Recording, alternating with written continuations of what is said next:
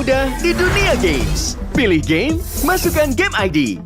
Pilih Diamond, masukkan kode promo, dan pilih metode pembayaran. Masukkan kode OTP.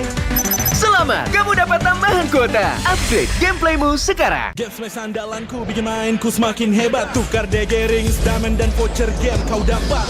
Main MOBA apa aja win-streak di tanganmu. Cuma Game Smash makin no debat. Beli paketnya dan aktifkan boosternya sekarang. Tuh, kalau bisa musuhnya di situ, jadi kamu langsung terbang gitu. Oke. Nah, jadi kamu harus pakai skill 2-nya, terus pakai komik. Coba kamu sekarang main. Iya, akhirnya aku naik.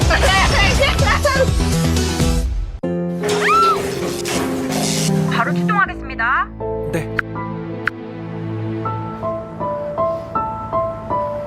직원이 곧 와요. 걱정 마세요. Staf akan segera datang. Jangan khawatir.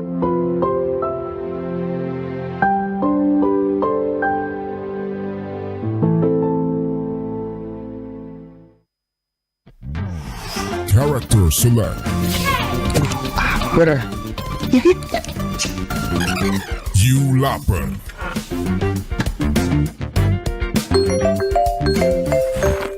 Stop! Pakai klik Indomaret, belanja 1 jam sampai dan gratis ongkir loh. Wah, belanja online kayak belanja di toko Indomaret. You kenyang, siap main lagi. Let's go! Belanja online seperti di toko.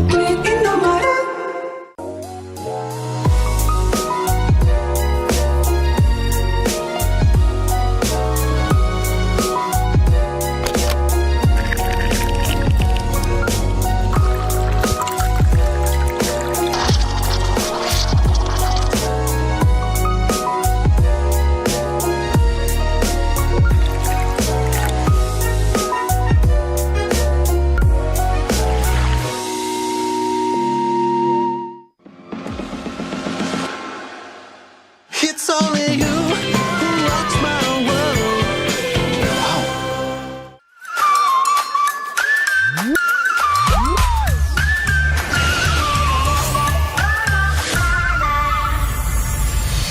I'll be wherever I wanna be. Wherever I wanna be.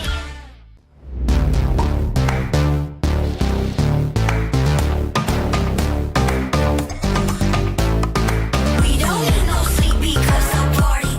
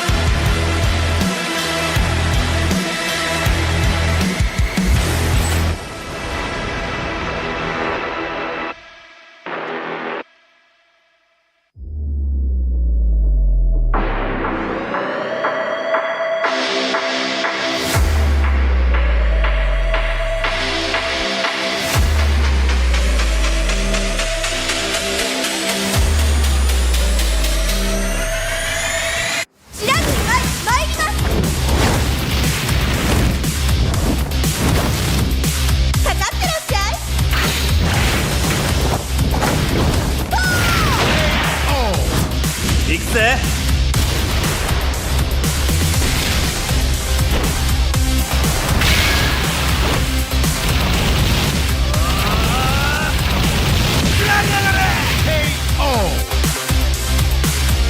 맥시가 지가운다요. Hey, come on, come on.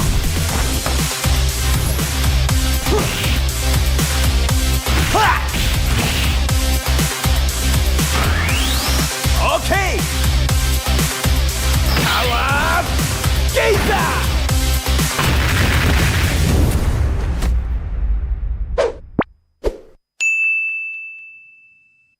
Tuh, kalau bisa musuhnya di situ, jadi kamu langsung terbang gitu. Oke. Nah, jadi kamu harus pakai skill 2-nya, terus pakai komik. Coba kamu sekarang main. Iya, akhirnya aku naik.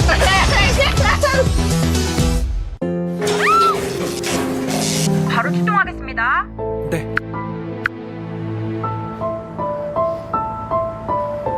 직원이 곧 와요. 걱정 마세요. Staf akan segera datang. Jangan khawatir.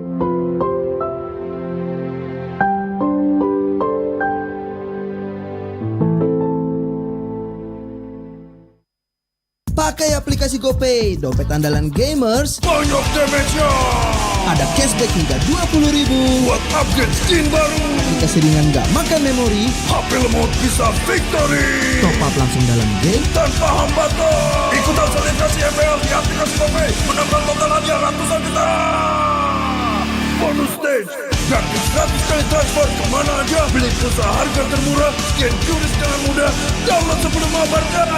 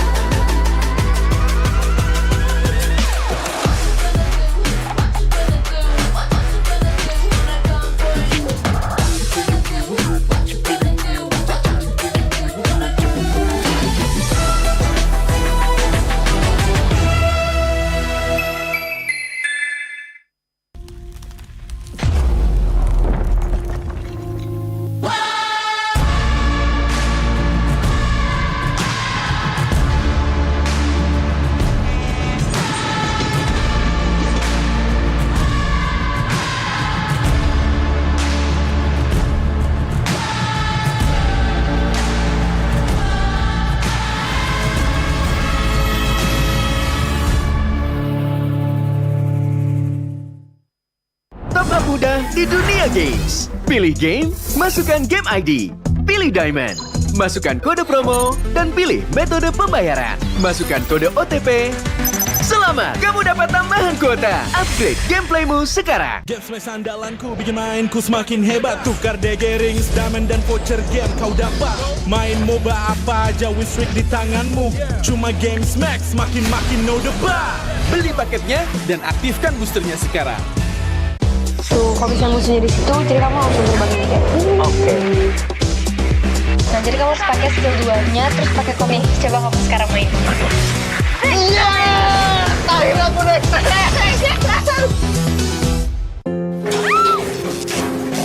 바로 출동하겠습니다. 네. 직원이 곧 와요. 걱정 마세요. Staf akan segera datang. Jangan khawatir.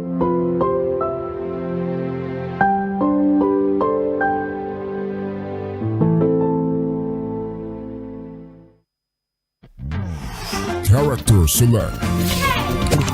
Bener. You lapar.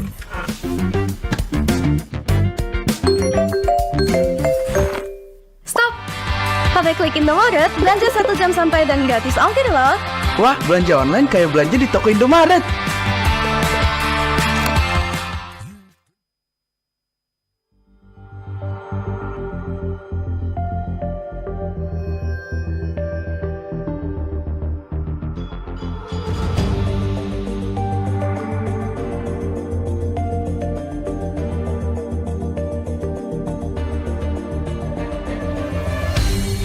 Aku kan berdiri dan terus berlari, terus ke arah puncak tertinggi. Ku takkan berhenti, hanya sampai di sini.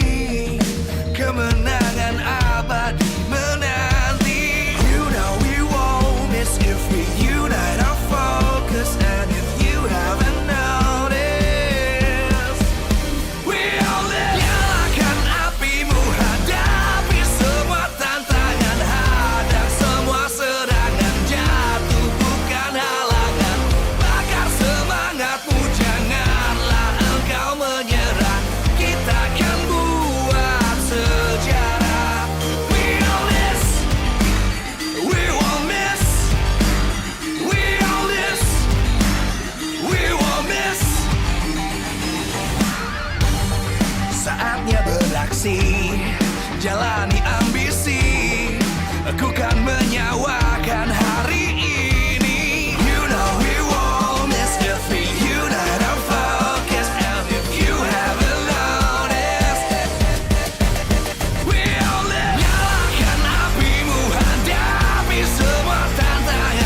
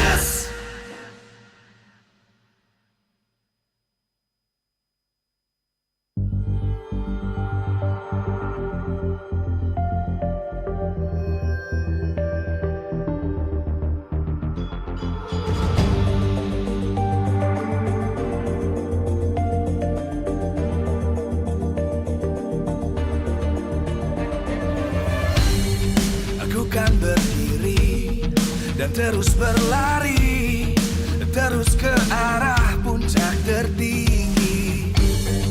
Ku takkan berhenti, hanya sampai di sini.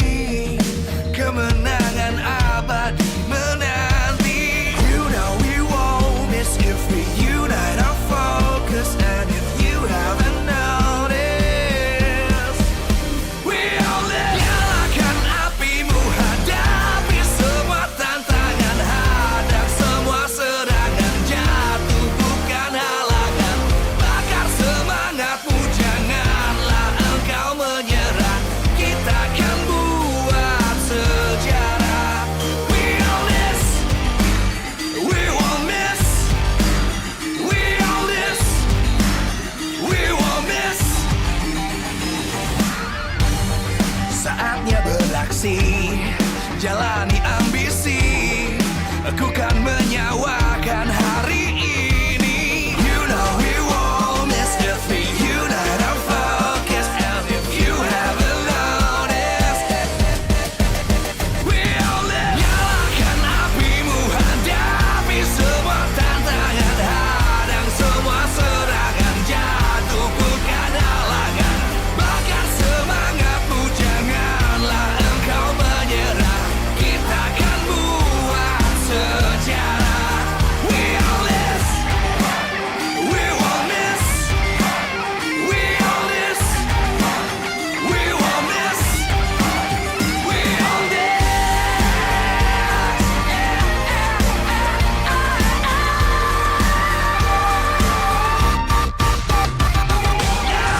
Nyalakan apimu, hadapi semua tantangan, hadang semua serangan, jatuh bukan halangan. Bakar semangatmu, janganlah engkau menyerah. Kita akan buat sejarah. We all this.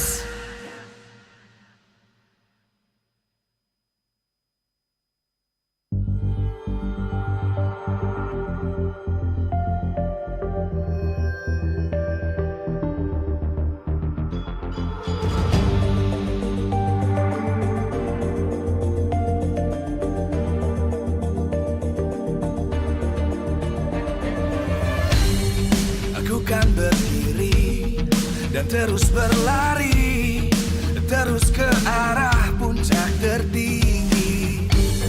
Ku takkan berhenti, hanya sampai di sini.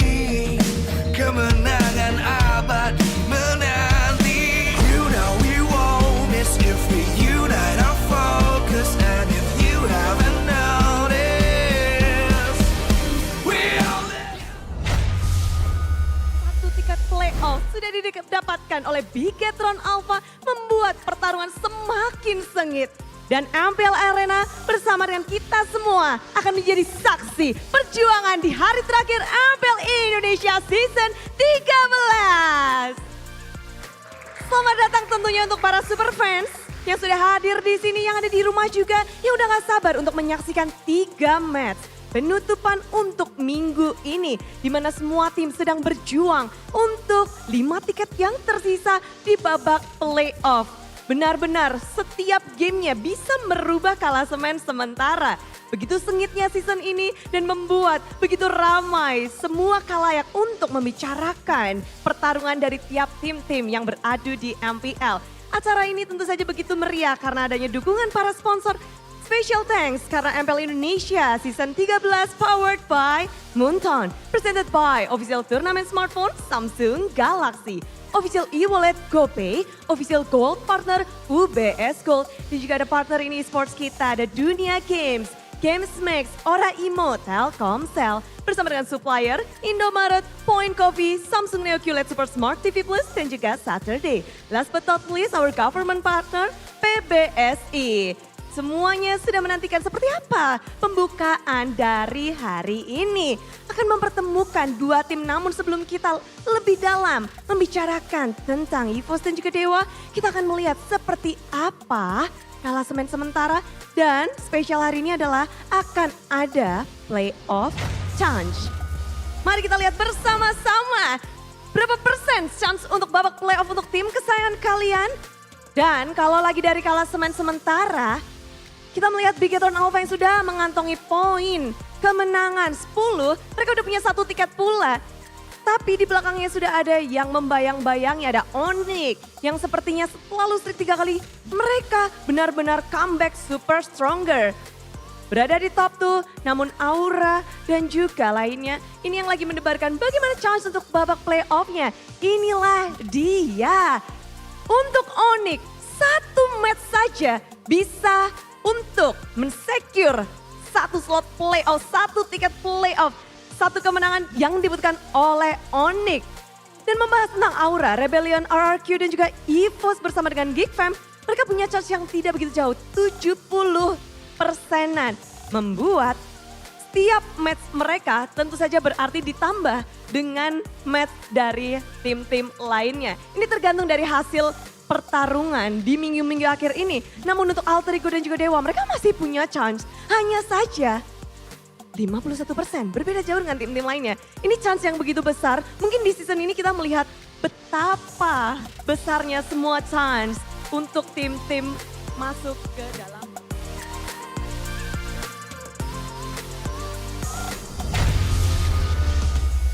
Welcome to MPL Indonesia Season 13.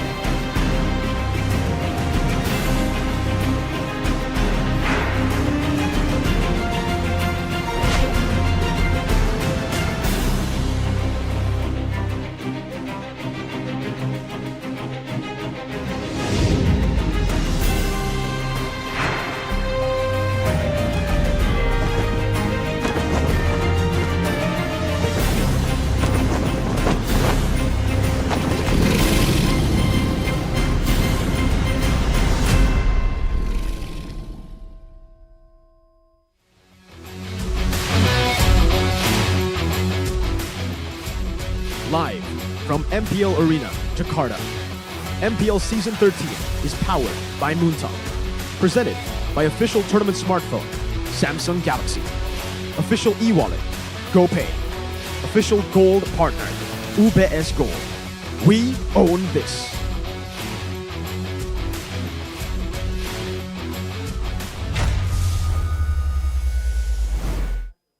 In many cultures, the tigers symbolize power, strength, and courage.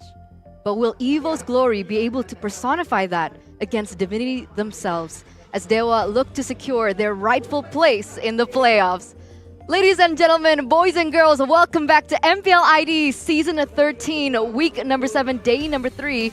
We will be accompanied today by me on the English broadcast, Eterna, alongside with Mirko and Arashi. But before we do begin, we do want to thank our sponsors. MPL ID Season 13 is powered by Moonton, presented to you by the official tournament smartphone Samsung Galaxy. Our official e-wallet is GoPay. Our official gold partner, UBS Gold. We also want to thank our partners in esports, Duny Games, GamesMax, Oraimo, Telkomsel, our suppliers, Innomart, Point Coffee, NeoQLED, SuperSmart TV Plus, Saturdays, and of course, thank you so much to our government partner, PBSE. So here we are, ladies and gentlemen, with 3 matches to close this week. The last 3 weeks of the season, and things are getting more intense than ever.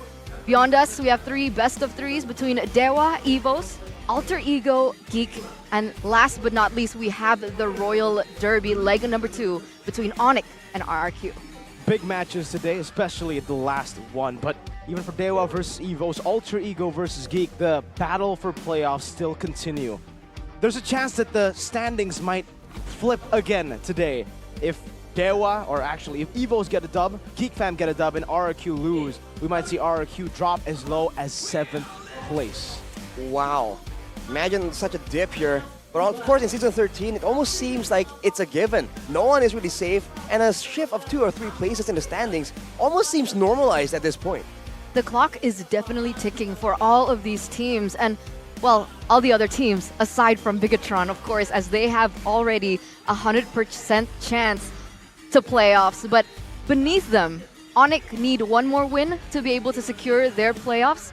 Aura still, as well as Rebellion, with a 75% chance, followed by RRQ, Evos, and Geek, all standing at a 71% chance.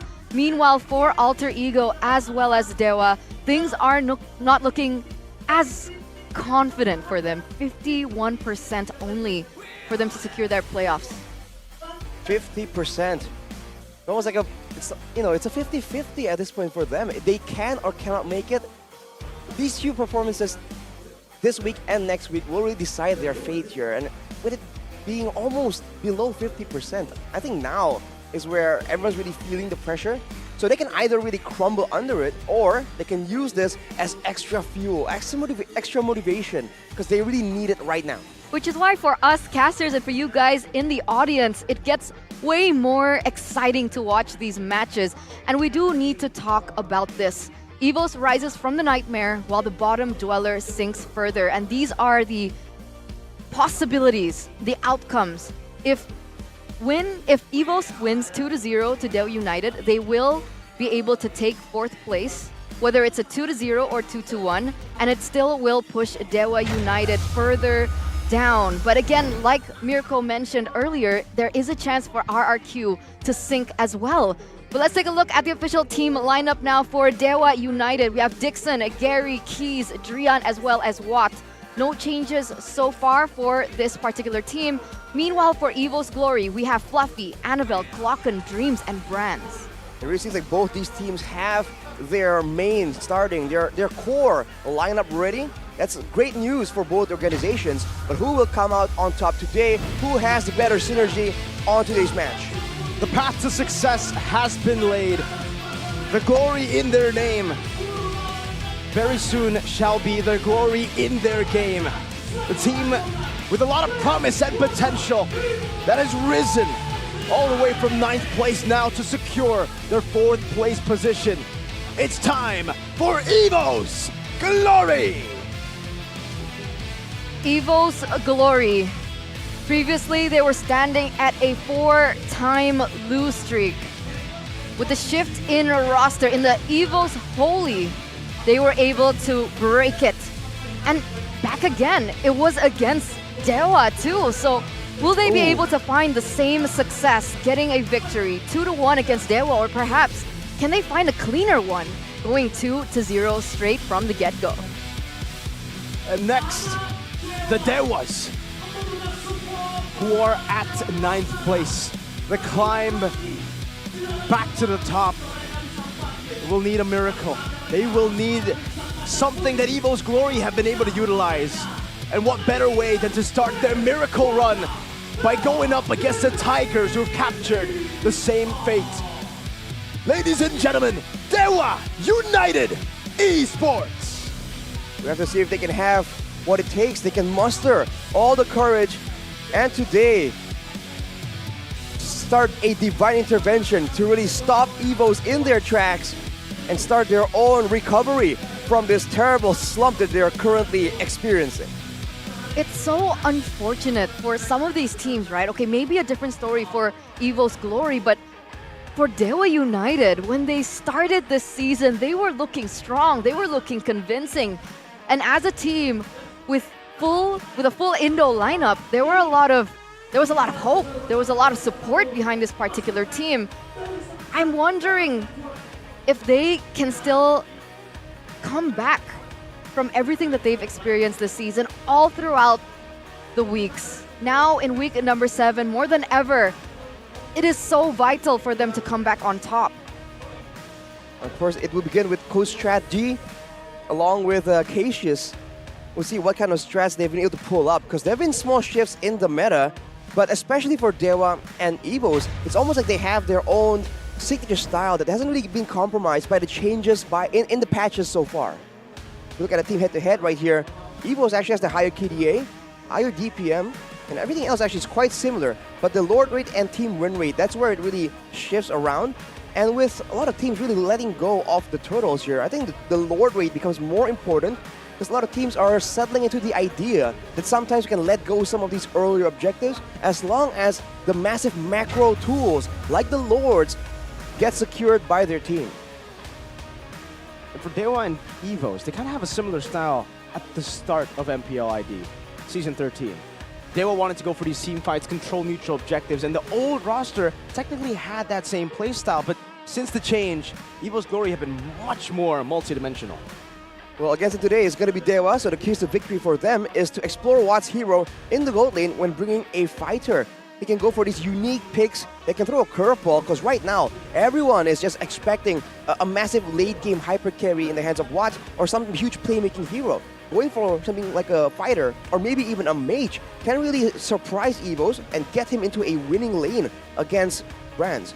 Play nothing to lose and leverage the remaining Dewa matches. They are on the bottom. This is, a bad situation to be in, but at the same time, now, more than anything, you can just go and bring out all the cards, all the weird strats, because there's nothing more to lose. Keys to victory for Evos, though, is to late pick Clocken to counter Key's high ground hero. Find something suitable, something that can be used either against him in a 1v1 or that can function better to set up for his team. And leave Roger and start playing the Grr draft again. What is this Grr draft? Can somebody explain? Grr means ferocious, aggressive, and Evos' glory, they technically have been able to utilize that in these team fights, right? Evos are a team fighting team, this new holy lineup, but the way they take team fights is a bit more layered compared to the first glory lineup where they just go in for the team fights and all in technically. This team, especially with the X-Borg on Fluffy, they know exactly how to kite, how to bait out resources, and then how to re-engage when they have an advantage in the resource. And even from the last few matches, we've seen the advantages that they've been able to play out with just their macro as well. Clearing bottom lane when they don't have the advantage in these team fights and finding new ways to take the game over. But the problem is, in the last few matches, we've seen that being their strong suit, but we've also seen them waver a lot, make a lot of mistakes. Even in their match against Alter Ego yesterday, they were able to lead the early to mid game so well, and eventually they made mistakes that were capitalized over by Alter Ego. That shouldn't have been an Alter Ego win. I think mistakes right now with the teams just shaping up and being more proactively looking for opportunities to come back in the match. It's not only about getting a lead, it's also about controlling the game afterwards and ensuring that you can get the plays that you want, but your opponents can't really find any opportunities. And that's where the mind games do happen. When you can maybe leave openings for your team to try and make plays, but then bait your opponents into seeing opportunities that you can just capitalize to try and use as a bait almost to just lure them into a trap. So what trap will be set by both of these teams as we're entering the drafting phase, ladies and gentlemen, presented to you by the official tournament smartphone Samsung Galaxy. Remember, there is a layer of flexibility between these two teams now. Yesterday, we saw the Carmilla being picked out by Evos as a roam and as a jungle, so we need to look out for that. But for Dewa, don't forget Drian and his flexibility as well. So Luo Yi, Chip, Angela, gonna be the choice of ban from the gods. Meanwhile, the White Tigers have opted to take down the Harith as well as the Matilda. If you take a look at the track record for Dewa United, a lot of teams have just respected a chip away from them, but Dewa this time are the ones to ban out the chip from Evos' glory, the team that is known to actually let the chip up so that they can pick up something like a Carmilla. They'll ban out the Florent, so it seems they don't want to try to prioritize that Roger gameplay, but for Dewa, Natan first pick has been one of the ways to start the drafts, especially for Watt in that gold. And if they don't pick it up for Watt, there's a chance that Evos can pick it up for themselves. So now there's a double value situation here. But with them banning away the Luo Yi and the chip, you really see, and the Angela, by the way, they really seem to be really against this global, this macro-heavy strategy. It might be because they want to go for something like a full contact 5-man dive composition and try and throw chaos into the mix, because if they do that, it's going to be harder for Evos to stabilize in the mid game, and just like that, they pick up a fighter. Fredrin potentially, most likely in the jungle. Okay. Fredrin has been prioritized by Dewa United. And we do have a comment from Coach Strategy. It's okay if people say that we're all about brands. I think we still play as a team, and all of our players are strong. What do you think? Do you think all of their players are strong? Do you think it's okay to be brands-centric? I don't even know where that came from. Brand-centric. I think with this lineup, I at least haven't been saying that. I've been saying that, you know, for this lineup, it does feel a bit more balanced. We saw Annabelle carry as well as Fluffy. We don't see Brands as the hyper carry like back in Season 11 and back when, you know, maybe it was the first lineup. So yeah, I agree with him because I never really agreed with the statement against the team not being strong and only being Brand. I think that's an RRQ thing, you know? Ooh. Well, I mean, I feel like being one player centric means that, okay, there's focus on that player. It doesn't mean everyone else just does nothing, right? The fact that his Evos right now, their members can distract, can carry on their own, can also make space for Brands to really carry. I feel like Brands is still the main thing that people fear from Evos, I think. But at the same time, everyone else can step up to the plate and make the game that much more disruptive so that Brands can find success. So I don't think that's a bad thing anyways. And honestly, looking at the drafts now, I would kind of fear it. I mean, Natan on Brands already. Paired with the Arlet, we saw the Natan kind of falter when teams are able to push the tempo before the Natan reaches the power spike. We saw it happen to Skylar, of all people, on the Natan, and they didn't find success. So how will Dewa be able to draft in a way that they don't allow this Natan to reach that power spike? Well, a good matchup in the gold lane and a good trio roaming combination in the mid jungle and roam. When you can do that, that's where you can have the pressure. When you have the pressure, then you can kind of, instead of just actively trying to deny Brands when he's walking into these dangerous areas or walking into lane to try and find farm, you can now just passively exert pressure around the map. And just because Brands will be playing for security to try and avoid these bad situations, that can kind of negate his farming speed in its own right. It's all about PL now for Evos Glory. They picked up the Arlet, Natan, and the Barats. They want to try to protect Mr. President. So even though the comment was made by strategy, it seems now, because they got the Natan, why not? Why not try that brand-centric gameplay that we saw in Season 11 and that we saw early on in the season with Brands on these quote-unquote hyper carries? Claude, Natan, but the Annabelle Alpha definitely needs to be respected here, especially considering they have a tanky lineup with a Minotaur and also that Fredrin. But yeah, I agree with Rashi. If you want to try to dominate or shut down the Natan, you either win on the other side of the map and then bully the Natan after, or you get a good matchup here to go up against a Natan. It's still going to be tough though, to go up against a Natan getting a good matchup, because the good matchups that we are thinking of, usually it's like the Brody, even the Moskov. It's alright, and both of them are very vulnerable to CC. So ganks, not a fan of that. So that's why maybe Evos opted to go for the ban on the Moskov, right? There's still a possibility that they go for something else, but they try to protect the Natan once again with the Yuzong being banned out. But fun fact, Dewa United might be feeling a little bit of trauma, a little bit of PTSD, because the last time they met, when Evos were able to win it 2-1, it was Annabelle on the Alpha where he was able to get a Maniac on it. That was their debut, by the way. Yeah. The Holy Roster debut with Natko, I believe. So that is something, of course, that needs to be respected.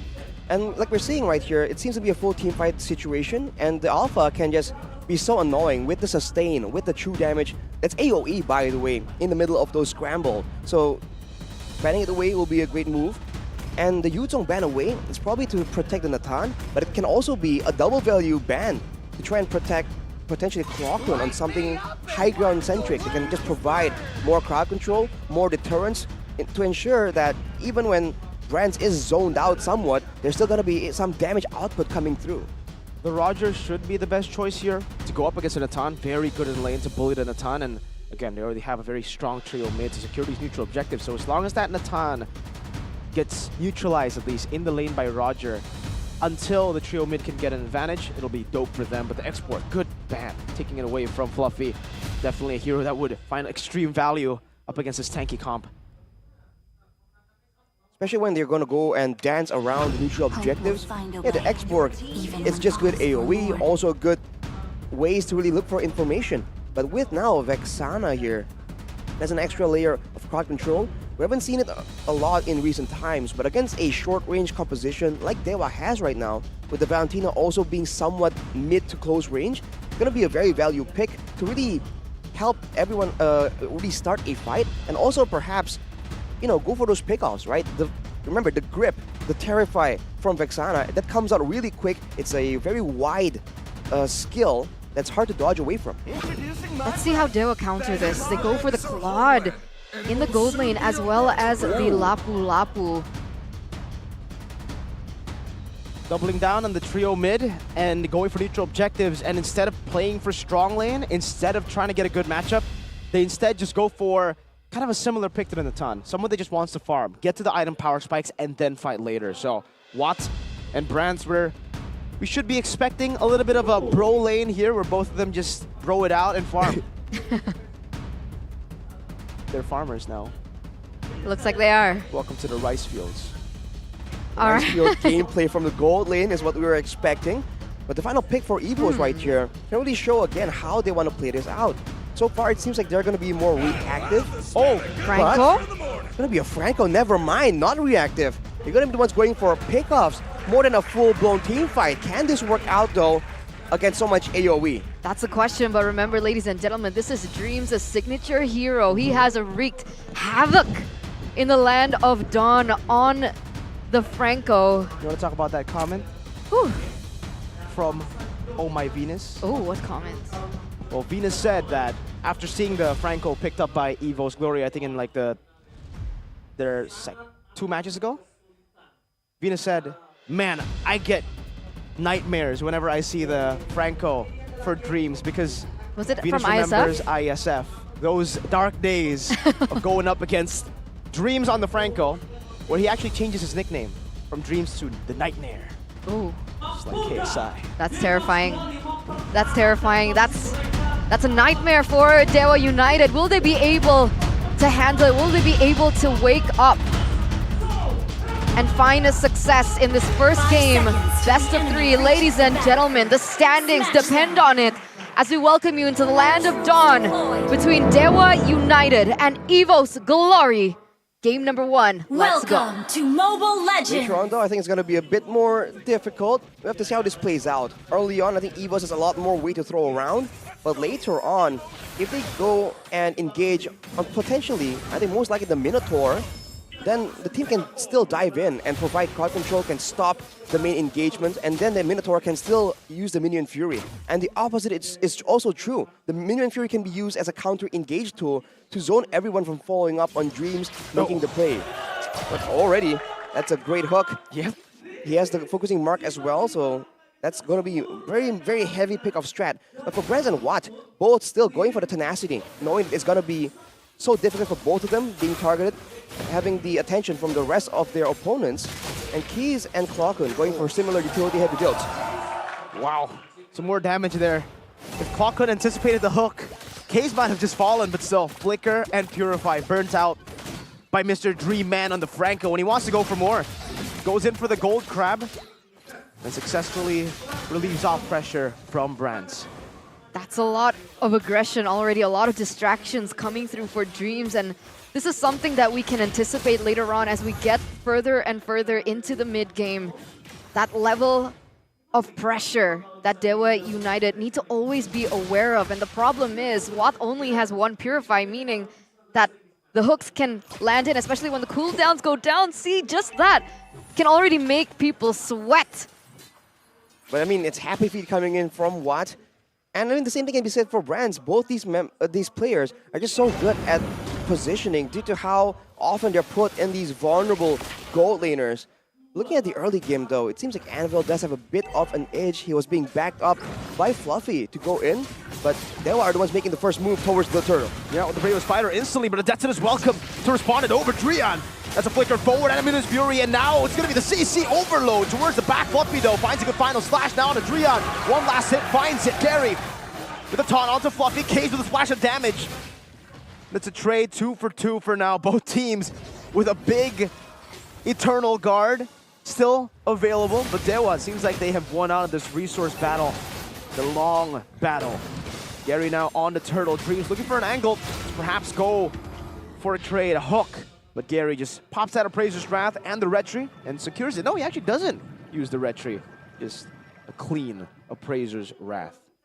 But ladies and gentlemen, we are experiencing a technical pause. But finally, we do get to hear a breakdown of this recap into the early game from the first turtle. What happened there?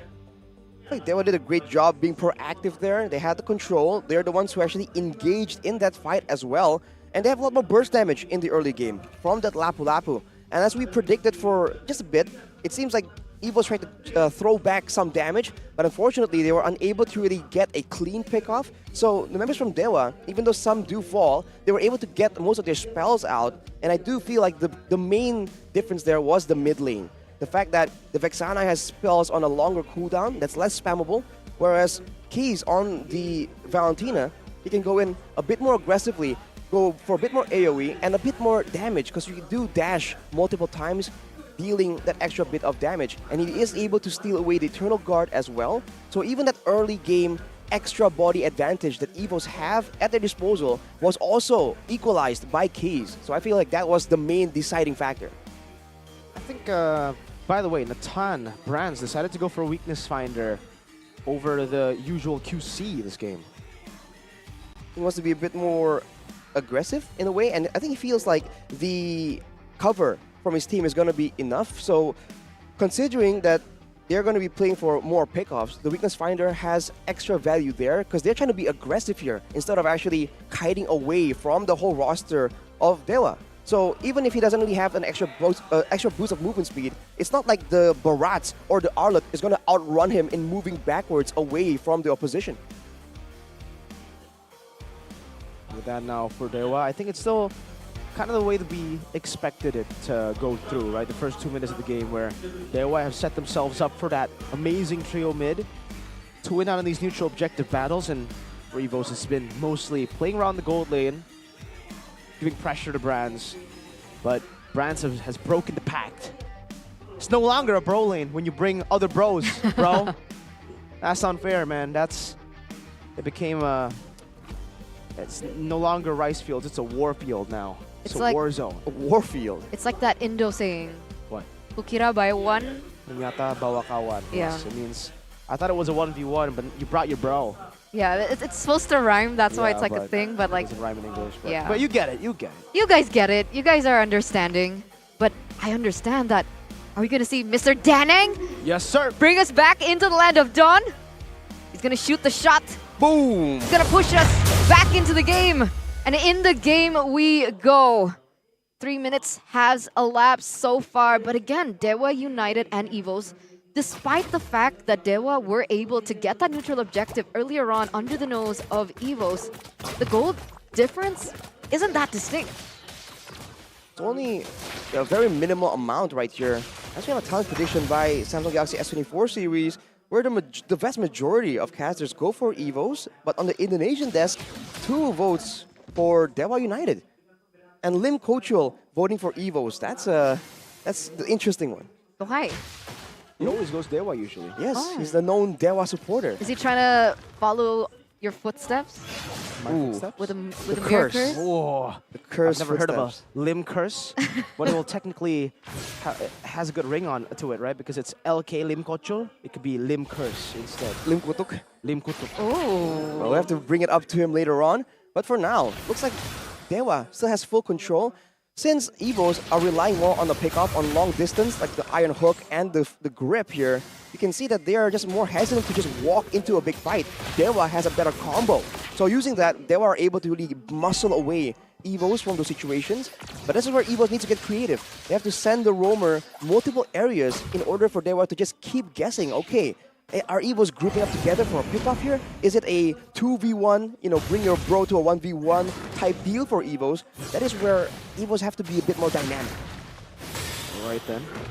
Fluffy, final slash, 2-man, Dexter's welcome instantly. Onto Dixon, and he gets deleted by the Eternal Guard now. Eminence Fury onto the back, Annabelle looking for a rectory right now, doesn't get it just yet. Gary secures it now, knocks him up. One last shot is all they need. Gary chasing him down, Clockman trying to prevent that from happening. Cancels out the dash.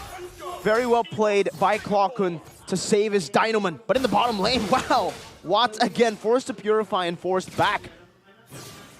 But it was a unfortunate trade, honestly, for Evos. I think they were banking on the fact that they could shut down Watt in the bottom lane, but Watt was still able to negate that pressure, to negate that pickoff, and here it looks like Dreams is going to be punished instead. Well, might be actually a re-engage.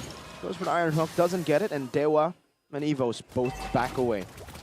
Again, still marginal differences in the gold, but if you look at the gold in there, Bronze definitely has a bit of an edge, only by 100 gold, but that is with the impact that Dreams has had roaming down there, technically kind of babysitting him in that lane. Whereas for Watt, despite all the pressure, he's still keeping up in gold.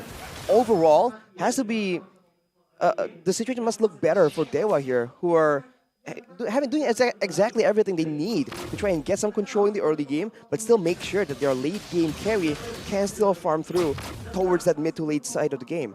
But you have to remember that later on, compared to the Claw, the Natan is going to be harder to deal with due to the true damage, the magic, the hybrid mix of damage, whereas for people going up against Watt, they can just go for physical defense and call it a day. Looks like Dewa United are looking for a pick onto Bronze. Let's see if they're able to get it. He actually gets pushed back, brought back, and they aren't able to find Bronze, but they're able to push them back far enough to be able to get that tower in the bottom side, but it gets immediately traded back by Fluffy in the top lane. Oh, Dreams all alone, caught now. Oh, still able to flicker out Dreams. Wow, okay. Gets out to safety, and it's an equal trade despite Dewa sending 5 members down below. Dewa are just trying to force Evos into these fights to try and start to snowball. But unfortunately, the trading, the macro play from Evos has been so good so far. But look at this now, with the turtle being hit, with some more items available, Evos has a lot more pick-off threat compared to previously. Stolen Eternal Guard by Kaze on the IMU. Fluffy's still looking for an angle right now. The bloody hunt connects there. On towards the back, not able to find it completely though, and that's Annabelle deleted in the back as well, blazing duet as Gary secures a 3rd turtle in this game. Brands, not enough damage to really threaten any of these frontliners, not just yet.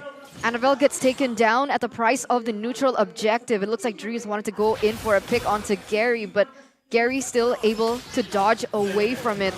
Earlier on, it was both of the gold laners finally participating in the neutral objective take, with Brands picking up the Starlium Scythe and Watt picking up the Golden Staff, who was more ready, but wait a minute. Oh, a good hook. Claw couldn't miss it. The Eternal Guard, though, and that might prove to be very costly. Gary gets out!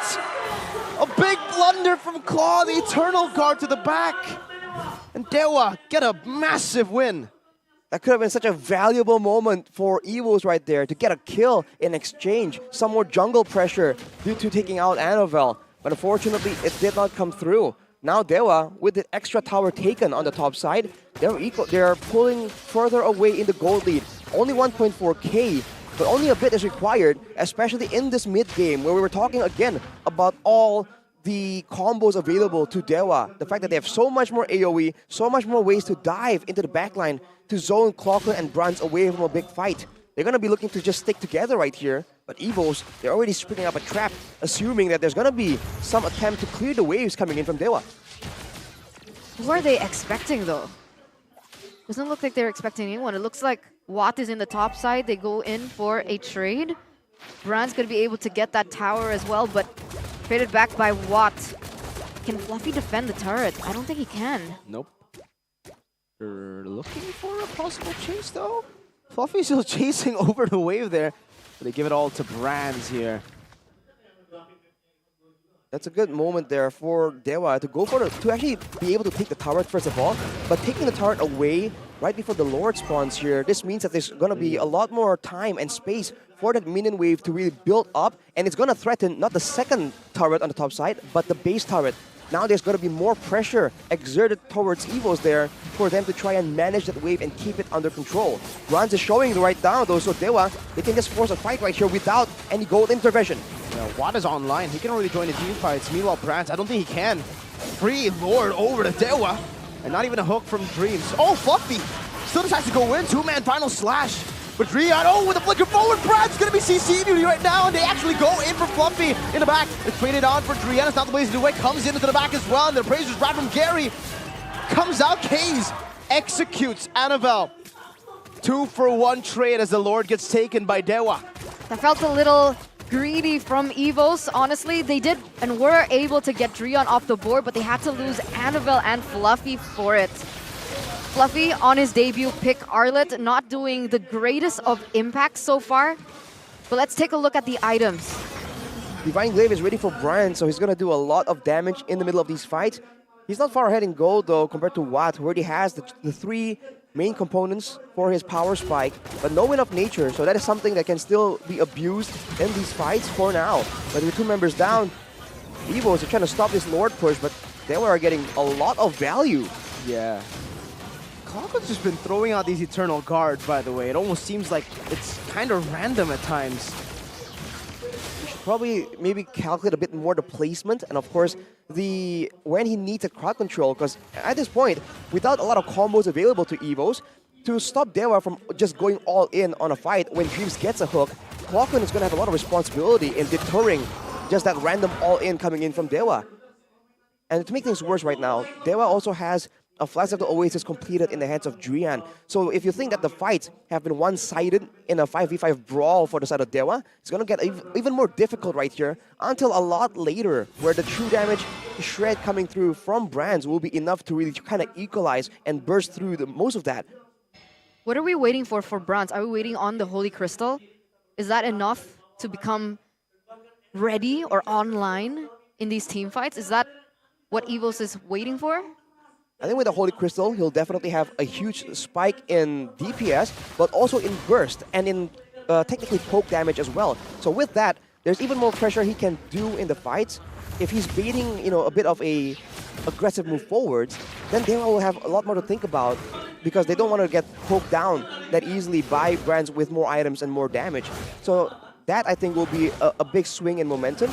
But of course, they have to remember that once that time does come, it means that Dewa will also have a lot more eyes on Brands as a target, right? We already talked about this. There's a lot more ways for them to really target the backline, Watt included, with the Claude and the Blazing Duet. And I think that's maybe where Clocken comes in, right? With the Eternal Guard and so on and so forth.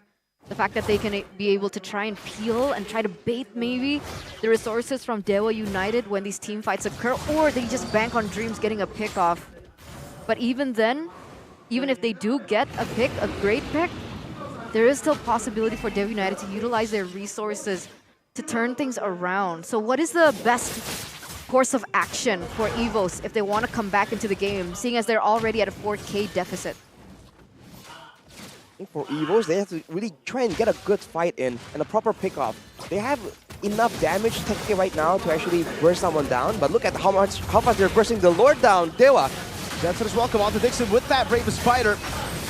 That's the Lord taken for free. Now Minus Fury, not yet popped in, but Annabelle will just be taken out without it even. Case gets a Divine Glaive. Gary with the Appraiser's Wrath to the back. But now it's just another objective secured by Dewa. Well, right now the Holy Crystal was just now completed for Brands on the Natan. But with the Lord already marching down the mid lane right here, Evos, they gotta be a bit more careful in the positioning, man. They can't really walk up without without having made the decision to really go in and commit to a fight, because they can't really walk backwards. The fact that Annabelle was left alone so far away is just inevitable. And now with the Lord coming through, we'll see if Evos can defend. They do have high ground. This is the advantage of having a Natan. You clear it Oh! so fast. Not even a charge to the base turret was given to the Lord. Dewa, I think that might have been a Lord disadvantage with how much gold and resource technically Evos were able to get. Now you see the Lord, now you don't. What in the world? Dewa now gonna go for a reset, ladies and gentlemen. Despite them having this lead, with Brands already securing his integral items, the components, the important ones, he should have the impact that Evos have been waiting for this entire time. And I do believe if they can fix the disconnect that we saw earlier in the team fight before the Lord take, it will be a little bit more difficult for Dewa United to win out these team fights flat out. And in a team fight, there's already a negative endurance built up by Clockun on the Vexana, by the way. The Eternal Guard will be applying that again and again. And he has a Divine Glaive. So his burst damage output was delayed already, but now it has been compensated. But Floppy was jumped on for just a bit. Did Dixon get the Malefic Roar? Yeah. Was that right? Yeah, Hunter Strike and the Melfic Roar. Along with the Dominance Ice and the Radiant Armor, so his role here isn't to be a front line at all. He is committed to just going all the way in the back line, but of course that relies on his team just getting a proper fight going in the first place. I think the main question here is who's gonna really be the main engage tool for the side of Dewa? Because Dixon, Gary, and Drian can all serve that purpose. Ideally, it's gonna be Drian, but of course you do wanna save some value from that minion's fury, because it just comes out so much slower, right? And in a fight, it also has extra value in threatening the members of Evos to move backwards in the middle of a intense fight. I mean, technically, maybe they're just banking on an initiation from Evos. We saw what Fluffy did on the Arlet, and he was caught out alone, and then Dewa were able to commit onto Fluffy, making it a 4v5. So maybe that's the idea that they're going for. Meanwhile, Dixon goes in for the assassin play onto Bronze. I mean, that's what we're seeing from their build paths and their build items. That's a fair idea, because Dewa has more dive, but Evos technically have more frontline, right? The fact that they have a Barat and also Dream and Fluffy, technically they are 3 big tanks. Look at this play though. Ooh. Oh! Dream fights Case, instantly cancelled by Drian as he flickers forward to knock up Fluffy all alone now and will be taken out by Case. Not in the midst of it all, Jetson welcome. Finding Watt actually, Case in the back getting an amazing displacement, and now it's Braz who gets taken down. Dewa take away 3 members for free. 17 minutes in, knocking on the base. Only Clockhood and Dreams left to defend 1 cannon minion and a Dream.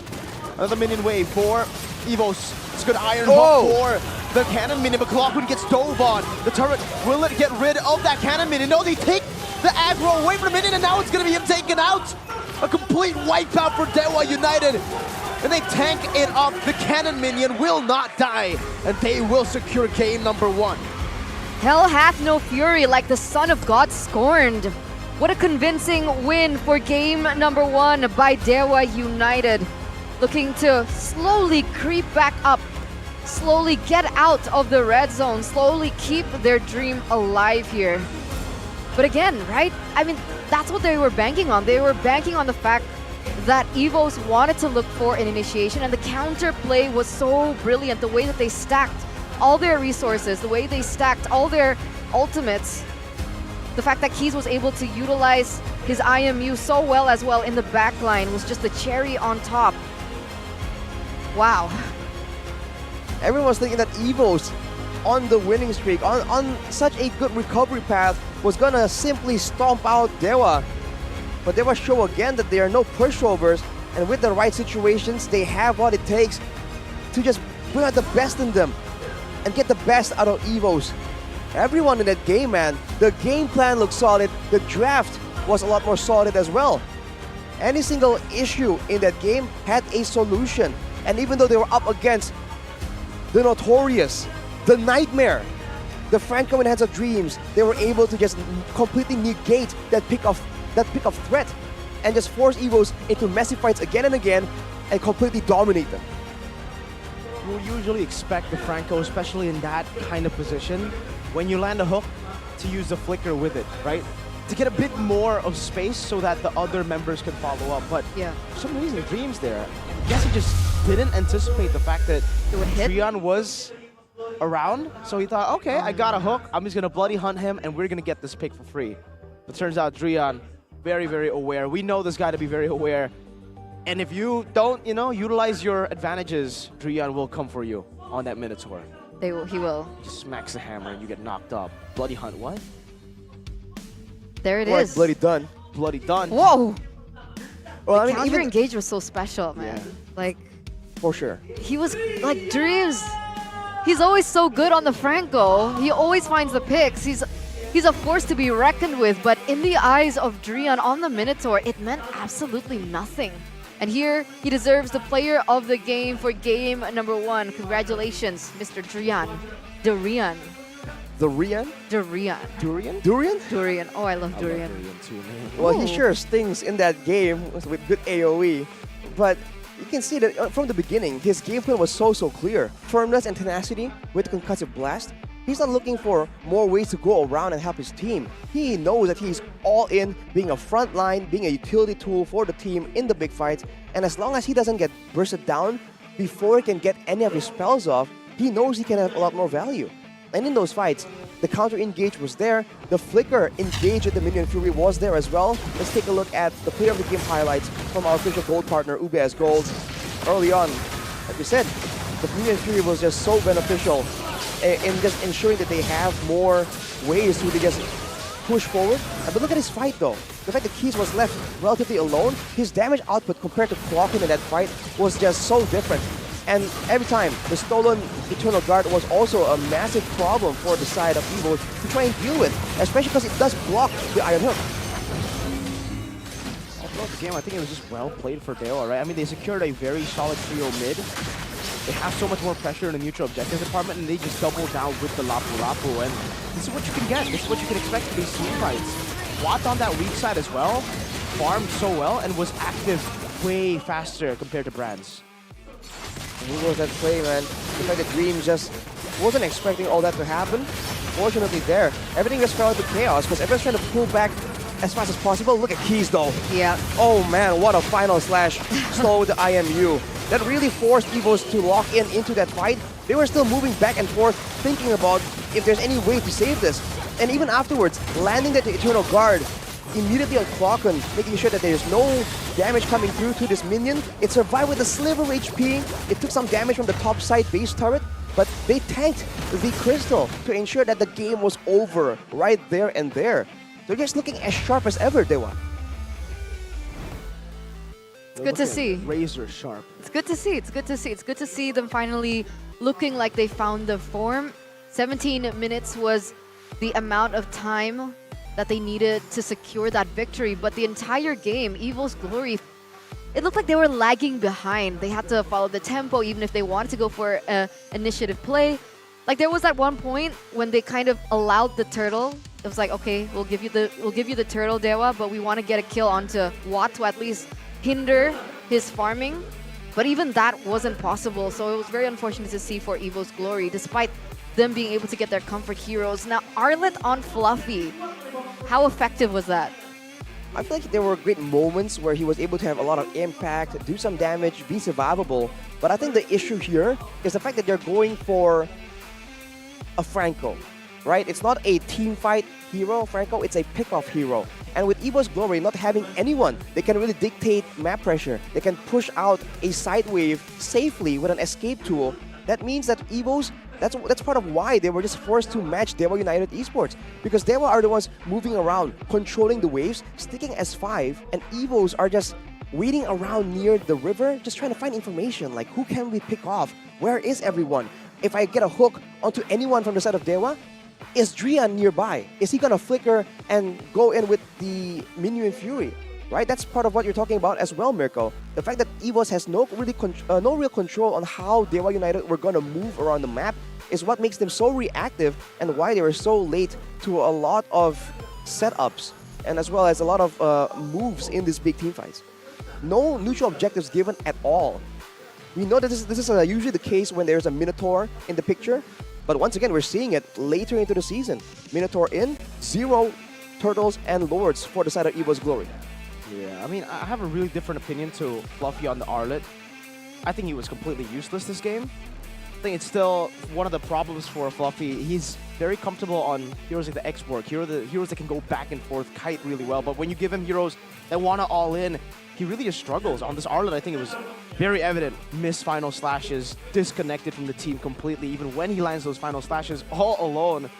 So yeah, still playing the XPs that he gets now, like the X-Borg, where you can actually afford to be in the front. You can actually afford to overextend a bit. And yeah, I wasn't convinced at all by Fluffy's performance here. That's why it looked like Evos, like their gameplay was so disconnected. I mean, it sure seems like it, especially when the rest... See, Evos, I think, really benefit from some mobility. The part of why they're so good in a team fight is they can dictate how they want to move, right? Backwards, forwards. If you see the fights happening in this game, a lot of times, you know, Annabelle gets chunked down and he has to be left alone. Same can be said for Fluffy. There's not a lot of ways for them to really escape from these situations. Whereas usually we see, if Dreams, for instance, is on a hero like a Mathilda, you really see the best out of Evos when they can really dictate that movement, that tempo in those fights. So tempo, right? Brand's TP 25%, and he opted for a different emblem. He opted for Weakness Finder. Do we like the Weakness Finder on a Natan? I think it can work, personally, for me, because even in my ranked games, I actually use Weakness Finder over Quantum Charge. That is the staple in MPL ID. But the way that Brands played the Natan as well, it just felt like he was playing a Claude.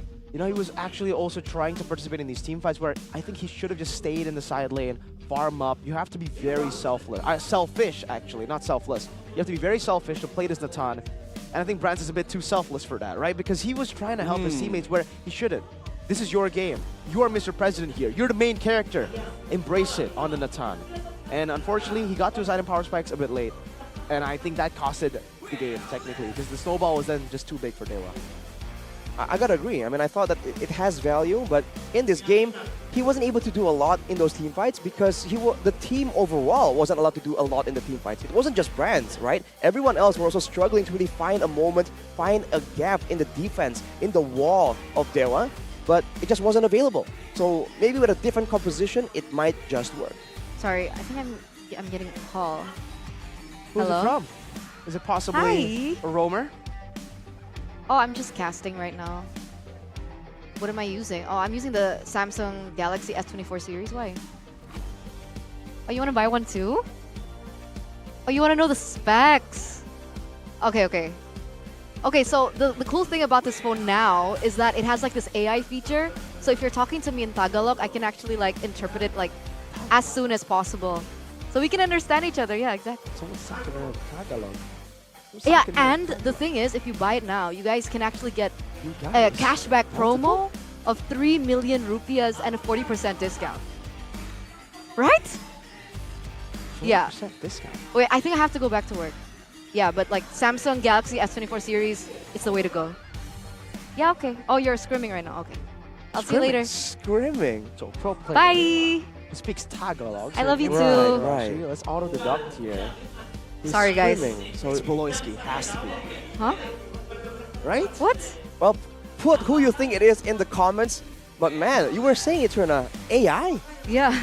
Wow. It's been so helpful for me, especially if you want to talk to somebody that has like, you know, a different mother language, different mother tongue. Mother tongue. Mm-hmm. Yeah, it makes things so much When did you transition into a telemarketer? Because that was smooth.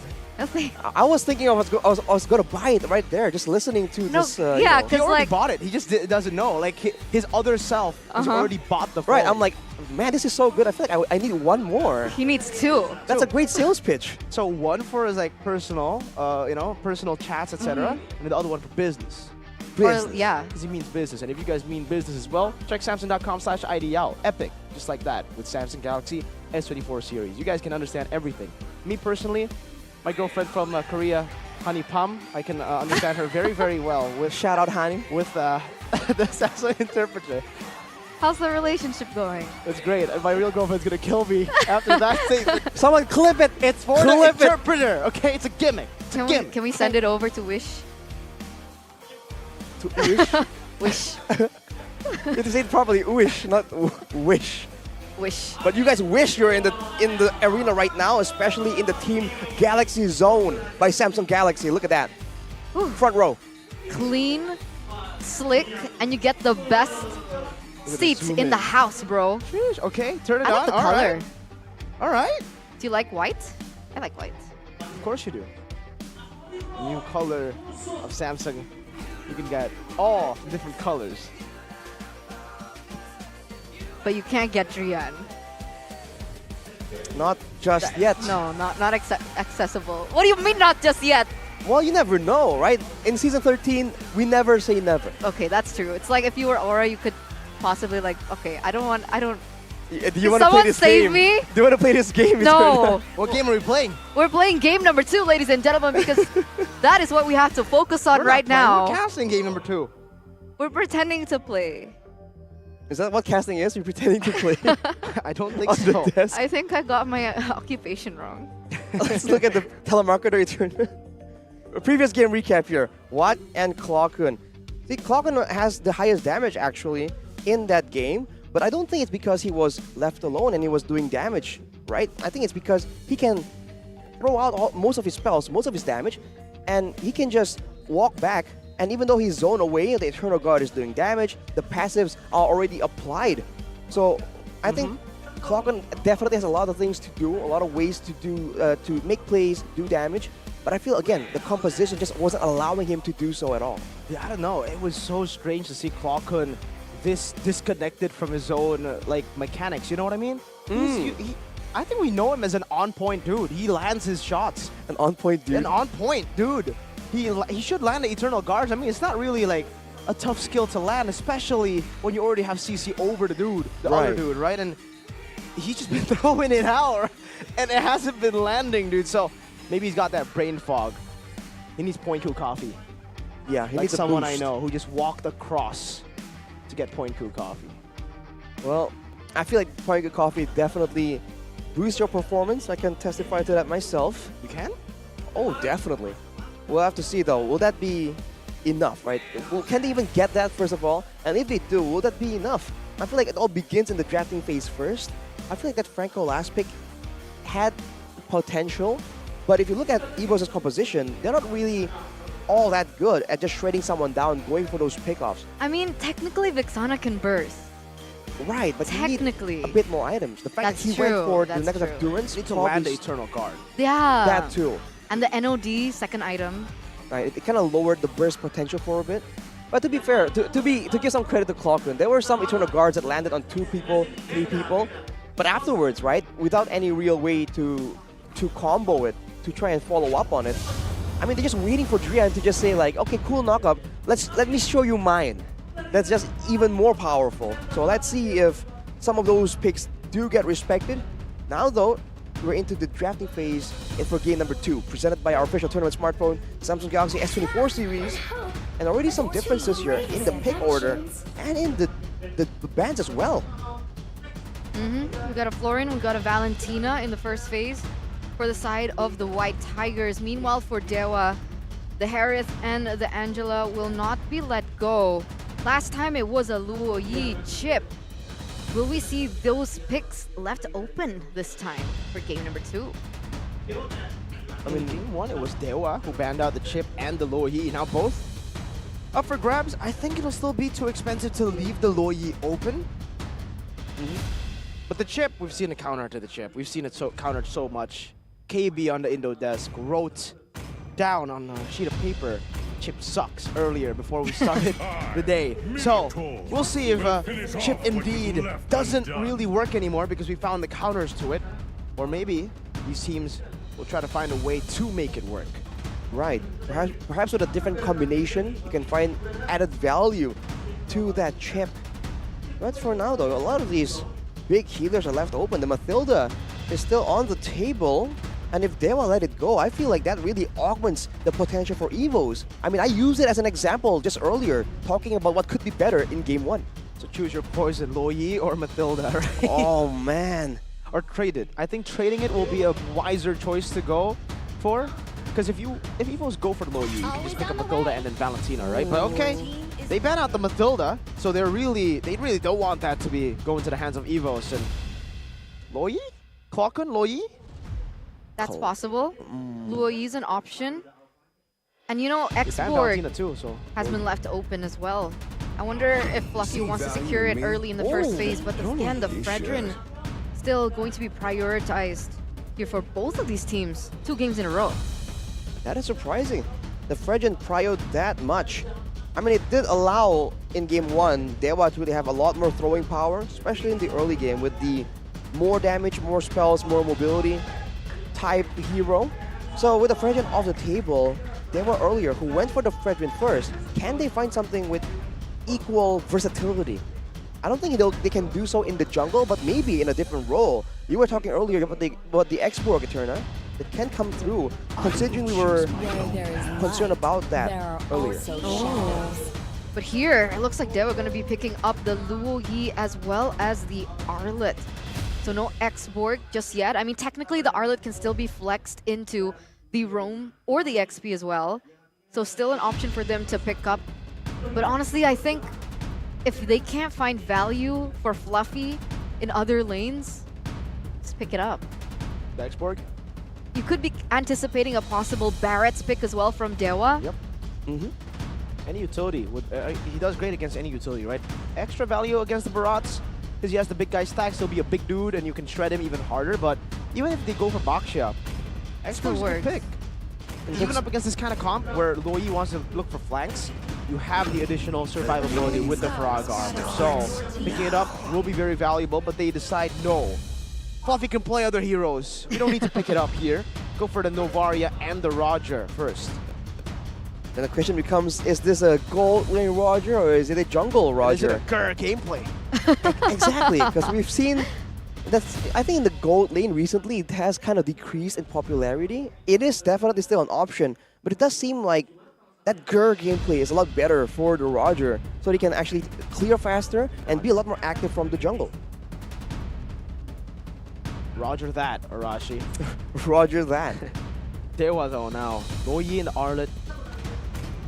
I think it's still very, very safe for them to go for something like a Barats here, honestly. But if they really want to just push the tempo in the early game, technically Baxia would be a good choice as well.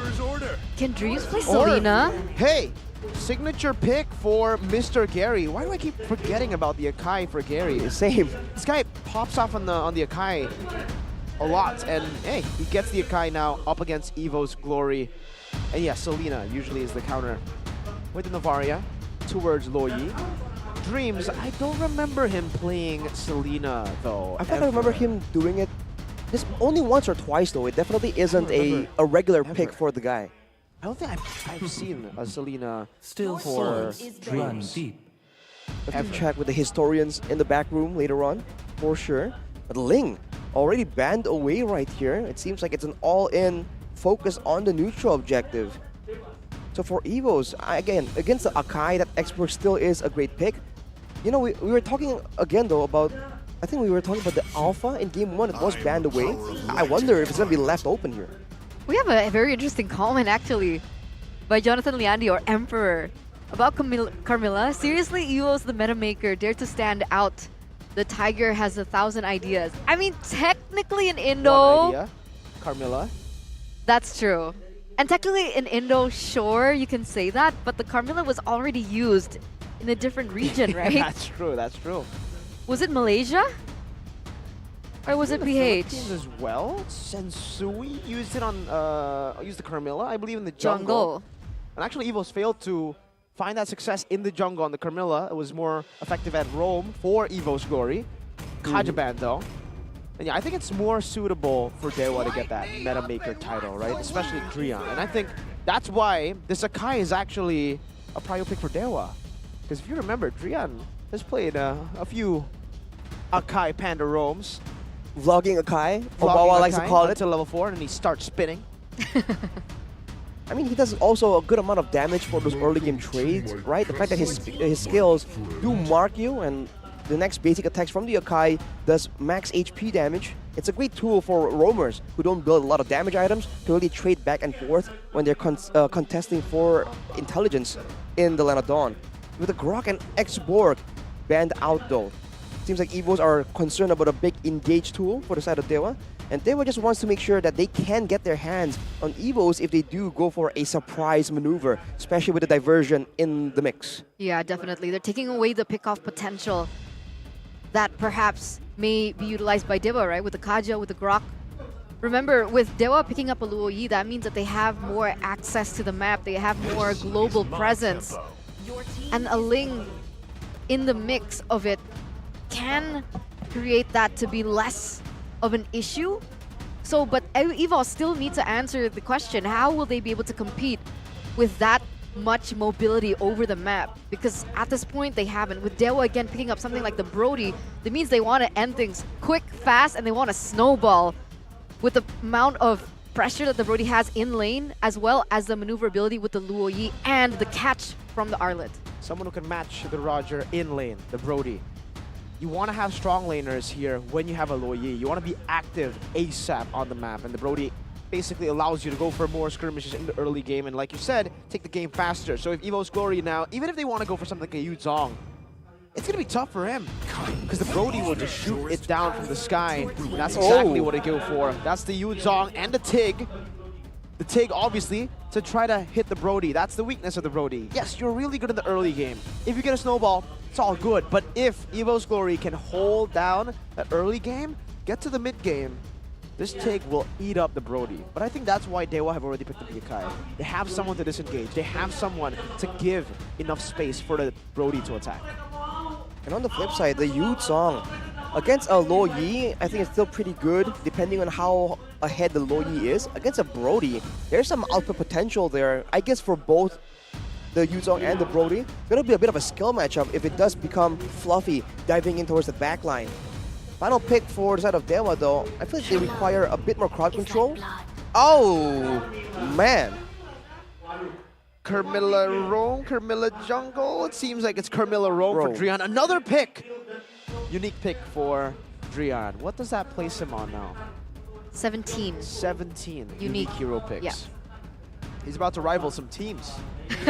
Wow. Teams. The one-man team. But there it is. The Carmilla gets picked up by Dewa United. A strat that was made famous in Indo by Evo. So they're asking, can you handle swallowing your own medicine? But in this particular case, how does it synergize well with their own team against Evos' team and their choice of composition? Because last time for Evos, they were trying to counter the chip.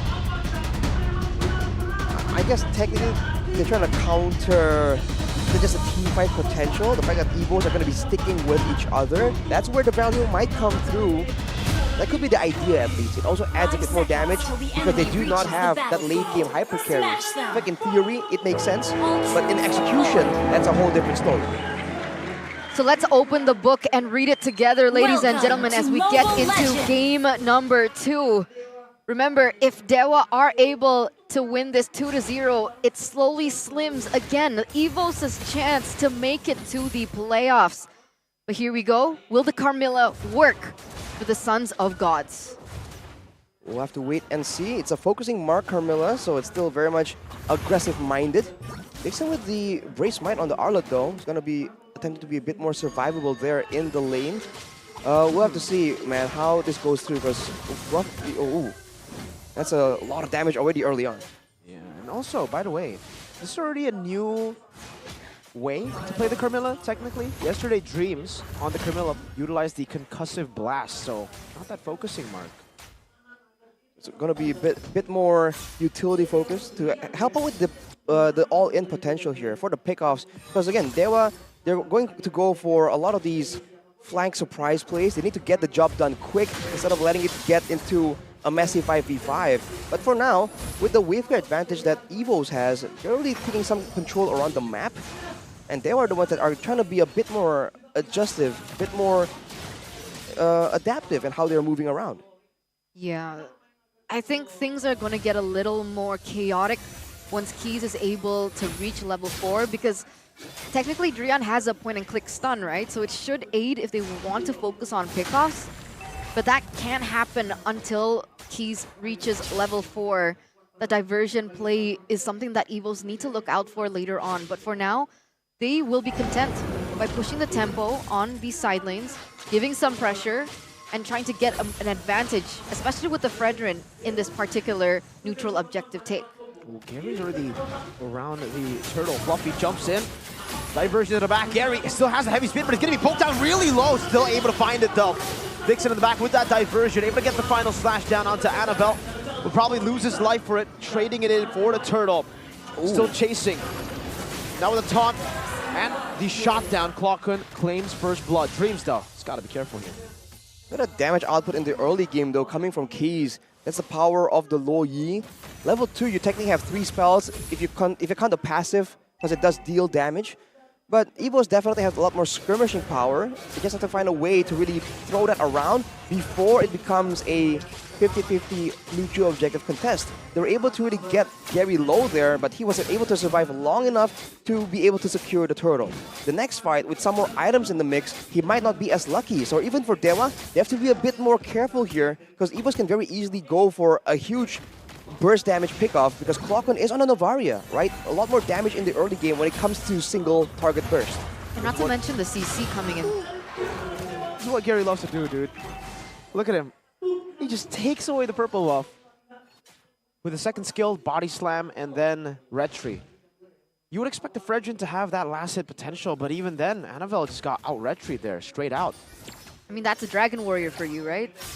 Panda Man Poe. The Panda Man.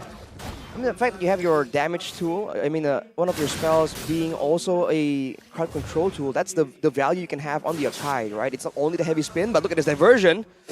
Ooh. And the heavy spin, Brands! All the way back to the enemy territory now. He goes to Lycan form, and that's a good implosion, but a torn apart memory will take him down. Dreams with the shot, but now, look at the damage, look at the AoE. Everybody just caught Annabelle. Trying to dash forward, Watts stuns it out. Ooh! He gets the kill before the Appraiser's Wrath can land on him.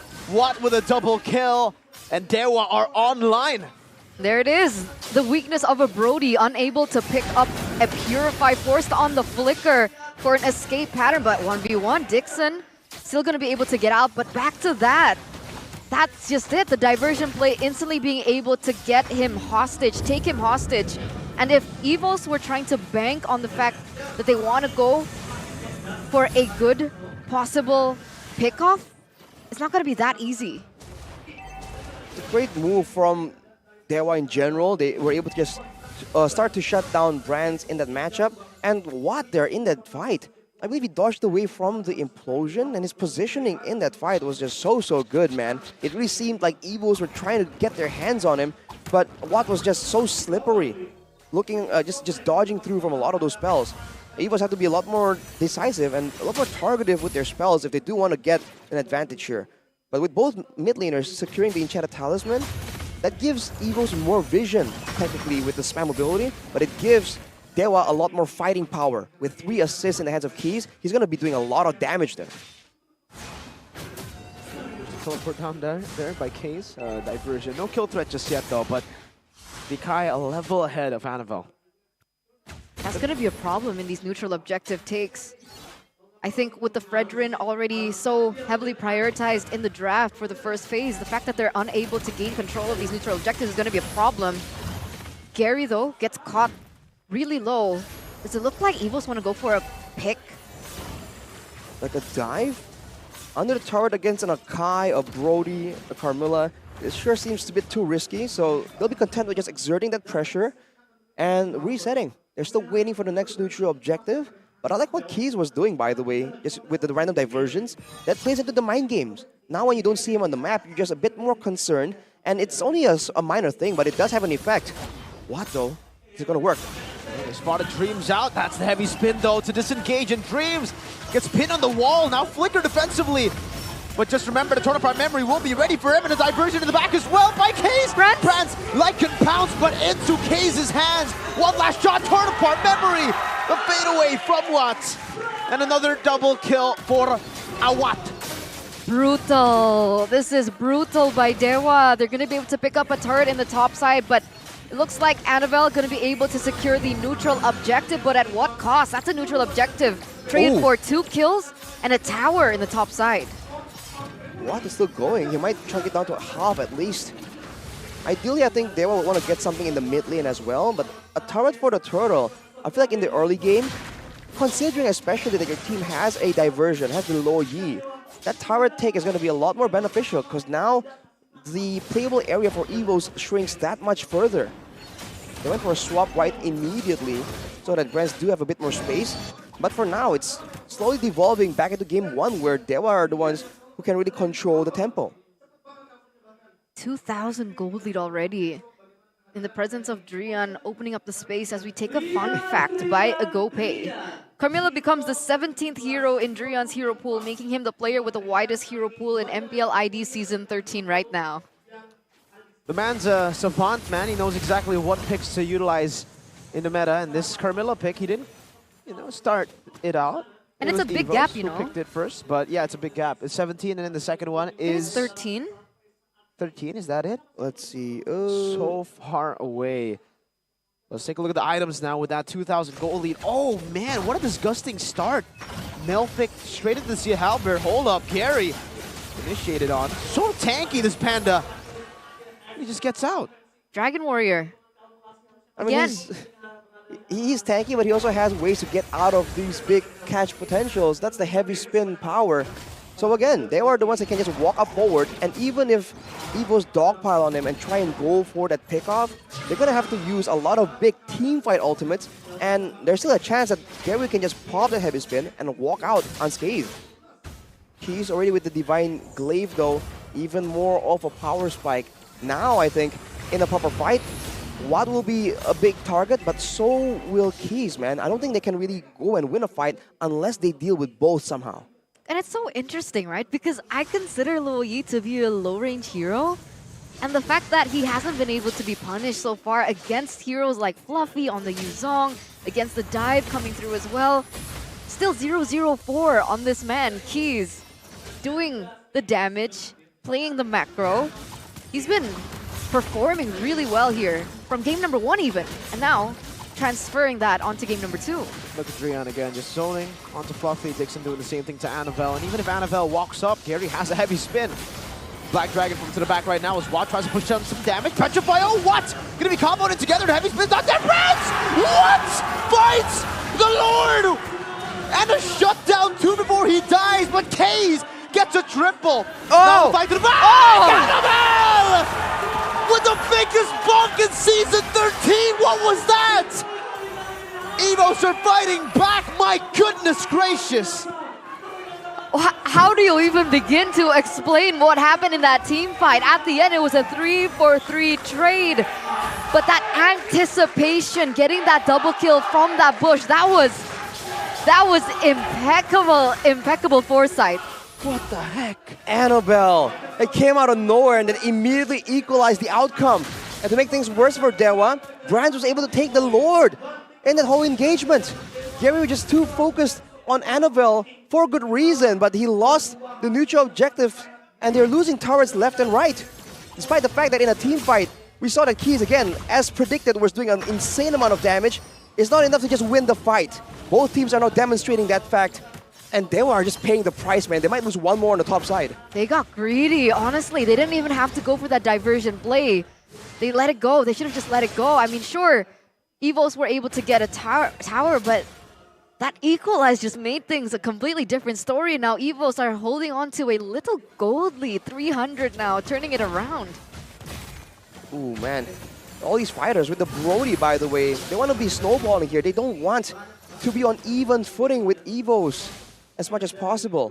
Especially the longer the game goes, of course, Keys still is a secondary damage source more than Evos can output. But at the same time, Clockun will be on a Novaria that can just poke in, look for information. They were really required more turrets, but instead they lost multiple, and this means that the map opens up for Evos. Look at the diversion though. Yeah, just back to mid lane. Wow though. The game back to level now. Have the actually, they have more turrets now compared to Dewa, who've been dominating in the first 8 minutes of the game, and a steal from Clockun. Now Evos are online, every single member is feeling it. That momentum shift is definitely visible. And to make things work, if I'm not mistaken, Clockun already secured his Divine Glaive. So that damage should already be pushing through for them. For Evos, that late game in the Novaria is something to be wary of. Like, even onto Gary, that's how much damage he's already dealing. He has the glowing wand as well, so it's going to stop everyone from using the regenerations as well. That is a bit of a hidden value from going with the item.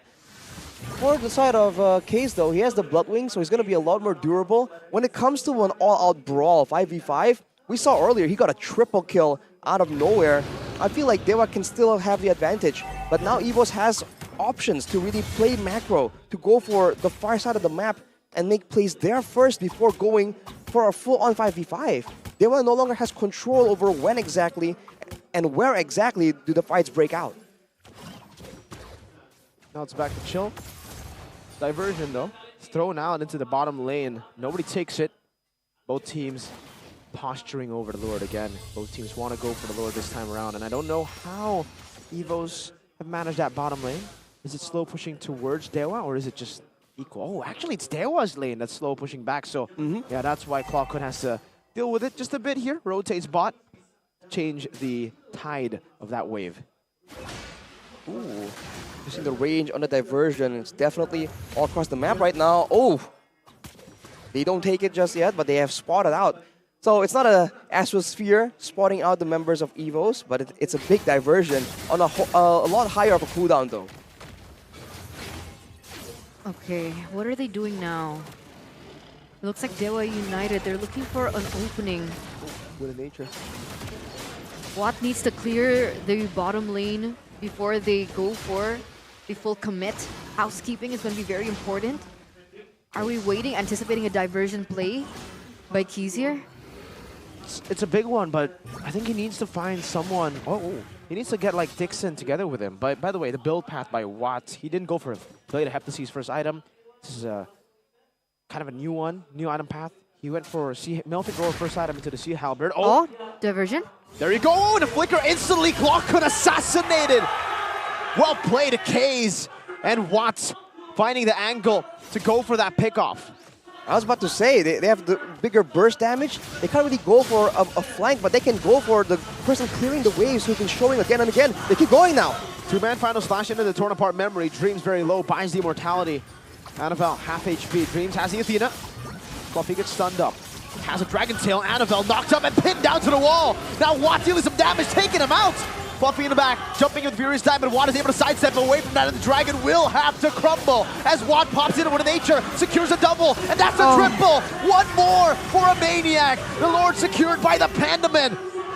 A diversion to the back. Over the map now. This is the Maniac that he's looking for. Super Watt now with one last shot. An unofficial Maniac claimed by Watt. And with the Lord, with everything back to Dewa. 4-4-1 trade. A Lord on the way. Glockun being the first person to get picked off in that entire engage is the only one left standing. Annabelle in 2, Dreams in 6. Will it be enough? Will there be enough time to defend this? Brands, 20 seconds left on the clock. And look how much damage Watt is dealing. The siege from this Brody is doing a hefty amount now to Evos' demise. Just like that, a huge swing in momentum. Yet again, Dewa is finding the creative plays. Look at Keys walking forward, unafraid with the Lord in front of him. That's the Bloodwings. It's the Valley of the Bloodwings, giving him almost half of his entire HP as a shield earlier with a passive too. Dewa marching down, still wanting to utilize his Brody Siege potential. Dreams, no flicker, so it's not even a big threat anymore, that implosion. Watt's just eating these turrets open, even without minions. He's just gonna go for one last shot on it. The turret eater, Brody. The Brody Siege potential with still an empowered wave on the bottom side, by the way.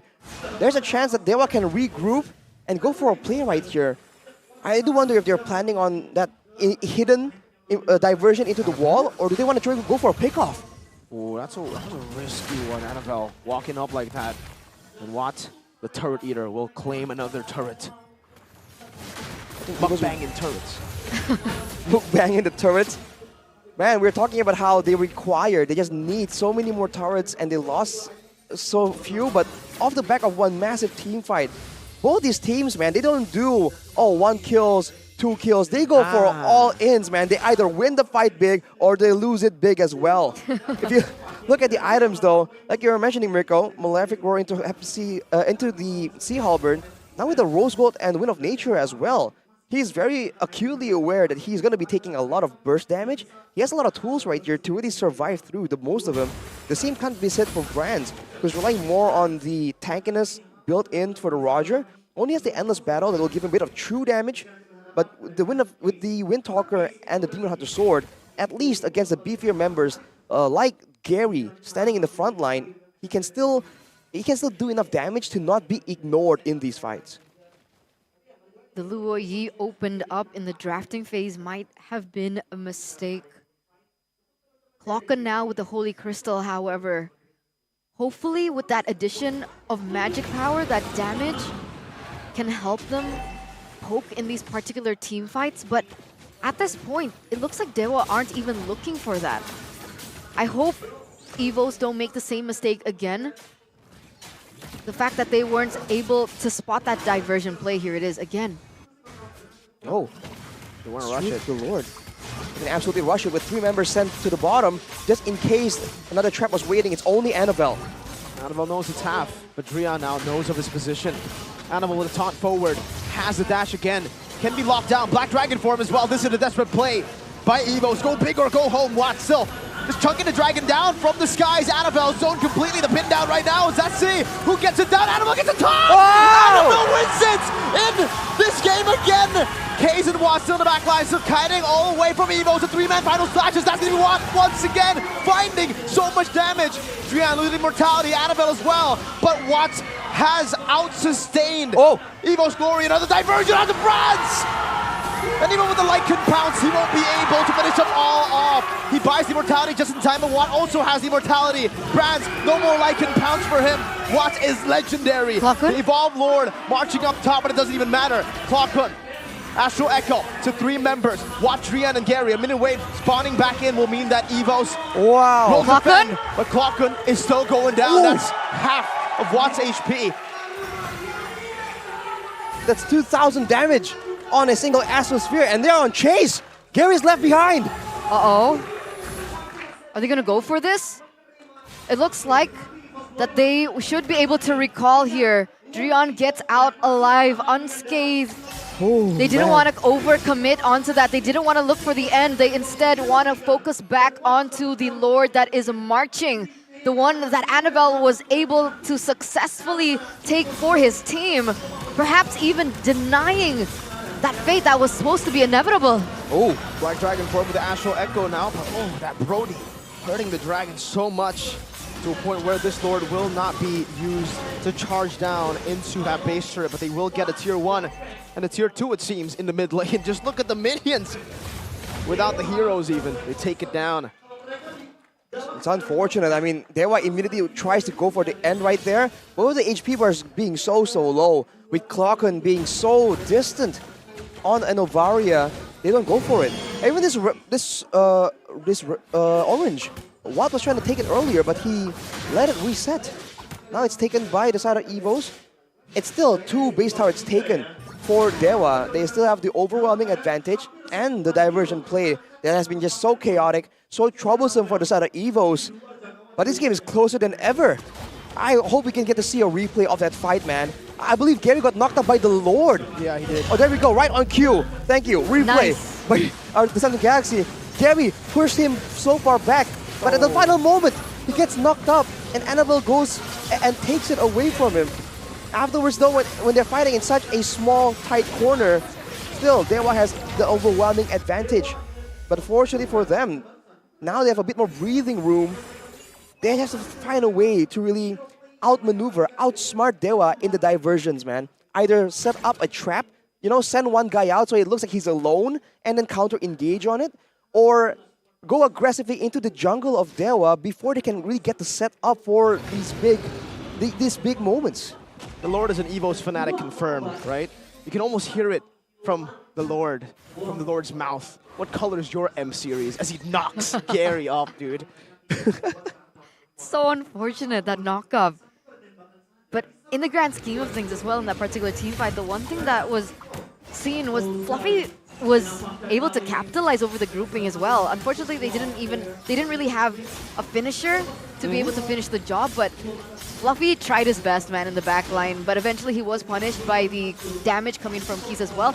Is this a blitz of the Lord? It's already half health. Can they go for this? I think they are just trying to bait Evos yet again into a fight. We'll see, though, if they do show enough members on the map, they can absolutely still go for this, but I don't think they want a 50-50. I think they want a proper team fight instead of going for, again, a risky play on the Lord, especially because in a fight, Watt now is having so much more of a better time compared to Brands, who is forced to be a bit more aggressive, a bit more forward, where Watt is just kiting backwards, positioning. And the fact that his basic attacks are slow stuttered means that he also has a bit of an advantage when it comes to mobility in the middle of those fights. The variant in the bottom lane, has he even spotted? That's a big question here. Thunderbelt for Brands. Dixon gonna start final slash on the Dreams as well. Now an implosion. They'll try to force out a heavy spin. Black Dragon forms on the back line as his torn apart memory has been used out. A full retry battle right now. Gary, will he be able to win it right now? He gets for the heavy spin, and it's all about the retry. It's still on 4,000 HP. They're not going to go for it just yet right now. Swan is able to get some damage down, but again, Animal secures the Lord. I'm going to crunch it as the diversion gets him back to safety. 2 members taken down, a big disconnect by Dewa, and a big play from Evos.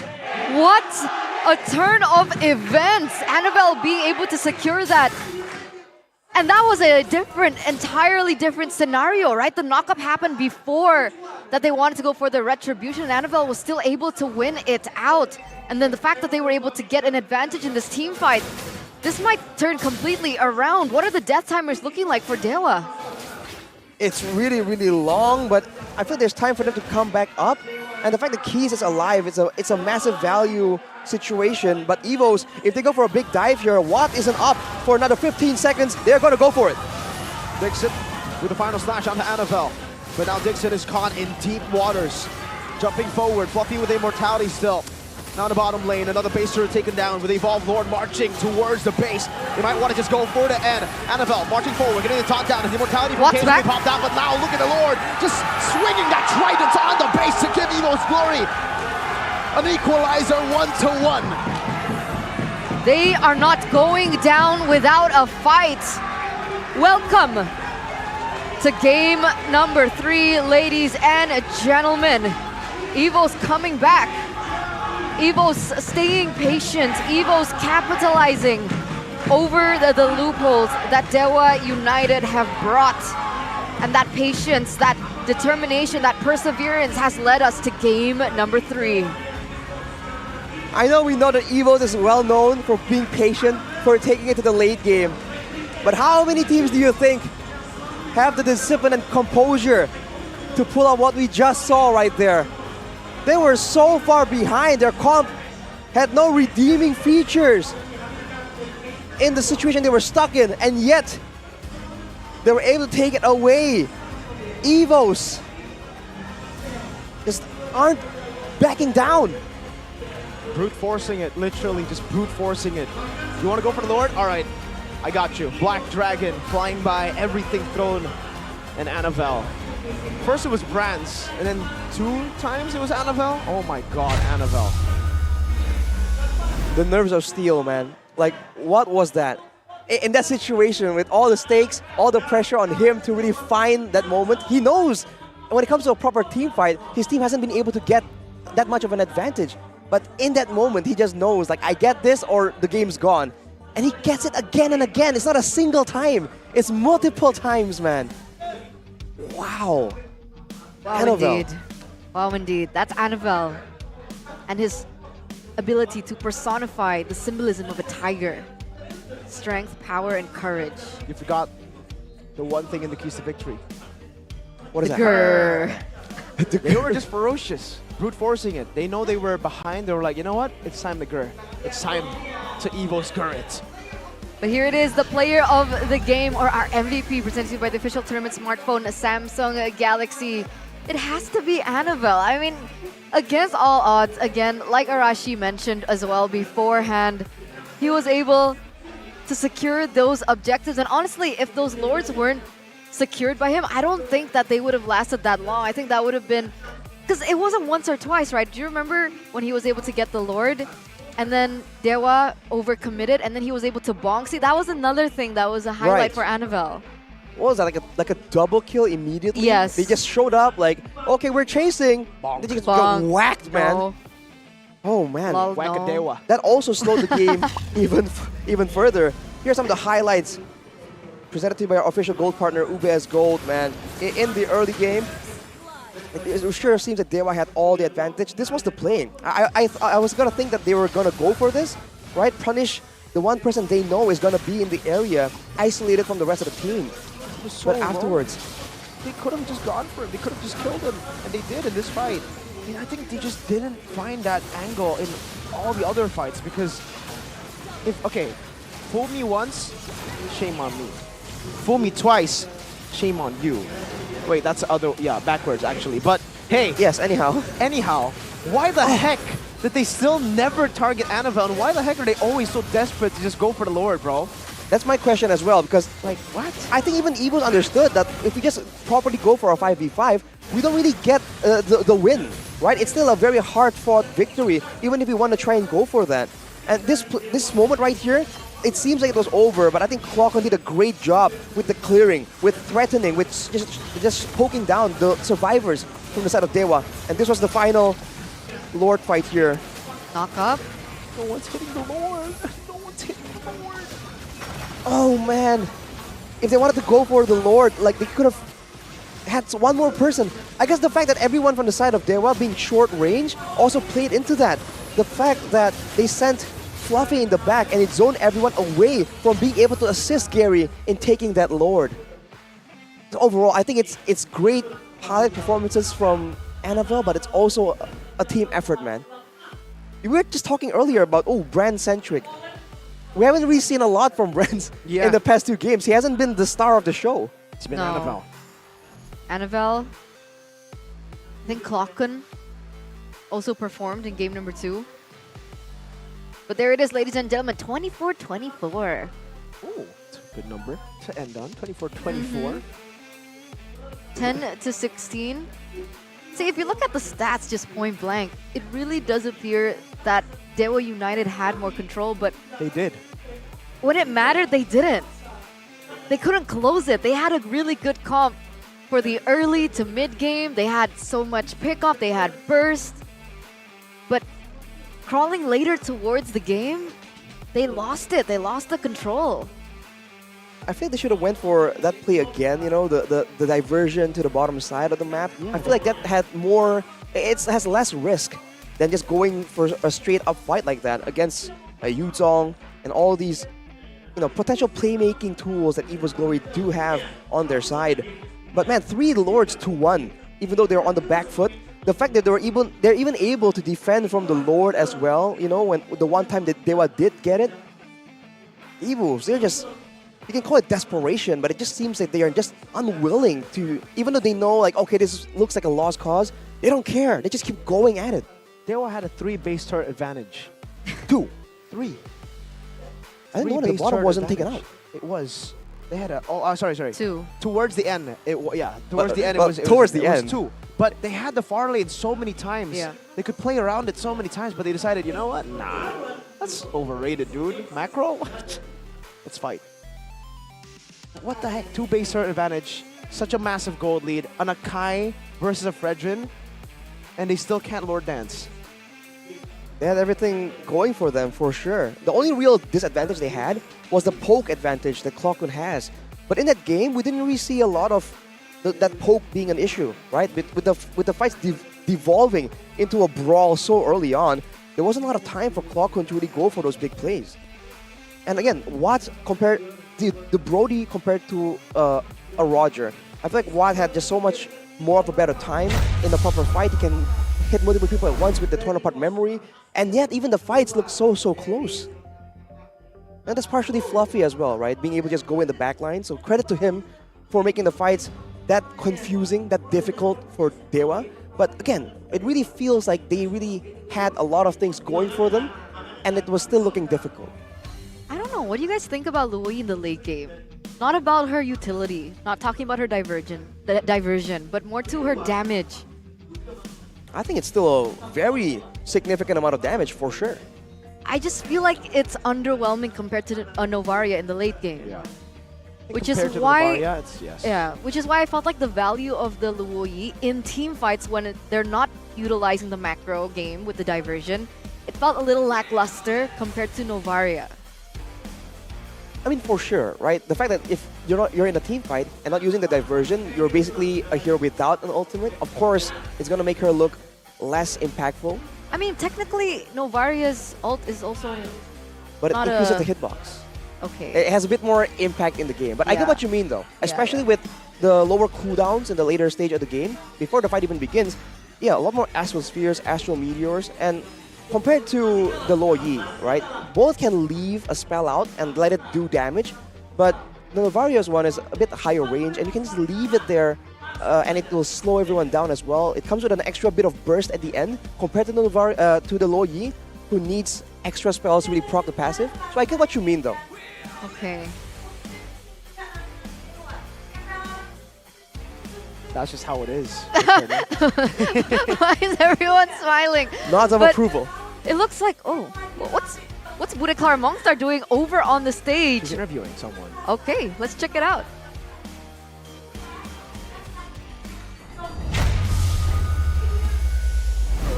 Di Makassar, wow, apa kareba?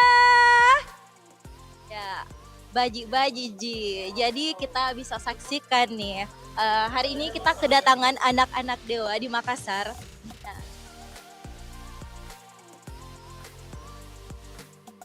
Halo Kak. Halo, oke. Gimana di sana ada apa aja sih? Halo Kak. Nah. Ya. Halo. Ada acara apa saja di sana Kak? Boleh kasih tahu nih yang ada di sini? Baik, Oke Kak, jadi baik hari ini ada acara roadshow Dewa United Esport di Makassar. Nah kita lagi nobar Dewa United Esport versus Evos. Dan ada juga turnamen untuk anak-anak Dewa di Makassar. Nah yuk kita keliling-keliling tanya-tanya nih kepada peserta yang sudah hadir di Makassar. Ayo, penasaran semua nih pastinya gimana ramenya Makassar. Baik, kita bisa lihat ya peserta hari ini yang telah hadir itu kayaknya kita kedatangan satu peserta ganjil nih. Bisa dilihat dari peserta yang hadir hari ini ada satu orang cewek, boleh. Oke, halo Kak, dari tim mana, namanya siapa? Halo Kak, aku dari tim Berkah Tuhan, namanya Gina. Oke, halo Kak Gina. Nah, melihat turnamen hari ini di Makassar nih, nah gimana sih experience Kak Dina nobar bareng Dewa United Esport di Makassar ini? Oke, pastinya nobar hari ini seru banget ya, apalagi tadi di match kedua itu sempat di comeback nih dari tim Dewa United. Terus turnamennya juga keren banget, prize poolnya gede, terus gratis lagi. Nah, oke baik. Nah Kak Gina nih sebagai peserta turnamen, jadi gimana nih pertandingannya hari ini Kak? Seru banget soalnya lawannya tim cowok semua kan, dimana tim cowok tuh pada jago-jago, walaupun tadi sempat kalah karena player dari Makassar, tapi nggak apa-apa, tetap keren. Kayak menurut Kak Gina nih gimana perasaan Kak Gina tentang turnamen yang diadakan di Makassar kali ini dari Dewa United Esport? Udah pasti keren banget dan harapannya juga semoga bisa ada tur lanjutan ya setelah ini gitu lah. Oke baik, mungkin langsung saja kita jalan-jalan ke BA Dewa United Esport.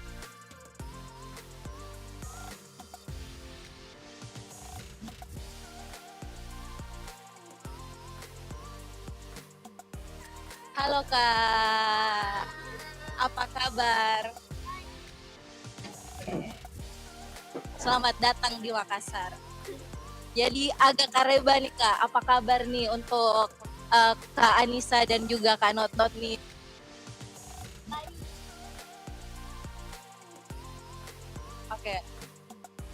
Oke Kak, nah ini kebetulan nih gimana sih experience-nya Kak Anissa dan Kak Not nih ke Makassar untuk sebagai BA-nya Dewa United Esport? Kebetulan ini aku pertama kali ke Makassar ya, aku udah nyobain beberapa makanan di Makassar juga kemarin. Makanannya sih enak-enak. Aku juga ini pertama kalinya aku datang ke Makassar, makanannya juga enak-enak semua. Terus juga aku pikir kata ini aku doang, aku pikir Makassar tuh panas, ternyata nggak sepanas itu apapun yang. Soalnya waktu kayak kita malam-malam tuh anginnya tuh nggak sepanas Jakarta gitu. Aku Makassar nggak sepanas itu. Nah kebetulan ya sempat lihat nih story-nya Kak Anissa dan juga Kak Not nih udah makan coto Nusantara. Jadi ratingnya untuk coto Nusantara itu berapa? Kalau aku sih karena aku suka ya dan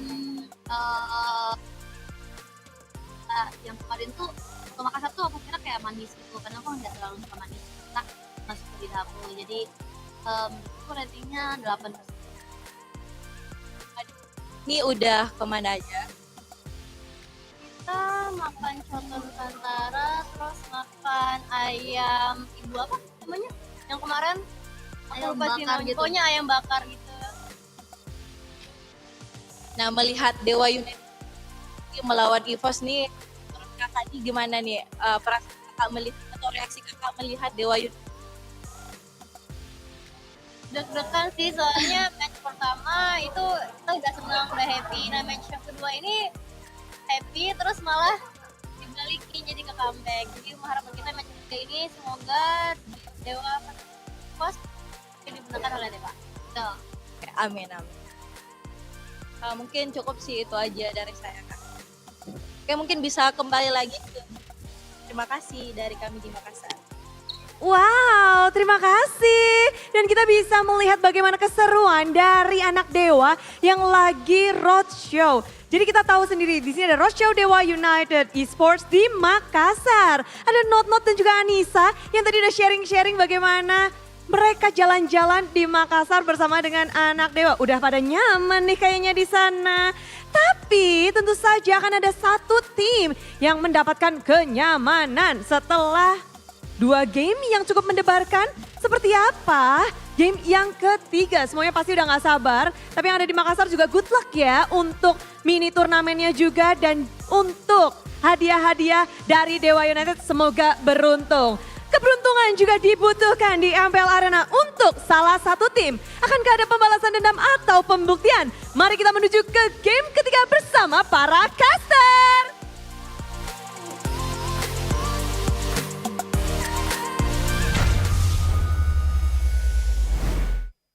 Welcome back, ladies and gentlemen, from that interview. Again, if you guys just tuned in, it is a 1-1 between Dewa United and Evos, with Evos coming back with a victory in game number 2, forcing a game number 3 from the Sons of Gods.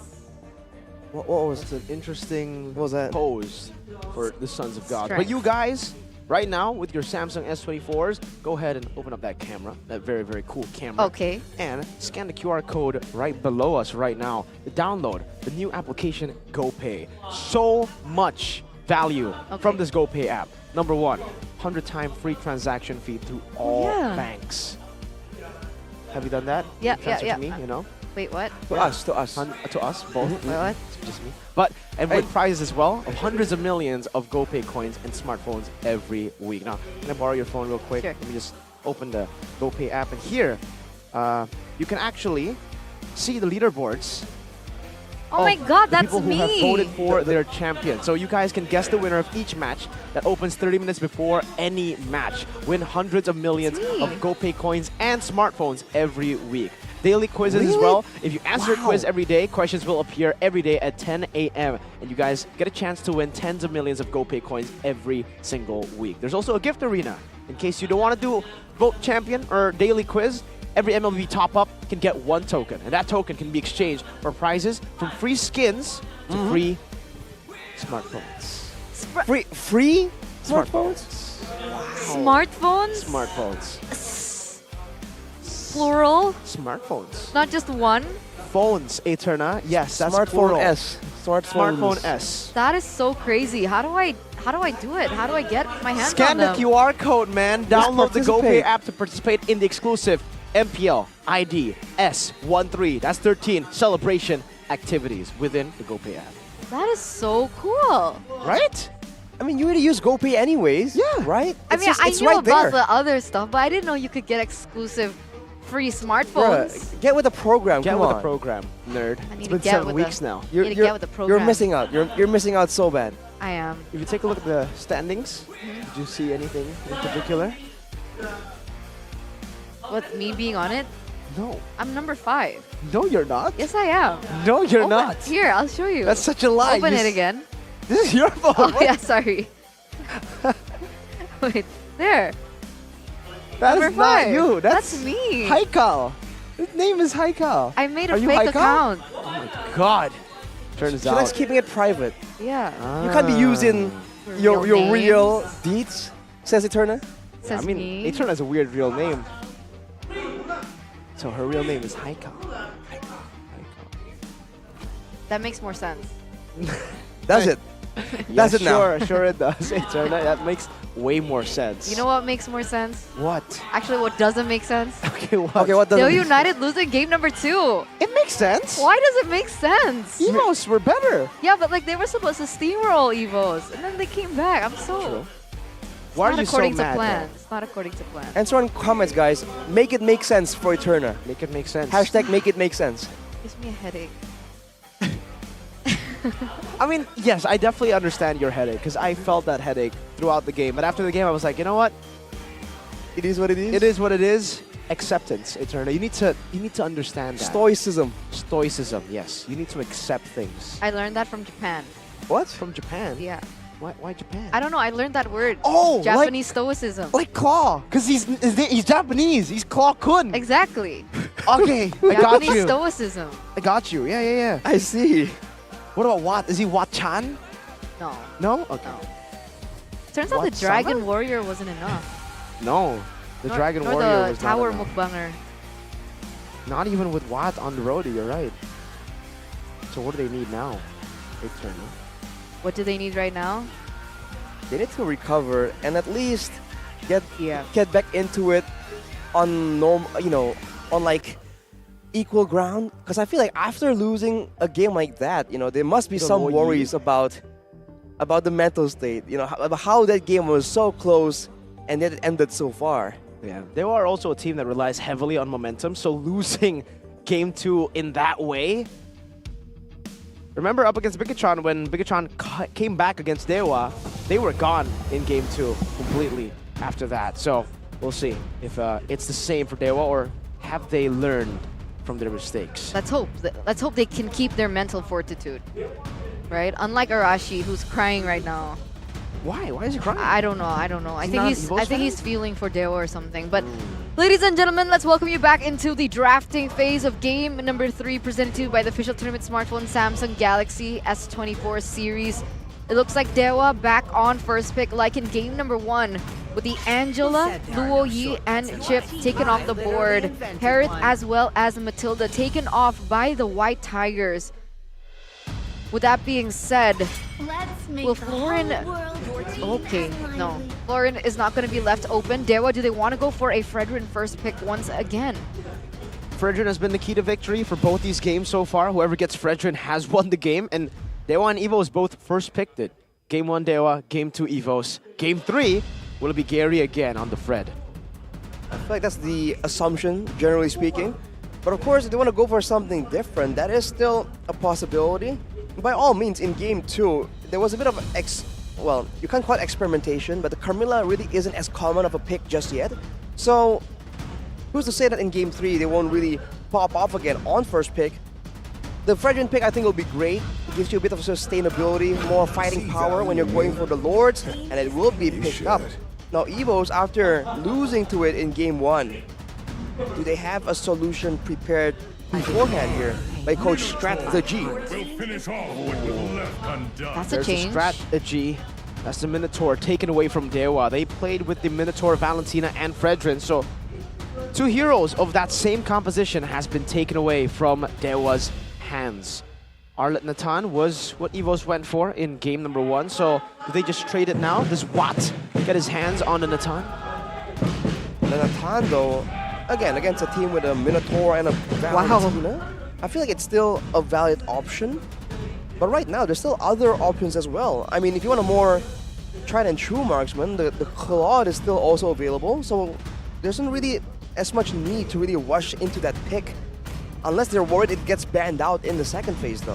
Which is highly possible, honestly, with how much emphasis there are on both of these gold laners. So they're not going to risk it at all. They're going to go for the Natan and the Novaria in exchange. My wonder is, why did Evos pick up the Valentina in the first phase?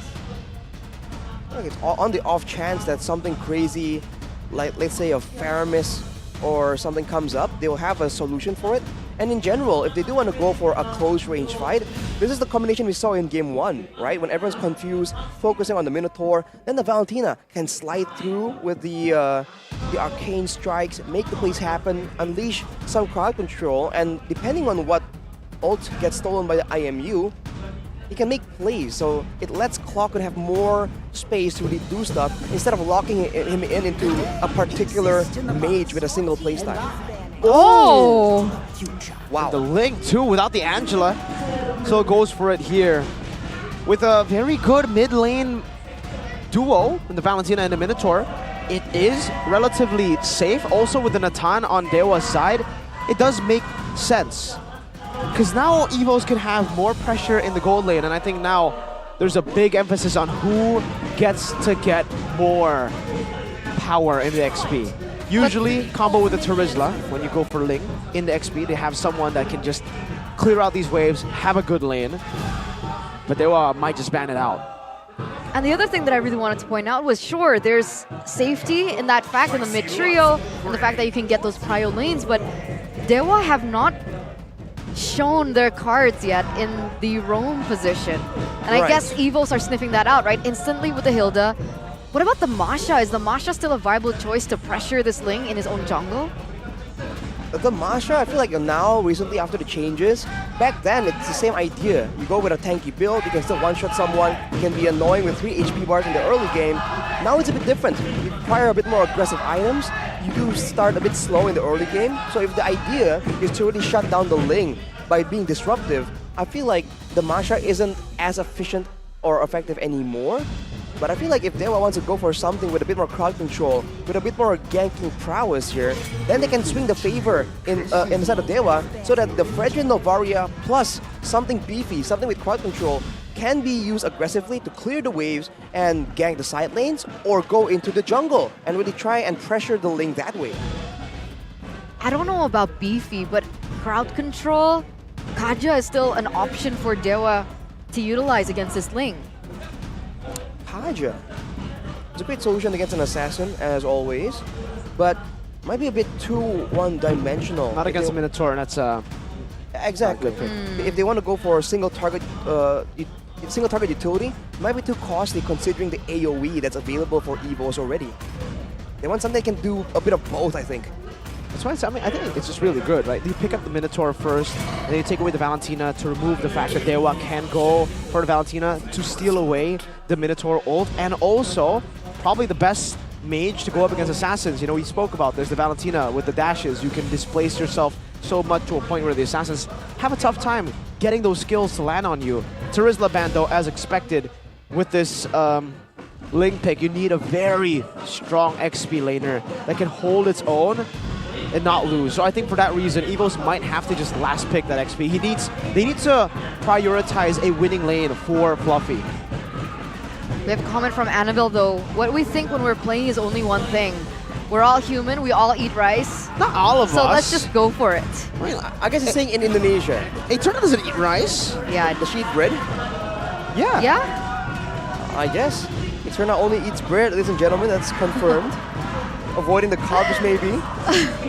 But hey, in the EXP lane though, we were talking about Fluffy not doing well unless he's on an X-Borg or something. That option is still available, Mirko, and it's a winning lane against a lot of things.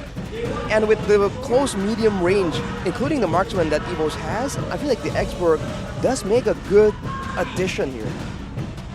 Not right now, but if they want to pick up more tanky heroes, yes, makes sense to go for that. Because I'm assuming that's going to happen. So just Fredrin right now, Faraga will be instantly deleted by the Natan, and the Navaria poked down so much. So that's why, again, for Evos, it's really about setting up for the last pick for Fluffy. They pick up the safe choice in the gold lane. Oh! Yeah, they're not going to go for tankiness. They're going to go for full damage. No X-Borg. Doesn't seem like it. Who's going to go XP? Fredrin XP. Yeah. What? Fredrin flexed into the EXP lane. Go Natan gold. Oh, they're hovering over a Kai. What's good against a Fredrin in the EXP lane? I would just say go Paquito, clear the waves, and then help the Ling bully the Fanny. Are they going to go for it? Sure. What is it? We're all like leaning to the screen. Oh my god, Fluffy signature! Are you serious? With the arrival? Are we getting it? Yes! Akai! Is it the arrival Akai? Trying to show Gary how it's done. It's not with a retry, it's with an arrival. Did he actually go for arrival? He did. Oh my, that's, wow, the nostalgia is real. He used to utilize this in Aura. I think he played it once in Evos, but it was like last season. And now it's back. Now with Cho in the hands of Dewa though, is this a utility Cho, a damage Cho? I don't think it's lethal, Nick. You never know. You just don't know. With the Purifiers coming through for 3 players here. Gary, though, on the Fanny, it's been so long since we've seen this. I think the last time was MDL, when his name was just Gar. This got so much more interesting. Ladies and gentlemen, the wings are flying high for the final game of this best-of-3 series. If Evos can win this 2-1, they will be brought up into 4th place on the standings. Will they be able to do it?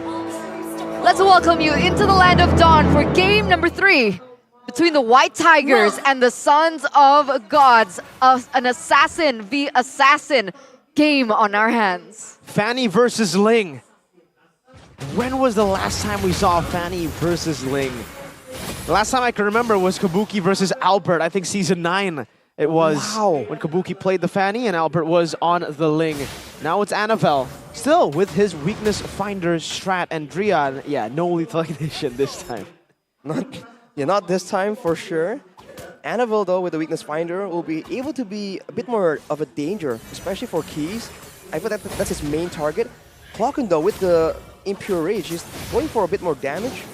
In these short trades, he's not going for the Quantum Charge and extra bit of sustain that we are almost accustomed to, because he doesn't really need that extra bit of movement speed either. Knowing that his team wants to stay in there, use the utility, the Heavy Spin and the Minion Fury to really throw their weight around and force Dewa to play around them instead of trying to, position and kite back with the Quantum Charge.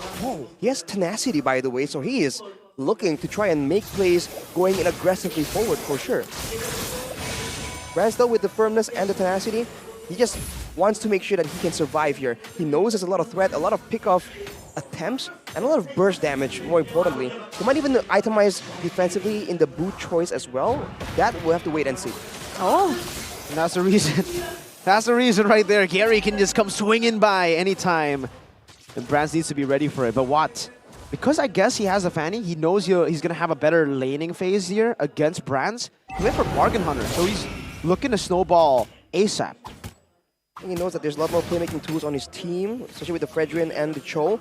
A lot more ways in the early game for them to dictate the aggression and go into the gold lane and make sure that Brans does get, that Watt does have the winning lane. But of course, that's unless later on, especially after level 4, if Evos can just bring all those ultimates to bear on that gold lane.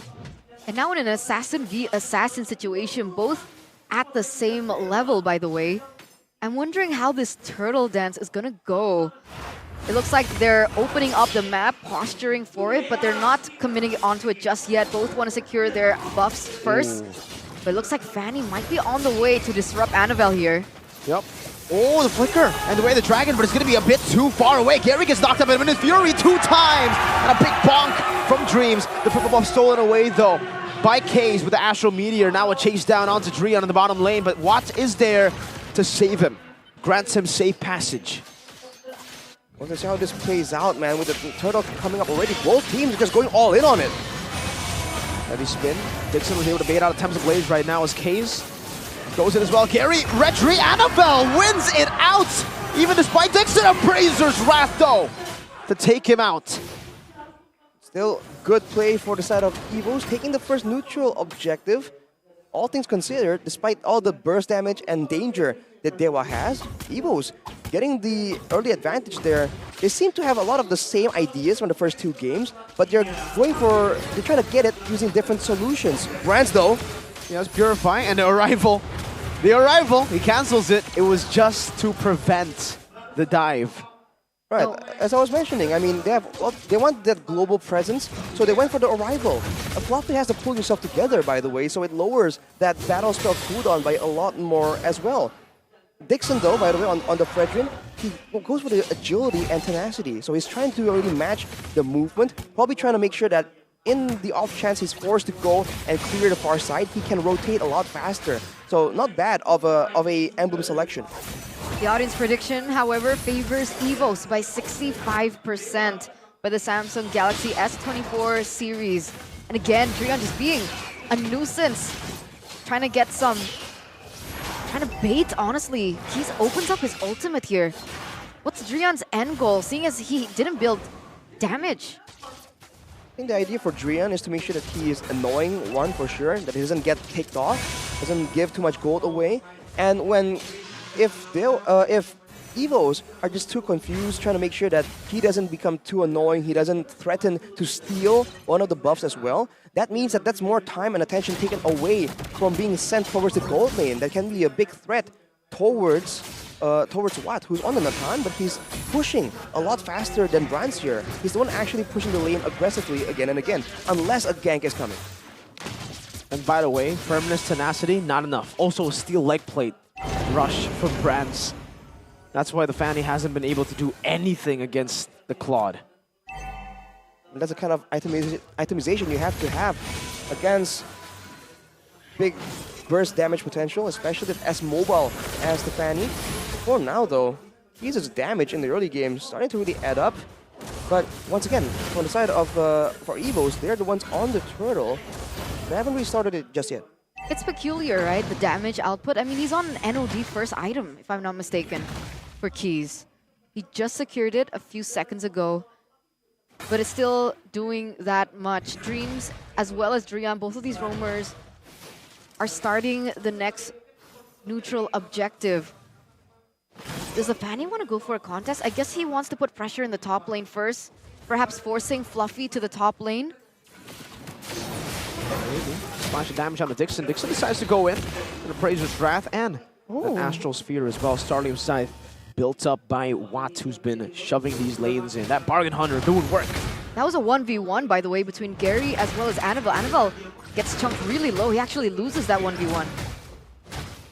Now with that advantage though, Evos trying to push through. The fact that they have two big ultimates. Usually it's either the Heavy Spin or the Minion Fury. The fact that Evos have two and Dewa have none actually means that Evos are just always going to be the ones to try and want to be in this turtle pit. Drian, 1v4. Oh, wait, the dragon stolen away by Clawkun.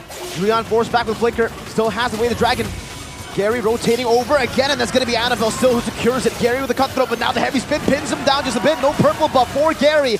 Dixon finds the kill on the Dreams, but finds himself amidst four of the Tigers who claw him down. That's a 2-4-1 trade in favor of Evos, as they were also able to pick up the neutral objective. Terrified Kies gets chunked really low, and Annabelle looks to take away this purple buff. And he does. Gary has no say on the turtle, not even in his own purple. Even on an individual level, Evos are just really pushing up the pace right here. The fact that Clawkun just immediately went for the dive right there. He knows that Dewa are still scrambling to come back in the Land of Dawn, and he knows that Annabelle was nearby. But usually you see him a bit more hesitant, but he just wants to make the plays happen right there. He wants to take advantage of that momentum. Here's a player head-to-head by our new application GoPlay. And when it comes to Gary and Annabelle, I feel like Annabelle just has a lot more to say right now, winning on all the stats, and even on the hero pool, he is the one with the more confusing picks in the Land of Dawn. Gary is a bit more straightforward, but now on the Fanny, we'll see if he can still surprise us with his prowess on these assassins. I mean, so far he hasn't been having a good time. Arrival goes up to the top lane, and they get a turret for it. No kills just yet, but yeah, I mean, who's utilized the alpha in the jungle this season, aside from Annabelle? I don't think there is. It's just him. And looking at the items though, hey, that's a Has Claws into a Berserker's Fury for Annabelle. So it's a lot more sustainable. I feel like it's a bit less burst heavy, but the crit damage was buffed in the last change. So, ooh, the crits are definitely gonna hit with that Berserker's Fury, but look at this. A target down onto Fluffy. Probably still not the best target to go for. Dreams gets melted. What? That's why his name is what? You sometimes exclaim that when he randomly does that much damage. Has he hit his item power spike? What? No, he rushed Wind of Nature with the Starlium and the Feather of Heaven, but he still just melted Dreams. It is still 3 items, but with that momentum, with the fact that Dewa utilized everything to take out Dreams in that purple side area on the top side. Oh, 1v1 on the bottom side. Dangerous stuff for Annabelle. He needs to be a bit more careful right there, but he does have the mobility advantage. But technically both junglers have that mobility advantage. So expect a lot of 1v1s right here. It's fun. It's fun. And the Cutthroat still does damage, especially before that particular 1v1. Gary was able to secure the Malefic Roar. No, Annabelle. with the Melfic Roar as well. Same build he went for yesterday with the weakness finding. And now it's Fluffy actually. All the way in the back, baited out the entropy already, but now Drian looks forward and engage! A good Astral Spear to get rid of the tank Dreams now to knock up, and that's going to be an insane engage from Drian. They're all going to go in for the damage. Plays into wet from Brands. Trying to say survival. Oh my god, what? Almost found Brands' case as well. Very close to hitting that snipe, but Evos trade 3 members for a kill and a Lord. But it looks like Dewa United should be able to get this mid-tier turret under the nose of Evos. But the Lord is still marching up in the top side. Meanwhile, I mean, Annabelle's doing work, being able to push these side lanes constantly, putting pressure on these side lanes constantly. And he's actually #1 on the player's gold by UBS Gold. Pushing out the lanes and also just going into the jungle whenever possible. Evos are trying to still find some value from this Lord, trying to escort it for a bit longer. Dewa, actually, instead of looking for that chance to really clear the Lord out before Evos can get to it, they let it come through, and now Evos are using it for a bit of a siege. Of course, Dewa has a lot more long range available, especially from Keys, already with the Blood Wings. Going to be trying to clear out as much as possible, but this is still great value. All turrets except for the base turrets secured by Evos, despite the fact that multiple members were taken out in that team fight. Clean gaming by Evos Glory. And for Dewa, I think it was just, they had to just use that time to fall back, kinda.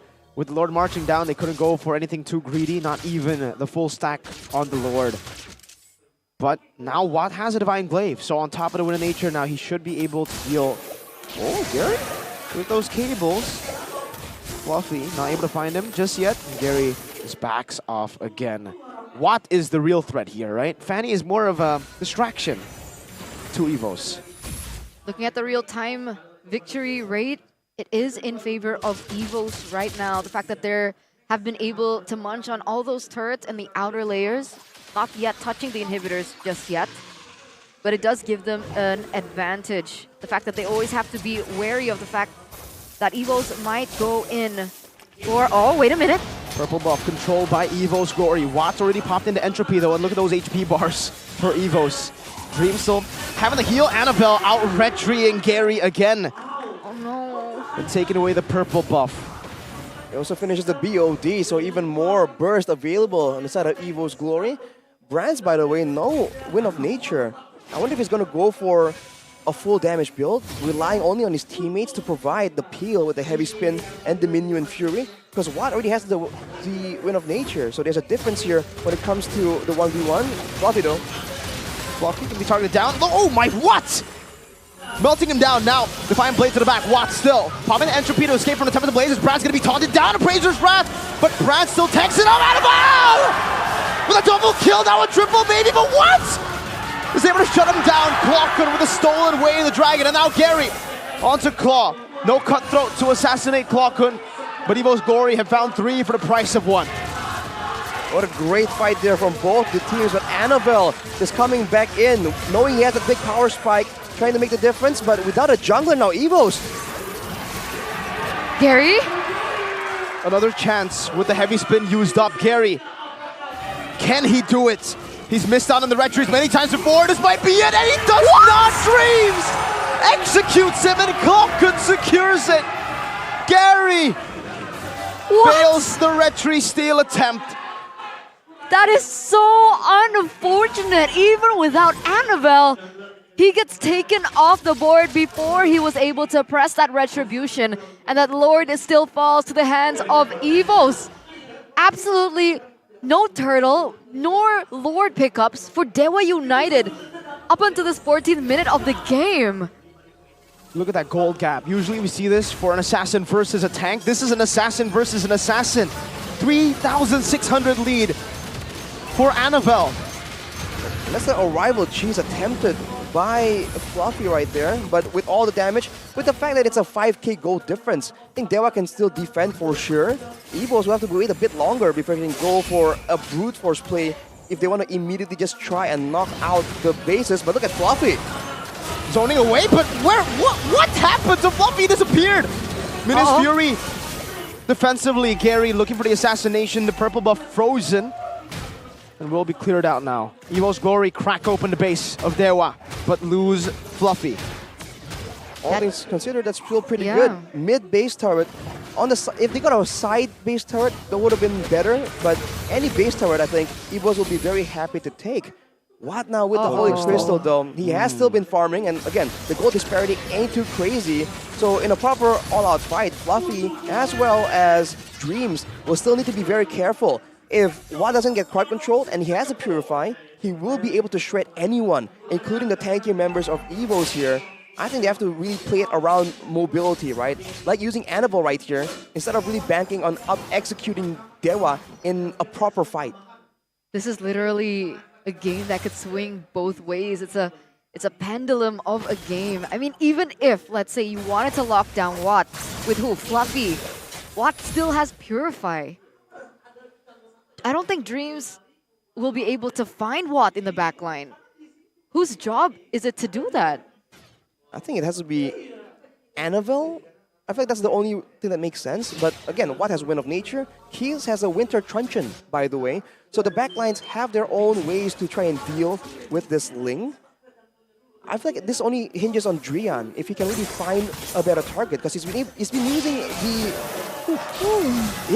the Way of the Dragon towards the tankier frontliners. I feel like he should start looking for more aggressive targets, you know, like the squishier targets they can just immediately punish instead of these utility tanks.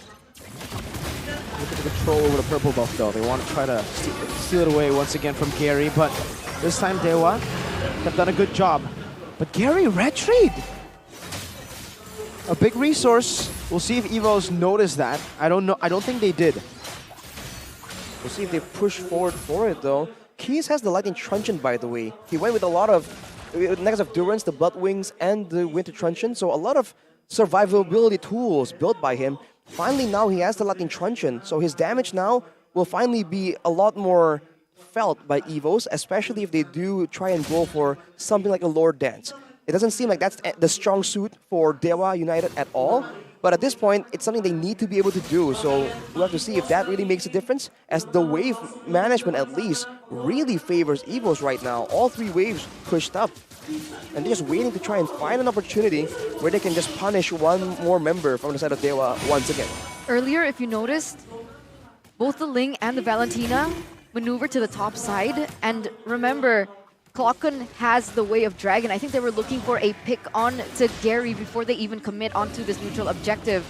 Gary is up, and Gary has a Retribution. Fluffy. Heavy spin, bringing Nixon back all the way as Brands deals with him. Tries to melt him down. That's a knockup from Dreams. No more damage to take that immortality down. Fluffy has to recall, has no heavy spin. Annabelle gets shot down by the Astral Sphere and rotates back towards his own jungle, where Evos are still holding on to this Lord. But then eventually try to reset it. Drian, though, will reset it towards his side. On the right side for Evos, they're getting chunked down, poked down again and again, but they do have a Minotaur, right? The healing difference from both teams is very apparent right here. So if they go for a short trade that results in everyone getting low, that actually favors Evos. They are the ones who require a full-on all-in, where the entropy and all these big ultimates can be used at the same time for maximum value. They're going for the bait again. They're going for the bait. Gary doesn't bite.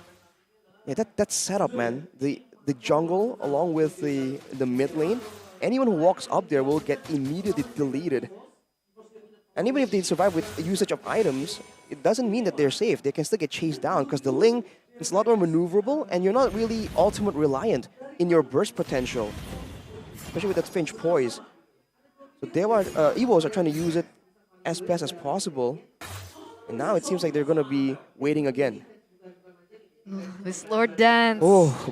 It's the silence, the build up, the tension right now.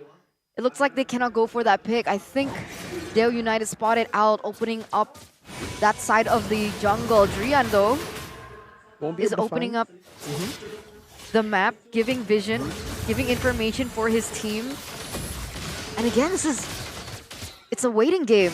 It's a calm before the storm. It's the calm before the storm indeed. A big storm is brewing for sure here. Once they collapse, it'll probably be one and done. Maybe that one team fight to end it all. Because it seems like once they engage, for the most part, their composition seems like an all-in, right? Even these assassins. Maybe just the assassins can escape, but everyone else will be kind of forced into this team fight. And the longer the game goes, more items will be built up for sure. I mean, for both teams, the mid laners aren't exactly at full build just yet. There you go. Another chance to take away the purple buff, but they will not do it. They will not spend their resources on that. If any of them use Retri, then that will be the green light for the other team to go for the Lord. I wonder if this might or has the possibility to spiral down into a split push to an end type situation. Both assassins on both teams have physical damage and they have good pushing power. If they play this right, I mean, with the arrival in hand as well for Evos, they can let Annabelle go for a daring push towards the base immediately. It is an option that they have to consider, and I think that Dewa has in mind at least as well. That's where the mind games here start coming through. Both teams don't really know what strategy, what solution have both teams really settled on. Oh, two people are already marching to the top side, Fluffy and Annabelle. Are they looking for a gank? They don't find it though. That could have been scary. Yep. Gary spots it. Gary goes back. But it looks like Annabelle still wants to commit onto the push. They should know that the Akai is there. And I think they're utilizing the range from Keys to clear out those waves. No one wants to make a mistake at this point. They're both playing passively. The gold lead, slowly but surely, though, will lose its relevance here as Dewa creep up to the 60,000 gold mark, where the items will probably not be relevant. Brands trying to go for some poke here on that Claude. Drian finally trying to pull the trigger on somebody. Good maneuvers, though, from the rest of Evos to back away. I think it's a great place from Evos here, knowing when there is less members around for Brands to just walk up aggressively, knowing that he wants to do some damage. Oh, he's getting chunked down low though. Lord! Rush it! Good heavy spin too to deny any attempt if it came around. Evos glory with Brands holding it down. Well played. It came out of nowhere. I thought it was going to be a bit longer and we're going to see a big sequence of events, but no. Evos just pull apart Dewa so well, forcing them all across the map with the superior mobility, with the superior 1v1 dueling prowess in the hands of Annabelle as well. Now with the Lord, can they go for an end? The wave isn't good though. Oh! Dream's finding it. Oh, Purify instantly now. Gary rotating back to the team. Drian very low. Watt still dealing free damage on the back. So that's what nature pops it just in time. The Temple of the Blade will be used up by Annabelle. He buys the immortality while he was in the Temple of the Blade. Fluffy very low. Gary looking for the chase down, but will just go for the minions instead. Evos Glory have cracked another base turret open, but that is it. That is all they can find. And Dixon, technically. Yeah, they couldn't look for anything more. They couldn't look for the end of this particular game. Like you mentioned, the waves weren't crashing at the right time, but there are still 3 more waves on the way. He's trying to clear, but that's another inhibitor turret fallen, given to the hands of Evos. Evos are just sticking around right here, trying to see and wait if they can try and find something. These Astrospheres are getting very close, man. It's a game of quantity at this point, but look at Annabelle. Even if he gets chunked down, he has so much lifesteal here, so much sustainability, and he's trying to bait out something from Drian. He baits out the way, no, not the way of the dragon, just the Jikundo. Deals a lot of damage, pokes him back down. Purple buff for Dewa spawns in, but Gary is forced to recall. Oh, now boy. Fanny might not have that purple buff. Annabelle takes it away. Again, 2 times in a row already. That entire fight, Gary didn't have his purple buff. Keys is actually transitioning to a damage build, taking in the Holy Crystal on top of all the other what did he sell? choices that he went for. Did he go for Enchanted Talisman earlier on? He sold his Lightning Truncheon. Lightning. For a Holy Crystal. Knowing that he doesn't really want to go for that AoE anyway, it's more of a power spike item, that Holy Crystal will just allow more damage, not only for the Astrosphere, but also for the Astral Meteor. And what? He purchased a Wind of Nature, so he switched it out in the previous fight, and now he has it again. Blood Wings now. This is how late the game is going. Sold as Athena for Blood Wings. Man, ladies and gentlemen, get comfortable, because like both teams are going to take their time with this one. Some popcorn. sit back, relax, and watch the show continue.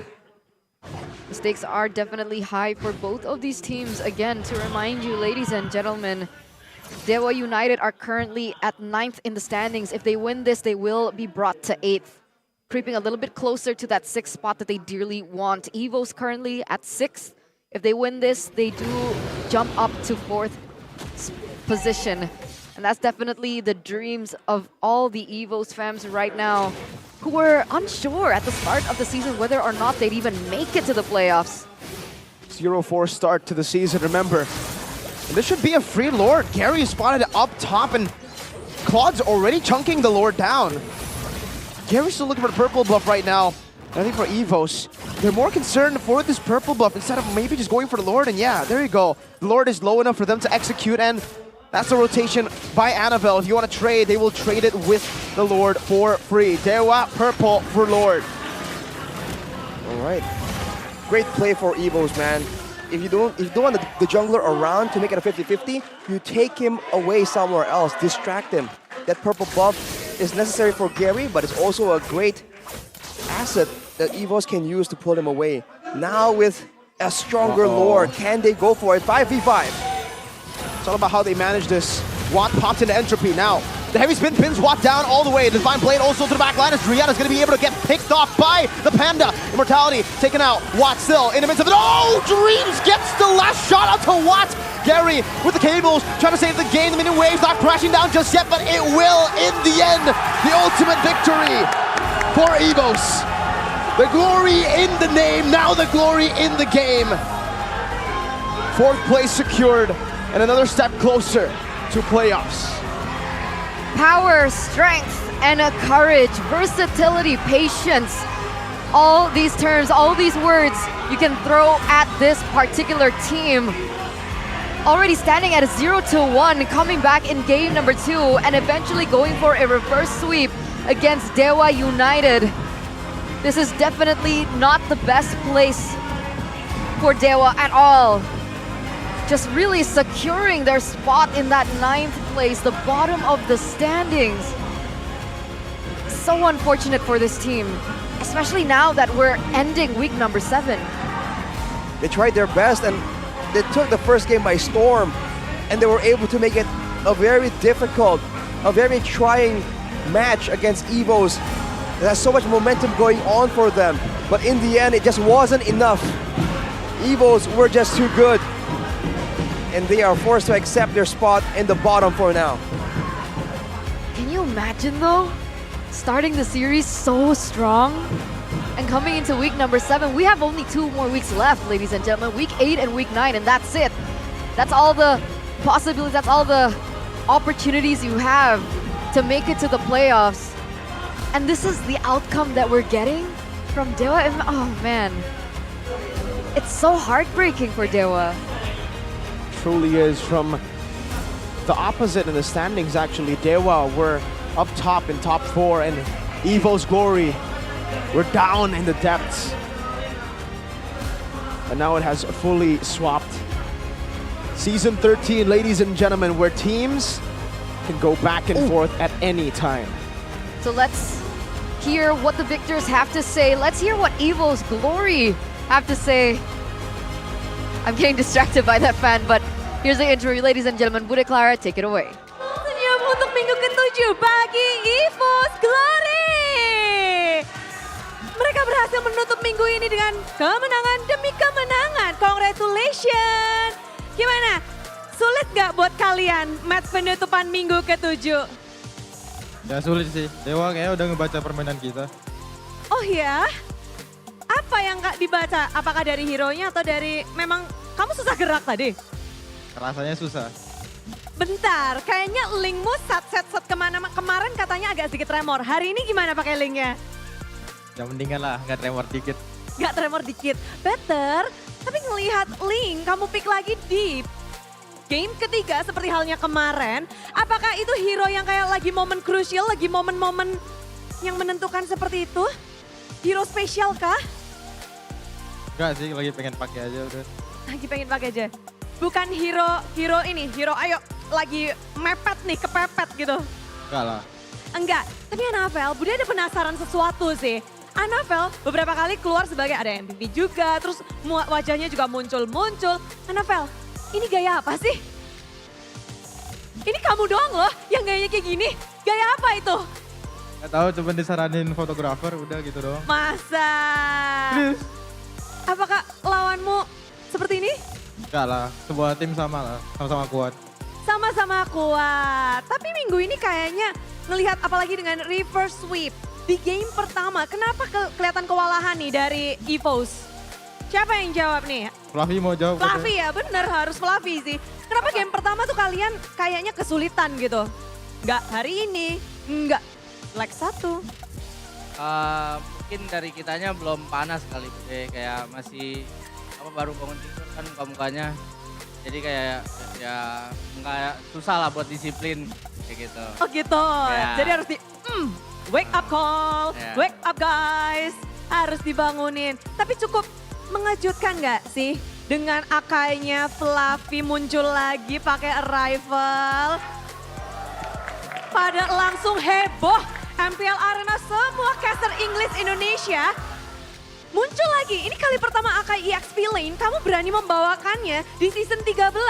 Kalian tuh berani bereksperimen.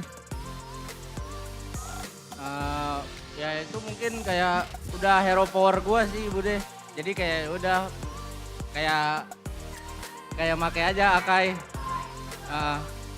Dari coaching staff segala macem itu nyuruh Akai bagus gitu. Walaupun gak ada player lain yang pakai EXP Lane, kamu berani. Ya. Berani melawan yang biasa-biasa aja pakai hero yang gak biasa. Ya, nanti nextnya bakal kayak mungkin Nolan XP atau Link. Link ya, rebutan sama Navel nanti ya. Ya, tukeran nanti sama Navel. Fleksibel. Serem kali ya. EXP Lane Link, siapa yang mau lihat ya? Deg-deg tapi yang lebih deg-degan pastinya adalah Evos dan juga Evos fans. Karena kemenangan hari ini berarti mengubahkah atau tidak? Semuanya udah teriak naik-naik, yuk kita cek bersama-sama berada di mana posisi. Wait. Bentar. Kayaknya kalian muncul awal-awal di posisi pucuk bawah di 9. Meranjak 5 poin di minggu yang ke-7. Ceritain dong perjalanan kalian sampai ke posisi 4 dengan kemenangan 6. Siapa tuh? Gimana perjalanan kalian dari 9 sekarang di posisi ke-4? Kenapa? Gimana perjalanan kalian yang awal kita muncul, kalian ada di posisi 9 dan sekarang udah ada di posisi 4? Ya kita jalanin kayak biasa lah, try hard, berusaha menang, alhamdulillah dikasih rezeki lah. Alhamdulillah rezeki. Tapi berat gak sih buat kalian untuk meranjak naik ke atas? Berat lah pastinya, berat. Apalagi kan maksudnya tetap ada pressure dari kita skornya 0-4 dari minus. Terus ya bersyukur lah. Tapi tetap fokus ke depannya supaya bisa menang terus. Supaya bisa menang terus dan tiket playoff tinggal tersisa 5 nih. Kemarin Bude sempat ngobrol sama Rebellion juga. Duo biru tektokan nih pengen playoff bareng. Iya kah? Duo biru untuk Evos dan juga Rebellion? Amin. Siapapun yang kita maksudnya nggak terlalu fokus sama tim lain kayak gimana sih. Yang penting tim kita lolos dulu lah. Yang penting lolos. Dengan presentase yang pastinya harusnya naik juga ya dari sebelumnya. Karena dengan kemenangan kalian untuk sisa 2 minggu lagi. Akankah kita melihat hal-hal unik lagi dari kalian? Gimana kalian menghabiskan 2 minggu lagi nih? 8 dan 9. Ya tetap latihan kayak biasa. Terus juga persiap dari coaching staff mempersiapkan strategi. Kita player berusaha mengeksekusi gameplay dari coaching staff. Nah kayak gitulah.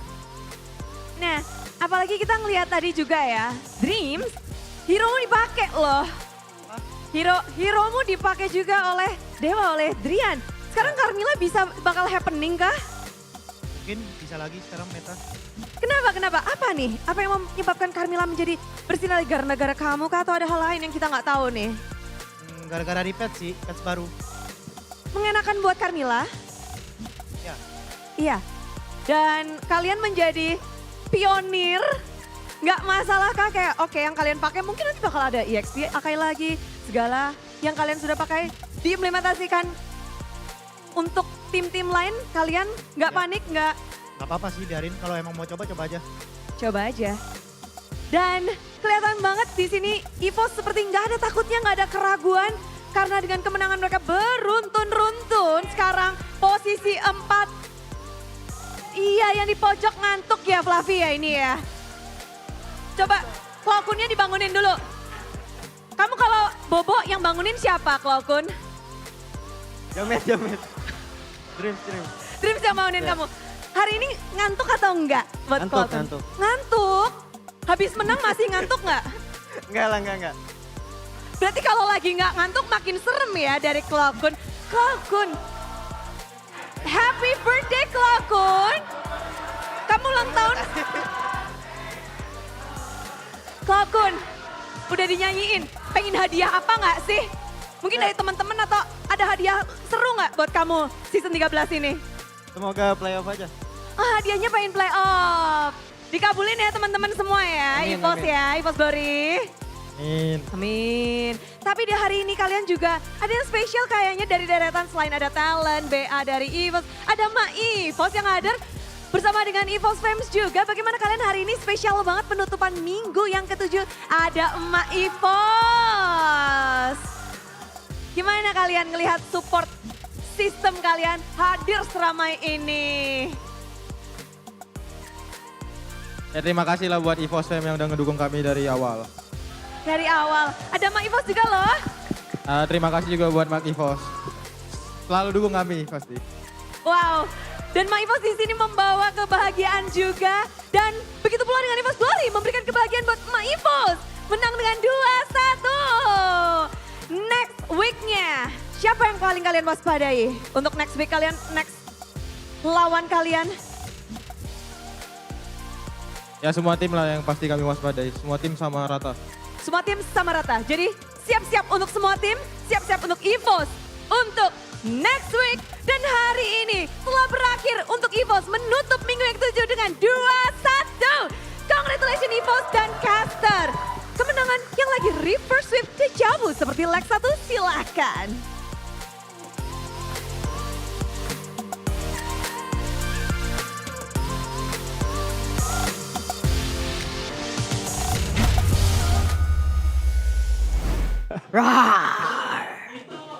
You did it right, finally, you know? What do you mean?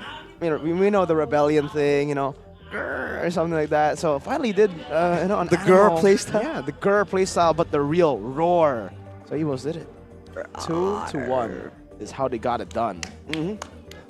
GGWP to Evos Glory, man. Even Ma Evos was here in the building. It's Yeah, been a was- while since she Where has is joined she? us in MPL Maybe Arena, she's but- watching at home. Huh? Maybe she's watching at home. Yeah, probably, you know. She has her own work, she has her own things to do, but she comes by as much as she can to support Evos Glory. And so far, this is, I think, the first win with Evos here, present, since she's been, you know, here. So that was her. That was her, yes. Yeah, just Oh, that was her? Yeah. What? I wasn't The one roaring. I wasn't completely sure, but I yes. thought it Ma was the Evos. kid. What? I thought it was the kid. No. The kid Ma with the Evos, with the kid? phone in the pocket. Yeah, that kid. No, that was my Evos. I wasn't that sure. I wouldn't want to Okay. misidentify her. But if Mirko's confident, he has good facial recognition. But I'm confident that Annabelle deserves that POTM. Oh yeah, man. POTG from game number 2, and then POTM and G, if I'm not mistaken, for game number 3. See, that's a little kid. He just passed us anyway. 5-2-3. 926 GPM, by the way. I mean, that's pretty high. Those side lanes, bro. Exactly. Here's a pair of the match highlights by our official gold partner, UBS Gold. Look at that, man. This guy has the moves, and of course, this is just a great adjustment here. I've been wanting to see a composition like this for a long time, right? An assassin, but then you have to add that tankiness somewhere else, that tankiness and utility. And for Evos in this game, it's that XP-late Akai we haven't seen in a long, long time. He did claim in the interview it's his signature pick, and in the early game, it was definitely the biggest problem for the side of Dewa, where they're trying to look for a chance here. So even though he's not a jungler, The fact that he's on the tree means that he can still use it to save effect. This was very, very close though, by the way. I think Rian popped the conceal there to survive. But the fact that afterwards, after losing many members, Evo still found ways to get full value. And afterwards, these fights, they're so much more dynamic, right? And that's what we were saying is the strong point for Evos. Deciding when to go in, when to back out. Right here, man, it was just all in. It looks kind of sketchy. And even here, without a jungle, you know exactly what to do, man. Chunk down the Lord, get it low. If he wants to contest, punish him. Evos knows they have card control, and that is what they've been always using again and again, even here, to really just swing the tides of battle in their favor every single time. I also want to say that the Minuan Fury was also a big, big problem for Dewa United when they wanted to go for these neutral objective takes or these team fights. Because let's say the heavy spin baits out the Purify from Watt, and then after that it's layered with the Minuan Fury, so he can't get out of it. Exactly. And even it kind of looks like Lim Kocho, dude. What? Kind of. Really? Dude, I just like noticed it while you guys were talking. I'm sorry for cutting you guys off, but like, uncanny. It's just a different color palette. Yeah, if Annabelle gained a bit more weight, that would have been... They have a different skin tone. That would have been Lim Kocho, bro. That's factual. And also Annabelle's like kind of skinnier, right? Yeah, yeah. So if he gains weight, that's just Lim. So if he gets a tan and he changes his aspect ratio to 4:3, he becomes Lim Kocho. Absolutely. I don't see it.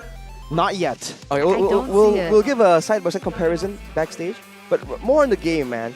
Like you said, Eterna, two big tools, usually only one available, a heavy spin and a Minuan Fury. In that last fight, by the way, even though Fluffy went in with a heavy spin, Watt did not activate the Purify. It's only after, when it's layered again with the Minuan Fury, is where he comes in and he's forced to use it for that knockup.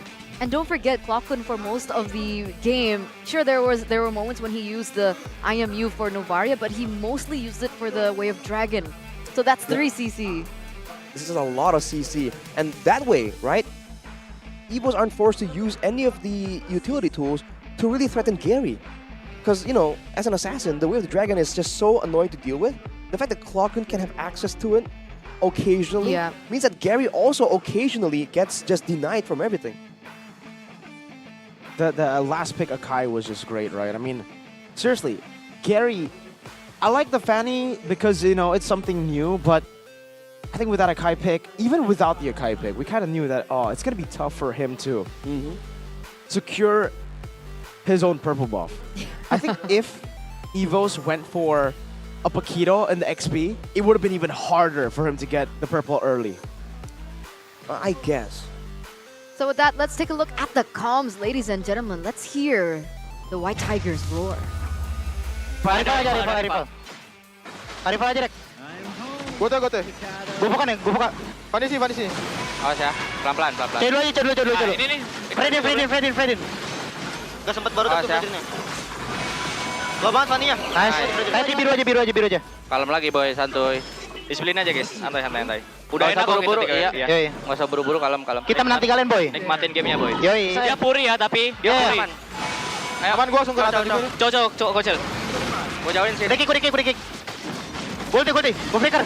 Nathan puri. Fredin mati. Nathan gua angkat. Gua agro tower. Sabar. Nice. Dadah. Endboy. Nice. That was the golden moment by UBS Gold, by the way. Just wanted to put it out there. Yeah, I think they knew there was a big... like a banner. Fun fact is, you know the content that was uploaded by MPL ID about Dream Team? Oh yeah, Yeah, people were fighting in the comments about the roamers. They're like, no, Yaoi's not a rookie. No, Vin is not a rookie. Wow. AKA they don't. Yeah. Sometimes. Yes. Like reading is difficult. That but you know. Reading is kind of difficult, but. What's not difficult? Click Indomar. 15,000. 15. So 15, wait, click on Indomar is not difficult, or 15,000? 15,000 isn't difficult to obtain. Really? Okay. If you use the Retri discount code. That's because you're rich, Eterna. No, that's absolutely not what I meant. I meant it's easy because if you use Click Indomart, it becomes easy. You get So that confused now. 15,000. 1,000 plus? 14. That's 1,014. 1,000 plus 14,000 Yeah, that's what I meant. is 15,000. If you guys use the discount, the code discount click in DMPL. That's a new code right now. You guys can get a 15,000 discount off of your order. Call it a retribution because it takes away, a part of the price of the product. It's more You know reliable. what? I haven't drank coffee at all today, and that's why I think I'm feeling a bit snoozy right now. Whoa! Can I also get a 30% discount for my coffee? Use that code, man. All you Where's need my to do, coffee? It's right beside you. See, this is why it's still full, ladies and gentlemen. When you usually see this pop up, it's already usually empty. I need to drink this coffee real quick right now. Yeah. Mirko takes it like a shot, right? He just goes. Mirko's it's gonna already at chug half. it on screen right now Whoa! It's already at half. because it's so good. What? That's unbelievable, ladies What and gentlemen. sorcery is this? He just deleted 30% of that cup, like you can do with the code DISCON30PC. This is how we do it, man. Now I'm energized, and you guys can get the 30% discount code, DISCON30PC. Do you want the same energy I have? This is the answer. How? Is there a hole? Like a magic trick. Technically there is. I put a straw in there. Right? You know that is not what she meant. But you know what I meant? What? I meant the MICC Season 2. MLBB Indonesian Community Cup Season 2 starts now. The registration will be from May 1 to May 27. So don't miss it, okay, ladies and gentlemen. Don't forget to register because the total prize pool includes bonuses and diamonds, while the winner of this season will advance to MDL Season 10, and they will be able to watch M6 finals in Malaysia. All you need to do is scan the QR code down below over here and register now. Please. Wouldn't you want to watch Mirko casting live in Malaysia for M6? How do you know Miracle will be going to M6? Wow, I mean... Who doesn't? Who actually... He's joking with us, right? What? It's not confirmed. It's definitely Dudes. confirmed. No way. It's so It's far not away. The possible. Malaysians love you way too much to not force the hand of the MPL to bring you Can to you Malaysia. bring me nasi lemak, please? If you give I'd the nasi love padang nasi to Yawi, lemak. I will give you nasi lemak. Has that happened yet? Who says to say it hasn't? Ooh.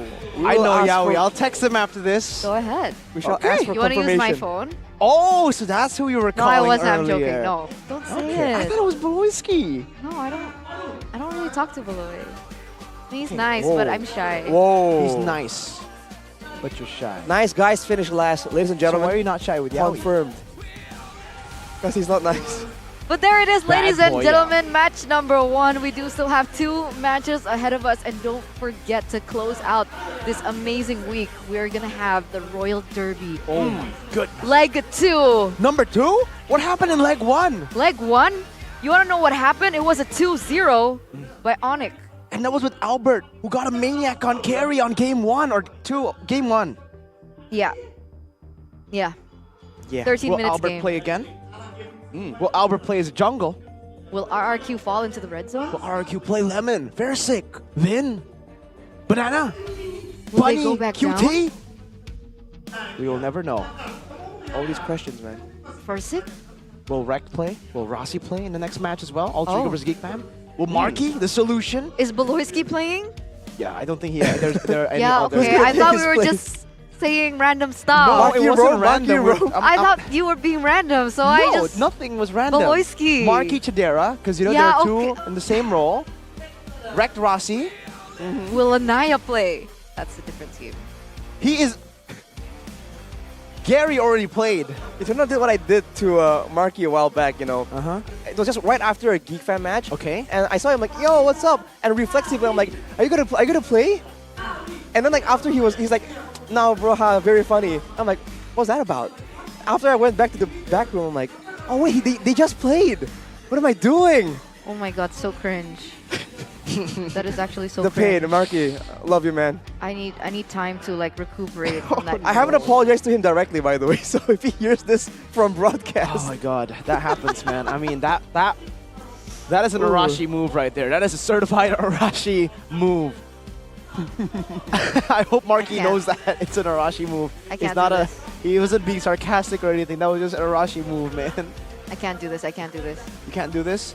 All right, then you guys who can't do this either, who got secondhand embarrassment after what Arashi said, it's okay. It's all good because we're going to head to a break where you guys can recover with me and Eterna and Arashi. Arashi will have to recover from that too. He needs to apologize because we're going to meet him after this, but we're going to go to break.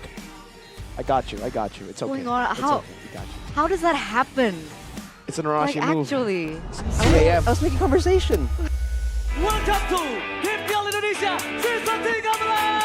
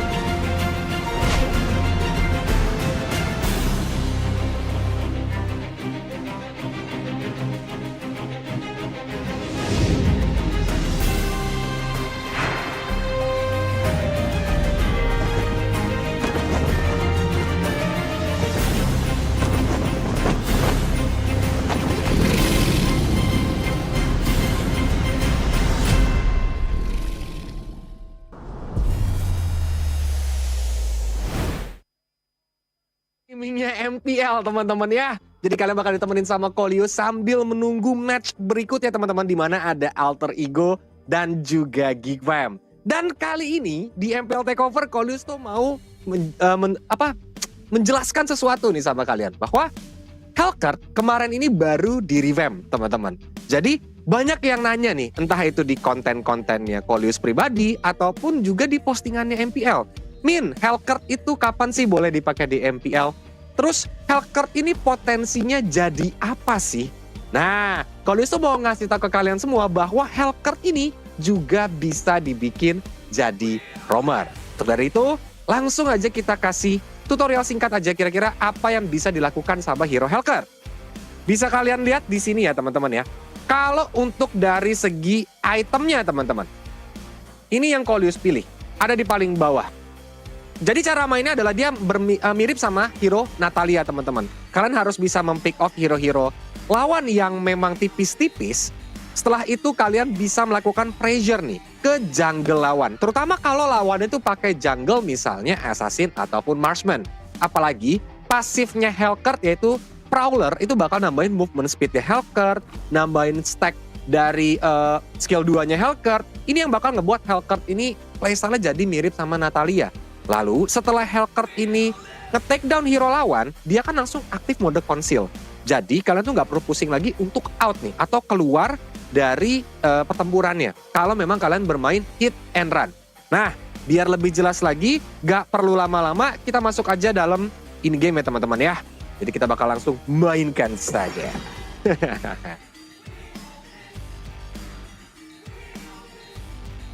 Di sini Kolius dibantu sama temennya Kolius ya. Ini ada partinya Kolius juga untuk ngebantuin biar lebih cepat dan lebih gampang teman-teman. Untuk ngasih tutorial Hellcurt roamer ini teman-teman. Dan kira-kira bagusnya lawan apa aja sih Kolius? Contoh, sekarang kan kalau kata Kairi 4 kata lucu ya, meta assassin is back. Jadi memang assassin ini banyak yang udah mulai balik ke meta teman-teman. Contohnya apa aja? Ada Link, memang Fanny yang sempat kemarin digunakan. Terus kan Joy memang dari segi prioritas turun ya teman-teman ya, untuk hero Joy itu sendiri. Tapi masih ada beberapa hero assassin lagi yang mungkin bisa digunakan. Seperti misalnya sempat Kairi dari Onic kemarin tuh pakai Hayabusa kan. Nah, Hellcurt ini bisa banget untuk neken mereka. Ataupun kalau sisi sampingnya ini menggunakan hero-hero marksman tipis. Misalnya ada Ixia, misalnya ada Clean gitu-gitu. Nah itu bahkan Nathan itu pun juga bisa untuk di pressure nih sama hero Hellcurt-nya teman-teman. Ini sambil aku bacain kolom komentar by the way. Jadi tenang aja kalau kalian ada yang mau nanya-nanya boleh banget. Sambil kita bakal kasih tutorial ya teman-teman ya. Sambil kita pencet roketnya. biar kalian ngerti nih kira-kira potensi Hellcurt ini kemana. Jadi apa ya, bisa dibilang tuh intinya tuh playstyle-nya itu mirip sama Natalia, mirip sama Saber. Saber juga mirip sih, cuman memang Saber lebih ngeburst dibandingkan Hellcurt. Tapi Hellcurt unggul dari segi rotasi teman-teman. Jadi rotasinya tuh kencang banget untuk dari early game untuk bisa kasih pressure ke lawan. Dan ini ketemunya lama juga padahal klasik guys. Padahal kita mainnya klasik teman-teman. Sambil kita menunggu nanti teman-teman ya. Nextnya ya ada Alter Ego lawan Geek Fam teman-teman ya. Di sini Geek Fam ini lagi ada di zona UGD ya atau urutan gawat darurat, sedangkan Alter Ego juga sih. Jadi kedua tim ini memang harus benar-benar bersaing banget untuk menang. Ini sambil nunggu nih 26 menit 30-an detik lagi menuju ke next match teman-teman. Tenang aja. Persik mainin dong. Amin, nggak tahu kan kita belum tahu line up ntar malam ya RRQ Onic ya. Kita masih belum tahu line up-nya siapa yang turun. Siapa tahu Persik nanti bakal muncul.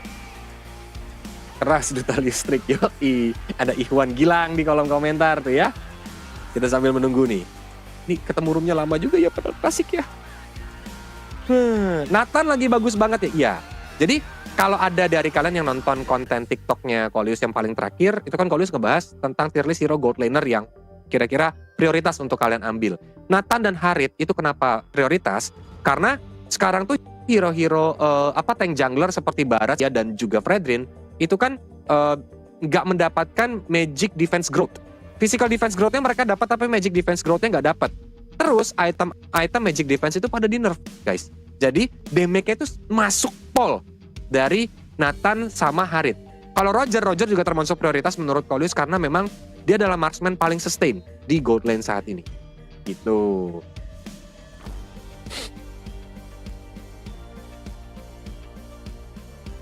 Tenang aja, Hellcurt bagus untuk roam. Nah nanti kalian sambil lihat nih ya, ini sambil kita nyari roomnya agak gak ketemu-temu juga nih padahal kita main klasik. Ya mau nabrak boleh banget guys ya, ini live kok ya. Jadi bukan rekaman dari MPL ini live. Kolius sambil take over dulu. Jadi ini sambil menunggu breaknya 25 menitan ya, sambil persiapan juga untuk next match. Kita bakal kasih tutorial Hellcurt roamnya. Lolita Ward gak bagus banget. Lolita bahkan sempat dipakai Drian, kemarin juga sempat dipakai siapa ya di minggu ini ya. Itu masih sempat muncul Lolita. Kenapa Lunox gak laku? Nah ditunggu Adit. Lunox itu potensinya bisa di gold lane nanti. Jadi kamu tunggu aja. Menurut Kolius, Lunox mungkin masih ada possibilities untuk nantinya muncul di MPL. Carmilla Jungler beneran bisa meta atau coba-coba kok? Menurut Kolius jujur Carmilla Jungler tuh lebih ke situational sih. Akhirnya kita ketemu room. Let's go. Enggak, ini sambil kita, aku mau tutorial Hellcurt roam guys ya. Aku mau kasih tahu kalian tentang potensi Hellcurt untuk jadi roam. Ya, gak perlu lama-lama, kita pick aja guys. Nah, untuk emblemnya biar kalian jelas ya, aku sih pakainya Swift di sini. Terus juga ada Master Assassin sama ada Little Ignition. Ini yang menurut Kolius mungkin possible untuk bisa instant kill lawan nantinya. Terutama attack speed Hellcurt juga lumayan cukup kencang ya teman-teman ya. Terus kalau untuk itemnya, nih bisa kalian lihat sendiri di sini ya. Aku lebih milih untuk Blade of Heptasis. Ini situational ya. Demon Hunter Sword ini bisa kalian build kalau lawannya tebel-tebel. Tapi kalau nggak tebel-tebel, menurut Kolius kalian bisa bikinnya Hunter Strike atau bikinnya tuh Blade of Heptasis. Nah di sini juga ada Corrosion biar namanya attack speed. Ini penetrasinya Malefic Roar dan yang terakhir ada Immortal yang nantinya bisa kalian ganti-ganti mungkin Rose Gold atau yang demen freestyle tuh bisa pakai Winter Transient guys. Let's go ya. Cara lawan Nathan di late game kok harus hero yang memang bisa ke belakang dan CC. Jadi memang harus ada shout caller yang maksudnya kompak dari gerakan teman-teman kalian juga untuk bisa bikin kayak ketika memang Nathannya ketangkep itu harus di burst gitu. Harus secepat mungkin Nathannya tuh di take down. Karena kenapa? Nathan punya entropy guys. Skill ultimate-nya untuk dia kabur. Bahkan backup untuk Nathan juga pastinya lumayan cukup kencang. Secara teori seperti itu. Cuman memang prakteknya kamu harus lihat draft juga guys. Misalnya dari segi draftnya ini teman-teman ini ada yang bakal ini enggak gitu, ada yang bakal nge-backup Nathannya enggak, siapa yang harus di take down duluan, apakah langsung incer Nathan atau dipisahin dulu gitu-gitu. Let's go nih ya. Hellcurt roam penghancur turret Kolius, betul Rifki, betul banget. Hellcurt roam itu bisa banget buat ngancurin turret. Dark system gak tuh Hellcurt roam, nanti kalian lihat sendiri nih ya. Ini kita gak tahu juga nih, semoga tidak cosplay jadi dark system kalau untuk level-level awal sih biasanya aku langsung ngambilnya skill 2 aja guys. Terus karena kita mode prowler guys, jadi rotasinya ini bakal kenceng. Kita bisa langsung rusuh guys sebenarnya. Aku bawanya petrify, jadi harusnya masih bisa selamat kalau sampai di geng lawan. Aku langsung ke orange buff lawan. Karena nih, Lito Wondernya di sebelah sana guys. Kita samperin dulu aja. Kalian lihat damage Hellcurt Rom guys ya. Kalian lihat guys, sabar. Kalian kalau bisa curi-curi, karena aku punya masih petrify ku masih belum aktif. Ya, lihat ya, kita langsung di backup. Kalian lihat guys ya, langsung hilang lawannya guys dan mode prowlernya langsung aktif. Kita langsung dapat per skill. Ini gunanya apa sih teman-teman? Ketika kita di sini, kita tuh ngasih info ke teman kita. Oh, lawannya ini start merah dan lawannya Alucard. Gak banyak crowd control yang bisa dihasilkan sama lawannya. Jadi kita bisa langsung hajar kayak gini contohnya nih. Darah dia lumayan cukup sekarat kan? Sini kau. Kustiker kau. Sabar ya, kita belum level 2 guys. Hati-hati, petrify kita udah cooldown. Dari dark system kita nanti kalau seandainya ini. Dapat gak? Nggak dapat. Langsung kita isengin aja dari cownya ya. Ini kalau udah mode prowler gini tandanya, guys ya, tandanya nggak ada lawan. Nih ya, kalau kasih tahu tips untuk menggunakan Hellcurt. Kalau kalian lagi kayak gini darahnya regen dan tiba-tiba dia meledak gitu, itu berarti ada lawan guys. Jadi ini sebenarnya Hellcurt bisa buat open map cuy. Jadi misalnya ada lawan di rumput gini, itu langsung bisa ketahuan sama Hellcurt-nya guys. Ini mode prowler, lihat nih ya. Ini mode prowler, ada yang di rumput gak nih? Kalau dia masuk rumput dia bisa langsung ketahuan guys. Tapi kita bisa langsung ke Layla dulu.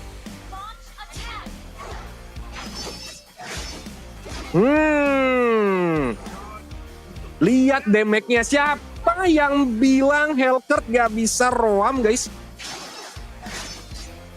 Tunggu, temanku jauh nih guys ya. Kita lihat dulu guys. Teman kita jauh. Dia aja. Tunggu dulu. Kukira buy one, ternyata bawa kawan guys. Ya. Nye. Emang kau aja sih yang bisa bawa kawan kan? Sabar ya. Sakit banget. Nah tuh, matiin. Nah, gitu guys.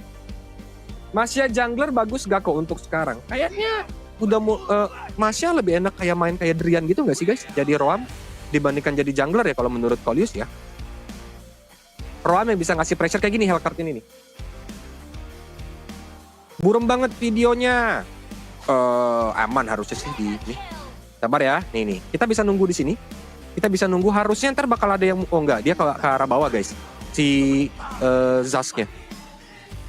Tamus agak tebal, kita kalau bisa kita hajar tuh hero-nya yang agak tipis-tipis aja guys. Bawah kita mau diserang, kita masih cukup aman. Hilang kau cuy. Hilang kau cuy. Damage kita terlalu dalam ini guys. Nah kita jadiin ini dulu nih, Fury Hammer guys, biar ada penetrasi.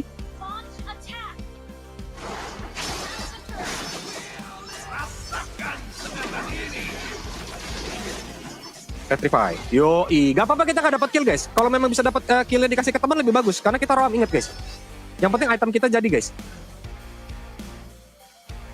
Mode prowler lagi. Sambil nungguin stack. Ada nggak? Nah dia ada nih, ada lawannya. Tuh kan, kalian lihat guys. Itu cara nandain lawannya ada atau enggak guys. Kalau modenya aktif kayak gitu meledak ya Hellcurt-nya ini bisa banget jadi roam makanya. Berarti ada lawannya di rumput. Bukan pakai map hack guys ya. Bukan pakai map hack, tapi karena pasifnya Hellcurt guys. Varsha ada potensi masuk meta gak kok? Ada. Yang penting nggak banyak hero dive in, Varsha bisa muncul guys. Iya. Ayo bang. Tidak bangku. Rame cuy. Backup kita mana? Wis, disepak ya. Cow ulti. Kita kasih info dulu.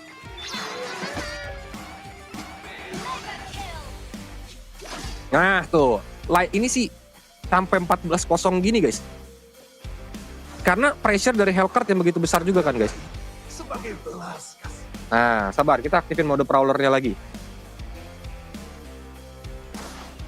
Sambil plating, nah ini ada lawan harusnya. Tadi aktif soalnya, di kiri dia.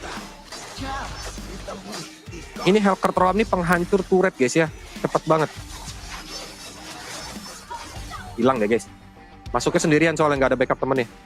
Sambil kita cari lawan, jalan-jalan di map, cari-cari ke rumput. Petrify, nggak gerak ya guys. Tuh. Nah, bisa jadi jungling juga kita dah. Aduh, dia juga loncat guys, flicker ya. Pukul guys. Gila ya. Pokoknya rotasinya guys ya, ini jadi cepet banget guys. Dan kunci dari Hellcurt Rom adalah rotasi, jangan diem aja. Karena dia kayak Natalia guys, kalau bisa cari info. Wah, kalian dia hilang guys. Akhirnya kekejar.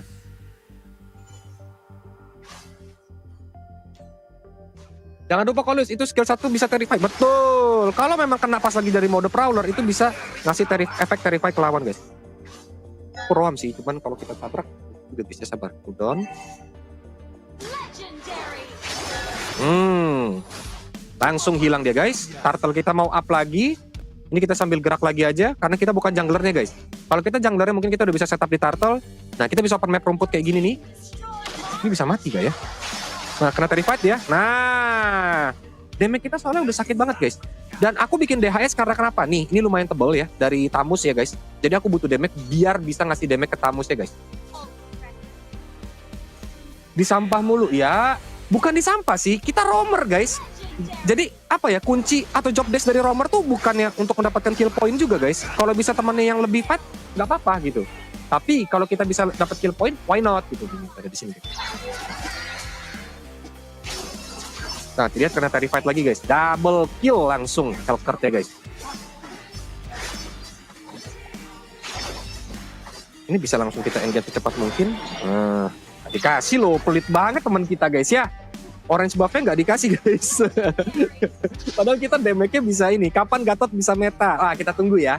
Kalau dia juga kangen sih, misalnya Gatot bisa meta kayak dulu mungkin. Ada orang nih. Oh, muncul di turret. Sabar, lihat tengahnya udah mulai ini. Panik kita bener-bener merajalela. Awas nih, kita bisa. Ya, kita ter-take down sendirian dong. Ya, nggak apa-apa guys. Tuh, tuker guys ya. Langsung tukernya 2 guys. Tuh, ini namanya ilmu trading. Walaupun jadinya harusnya kita 0 kill sini, lawannya jadi dapat kill guys. Yang tadi nge-kill kita itu, oh untungnya Chow. Chow adalah rom dari lawan. Jadi ini rugi guys bagi lawannya. Yang nge-shutdown, soalnya Chow-nya shutdown guys. Counternya apa Kolius? Bisa pakai let's say Kaja, bisa pakai Franco. Hero-hero crowd controller sih guys kalau menurut Kolius. Yang memang efisien buat nge-counter Hellcurt. Karena Ruby juga bagus banget tuh buat nge-counter Hellcurt. Karena kan silence Hellcurt sekarang udah nggak ada ya guys ya. Jadi ketika Hellcurt masuk, itu bisa langsung dihajar guys. Jangan dikasih lepas Hellcurt-nya. Tuh lihat damage kita, dia di darah Alucard full loh guys. Darah Alucard masih banyak banget tadi guys. Sabar, Zasknya lagi pakai ulti. Lawan bot, lihat namanya orang guys. Kita ada komputer sih. Ada nama komputer guys, tuh Zasknya pakai nama komputer gitu. Jangan. Lance meta nggak bang? Kalau di ranked masih bisa dipakai banget. Cuma kalau di MPL Lance itu sebenarnya buah si malakama sih, jujur. Maksudnya kayak misalnya kalau lagi bagus, tapi kalau memang lagi ini, ya ampun masih diambil juga sama temen kita guys. Tapi kalau memang kalian fail snowballing dari early game, itu bakal bahaya guys. Gitu. Kita record dulu guys, dulu. Alu bisa nggak counter? Ini Alucard malah kesiksa sih guys. Sebenarnya Alucard bisa counter, tapi gini, kunci dari Alucard adalah kamu harus punya hero-hero yang hero lawan tuh nggak ada di draft itu burst damage atau banyak crowd control guys. Nah, Hellcurt itu termasuk hero burst damage. Jadi Alucard harus hati-hati. Kita solo lord aja nih, kuat nih harusnya. Bayangin guys, hero roamer yang bisa solo lord apa guys? Natalia aja nggak bisa, Saber aja nggak bisa guys. Hellcurt sih guys. Memang lama sih, tapi karena kan kita nggak pakai ini guys ya, emblem yang buat ngelord. Ngapain kau di sini? Ya aku lagi MPL takeover guys. Jadi kita bajak streaming MPL. Sekalian ngasih tutorial ke kalian gimana sih cara mainin Hellcurt Rom. Aku sambil cari di map. Kalau di sini ada hero nih, di rumput ini ada hero, pasti pecah prowler ya guys. Atau pasifnya pecah. Ke kiri lagi, kembalikan meta Alucard. Nah ini ada nih, tuh. Ulti bang. Balikin yuk. Sabar, kita tarik ulur guys sambil nunggu mode prowler aktif. Di sini ada hero kan tadi? Oh nggak ada. Nice. Backup yang sangat manis. Hilang dia guys. Sampai cuma dapat 50 gold kita guys ya. sampai cuma dapat 50 gold. Pelan-pelan. Sambil kita barisin bentuk huruf V. Oke. Langsung kita aja guys. Nah, gimana guys? Kalian lihat kan? Itu dia potensi dari Hellcurt Roam. Kesimpulannya, pilih itemnya kalau bisa burst damage. Karena kalian itu tipikal yang bisa nge-pressure lawan. Jadi Hellcurt agak sia-sia nantinya kalau kalian bikinnya itu bikin item tank. Yang kedua, kalau sih pakai dire hit ya untuk blessing roamnya. Terus gaya main itu mirip sama Natalia. Kalau Saber tuh kan memang dia jalan pakai ulti. Nah, tapi kalau Hellcurt ini lebih ke in and out deh. Karena ketika dia dapetin point kill, dia bakal conceal. Kondisi yang bagus untuk menggunakan Hellcurt Roam tuh seperti apa Kolius? Ketika lawan pakai assassin, ketika lawan banyak pakai hero tipis teman-teman. Jadi mungkin itu aja tutorial dari Kolius. Semoga berguna buat kalian teman-teman ya. Buat yang mungkin penasaran bisa dimundurin lagi streamingnya dikit sambil nunggu breaknya untuk melihat potensi dari Hellcurt Roam-nya. Jadi Kolius izin pamit undur diri. Thank you so much buat teman-teman yang udah nonton dan tunggu match berikutnya ada Alter Ego dan juga Geek Fam. See you di acara lainnya.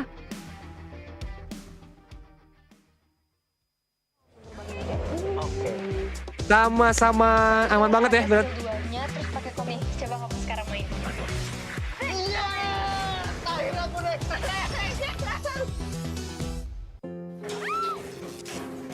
바로 출동하겠습니다.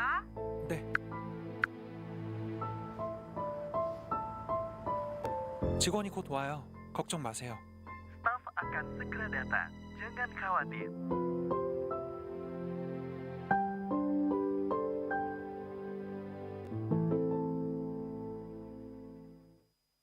Pakai aplikasi GoPay, dompet andalan gamers. Banyak damage-nya. Ada cashback hingga 20.000 buat upgrade skin baru. Dikasih ringan gak makan memori. HP lemot bisa victory. Top up langsung dalam game tanpa hambatan. Ikutan selebrasi MPL di aplikasi GoPay. Menambah Tuh, kalau misalnya musuhnya di situ, jadi kamu langsung berbagi kayak. Oke. Nah, jadi kamu harus pakai skill 2-nya, terus pakai komik. Coba kamu sekarang main. Iya, akhirnya aku naik.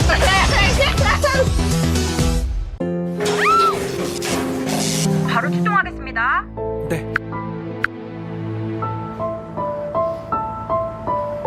직원이 곧 와요. 걱정 마세요. Staff akan segera datang. Jangan khawatir.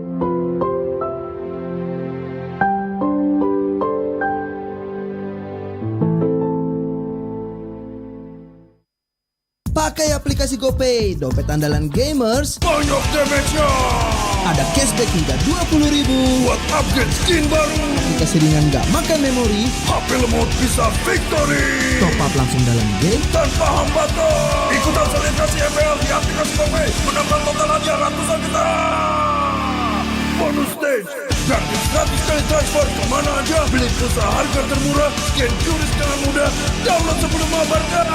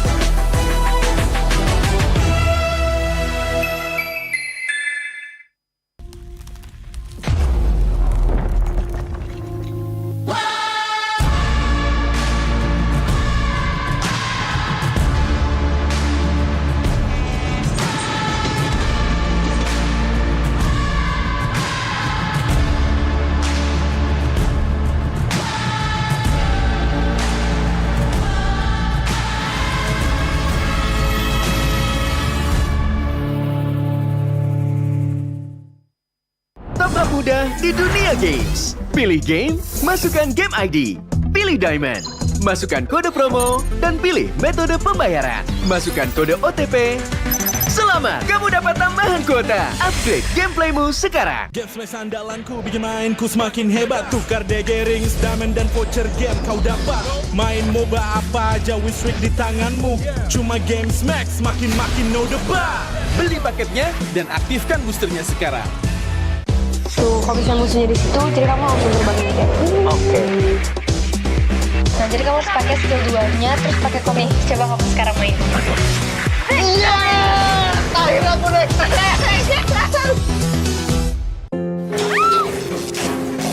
바로 출동하겠습니다. 네. 직원이 곧 와요. 걱정 마세요. Staff akan segera datang. Jangan khawatir.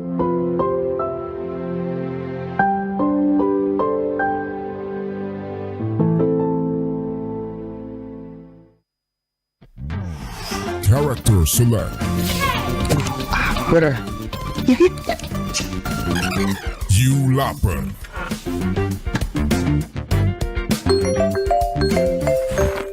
Stop! Pakai klik Indomaret, belanja 1 jam sampai dan gratis ongkir loh. Wah, belanja online kayak belanja di toko Indomaret. You kenyang, siap main lagi. Let's go! Belanja online seperti di toko.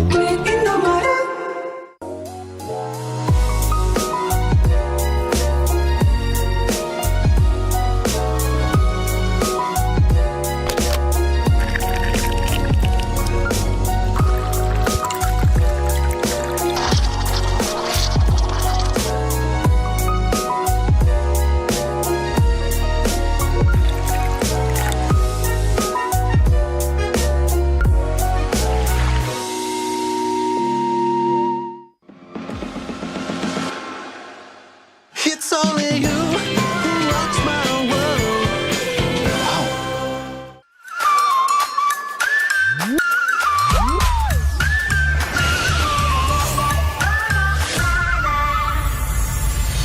I'll be, yeah, I'll be wherever I wanna be. Wherever I wanna be.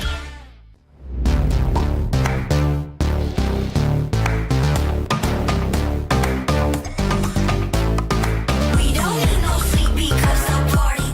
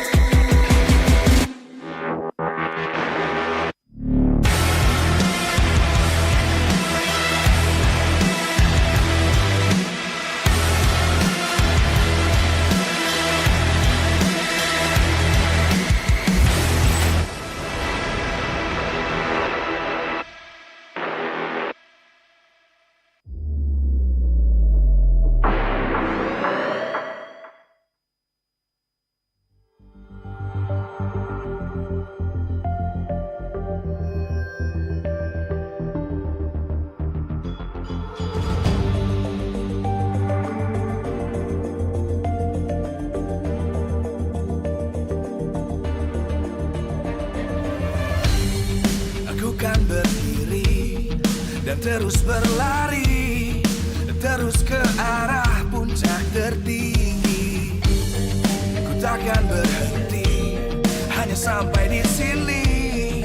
Kemenangan abadi menanti. You know we won't miss if we unite our focus. And if you haven't noticed, we all there. Nyalakan apimu, hadapi semua tantangan, hadang semua serangan, jatuh bukan halangan. Bakar semangatmu, janganlah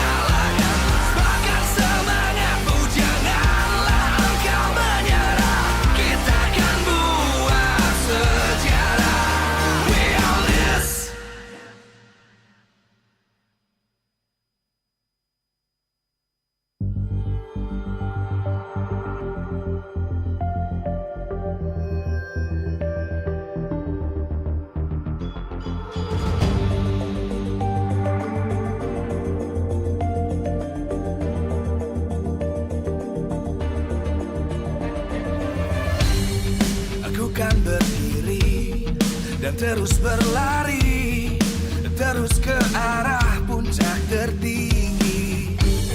Ku takkan berhenti, hanya sampai di sini. Kemenangan abadi menanti. You know we won't miss if we unite our focus. And if you haven't noticed, we all live. Nyalakan apimu, hadapi semua tantangan, hadang semua serangan, jatuh bukan halangan. Bakar semangatmu, janganlah engkau menyerah.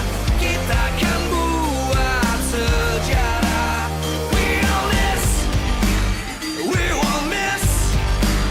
We all this, we won't miss. Saatnya beraksi, jalani ambisi. Aku kan menyawakan hari ini. You know we won't miss if we unite our focus. And if you haven't noticed, we all live. Nyalakan apimu, hadapi semua tantangan, hadang semua serangan, jatuh bukan halangan. Bakar semangatmu, janganlah engkau menyerah. Kita akan buat sejarah. We all this, we won't miss. We all this, we won't miss. We all this.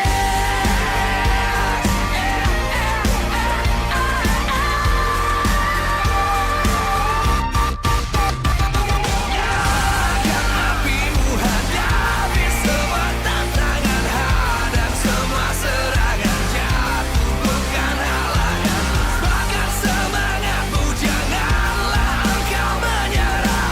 Kita akan buat sejarah. We all this.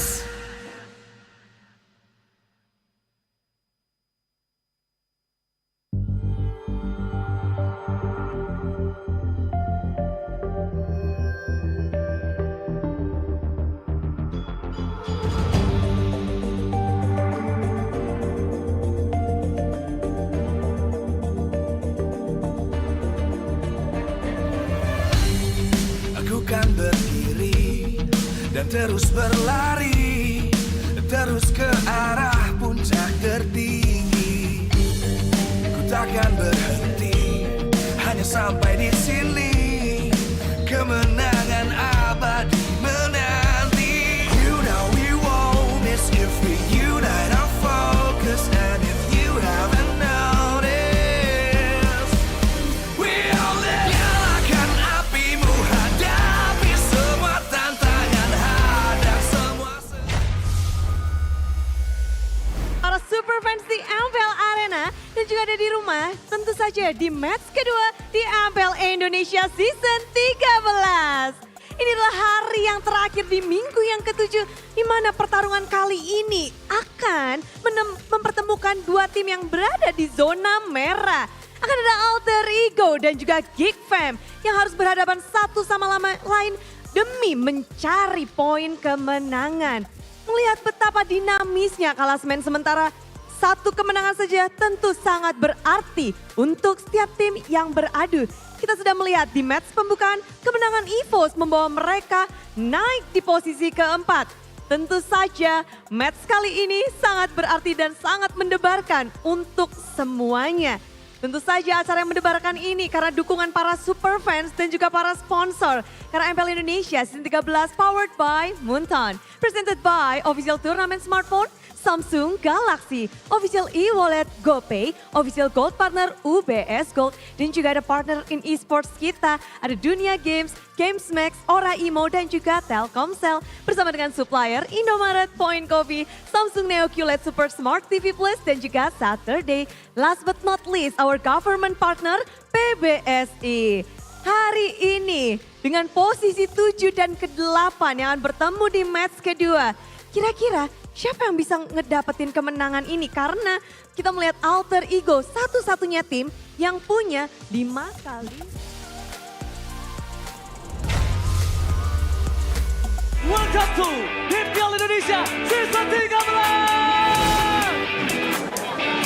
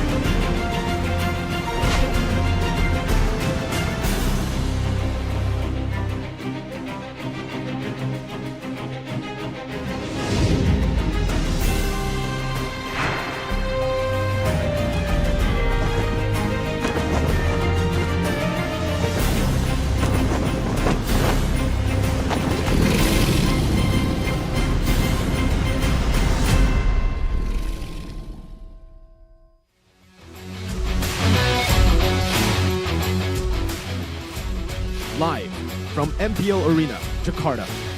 MPL Season 13 is powered by Moontalk. Presented by official tournament smartphone, Samsung Galaxy. Official e-wallet, GoPay. Official gold partner, UBS Gold.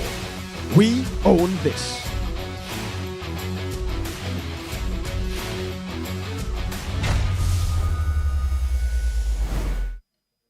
Alter Ego and Geek are dangling over a cliff. Their right hand holding on to the edge, while their left outstretched, searching for a miracle. With the darkness of the red zone looming beneath them, who will be pulled up first? Ladies and gentlemen, welcome to the second match of the day. We are now entering week number 7, day number 3, the final day of this week. And you are now watching the English broadcast here with me, Eterna, alongside with Mirko, as well as Arashi. Before we get into it, however, we do want to thank our sponsors. MPL ID Season 13 is powered by Moonton, presented to you by the official tournament smartphone Samsung Galaxy. Our official e-wallet, GoPay. Our official gold partner, UBS Gold. We also want to thank our partners in esports, Duna Games, GamesMax, Oraimo, Telkomsel, our suppliers, Innomart, Point Coffee, Neo QLED, Super Smart TV Plus, Saturdays, and of course, thank you so much to our government partner, PBESI, for without all of your help, this tournament would not be possible. So here it is, ladies and gentlemen, the second match of the day. We are going to be seeing Alter Ego and Geek, both teams in the red zone, fighting for survival, fighting to keep their dream alive in their playoff run of Season 13. It's so close at the bottom of the standings right now. 5-6, 6-6, all the way from the third place all to 8th, I would say. Even 9th, technically. If Dewa United get a few more wins here and the teams up top lose just a few more matches, it can flip. We can see Dewa make it, we can see Aura not make it, but mainly we're going to focus on the two teams who are still in the red zone, desperately trying to climb out of that cliff that they're dangling on, as Eterna mentioned earlier. Geek Fam and Alter Ego. Alter Ego being we're a spot 4-8 compared to the 5-6 record of Geek Fam, but also in playstyle, I think it kind of reflects there in the standings. Alter Ego have been so template. Geek Fam also kind of readable, but still in their gameplay, a bit more multi-dimensional. There's still more of a glimpse of brilliance from Geek Fam. I think for sure they have this bit more flexibility in their strategy, and they have some very interesting combinations that they occasionally just bring out onto the table and surprise us with. Like even back then, when the first time we saw the Novaria, the Selena, right? Moments like that, they can still come. That can still happen right now with the meta still shifting around, and a lot of teams just finding all these unique picks. But here's the poster here. Out of the red zone is the target. Out of the red zone is the target for both these teams. Is the blue side the key? Who can escape from the red zone? Is it going to be off the back of the blue side? Because for both teams right here, they really enjoy playing on the blue side. Although the win rate is 50% to 42%, but hey, that's the best they can come up, they can get in that situation. It's definitely something that is going to play a factor here in how both of these teams draft. Unless the recent changes or the recent shift in popularity for different heroes has changed that. I think for now, looking at the total games also, right? I think for Geek Fam, they have been trying a lot of different compositions. Kind of the same for Alter Ego, experimenting and trying to utilize that creativity. But we've seen changes over changes for Alter Ego, not just in their drafts, but in their lineups too. Sully Boy coming into the fray, replacing Krite, Rekt, and replacing Rossi. And even yesterday, we saw Highs play again. And to this day, we still don't know what the best lineup is for Alter Ego. For Geek Fam, I think it's very clear already. But they've also been changing technically, right? We thought it was Hazel for the longest time. Now we've seen Ray get a lot more game time compared to Hazel. So at this point, it's kind of a coin flip. Who's going to play today? Will we see Rekt again with Highs? Will we see Rossi with Nino? Will we even see Sully Boy for Krite? And the thing is, that's not exactly what you want coming into week number 7. Still unknown what lineup you want to be picking up today. But we are going to see their normal lineup, right? Pai, Taz, Krite, Rossi, as well as Nino. So we don't see Rekt, we don't see Highs, nor do we see Sully Boy. Let's hope that that is enough. Let's hope that their synergy is on point and their chemistry is there to be able to win against Luke, Ray, Aboy, Beloyski, and Chidera. So again, no Hazel. They've opted to go for Ray once again. Very interesting. Sure is an interesting call, considering some of the opinions we've seen on the desk so far. We're walking to the stage right now. Fighting for dear life, dangling on the edge of a cliff. The Geeks have to find a solution. The solution bench though, but with Ray, will he be the retribution for Geek Fam to come back up against the three-faced mask with a very similar road ahead? It's Geek Fam! Number 7 on the standings right now, out of the 9.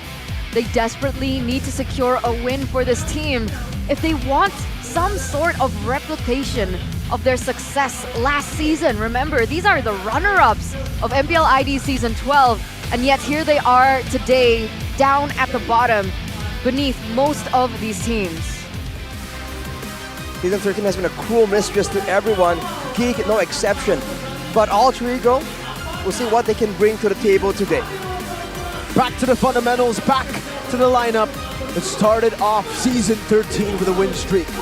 Rossi, Nino, and Cry back in commission with Pai and Taz. The three-faced mask look to reclaim that win streak that was once theirs.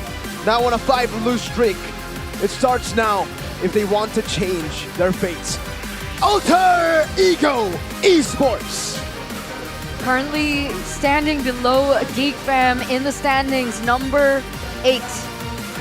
This team is a team that has the highest amount of lose streaks so far, 5 times in a row. Let's see if they can finally procure themselves a win. As we all know, ladies and gentlemen, it's getting even more imperative than ever. Especially right now with the changes, there's a lot of chances for both these teams to come up with something crazy. We've said that before, and now with the coaches on the stage, headed by our Marshal, Dainang, Blovsdy and Nafari will have to try and outsmart each other. With the pressure ramping up, knowing that this is now a fight not just for glory, but also for survival, you can expect the most desperate of measures for this desperate situation. It's still the choice for Alter Ego to deploy Nafari and ours. No Aldo still for Alter Ego, just like yesterday, but with a different lineup. What's the plan here for Alter Ego? What do they need to get done up against Geek Fam, a team who, again, have been quite okay, but their drafts have been very, very unique. Estes, Florin as well, very healer-based. Seems that they're thinking that there's a bit more value to be gained there. If you look at the average KDA, Alter Ego holds quite the significant difference compared to Geek. But Geek, they're all in on the team fights, and they really use that neutral objective to try and go for it. Alter Ego has a much more aggressive, chaotic style. Now we've seen in today's matches alone that both can work depending on the situation. And if you do have a plan to go with that neutral objective style or that chaotic, long distance, macro-heavy playstyle, both can work, but the setup, the preparation all the way from the player's mind into the drafting phase has to link up together to set up for that victory. Here's the keys to victory though for Alter Ego. Respect Beloyski's healer and win the mid lane trio matchup. They want aggression, it has to begin from there. If you go aggressive on the side lanes without the mid lane jungle roam pressure, then you're only gonna get counter ganked, counter initiated on. That's never the way to go. So going with that strong, heavy roam style with a lot of tempo, and look for a gold lane fighter, this might be the right time to go for it if they really want to try and leverage every single thing they can get their hands on to really get all the winning lanes, the winning matchups, and crush Geek Fam before any kind of smart team fight macro situation comes around. The keys to victory for Geek Fam though is seeking Florin alternatives to Beloyski's healer roamer. He's been very intent on playing this Florin, and he's had good results, but he needs alternatives if he wants to stop being targeted in the banning phase, in the pick phase as well. And of course, you have to exploit Luke as a playmaker. Recently, with Beloy going for those healers, someone needs to step up to the plate to start the fight, to go for the dives. Luke has been able to do so impressively, but he requires the right tools to do so.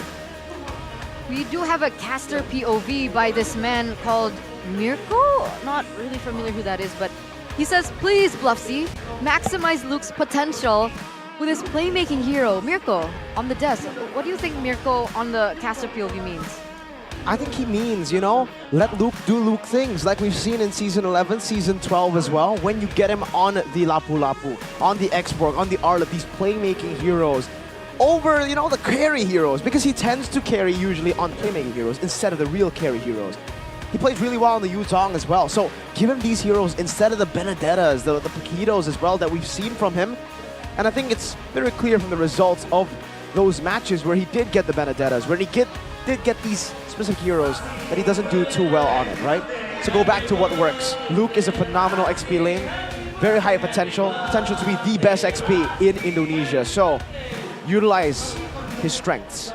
By the way, happy birthday, Rasi.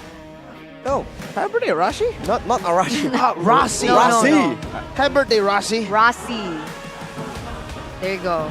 Today is May 5th, 2024, and Romer from the Alter Ego team, Rasi, is celebrating his 23rd birthday. So young, 10 years younger than you, Eterna. I am not 33. Did you know your viewers are coming onto my streams, by the way, saying that I look 40? What? I They're never like, said that.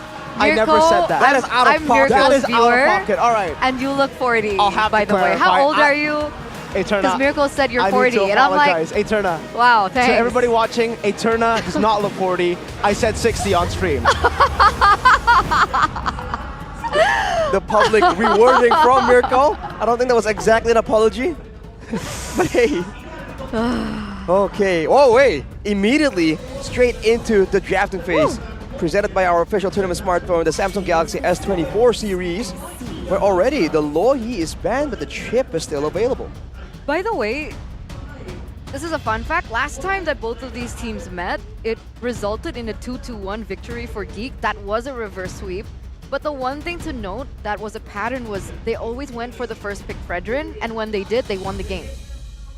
So I'm not sure whether or not the Fredrin will be contested in this particular match, or it can come through once again. Lui's been banned out, so that does leave one more slot open. The Matilda has yet to be banned out, but so does the chip. Do Alter Ego want to let it go? I think on paper, Alter Ego will do better with a pick like the chip, but a lot of teams are wising up to that strategy, right? With the chip just being so decisively so oppressive in the Land of Dawn, a lot of teams have found, or at least crafted, some kind of countermeasure. But with Matilda selected over the chip, now Alter Ego won't have that Matilda available to pick up either. Oh, That's the first time, right? Yeah, first time chip pick for Geek, but remember, just want to let you guys know, maybe if we had a different caster POV, it will probably just be KB with a quote, chip sucks. That's what he thinks right now with all the counters that are available to go up against the chip. Yesterday, chip stood at a 0% win rate. That was how bad it was, because everybody finally understands how to counter it. And we'll see for Geek Fam if they have the winning formula for the chip. Valentina pickup though for Alter Ego. Only the Valentina. It's going to be followed up with, straight a away. very early Carmilla. Wow. This is the way. This is the way? Yeah. Against the chip, this is how Evos was able to fully counter it. You try to group up together, and the Carmilla just takes advantage of that 100% of the way.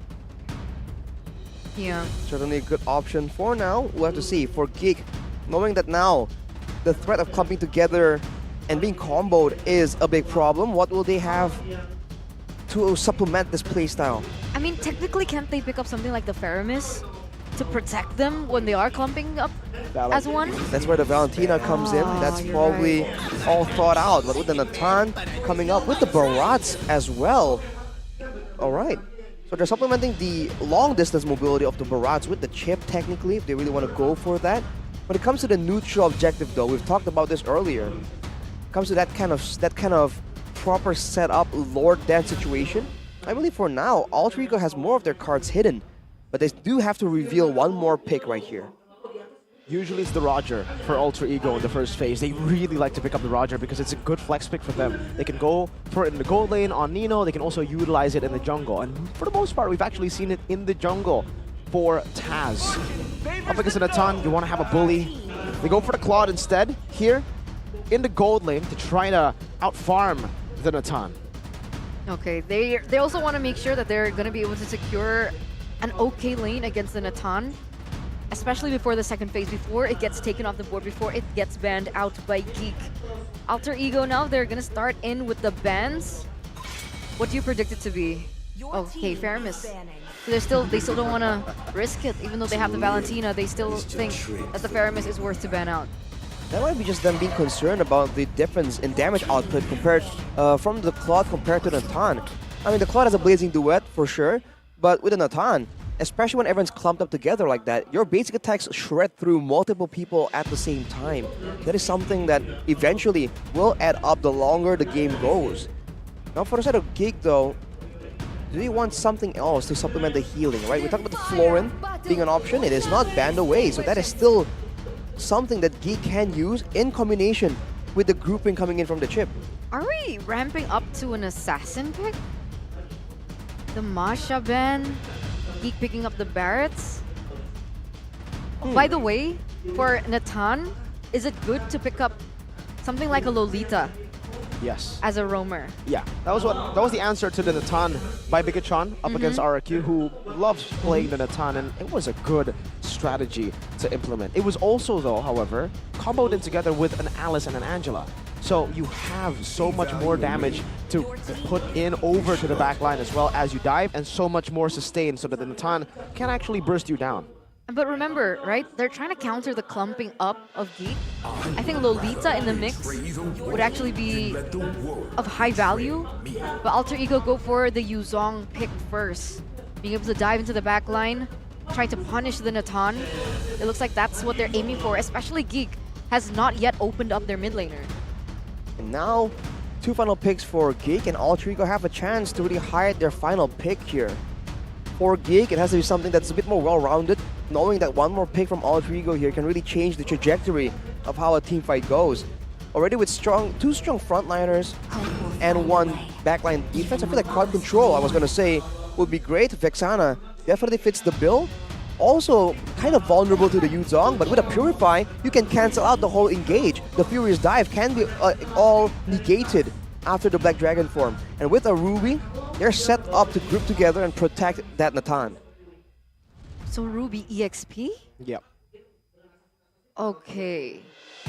Against the Yuzong in lane. Yeah, I mean, it's a sustain versus sustain in that XP lane. We'll see how the Ruby does. I think it's more of a passive pick. Wants to just go and farm out, clear out, and then try to rotate with that CC to enable the rest of the team. And also, it's kind of good punish. For Alter Ego, they don't have a lot of range. Even the Claude, not the super crazy range that you would expect from even a Natan. So, punishable by the Ruby. It's also a good deny pick because for Alter Ego, they love playing that and roll. And technically, the Carmilla is still a flex that can go to the jungle. Baxia, last pick for Alter Ego. All right. I was banging on the Lolita. I was excited. I wanted to see if it worked out, but no Carmilla jungler just yet. It's going to be Carmilla in the roam, Baxia in the jungle. So in the keys to victory, it was mentioned that they need to have the mid-trio prio. Does Alter Ego have the mid-trio prio with this composition? Valentina, Baxia, and Carmilla. So they have a lot of very good skirmishing potential in the early game, and they do have a decent amount of clear. Compared to Chip, Vexana, and Ruby per se, I think the clear is weaker for Alter Ego, but the skirmishing, I think Alter Ego has a bit more to really throw around. And you're seeing the Revitalize come in for Rasi on the Carmilla. And a boy, he does not go for the Purify, it's all flicker.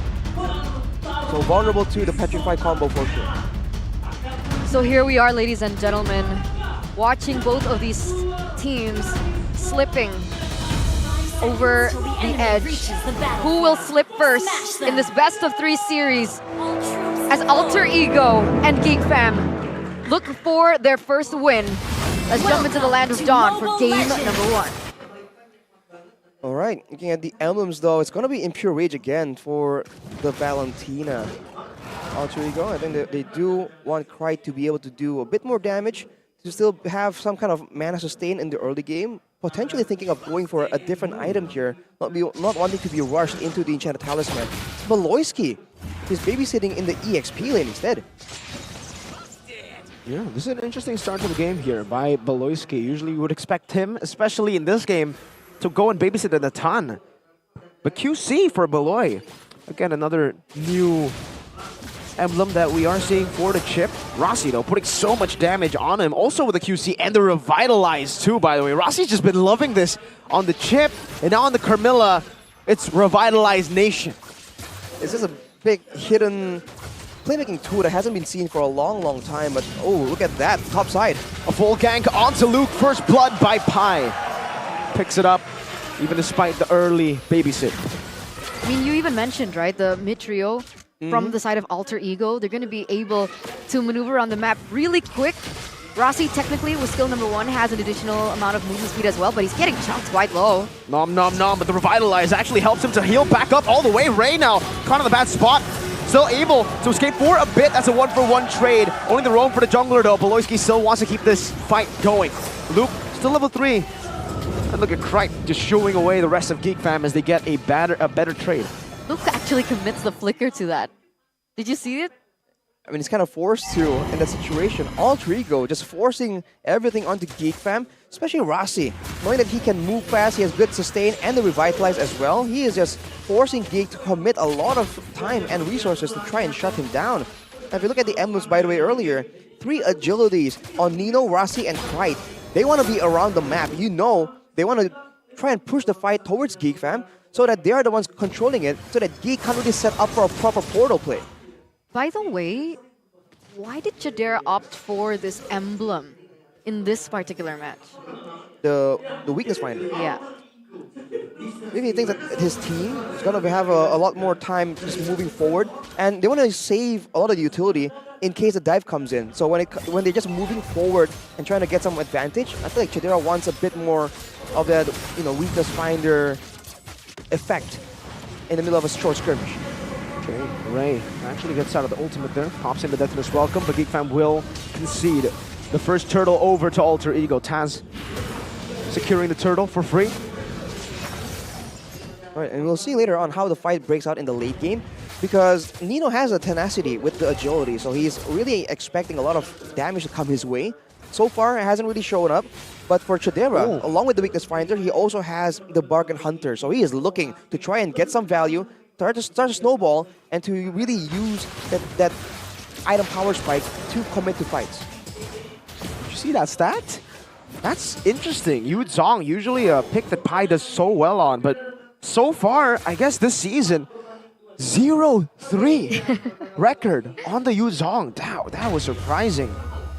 It's kind of not something we expect from Pi. The guy who's usually so consistent, always performing despite how his team is doing. But I guess in the current season, it just hasn't been going so well for him. Or maybe perhaps it's just that some of these EXP laners, they just have to be more situational, right? Back then, Yu Zhong could generally be picked as a prio.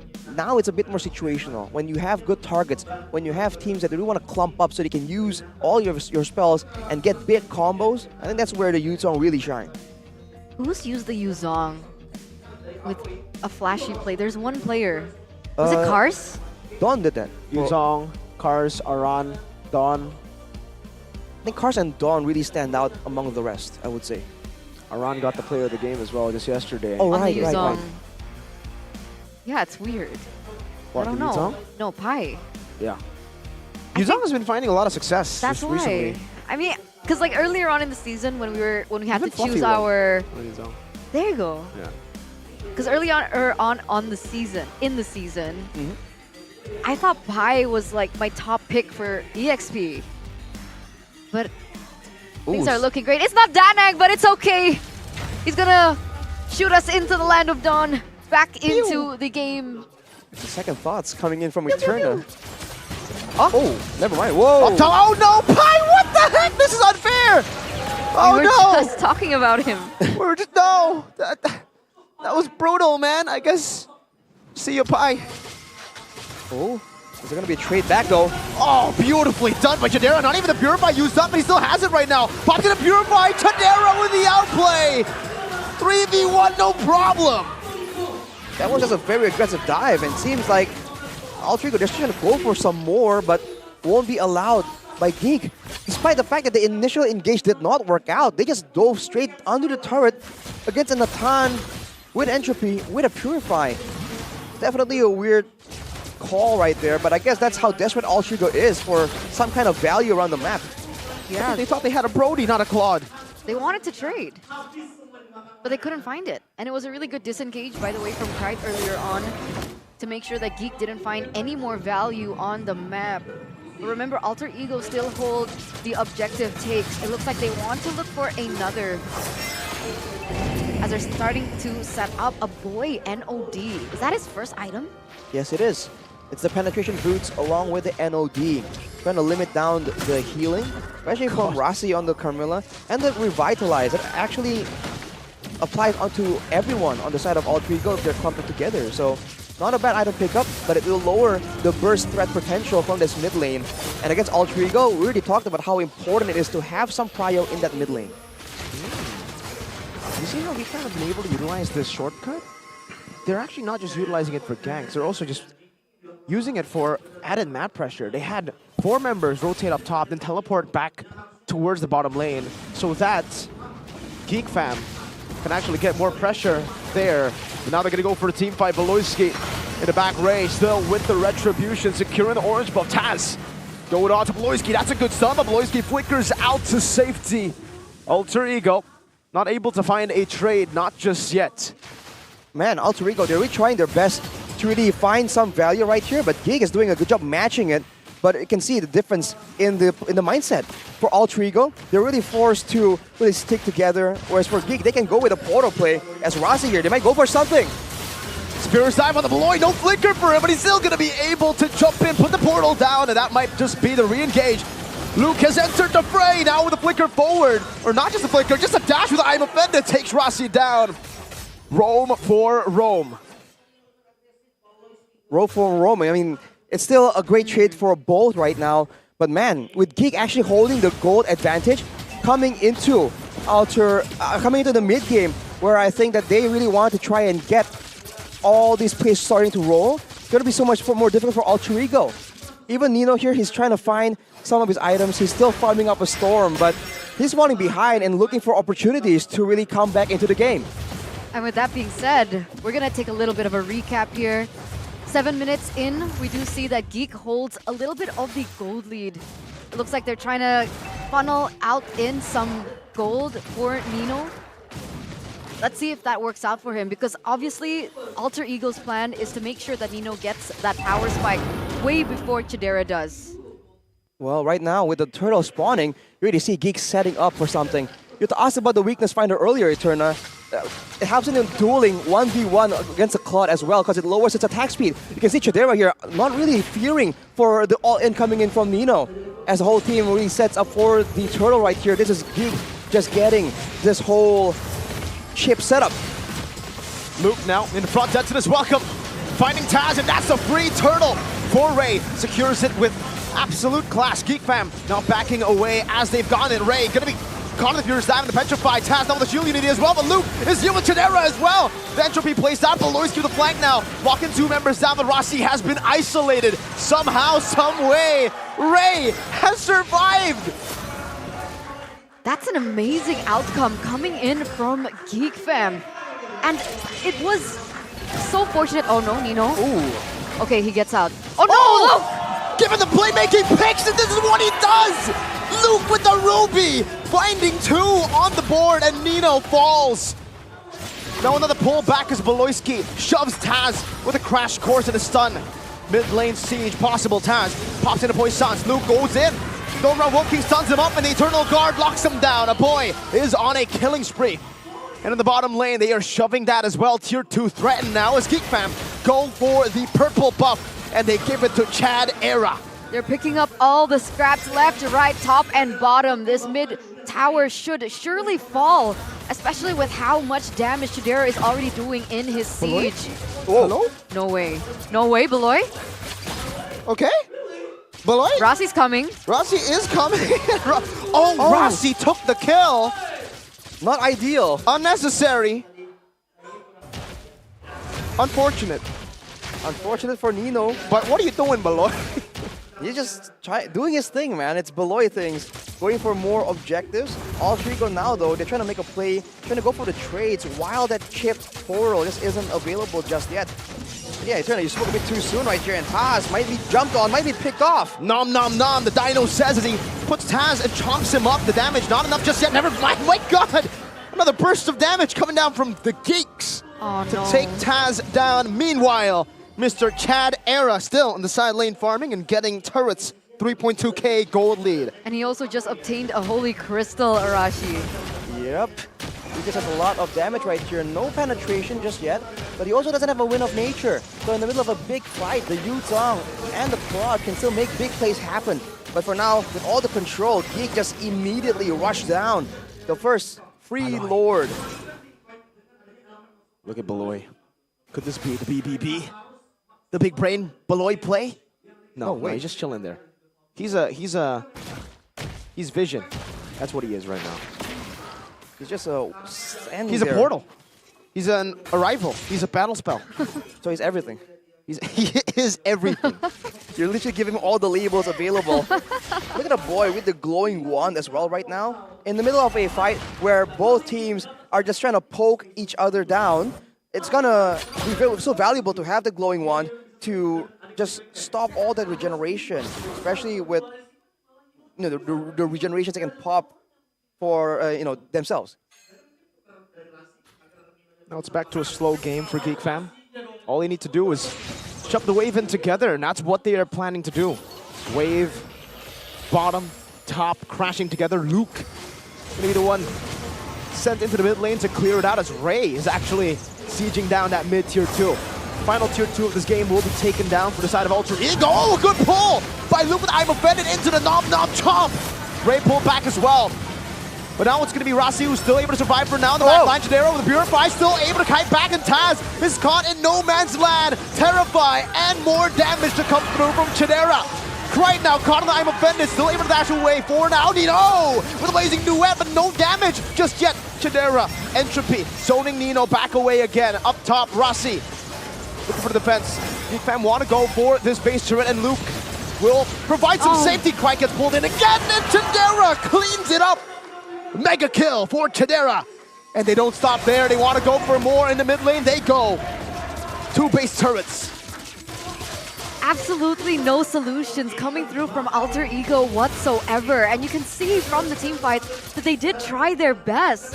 Pi opened up the Black Dragon form, tried to go in for some damage onto Chidera, but he was bursted down by the damage output coming in from that man himself, as well as a boy. At this point, with a 7k gold lead, how do they even try to hurt the backline if even Pi, whose job is supposed to be, can't even get to that point? He jumps down after the Black Dragon form, and he gets instantly deleted. That's like late game Natan damage. The crowd control he provides for the team is not a stun, it's not a root, it's just death, straight up.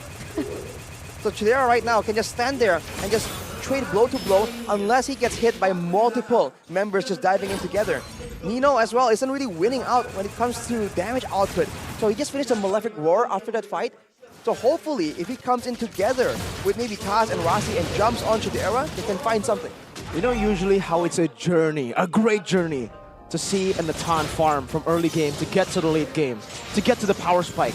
It's not much of a journey here. He just got all of his items and he just shredded down the Lord. What? There's no journey here. It's instant, technically, for Geek Fam. For now, an Alter Ego, they're bamboozled. They don't know what to do.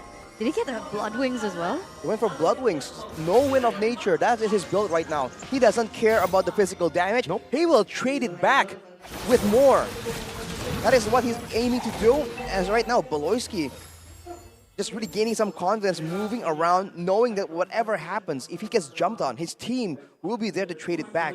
But an 8k gold advantage with Chidera, almost 2k ahead from Nino. The Lord comes through. This might be the final fight. Keep your eyes glued on Luke, because this man has been making the plays happen.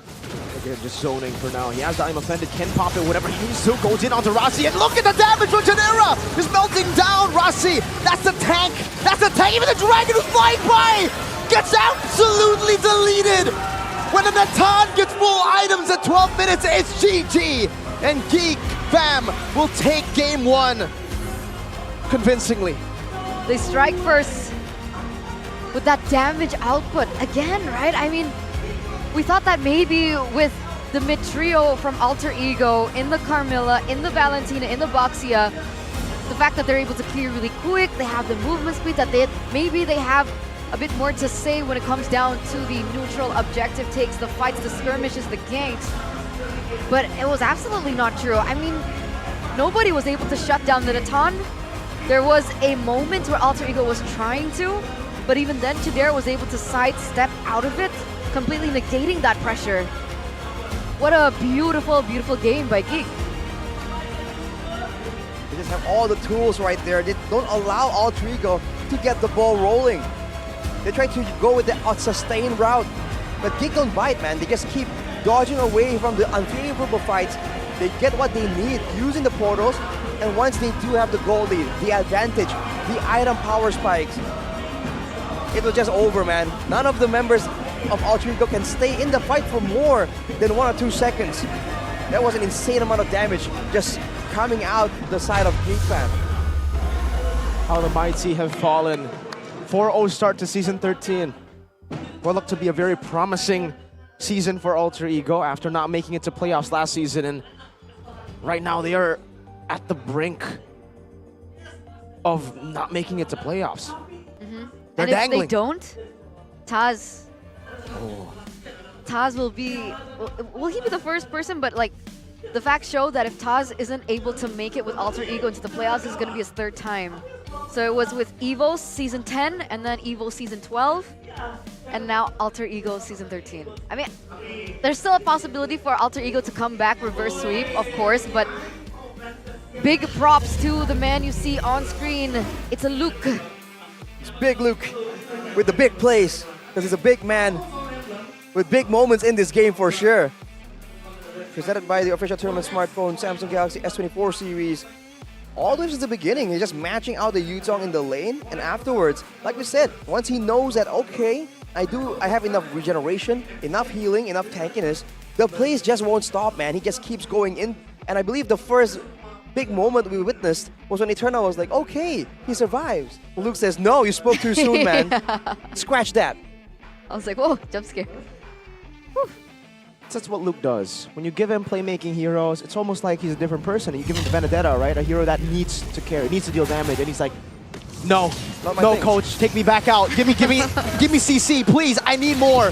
Then, oh man, this was just dirty. This one, just make it the most unfair fight. But Chadera here, Chad era, dealing with the response. He just stood there. He just knows.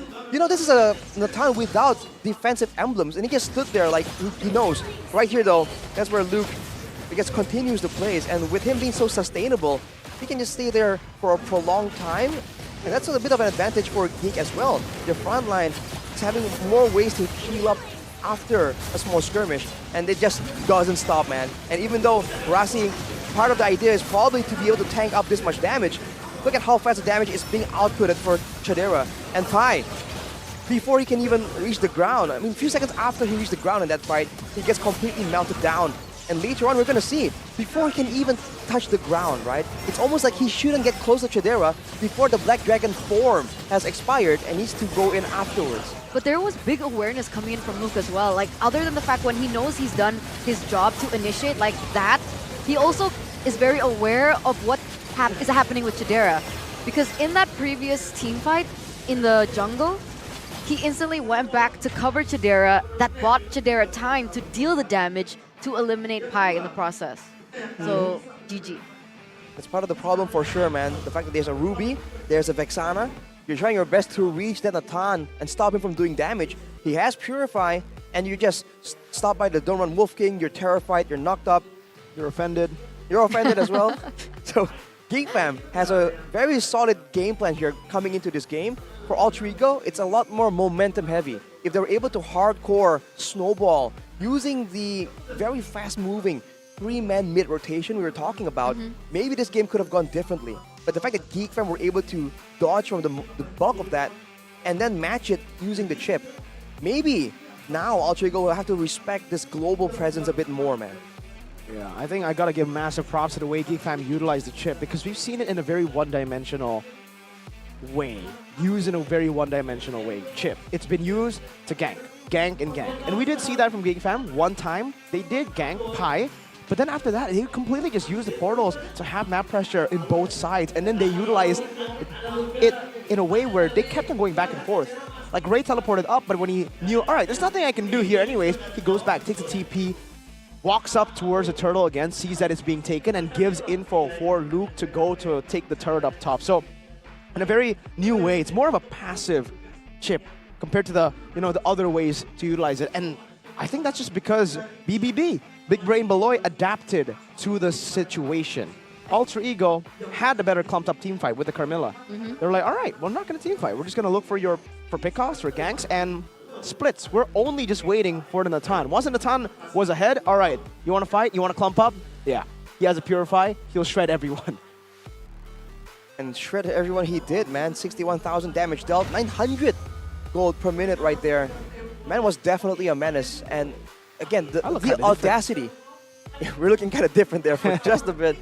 But the audacity to go against a team like Alter Ego, against a Yuzong, a Valentina, a Baxia, and to go with Bargain Hunter. He knows, like, it's shopping time. Is that one of the reasons why he was able to farm up so fast? Oh yeah. Because you can see Nino, he was struggling to keep up, man. He was still finding farm, but I think he was behind like a whole item.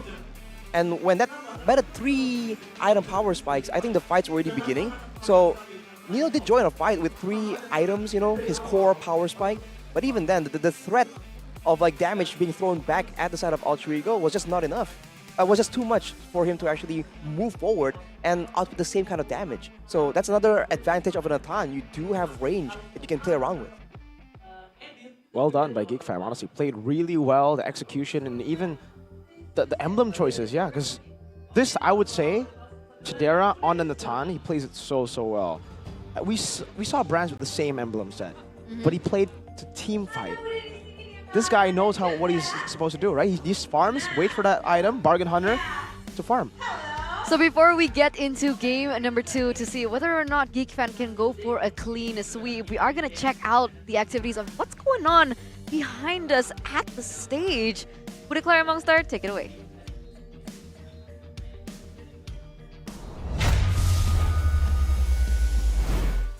Oh gitu? Iya, gua kali. Berarti masih memprediksi 2-1 buat Alter Ego nih ya? Masih lah Bude. Kalau enggak gua udah besok SP1 sama Kode Elwin nih Bude. Prit! Iya. Predikmu selalu salah kayaknya setiap ditanyain. Begitulah Bude ya. Gua kemarin udah banyak melakukan teori, cuman tetap juga kalah Bude. Pertama nih, gua nggak datang ke MPL nih katanya kan. Ya udah gua nggak datang, masih juga kalah. Terus kemarin gua dukung tim Evos Bude. Masih juga kalah Bude. Udah ngedukung lawan tetap kalah. Masih kalah. Tadi gue datang ke sini tadi rencana mau duduk ke penontonnya Geek Fam. Cuman gue ngeri besoknya Senin SP1 gue dari Kode Elwin. Iya kan? Jadi gue di sini aja dah. Semoga Dani menang. Semoga nggak ada teori-teori lain nih ya. Amin. Insya Allah. Udah, anteng aja dulu. Anteng aja. Tenang nih. aja dulu. Bener. Sebagai misalnya kayak Hazelnut mewakili Alter Champs. Kalau lagi ngelihat Alter Champs yang lustriki gini, apa sih yang dilakukan oleh Alter Champs? Astagfirullahaladzim, anak-anak ini pada kemana ya? Gue mau nanya juga bingung ya. Anak-anak ini kagak ada nih yang dateng nih. Numbalin gua memang anak-anak nih ya. Cuman biasa lah ya Bude ya. Kita tuh selalu mendukung ya. Di kondisi Alter Ego mau di atas maupun di bawah ya. Ini jantung gua kalau dibedah nih Bude. Ada logo Alter Ego jantung kanan. Logo jantung kiri ini ada Kode Elwin nih. Oke. Di usus gua yang atasnya ada Nino, ada Tas. Di ujung usus itu ada Pai.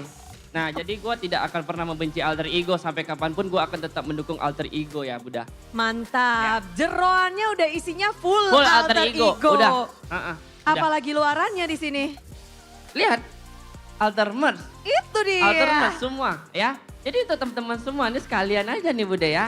Kita lagi ada diskon 50% setiap matchday-nya Alter Ego ya. Kan bisa cek aja ya di e-commerce 50% untuk setiap matchday-nya Alter Ego. Sikat Bude. Sikat. Itu banyak loh Alter Champs yang datang masih pakai jersey-nya. Tadi Bude juga lihat di kolom komentar kayak pada ya udah menang didukung, kalah nggak kaget. Nggak kaget. Nggak kaget ya? Iya. Cuman kali ini kayak menang kaget sih gue. Ini udah 5 kali ya kita lose streak dan 5 kali nih. Nggak tahu lah, semoga kita menang lah, kita mecahin ini nih. Mecahin apa nih? Mecahin apa yang ada lah situ dah. Jangan ya, hati-hati nih, hati-hati Hazelnut, jangan. Tapi ini kan kedudukan sementara 0-1. Alter Ego ketinggalan. Ya. Kayaknya nih Alter Ego butuh disemangatin nih sama Hazelnut. Ya. Coba dong semangatin. Nah, semangat aja lah ya, main tanpa ada beban, pokoknya santai aja. Udah, hajar aja udah, nggak apa-apa, nggak usah mikir apa-apa lagi, udah. Main aja udah, penting kita menang, udah itu tok udah. Itu, nanti kalau menang Hazelnut mau ngapain emang? Menang, cium kening Pai sih kayaknya nih. Waduh, kayaknya baik banget ya. Akankah Pai dicium keningnya oleh Hazelnut atau tidak? Akankah Alter Ego bisa menyusul ketertinggalannya? Kita bakal langsung lemparin caster. Langsung lempar. Caster. Udah yuk kerja lagi yuk. Caster gue udah gak mood bener gue.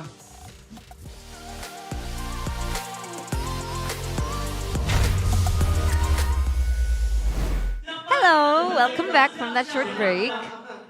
Was it a nice break? Did you guys eat already? Did you enjoy the interview? What, you didn't understand it because it was in Indonesian and there were no subtitles? Fair. This feels like a, a children interactive. Yeah. So, did you enjoy it? Hello, we're still waiting for an answer, man. But here we are, ladies and gentlemen, 1-0. Arashi's getting a little bit... Arashi, don't cry. It's okay. I sneezed. RRQ's not playing yet. Not yet.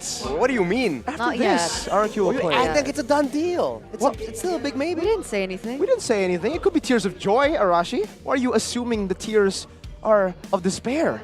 Maybe it's of joy. Exactly. Because he figured out that he should download GoPay. Oh, you only figured it now. Arashi, you had 7 weeks. 3 days every week. Scan the QR code, man. How did you only notice it now, man? Not been using it. Oh. But I just didn't realize that the rewards, the rewards are just so valuable. It's like, wow, I've been so blind my whole life. You know, like our North American friends, they say, the value, dude. Oh my god. Anyway, with the GoPay app, you guys can actually stand a chance to win prizes of hundreds of millions of GoPay coins as well as smartphones every week. There's a Vote Your Champion activity, so all you need to do is just guess the winner of each match, and it opens 30 minutes before the match begins. So you guys can actually do that for the Royal Derby. And then, if you succeed in the guess, you guys can win hundreds of millions of GoPay coins and smartphones. So it's so amazing. There's also a daily quiz that you need to answer every day. The questions will appear every 10 a.m., so keep an eye out for that. And there's a gift arena, so every MLBB top-up can get 1 token, and then the tokens can be exchanged for prizes for free skins, and again, free smartphones. So guys, with all that being said, with so many activities that you guys can actually participate in to get all the prizes and reap all the awards, all you need to do is just download the GoPay app or scan the QR code by tapping back on your screen, your Samsung phones. Just a little. There you go. You got it. Congratulations. Look at this guy. He wants us to wish him because it's his first anniversary. And his gift is the MPL date. So happy anniversary to Mr. Dude and Mrs. Women. Because I don't know their names. Yeah. Mr. Dude. Oh, what is this? Don't forget. Don't use the course. Huh? Mas Ade, don't wear the jersey. Okay, so apparently for Mas Ade, who's watching the restreamer, if you wear someone's jersey, it's a curse. So it's like mere curse. That's true. I thought that's a bit stronger than the Ade. But so far, I've been blessing. Been blessing real good. You want to know the predictions for this match as well? You saw it earlier. Yeah, exactly. It was Geek, right? Yeah. Geek 2-0? 2-1. 2-1. It looks like it can be a 2-0 though. What was your first match prediction? Evos.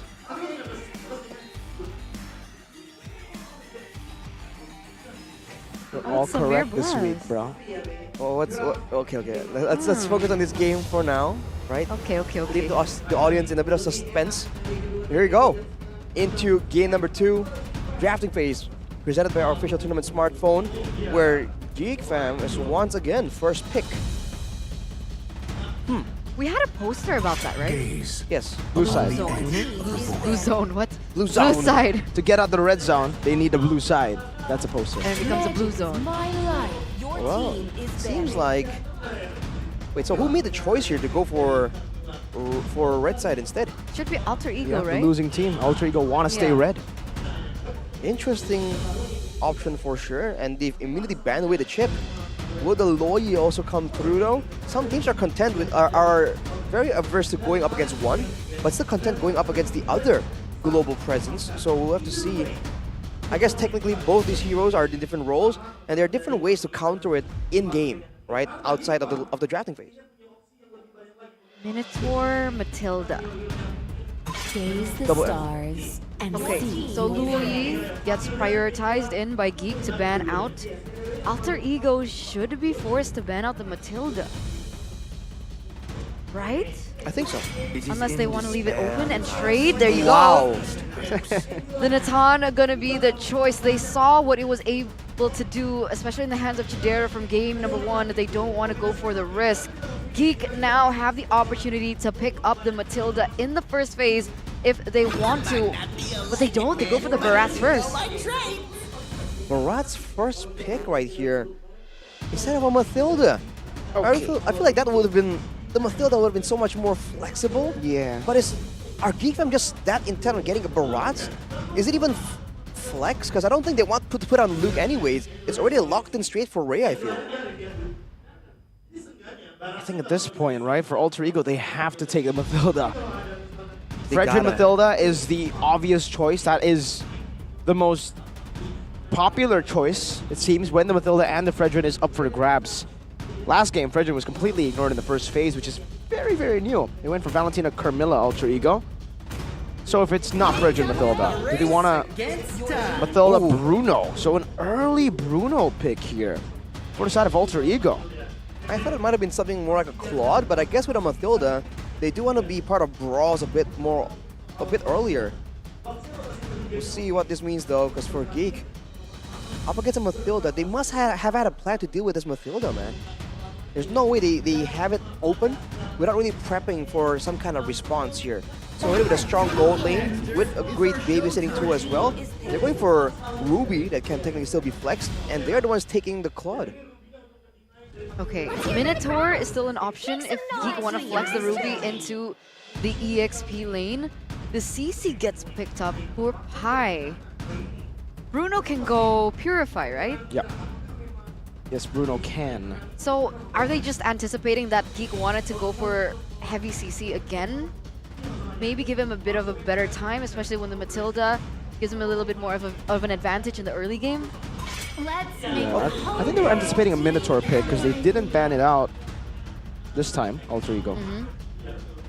But I guess with the Matilda, they thought they can really maneuver out of the big moment. Wait, what? But now, there's going to be more ways for... I mean, they can still go for the Minotaur still. Geek Fam banned the Terizla despite the CC already being picked up. They're trying to... What? Where do they think the CC is going here? Jungle?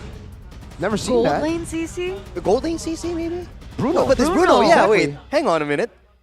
Mid lane CC? I don't know. Baloy, though. Yeah, let's take a look at his comment. Playing as a healer hero, it's just button pushing. But the timing in using ultimates and macros is what must be mastered. So basically what he's saying is on the support heroes, it's not as much as a skill mechanical hero, but what matters is the macro, the decision making, the timing. That's what makes a difference. But here, Fredrin ban, Angela ban. Well, for Geek Fam now, they have strong frontline already. I feel like the Novaria here could be a good pick. It leaves the Novaria a lot more vulnerable though, for sure, to a lot of dive potential. I do wonder, in the rowing position as well, the Minotaur is still available. I feel like some kind of crowd control would be good, man, because there's going to be a lot of aggression just flying through towards the backline. Last time they were in this kind of situation, I mean, technically, yes, they can flex the Ruby. They can also go for an Estes. That's what they've been able to utilize. I think in the match against Evos. Oh, but it's a Masha. That, I don't know if it's where it's going, really, XP or Rome, but it is a Masha.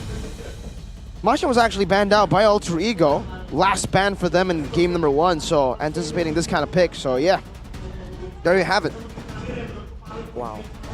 against a hero as he's not exactly immobile, but he doesn't really juke the same way, the same distance as a Claude or a Nathan, the Bruno.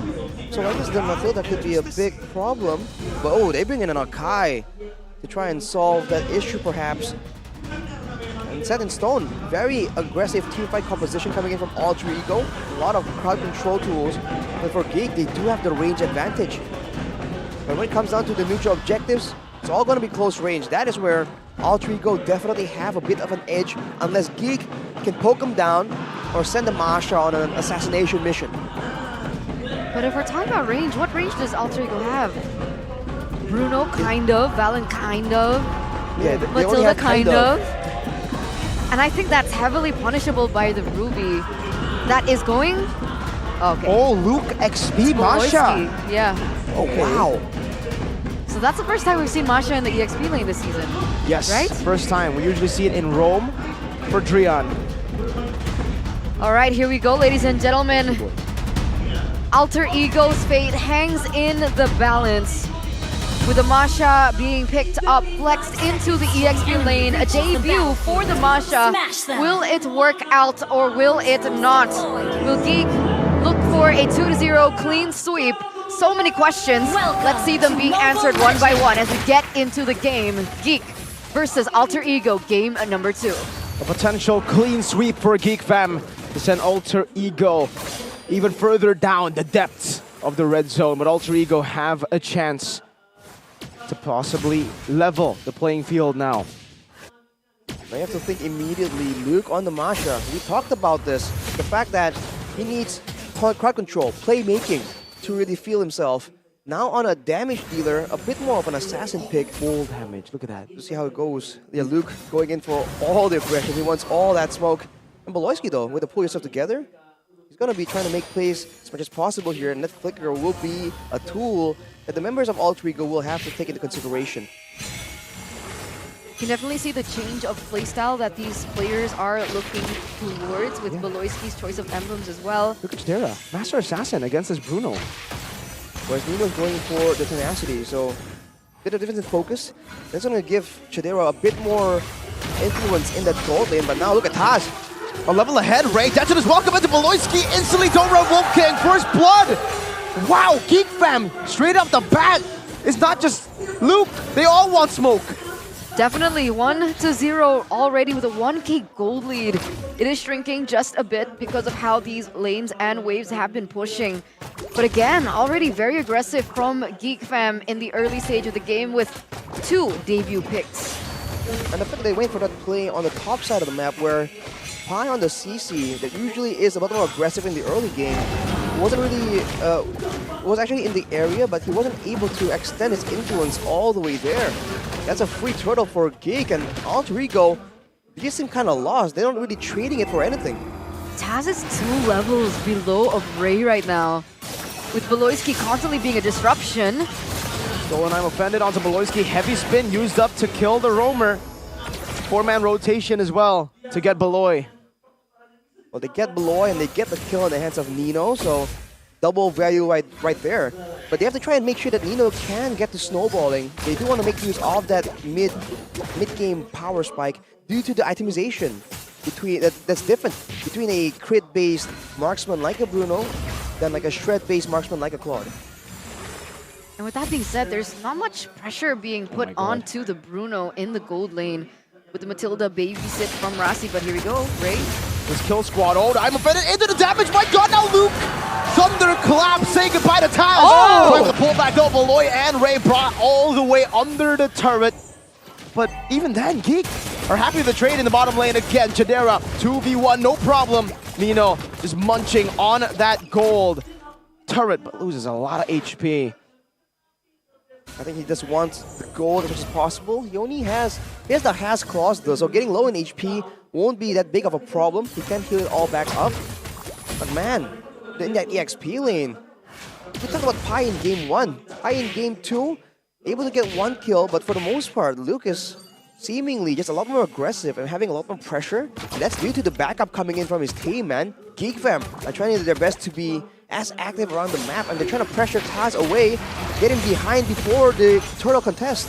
So he can't really go for it. Oh, Taz getting poked down. I'm offended, forcing the heavy spin here, and Taz pops in the heavy spin. Oh, Ray almost got the last shot to take the Panda down. Ray with retribution now to Detonus welcome. But Ray can't answer it with another Detonus welcome. Nino, one last shot to Beloyski, not able to get it done just with the worldie.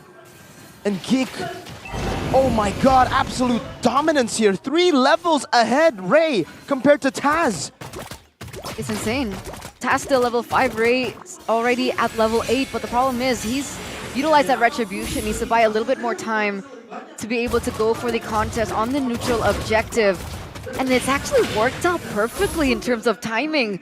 The retribution for Ray is back, and there's absolutely no way that Taz can go for the contest. Even now, Taz is level 6. That's still a 3. It's back to a 3 level gap. Oh, thunderclap and just a scratch there.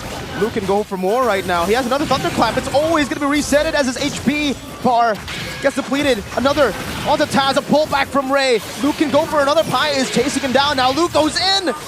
And Pi forced to use the vengeance, still chased down by Geek. Taz under the turret.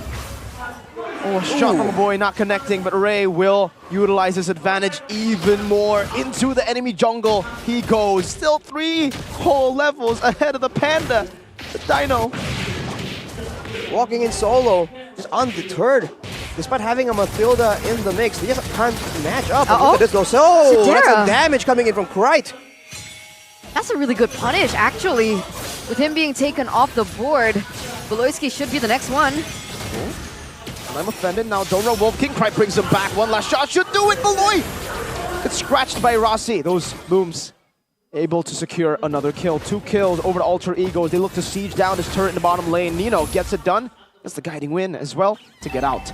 But back to your point, Arashi. Well, yeah, all things considered, I almost forgot the point I was making to how surprised I was. But Alter Ego, they do have still some good amounts of damage, especially against Dewa. He is being shut down, but he is a level ahead of Nino still, even though Nino probably has a lot more gold due to taking out the turret. In the grand scheme of things, Taz is just suffering the full brunt of the aggression, but as a result, the other laners are relatively untouched. And when it comes to objectives, actually, Alter Ego are still equal when in terms of structural takes on the map. Another siege attempt, but a thunderclap now. Oh, Nino, you cannot ignore this damage, brother! Forced to run away, still has a Purify, but Ray now catches them. Guiding win. And a stolen death is welcomed by Krite as he flickers backwards now, but Luke goes in for the thunderclap. Taz pins Luke and Ray down. There's a lot of damage to the world. He plays down as well, but Luke just gets out with a flicker. Nino looking for some more, but now the conceal from Geek to escape. Nino putting some damage down. Meanwhile, Chadera soloing the turtle, utilizing this space to go for the turtle all alone. He can't finish it alone, right? He can if he's given enough time. Is he going for it? It looks like it. His team comes in, cuts off the response of Alter Ego. What? Even if they try to stop that, the team just rotates as well. That will be actually done in exchange for a turret though, hang on. And another turret in the bottom lane, so Geek are playing it well. It's always a better trade for Geek. It was looking equal earlier, but with that one turret taken as well, that is definitely worth it for Geek. Alter Ego, they gotta play around Nino right here. They have been sacrificing so much to let Nino online. Can they go for Ray here? Oh, if they use all their resources on the tank, it's not gonna be good. The Death's welcome used up, and Chadera will use the Blazing Duet. It's a vengeance now. It's Ray, brings 2 members back in. Krite won't be able to pop in. The Death's welcome. Chadera versus Nino with some damage, but Luke has entered this team fight now. The jungler traded in for the mid laner. Looking pretty intense right here, man. Despite the fact that Geek Fam have had all the control and is sitting on a 2k gold lead, you have to wonder what's really going on, especially in the gold lane.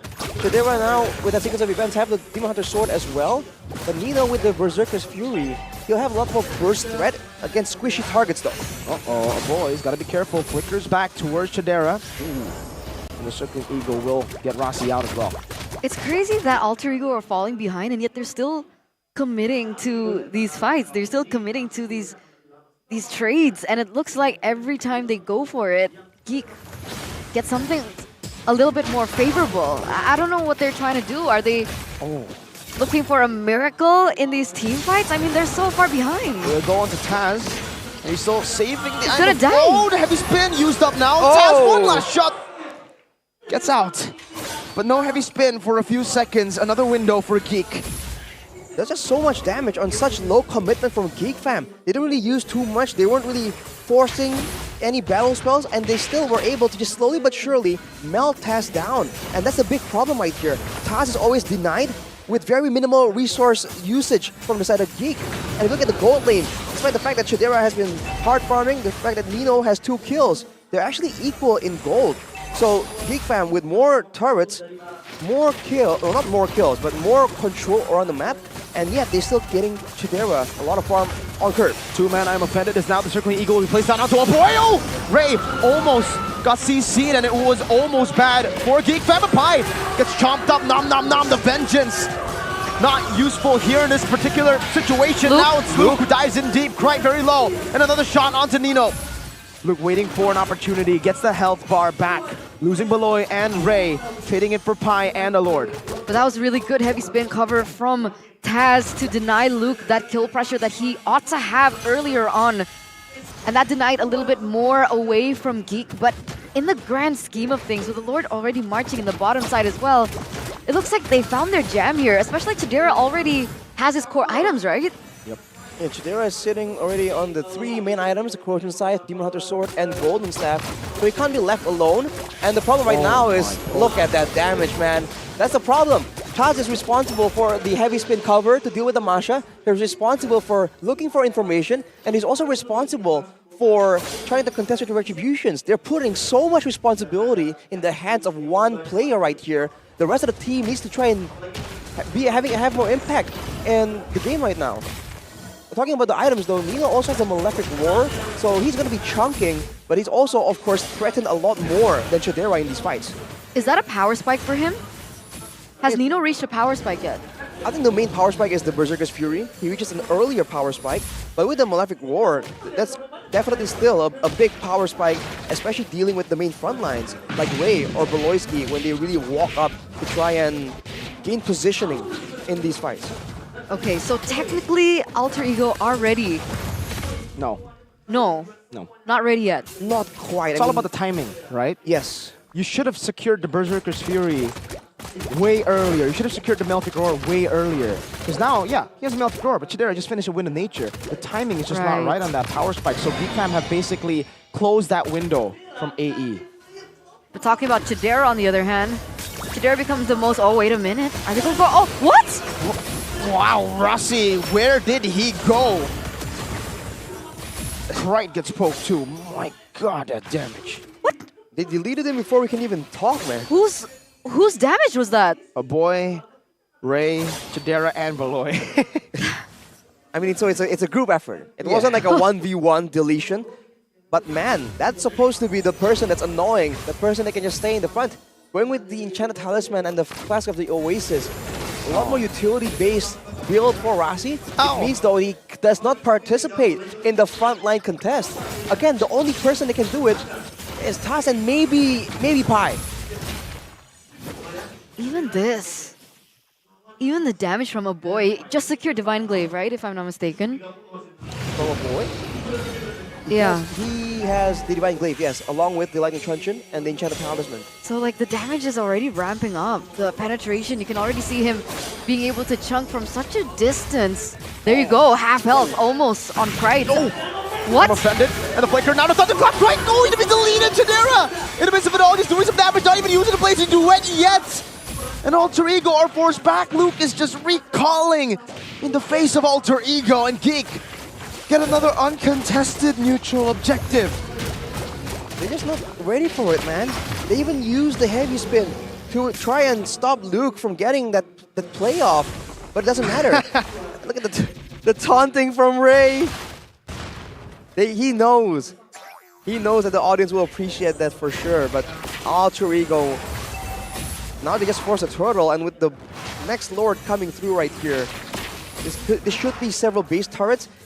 At worst and at best, this can be the end of the game, man. Geek are that far ahead. It's not just the end of the game. If Geek win this is gonna be the beginning of the end of Alter Ego in Season 13 as well. The beginning of the end for sure for Alter Ego. Geek looking for the zone. Kaloyski getting shot once. I'm offended, not connecting. Alter Ego looking for an angle to possibly turn this around. But look at this wave manipulation. Beautifully done by Geek Fam. That was just one wave. Now with the Lord and another wave in the mid lane that is enhanced by the Lord buff. Easy 2 base turrets. Slowly but surely another wave comes down towards that top lane. Tadera on the turret. 3 base turrets. Veloisky with another attempt. The I'm offended, but if it doesn't work out, they can always just back away, and that is what they do. Clean, composed, poised. They didn't even have to commit with any resource, like big resources, Just right? I'm offended. That's it. That's the big problem the whole time in this game. Whenever they're trying to dictate a play and force Alter Ego to something, they don't use a lot of ultimates. So they can save all that for when the fight actually breaks out. Like we saw right there, all they did is just stand there, do some damage, and zone away at this point using damage alone. You see a boy just hit this power spike. He also has the Blood Wings now. Even more magical damage coming in. And some survivability as well. So even if he does get targeted in the next fight somehow, he really has a solution for it. Guys, this is a 9k gold lead that Geek have been able to obtain against Alter Ego. More of a glimpse of that Season 12 Geek Fam. We all know that was super, super dominant as well in the regular season with Chidera. Right, all the way till the end, it was Chidera. But hey, now we'll have to see. This is a different opponent, so Alter Ego can try and do something here. But with the chunks for 1k, 2k damage from a boy, there is a Matilda with the Flash of the Oasis, fortunately. That will help quite a bit. But still, Rossi went for the Blood Wings afterwards. He's not going for a lot of tankiness. Taz is still the sole frontline that's taking a beating right now. And now the Lord is already up in just a few seconds. And the problem is Taz is still level 14. He just reached 14. Earlier he was 13, so he's still below if it comes down to the Retribution battle. Oh wow, BOD. Oh, good pull down onto Taz, poke down instantly. Now has to use a heavy spin. Luke deletes Krait! With the BOD that he built, now Chidera is on pie, baited out the Vengeance as well. Alter Ego depleted of their resources. What the heck? Now I'm offended on the Rossi. Killing spree already secured by a boy as he marches forward. Now Nino running for the hills. Chidera, the Blazing Duet. At this point, he's just dancing with that Blazing Duet. He's just spinning around. Nino caught on the Astral Echo. Now pinned down. They're looking to take him out. The footballer now. A wind of nature, but what is it gonna do? When Luke just scratches you down, a complete wipeout. Geek Fam have done it, a 2-0 to send Alter Ego deeper in the depths of the red zone as they climb up.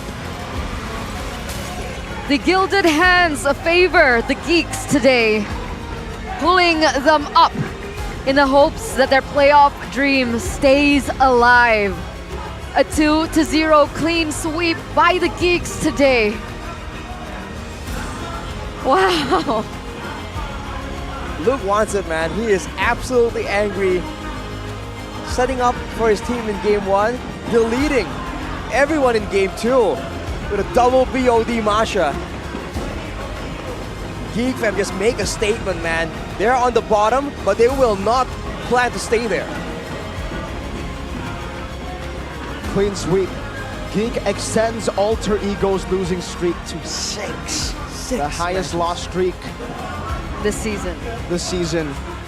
But it seems Alter Ego, they've lost their groove, they've lost their momentum completely. Anything can happen. How the mighty have fallen. You can be number one day, and then fast forward 7 weeks later, you're at the bottom. What a turnaround. I don't think anyone expected this. Alter Ego, one of the tournament favorites coming in, especially after their performance from week number 1. The story has completely reversed on them. So it was Evos with a 4 times win streak, and then Alter Ego had it at 5, and now it's 6. Man, Alter Ego. Oh my god. Condolences to Alter Ego because they have forgot how to win in MPL. Oh my god, that's brutal right there. Oh, that's from an Alter Ego fan. As they will have to read that. The players, the coaching staff from the back. That looks grim in the back room. But I'm pretty sure it's going to be a different story for the victors earlier on. And with that, ladies and gentlemen, let's talk to our runner-ups last season. Let's talk to Geek Fam. Geek Fam, mereka berhasil untuk memporak-porandakan Alter Ego. Dan melihat mungkin bisa dibilang ini adalah kemenangan yang spesial buat Geek Fam dengan 2-0 pertamanya. Wow, biasanya kita lihat kalau Geek Fam menang itu 2-1, reverse sweep. Kali ini 2-0 loh. Apa yang berbeda dengan Geek Fam hari ini? Hoki doang. Oh, hoki. Kalau pas 2-0 tuh hoki, kalau pas 2-1 menangnya kenapa tuh kalau 2-1? Hoki juga. Hoki juga. Di balik hoki itu apa? Enggak, kita udah kasihan sama tim diri gitu. Oh, iya. Seperti itu? Ya, jadi udah kasihan sama tim sendiri. Maunya 2-0, jadi ini memang udah kalian spot. Oke, kita nggak boleh 2-1 reverse sweep, tapi mau yang bersih. Ya udah takut bude gak bisa playoffs kalau gak ada lagi. Shock gak sih? Dari awalnya posisi 4, terus muncul-muncul di posisi 7. Iya, aduh. Apa respon kalian pergerakan? Tapi Baloy, Iya, gimana sih? Kaget. Kamu nanggepin ini dengan santai atau khawatir? Apa? Santai. Are you relaxed or are you worried about the classment? Because it changed so much. Sedikit khawatir sih, soalnya kan total poin kita -5 kan. Sedangkan yang lain -2 kalau nggak salah. Sedikit khawatir aja, tapi tetap pede bisa playoff. Tetap pede. Apalagi ini udah di set kayak oke, no more reverse sweep. Gonna take 2 zeros. Dan terbukti, jadi kalian emang udah nge-aim, udah gimana caranya untuk kalian udah ngasih nih 2-0 pengennya untuk mewujudkannya. Semudah itu kah untuk mewujudkan 2-0? Gak mudah sih, cuman hoki aja tadi. Hoki. Oke, hoki di tangan Geek Fam dengan 2-0-nya. Tapi kehokian mereka membuat posisi Geek Fam seharusnya berubah. Tadinya posisi 7 berada di mana posisi Geek Fam sekarang? Naik 1. Gimana? Gak apa-apa, yang penting gak di zona merah. Yang penting gak di zona merah. Tadi pertarungan berdarah mereka membuahkan hasil yang cukup baik di posisi 6. Kalian tersisa tinggal beberapa match aja, 2 minggu. Ada nggak tim yang mungkin kalian lihat, wah ini bisa jadi batu sandungan nih buat kalian nextnya? Di antara tim-tim yang tersisa. Semua tim sih, gak terkecuali. Ya makanya dianggap setara aja lah. Setara aja. Tapi kalau ngelihat posisi gini ya, kalian ngeliat ada sedikit perbedaan gak sih? Mungkin wow, Bigetron itu di atas, bedanya kok banyak. Posisi yang bawah, apakah bisa lebih mudah dibaca dengan segala yang mereka sudah lalui? Ada perbedaan seperti itu nggak? Posisi ini menggambarkan performa tim gak sih? Mungkin 50% lah bisa menggambarkan, karena hasil akhirnya kan ada di playoff. Baru 50% aja nih kalau di babak reguler menurut Cadira. Namun tadi kalau untuk Alter Ego sendiri, untuk sampai hari ini kita melihat banyak banget perubahan dari segi line up, dari segi permainan. Kalian bingung gak sih untuk ngebaca mereka atau gimana cara kalian untuk bisa melawan Alter Ego dengan cukup kuat seperti tadi? Tim yang bisa dibilang boleh Cadira minta bantuan, Luke gitu yang tadi ngedapetin MVP juga. Gimana ngelawan tim Alter Ego yang punya banyak perubahan? Kuat sih, tapi kita yang menang. Kuat? Kuat. Seberapa kuat Alter Ego tadi? Kuat. Ayo. Kuat aja Kalau tapi... kuat tuh kalian yang menang? Mereka belum dapat momentumnya mungkin. Belum dapat momentum. Ya. Ada nggak sih mungkin tips untuk alter ego yang udah 6 kali lose streak? Waduh. Bagi tips dikit lah ya. Bagi tips dikit gitu untuk mencari momentum. Tips biar ngedapetin momentum? Banyakin bonding aja sih. Udah. Banyakin bonding? Iya. Ada lagi? Gak ada, itu aja. Ada? Nah, ini rahasia ya? Disimpan sendiri aja? Benar. Kalau biasa ada tim lain tuh punya kunci kemenangan. Ada Bude. Apa? Aboy, mau kasih tahu. Aboy kasih tahu dong Aboy. Aboy mau kasih tahu apa nih? Gak ada. Kalau Aboy mungkin Bude mau tanya. Biasanya tim itu punya juru kunci masing-masing. Kalau Bigetron mereka jawab Cascute adalah kunci, Ki adalah kunci.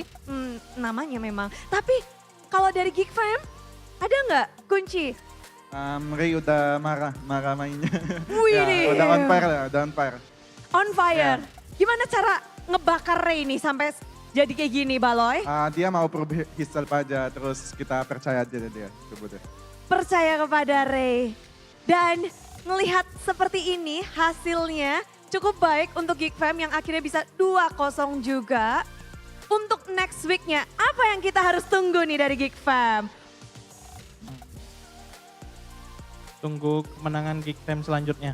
Tunggu kemenangan Geek Fam selanjutnya. Ini belum berakhir dan Geek Fam Unity juga udah rame banget di sini. Mungkin ada yang mau kalian sampaikan sesuatu, mungkin yang buat di rumah, mungkin buat yang jauh di sana. Yang jauh di sana dukungan kalian tetap dekat sama kami. Jadi tetap dukung Geek Fam selama-lamanya. Selama-lamanya. Dan Geek Fam Unity tentu saja turut bahagia dengan penutupan minggu ke-7 untuk tim Geek Fam. Mereka harus berjuang di minggu ke-8, namun untuk minggu ini mereka akan full senyum. Inilah dia tim Geek Fam.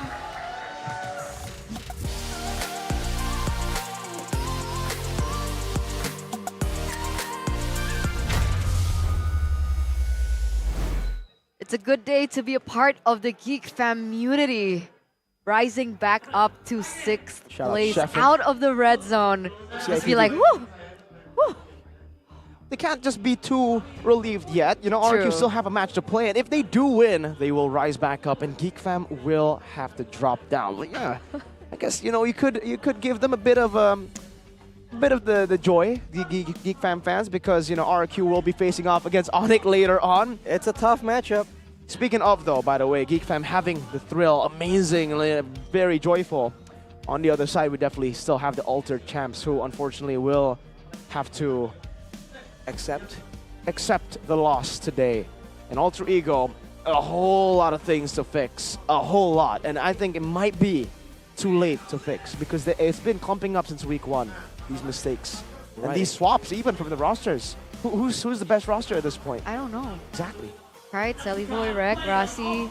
What's the other Heis? one? Nino? Heis, Nino. You can sense some disapproval from the fans as well. Yeah. You know, Alter Ego, they have one of the most passionate fan bases, right? That's no secret. But before we go on with that topic, let's look at the MVP player of the match. Like, I love this because did he not prove that caster POV wrong? No. Masha is not a playmaker. Technically on the Masha, he was not a playmaker. But I would Masha actually damage say dealer. in game 2, he was not my player of the game. Oh. He's the player of the match though, in my opinion. Oh, okay. But he did have a better performance on the Ruby than the Masha. I can agree with that. I can agree with that take. For For still sure. playmaking. But man, you went with 2 BODs. I saw the BOD, and then you were like, oh, he has a BOD. Another. Yeah, I was like, wait, what? I looked behind, there's 2 of them. That's insane. Here are the match highlights by official gold partner though, 2vs Gold. Man, from early on, they just knew what to do. Like they had like a book written down. Of course, there were moments from Alter Ego right here where they did make some plays happen, and Nino was keeping up in gold. But I don't think the idea for Alter Ego is to keep up. I think it's supposed to be taking over. As for Geek, they just know. Who are we focusing down now? Is it the jungler? Is it EXP lane? Are we going for control? Or are we trying to go for invasion? It seems like they're all on the same page and they're all in agreement, which is why their plays just look so synergized right here. And as a result, Taz was just completely shut down, man. That man was not allowed to play the game at all. At every single moment, he's always getting jumped on, getting disturbed, interrupted, and unfortunately, he just didn't have the manpower to send someone to really save Taz from that predicament. There were multiple times where he bought BOD. What was he switching that item for, I wonder? What, Luke? Luke? Yeah. No item swaps, that's just him buying. He just bought 2. He just has to. This is double BOD. Did he swap for it? Because Nope. I saw him buy it 3 times then. Oh yeah? Maybe he had another third BOD and then he sold it for like Something an immortality else. or something, but we'll have to recheck. We'll have to recheck. I don't know.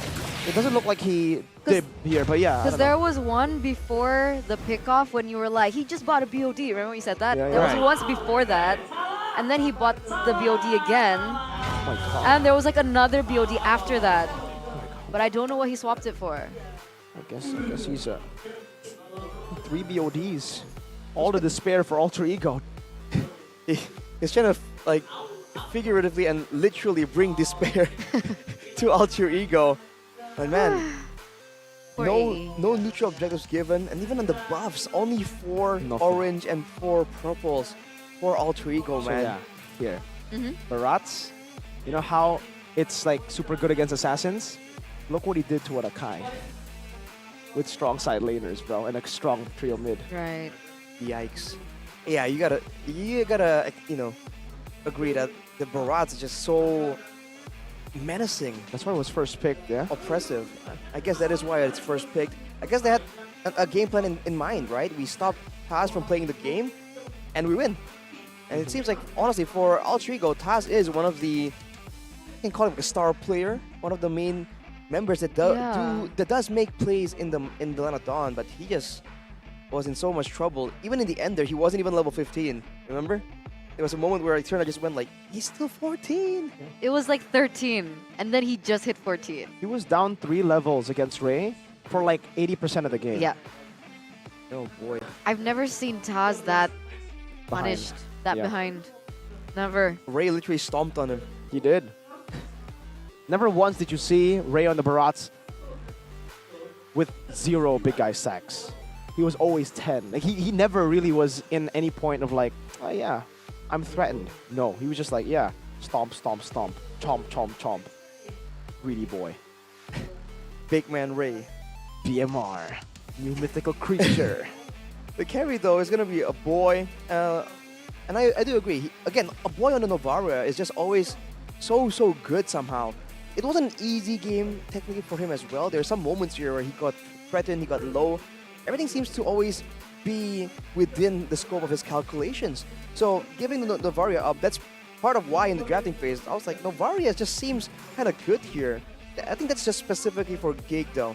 With all that intelligence, with all the frontliners they would need to just walk into the jungle to disrupt Taz, to survive from any kind of counter being thrown their way by Rasi and Krite. It was just a matter of time, man. Alter Ego just could not find a window at all. And Geek Fam never made a mistake that is so costly that they don't get any value from it. At the very least, if they do get a member picked off, they can still find a lot more. It's still always a good trade, never even an average trade. I'm looking at the sandbag. Taz. It's so sad. 3 times? Is that what's gonna happen? 3 times not making it into the playoffs? If they don't change something, then Poor kid. yes, Taz will have that very unfortunate record. Definitely a record that you do not want to have. Definitely not, but what we do want is to hear the comms from a Geek as we see the golden moment by UBS Gold. Let's go. Mid dulu. Iya, lu telenya yang depan aja makanya. Biar gua. Dia ada ulti Rubia, guys. Kalau lu tele bilang loh. Ya, gua gak mau tele sih, Cok. Jangan freeze aja habis ini, Cok. Iya, dapat nih gua. Jangan sabar war chat. Jangan sowan nih. Hati-hati alien bay, alien. Let go. Mati gua. Let go. Aman Chan. Gua stun Chan. Kasih gua Chan. Sambil mundur Chan. Mati. Lagi bos. Anjay, bener ya inisiat gua? Sabar, gua gak bisa. Ya guys, kalau gak bisa Tunggu tiru. Balik. Bisa Balik. Lihat gua ya, gua ada Depan aja. Nih, lihat boy, lihat boy. Gua lihat. Kalau bisa all in Carmilla. Iya. Sabar. Nih Carmilla nih. Aman. Ghostan lagi. Nice. Aman. Chandra. Mati lu. Sabar, gak ada ulti gua. Power aja nih, Mas. Bro. Well deserved. It's wholesome. It's nice to see. Finally them being able to get a win. Boleski was feeling it. It was like, yeah. Like you can see how into it he is by how far his head bobs when he went for that. Exactly. Usually it's like BBB. Usually just like, normal. He was going BBB. almost a headbang. Beloyski Bob. Big. Then BBB. Wait, what does it got to do with the Bob? Big Beloyski Bob? No. I'm so it's big confused. Brain Beloy, but in that particular moment, it's not big brain Beloy. It's just big boy Beloy because he's a big boy. He was just vibing. And KB is also a big boy. Here's his dream team. King Boy, KB. Provided by King Boy. by GGWP Media Corner. Surprisingly, a lot of blue. Okay, so, ladies and gentlemen, this is Dream Team, Rookie Dream Team. Why is all the cheesy there? Because there are no rookies. That are no roamers. roam rookies this season, okay? Yeah. So unfortunately, we won't have the full rookie list here, but this is the Dream Team rookie version. Before you say, Kyrie better. Is this stated by Professor KB himself? Do you agree? Yeah. Klokken di Guggenlutri. I think this is a very accurate list right now, so far. Just ignore the roam, right? Yeah, ignoring the roam, I think this is I agree. I think Gogun in the jungle, D, gold lane. I'm thinking about who is he competing with though? D? Moai. True. Oh, right, Moai. Natko. Nacho, yes. Who you're else? Absolutely right. Bunny Cutie. Oh yeah, Bunny. Oh, Pak Pulung's version as well. Annabelle. That's a good choice too, actually. He did perform today. Yeah. Oh, did he call it? Is this predictions? Oh, Shaco. Very interesting. Did Shaco even play this season? Unfortunately, no. He hasn't gone a single game. Oh boy. This season, but hey, last season, I would agree. I would put him as like a top rookie, definitely. Okay, we have Don in the EXP lane. Recently proven himself, yes. You mean last week? Yes. It's recent. I didn't say he was been proving himself since like 3 weeks ago. It's like recently, yes. Okay, calm down. That's exactly what I meant, Mirko. RQ boy. Depends on how recent is recent, Gold lane D. Yes. Klokken mid lane. Klokken mid ain't bad, I must say. Cause who else in Octa mid lane. Oof. Klokken. I can't think of them like Who off the else top of in my mid? head. That's it, right? Klokken mid. There's no rookies Yeah. from Alter Ego or the gold lane. Speaking Bunny about Cutie, gold. Moai. Speaking about gold, what do you want to say? You want to talk about the collaboration of Ube's Gold? Yeah. Because honestly, how did you know that? Well, I know that because I've been waiting for it too. But it's not out yet, man. Why It's still- not? I don't know. We Wait. have to wait for it. Again, good things come to those Who may? who wait. To those who wait? Oh. who wait. And Yeah, Rashi, that. he waited last season. He got what he waited for. How did you get it? How did you follow all these updates? I mean, you have to make sure that you keep updated by checking them out on at UBS Gold and at ubs.lifestyle. Or you can go to ubslifestyle.com or UBS Lifestyle e-commerce platforms to make sure that you keep up because they'll make announcements for sure, man. It's too big of a collab to just like leave the fans to just find for themselves. Seems like Eterna cannot read the next segment. What is It's that? almost like she has given up on her own bad eyesight. Here, Eterna, put on those Saturday's glasses because for you guys back at home who also want either swag or good eyesight, back to normal, you guys can go and check it out. Saturdays, the secret weapon for dominating the battlefield with the MVP collection that starts on the 4th of March. You guys can check it out. It's been available for a few days now then with 4th March. And www.saturdays.com is all you need to type in your browser to check it out. But hey, if you're not a browser dude, if you like social media... I can read it now. You can read it now? Yeah. What is it? Follow at Saturdays.lifestyle on Instagram and TikTok. That's at Saturdays.lifestyle. For your information. Where are these suits you return? Like You're looking mighty cool, man. You should make us a sticker on your stream. Like a boss. Or like deal with it. Okay, this is deal with it or like a boss? This is deal with it. Or like a boss. This is like a boss. This is like a boss. This is strong. You even lift, bro? Do you even lift, bro? The douchebag. Okay, that's enough fun. That's enough fun for now. Because we all need a break, ladies and gentlemen, for the Royal Derby. There it is. So we'll be right back to bring you all the action. We love you. See you soon. The Royal Derby, guys. Welcome to MPL Indonesia Season 13.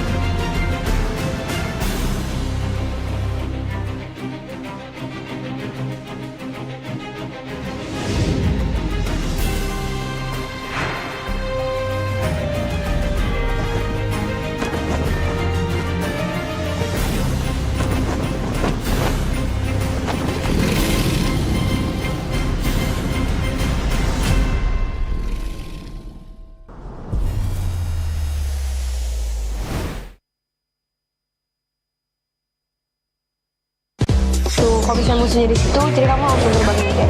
Oke. Nah, jadi kamu harus pakai skill 2-nya, terus pakai komik. Coba kamu sekarang main. Iya! Akhirnya aku naik.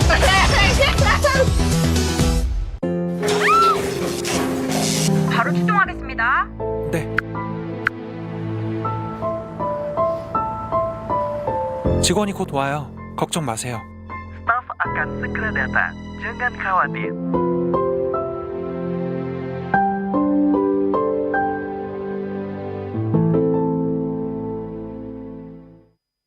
Pakai aplikasi GoPay, dompet andalan gamers. Banyak damage-nya. Ada cashback hingga 20.000 buat upgrade skin baru. Aplikasi ringan gak makan memori. HP lemot bisa victory. Top up langsung dalam game tanpa hambatan. Ikutan selebrasi MPL di aplikasi GoPay. Menambah total hadiah ratusan juta. Bonus stage. Gratis 100 kali transfer kemana aja. Beli pulsa harga termurah. Scan QRIS dengan mudah. Download sebelum mabarkan.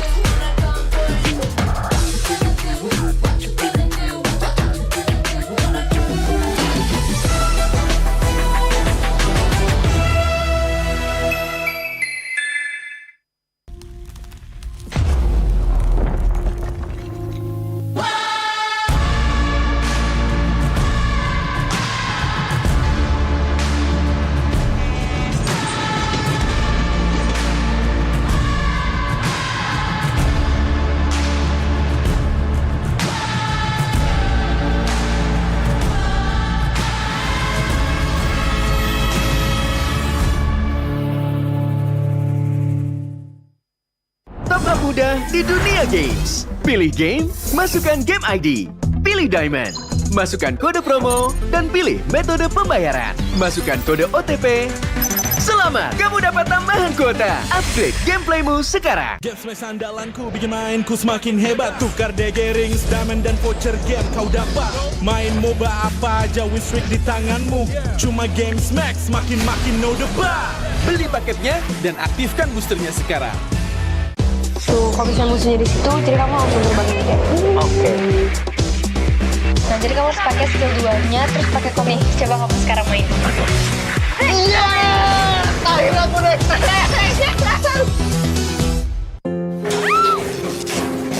바로 출동하겠습니다. 네. 직원이 곧 와요. 걱정 마세요. Staff akan segera datang. Jangan khawatir.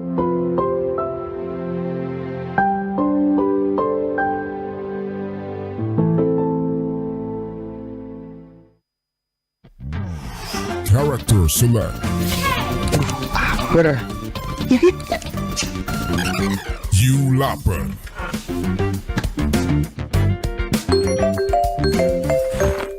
Stop! Pakai klik Indomaret, belanja 1 jam santai dan gratis ongkir loh. Wah, belanja online kayak belanja di toko Indomaret. You kenyang, siap main lagi. Let's go! Belanja online seperti di toko.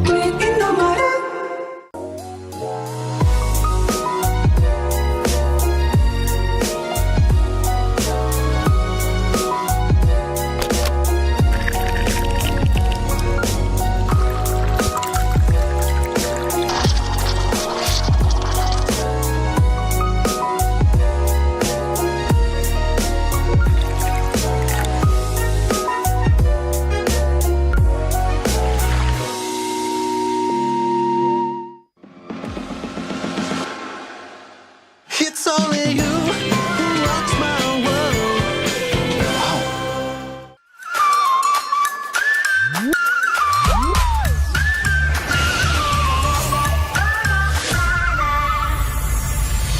I'll be, yeah, I'll be whatever I wanna be. Whatever I wanna be.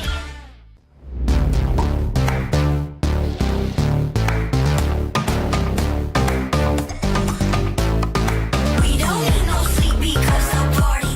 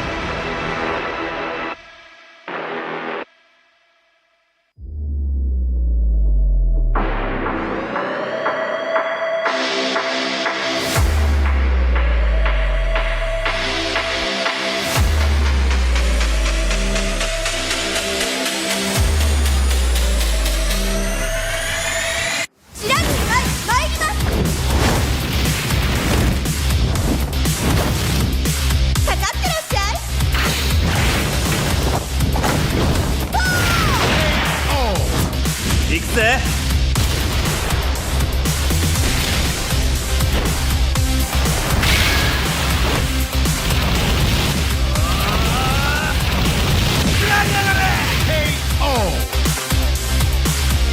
맥시가 지가운다요. Hey, come on, come on.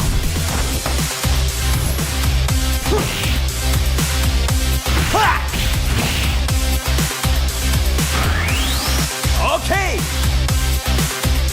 Power Gaza!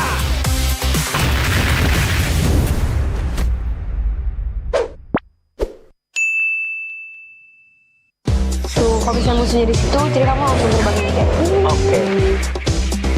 Nah, jadi kamu harus pakai skill 2-nya, terus pakai komik. Coba kamu sekarang main. Iya, akhirnya aku naik.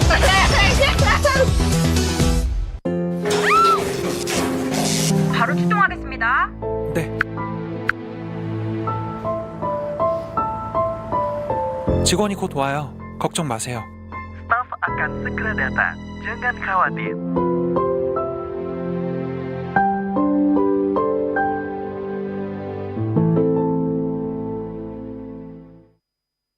Pakai aplikasi GoPay, dompet andalan gamers. Banyak damage-nya. Ada cashback hingga 20.000 buat upgrade skin baru. Aplikasi ringan gak makan memori. HP lemot bisa victory. Top up langsung dalam game tanpa hambatan. Ikutan selebrasi MPL di aplikasi GoPay. Menambah total hadiah ratusan juta. Bonus stage. Gratis 100 kali transfer kemana aja. Beli pulsa harga termurah. Scan juris dengan mudah. Download sebelum mabarkan.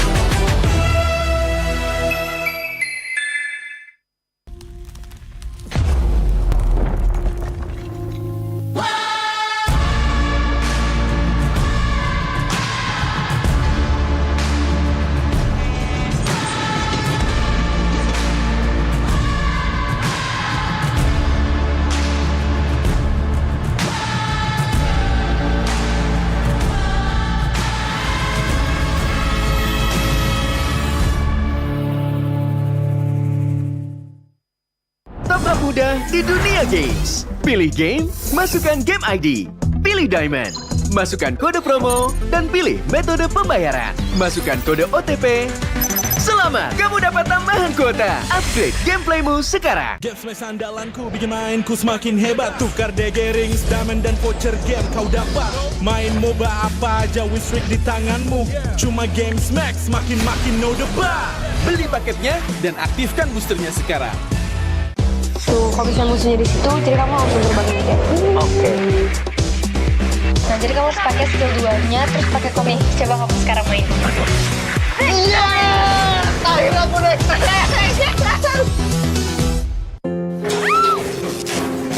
바로 출동하겠습니다. 네. 직원이 곧 와요. 걱정 마세요. Staff akan segera datang. Jangan khawatir.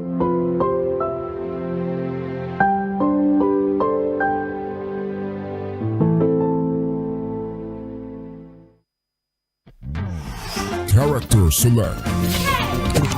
Better. You lapper.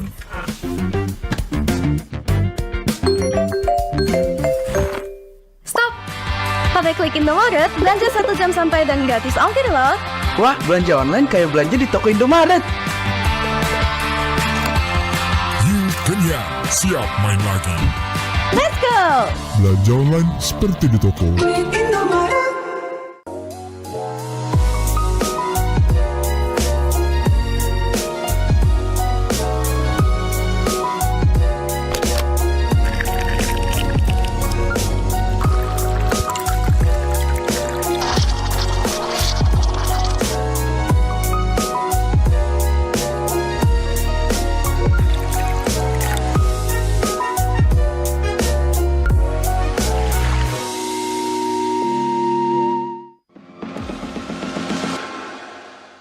It's only you who rocks my world.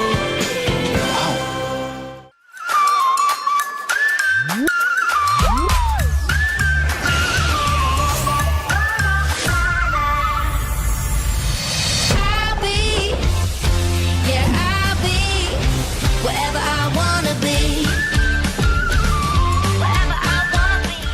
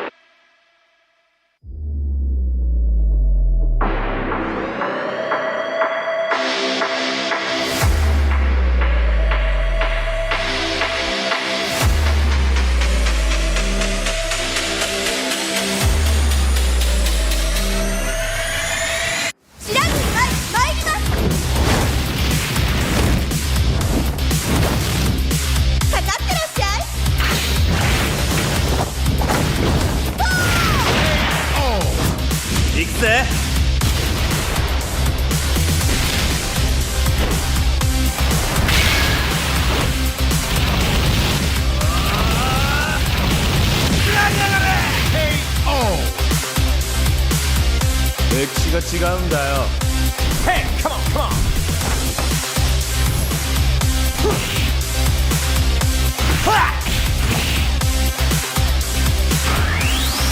오케이. 나와 게이다.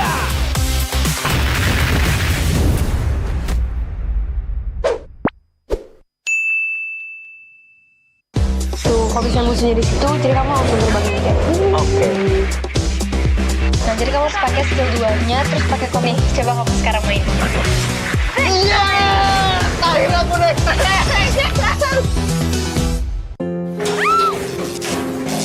바로 출동하겠습니다. 네. 직원이 곧 와요. 걱정 마세요. Staff akan segera datang. Jangan khawatir.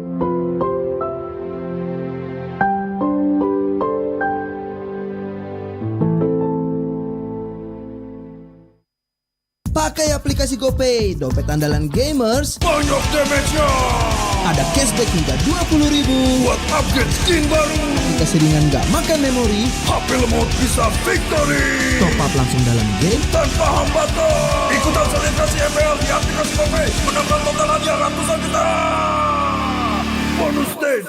Gratis 100 kali transfer kemana aja. Beli pulsa harga termurah. Scan QRIS dengan mudah. Download sebelum mabarkan.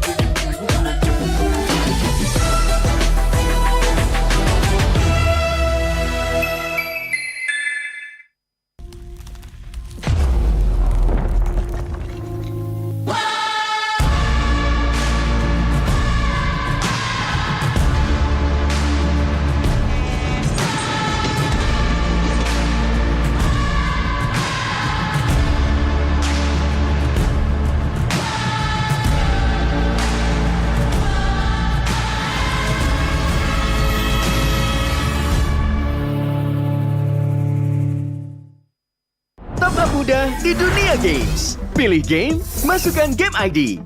Pilih Diamond, masukkan kode promo, dan pilih metode pembayaran. Masukkan kode OTP. Selamat, kamu dapat tambahan kuota. Upgrade gameplaymu sekarang. Game Smash andalanku bikin mainku semakin hebat. Tukar DG rings, diamond dan voucher game kau dapat. Main MOBA apa aja, win streak di tanganmu. Cuma Game Smash makin no debat. Beli paketnya dan aktifkan boosternya sekarang. Tuh, kalau misalnya musuhnya di situ, jadi kamu langsung terbangin kayak. Oke. Nah, jadi kamu harus pakai skill 2-nya, terus pakai komik. Coba kamu sekarang main. Iya! Akhirnya aku naik.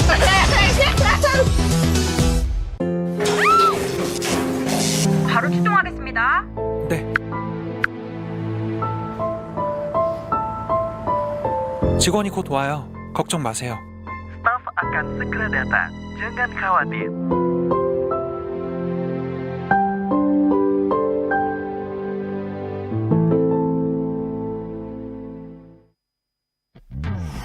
Character select. Bener. You lapper.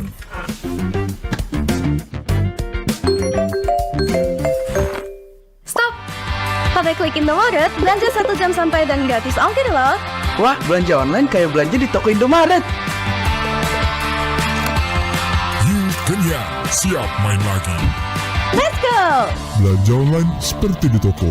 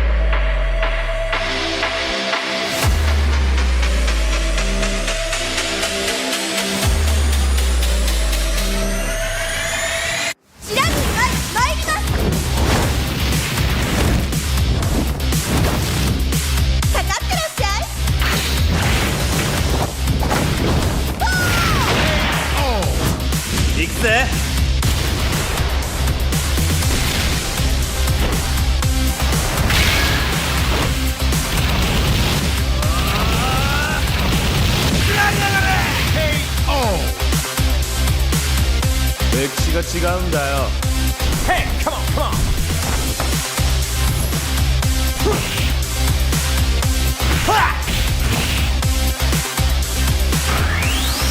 오케이. 나와. 게이다.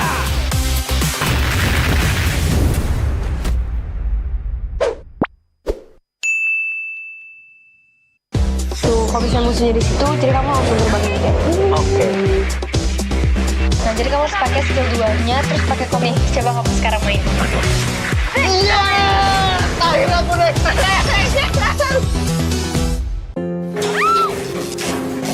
바로 출동하겠습니다. 네. 직원이 곧 와요. 걱정 마세요.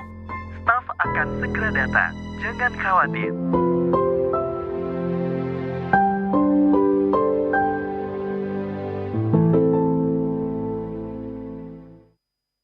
Pakai aplikasi GoPay, dompet andalan gamers. Banyak damage-nya. Ada cashback hingga 20.000 buat upgrade skin baru. Aplikasi ringan gak makan memori. HP lemot bisa victory. Top up langsung dalam game tanpa hambatan. Ikutan selebrasi MPL di aplikasi GoPay. Menangkan total hadiah ratusan juta. Bonus stage. Gratis 100 kali transfer kemana aja. Beli pulsa harga termurah. Scan juris dengan mudah. Download sebelum mabarkan.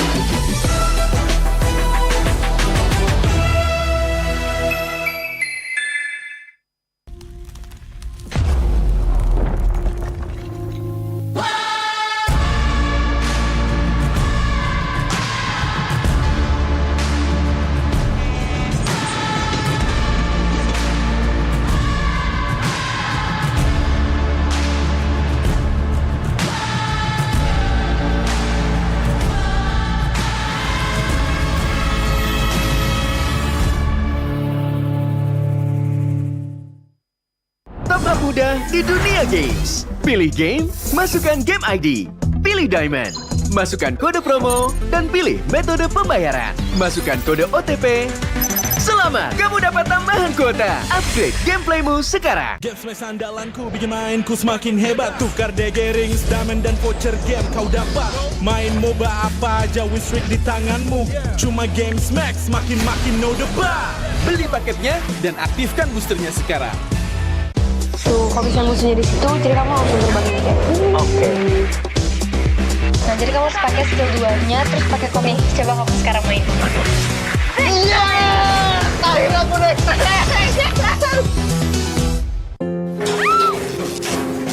바로 출동하겠습니다. 네. 직원이 곧 와요. 걱정 마세요. Staff akan segera datang. Jangan khawatir.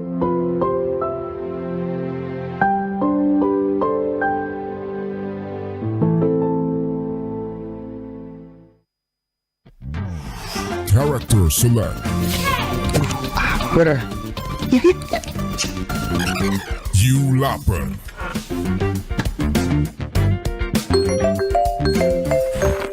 Stop! Pakai klik Indomaret, belanja 1 jam sampai dan gratis ongkir loh. Wah, belanja online kayak belanja di toko Indomaret. You kenyang, siap main lagi. Let's go! Belanja online seperti di toko.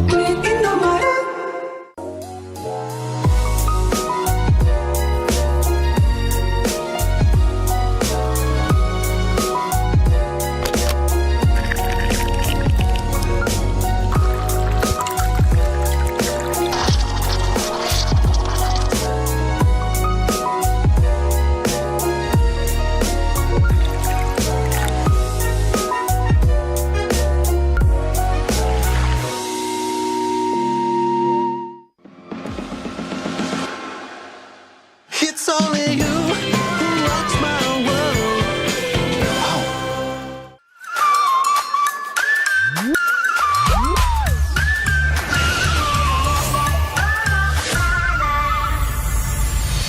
I'll be, yeah, I'll be wherever I wanna be. Wherever I wanna be.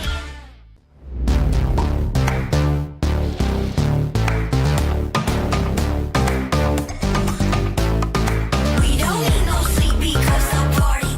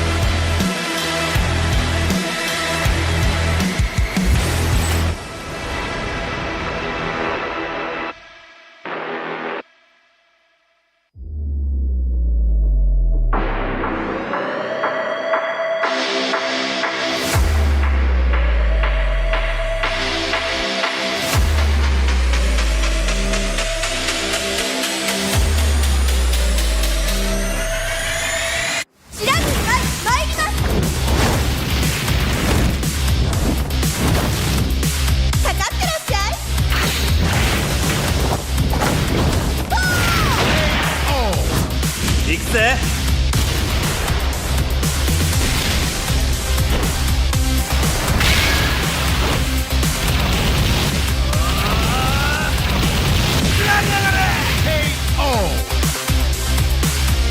맥시같이가 온다요. Hey, come on, come on.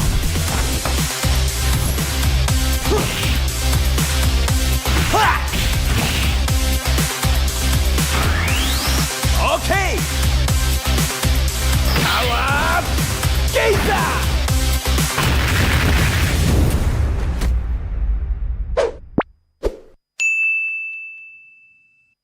Tuh, kalau misalnya musuhnya di situ, jadi kamu langsung terbangin kayak. Oke. Nah, jadi kamu harus pakai skill 2-nya, terus pakai komik. Coba kamu sekarang main. Iya, akhirnya aku naik.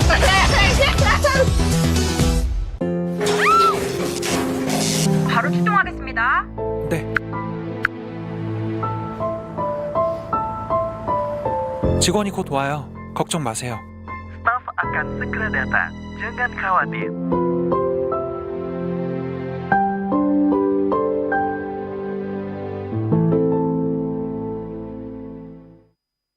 Pakai aplikasi GoPay, dompet andalan gamers. Banyak damage-nya. Ada cashback hingga 20.000 buat upgrade skin baru. Jika seringan nggak makan memori, HP lemot bisa victory. top up langsung dalam game tanpa hambatan. Ikutan selebrasi MPL di aplikasi GoPay. Menambah total hadiah ratusan juta. Bonus stage. Gratis 100 kali transfer kemana aja. Beli pulsa harga termurah. Scan QRIS dengan mudah. Download sebelum mabarkan.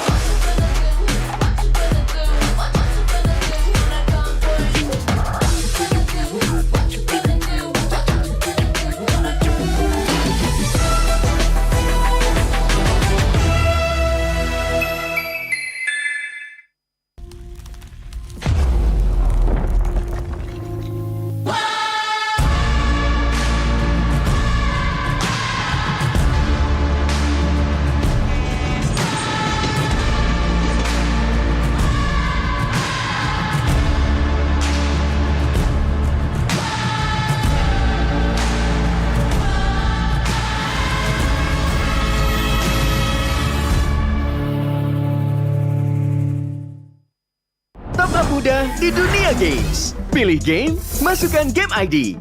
Pilih Diamond, masukkan kode promo, dan pilih metode pembayaran. Masukkan kode OTP. Selamat, kamu dapat tambahan kuota. Upgrade gameplaymu sekarang. Games Max andalanku bikin mainku semakin hebat. Tukar DG rings, diamond dan voucher game kau dapat. Main MOBA apa aja with streak di tanganmu. Cuma Games Max makin no debat. Beli paketnya dan aktifkan boosternya sekarang. Tuh, kalau misalnya musuhnya di situ, jadi kamu langsung terbang ini kayak. Oke. Nah, jadi kamu harus pakai skill 2-nya, terus pakai komik. Coba kamu sekarang main. Iya! Akhirnya aku naik.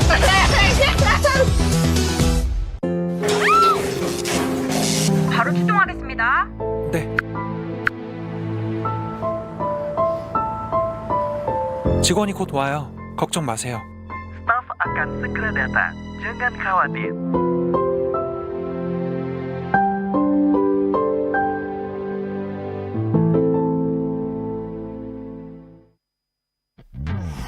Character select. Bener. You lapper.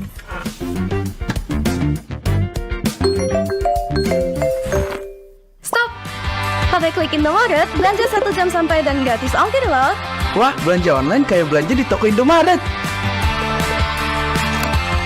You kenyang, siap main lagi. Let's go! Belanja online seperti di toko.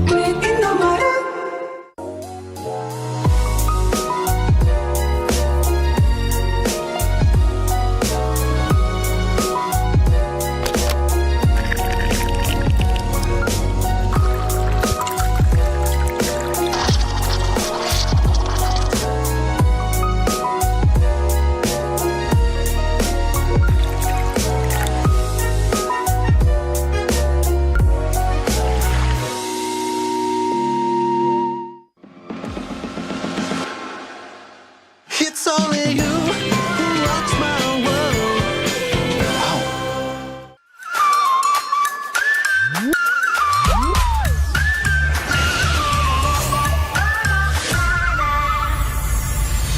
I'll be, yeah, I'll be wherever I wanna be. Wherever I wanna be.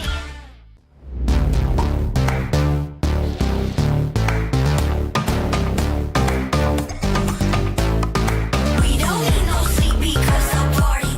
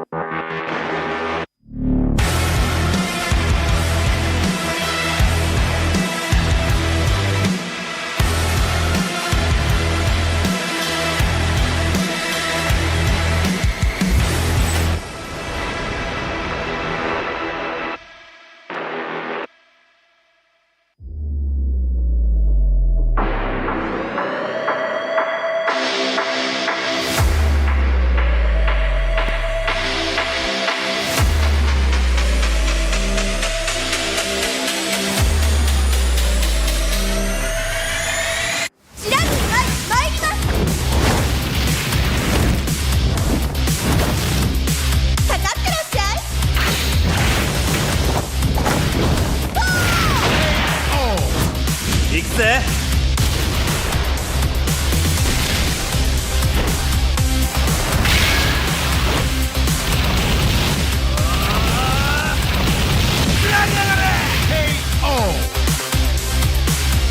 맥시가 지가운다요. Hey, come on, come on.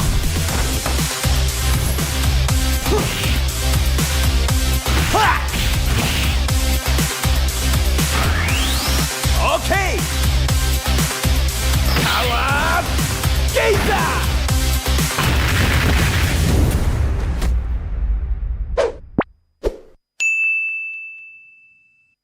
Tuh, kalau misalnya musuhnya di situ, jadi kamu langsung terbang ini kayak.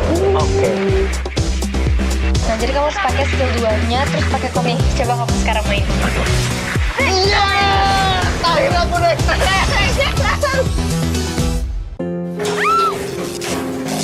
바로 출동하겠습니다. 네.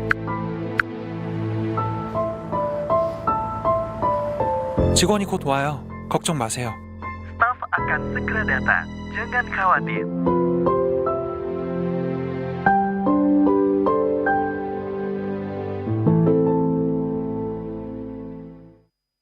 Pakai aplikasi GoPay, dompet andalan gamers. Banyak damage-nya. Ada cashback hingga 20.000 buat upgrade skin baru. Aplikasi ringan gak makan memori. HP lemot bisa victory. Top up langsung dalam game tanpa hambatan. Ikutan selebrasi MPL di aplikasi GoPay. Menambah total hadiah ratusan juta. Bonus stage. Gratis 100 kali transfer kemana aja. Beli pulsa harga termurah. Scan juris dengan mudah.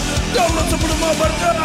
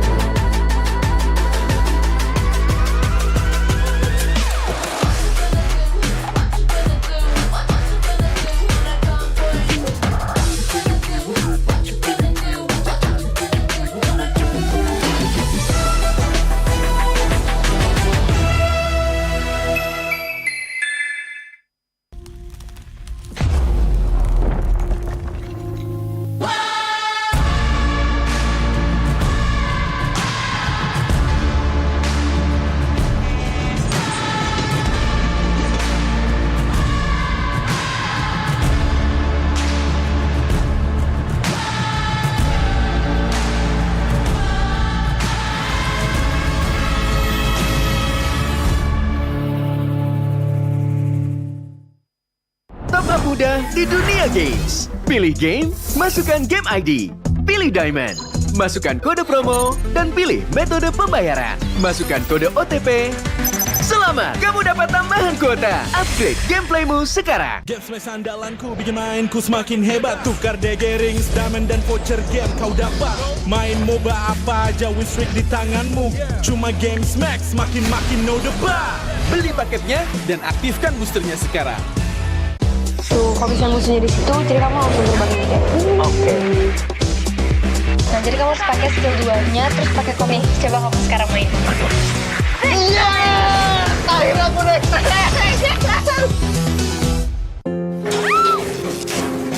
바로 출동하겠습니다. 네.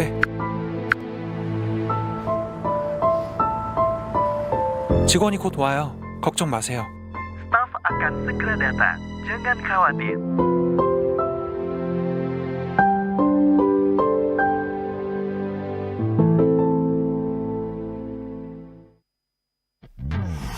Character select.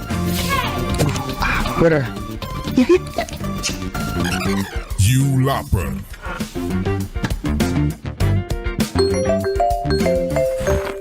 Stop! Pakai klik Indomaret, belanja 1 jam sampai dan gratis ongkir loh. Wah, belanja online kayak belanja di toko Indomaret. You kenyang, siap main lagi. Let's go! Belanja online seperti di toko.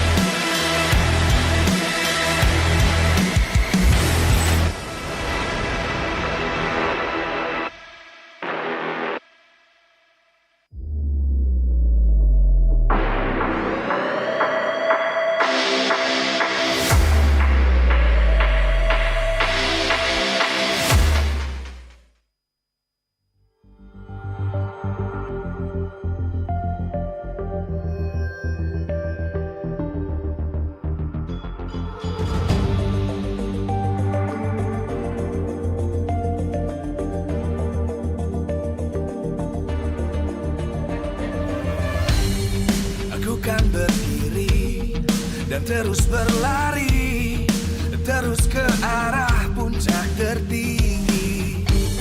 Ku takkan berhenti, hanya sampai di sini. Kemenangan abadi menanti. You know we won't miss if we unite our focus. And if you haven't noticed, we all live. Nyalakan apimu, hadapi semua tantangan, hadang semua serangan, jatuh bukan halangan. Bakar semangatmu, janganlah engkau menyerah.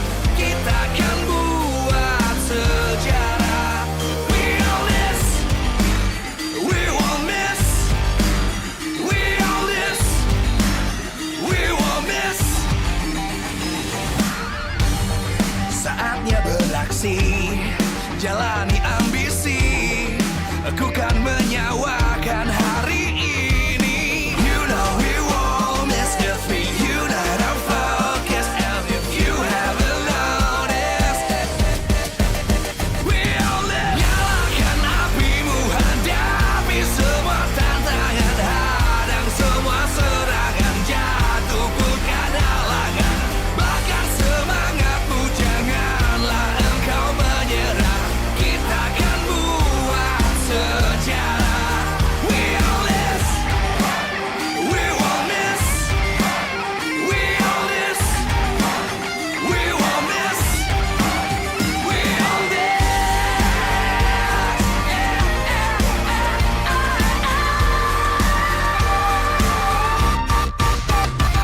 Nyalakan apimu, hadapi semua tantangan, hadang semua serangan, jatuh bukan halangan. Bakar semangatmu, janganlah engkau menyerah. Kita akan buat sejarah. We all this.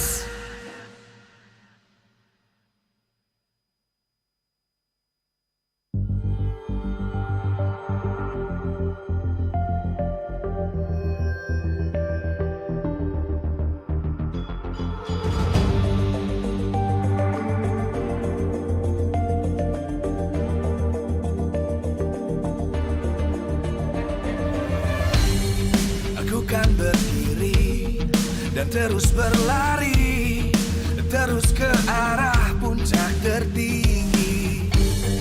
Ku takkan berhenti, hanya sampai di sini. Kemenangan abadi menanti. You know we won't miss if we unite our focus. And if you haven't noticed, we all live. Nyalakan apimu, hadapi semua tantangan, hadang semua serangan, jatuh bukan halangan. Bakar semangatmu, janganlah engkau menyerah. Kita akan buat sejarah. We all this, we won't miss. We all this, we won't miss. Saatnya beraksi, jalani ambisi.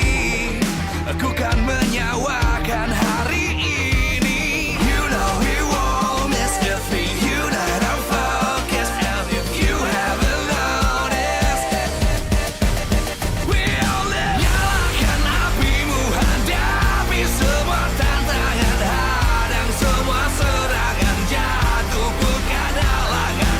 Bakar semangatmu, janganlah engkau menyerah. Kita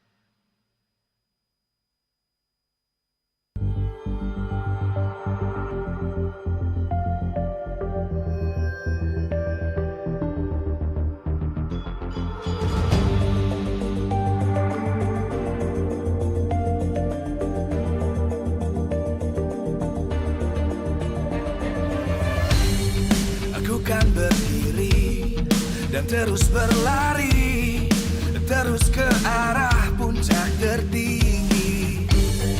Ku takkan berhenti, hanya sampai di sini. Kemenangan abadi menanti. MPL Indonesia Season 13 minggu yang ke-7. Inilah dia, The Royal Derby.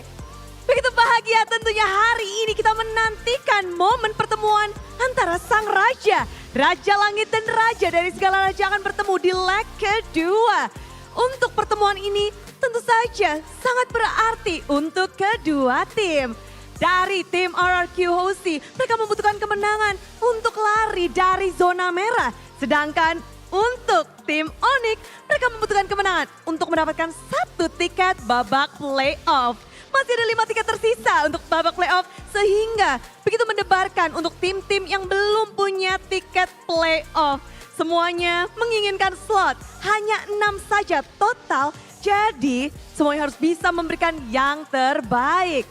Tapi tentunya yang terbaik di sini Bunda Clara melihat semangat dari super fans yang ada di MPL Arena dan juga yang ada di rumah.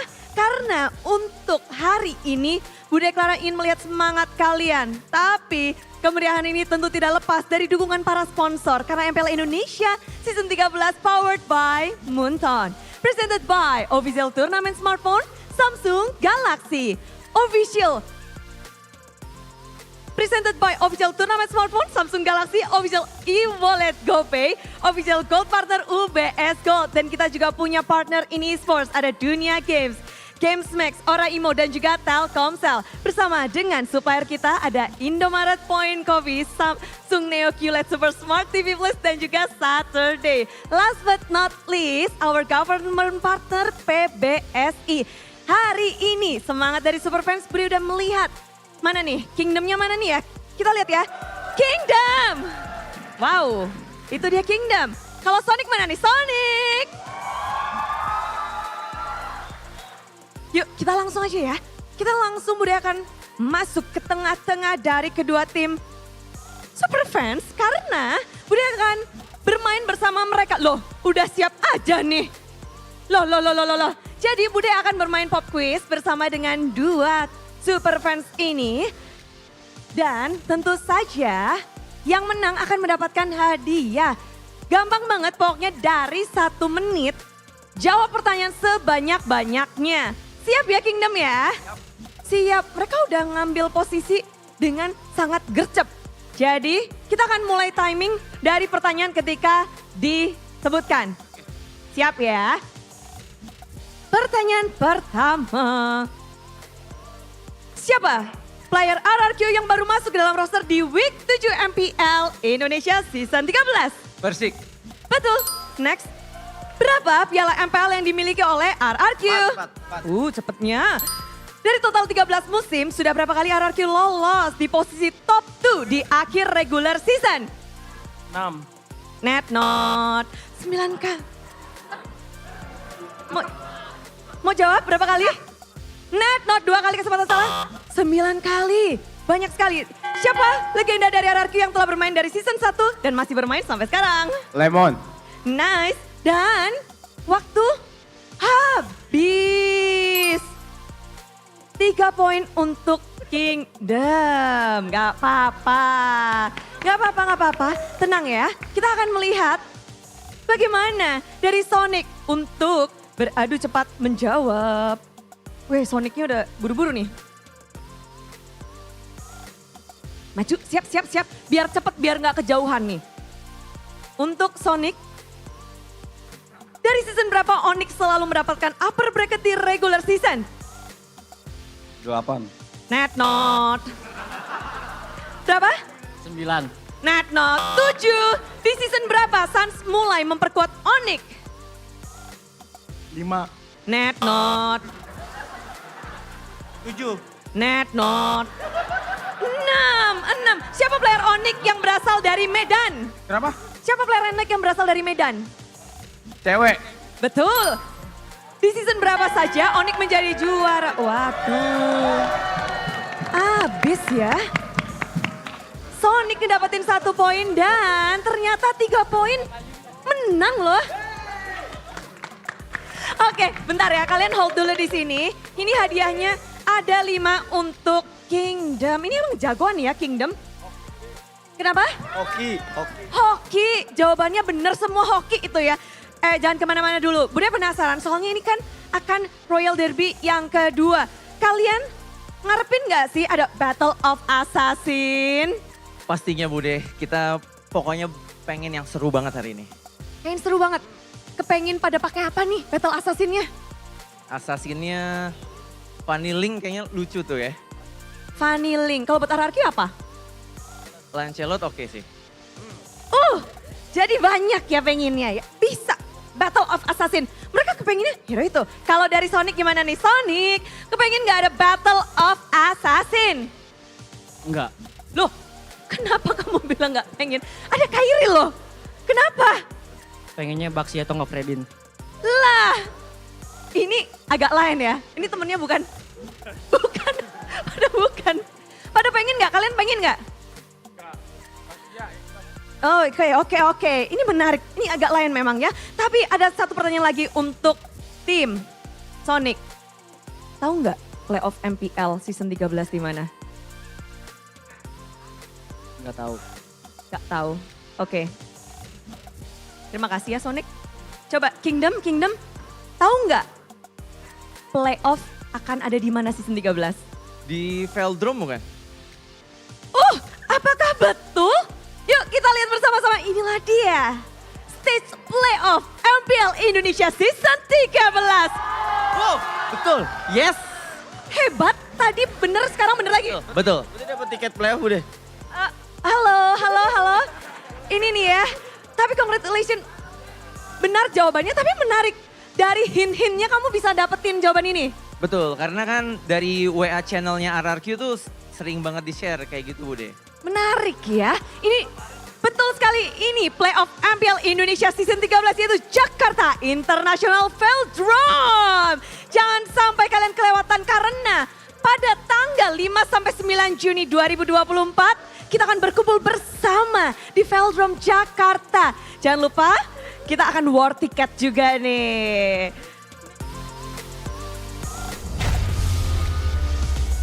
Welcome to MPL Indonesia Season 13.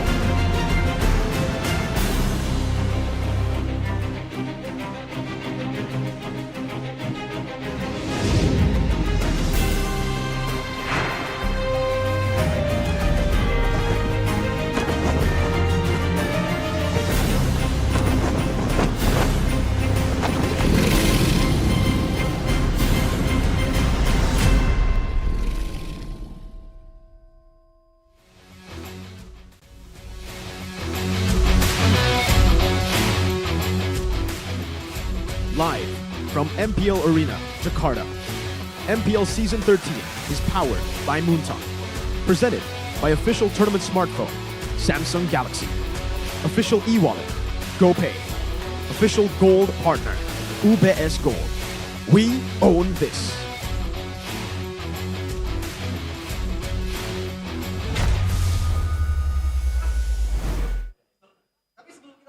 The trumpets have sounded. The kings are calling. Their soldiers called to arms as the second Royal Derby is upon us. To bring you this match, the last match of week number 7 is the English broadcast. We have Mirko. And we also have Arashi. And the three of us will be accompanying you in this best of 3, ladies and gentlemen. The Royal Derby leg number 2. Who will win it out? Will it be the Kings of Kings or the Sky Kings themselves? We don't know. Honestly, we just have to see how both these teams play it out. Onic with their assassin meta, and RRQ with Skylar. And before we get into the nitty-gritty, we do want to thank our sponsors. MPL ID Season 13 is powered by Moonton. Presented to you by the official tournament smartphone Samsung Galaxy. Our official e-wallet, GoPay. Our official gold partner, UBS Gold. We also want to thank our partners in esports, Dunia Games, GamesMax, Oraimo, Telkomsel, our suppliers, Innomar, Point Coffee, Neo, QLED, Super Smart TV Plus, Saturdays, and of course, thank you so much to our government partner, PBESI. For without them, this Royal Derby would not be upon us today, just beyond the horizon.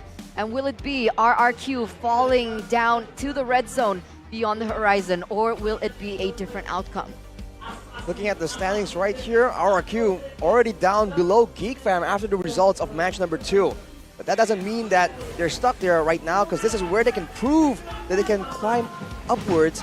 And with everything being so close, there's a real good chance they can skip quite far ahead. But of course, standing in their way is number 2, all the way on top. So we have to see how this clash ends up. Definitely.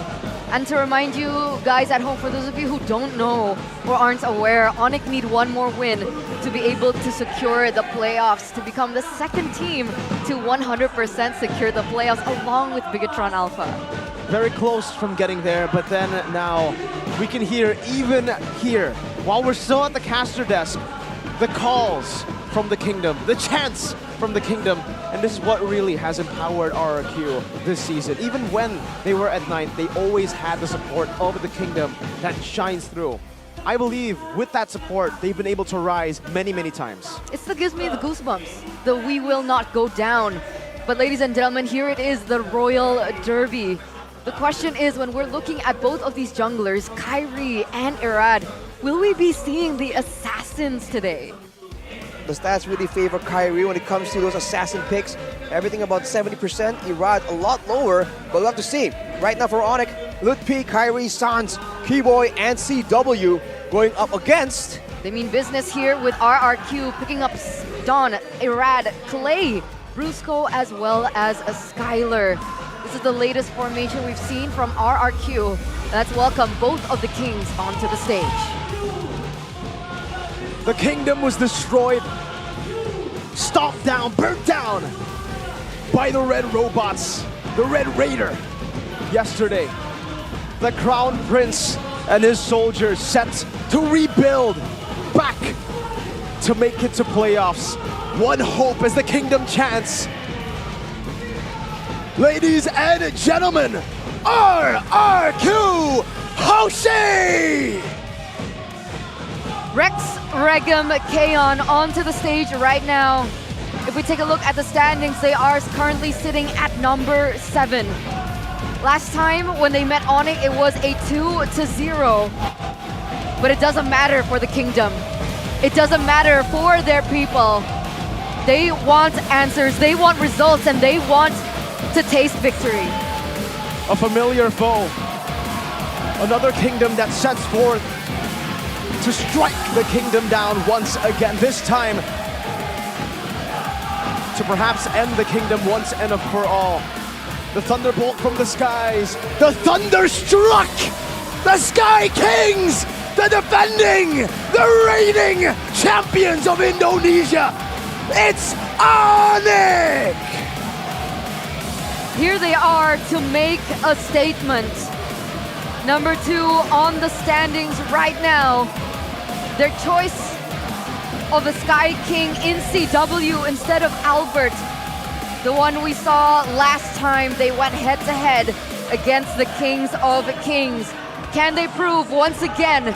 Will this be their proving ground once again to show why Onic has made a name for themselves and why they are still respected up until this day? Walking onto the stage right now with our Marshall, Dainang, Coach Yeb, with Adi in Tao, 2v1 against Zaya. Already outmatched in the standings, also outmatched in the numbers game. He's up against overwhelming odds, but that has never stopped him from performing before. But against Onic, we'll have to see if it is indeed inevitable let's see what kind of strategy we can expect from both these teams. There is so much doubt surrounding RRQ, so much pessimism. But they have risen above that a couple of times already this season. Can they prove everyone wrong? Can they prove all their doubters wrong and win against the Sky Kings?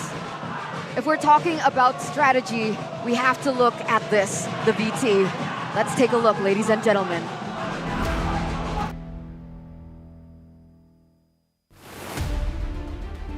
Gue pribadi ngelihatnya di si Onicnya sendiri, mungkin dari coach Chef-nya atau coach Adinya lagi mencoba merubah sesuatu gitu yang nggak umum, mencoba yang anti mainstream. Jadi mereka sampai ngorbanin beberapa match dengan konteks ayo kita coba. Jadi bisa jadi kemungkinan mereka udah ready aja buat main yang anti mainstream itu. Ya contoh jungle damage, mau itu assassin, kita nggak ada yang tahu lah ya. Entah lah ya, kalau orang lain ngelihat Onic itu dia lagi underperform atau apa, gue ngelihat Onic masih spesial sih. Apalagi kalau memang terjadi antara match up assassin, gak perlu diragukan lagi lah Onic itu bermain assassin kayak gimana. Jadi gue masih ngelihat Onic spesial. Jadi tanggapan gue ya tentu condong ke Onic pasti. Hayabusa. Wow, itu dia The Battle of Assassin. Akan segera terjadi. Dia Haskill masih ada di area tengah. Aran menerima begitu banyak JBS dan penalty shot yang dikeluarkan tapi turtle-nya tetap langsung diamankan. Bahkan sekarang gugur dia berhasil langsung dihilangkan dengan sangat cepat.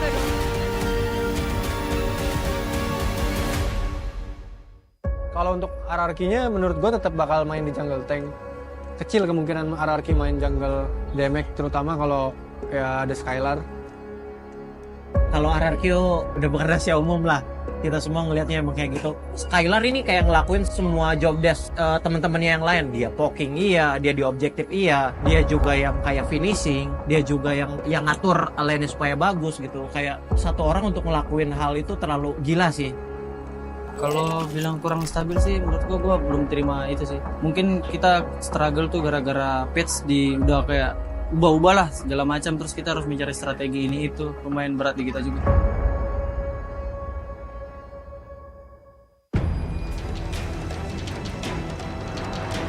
Kalau untuk RRQ ya Irat jago assassin lah, show us lah. Maksud gua jangan takut-takut lah. Gua pengen kalian berani, kita berani lah.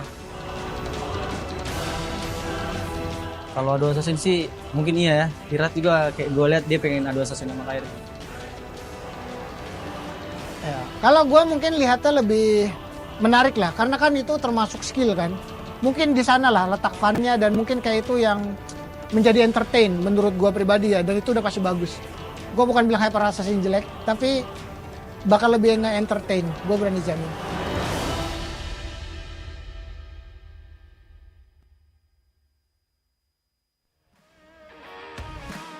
An assassin showdown already hyped up from that video from both of these coaches. Will we see it between both of these kings? The Sky Kings, Kairi, will he be picking up the assassins? And will Irad finally show us a different layer, a different color to his gameplay? We'll have to see. RRQ. They have utilized Irad on the Fanny once before in this season. They have tried to give him these assassins, and what better time than now to go up against Kairi on those assassins? Well, speaking of Kairi, the keys to victory for Onic to ban the tank jungler and let this be a battle of assassins. And along with that, prepare counters for early pick heroes for Skylar, right? Force him to go and pick his hero early and then prepare counters for it preemptively. Or let him pick later, but then take out all of his options. That is something that Onic can definitely do.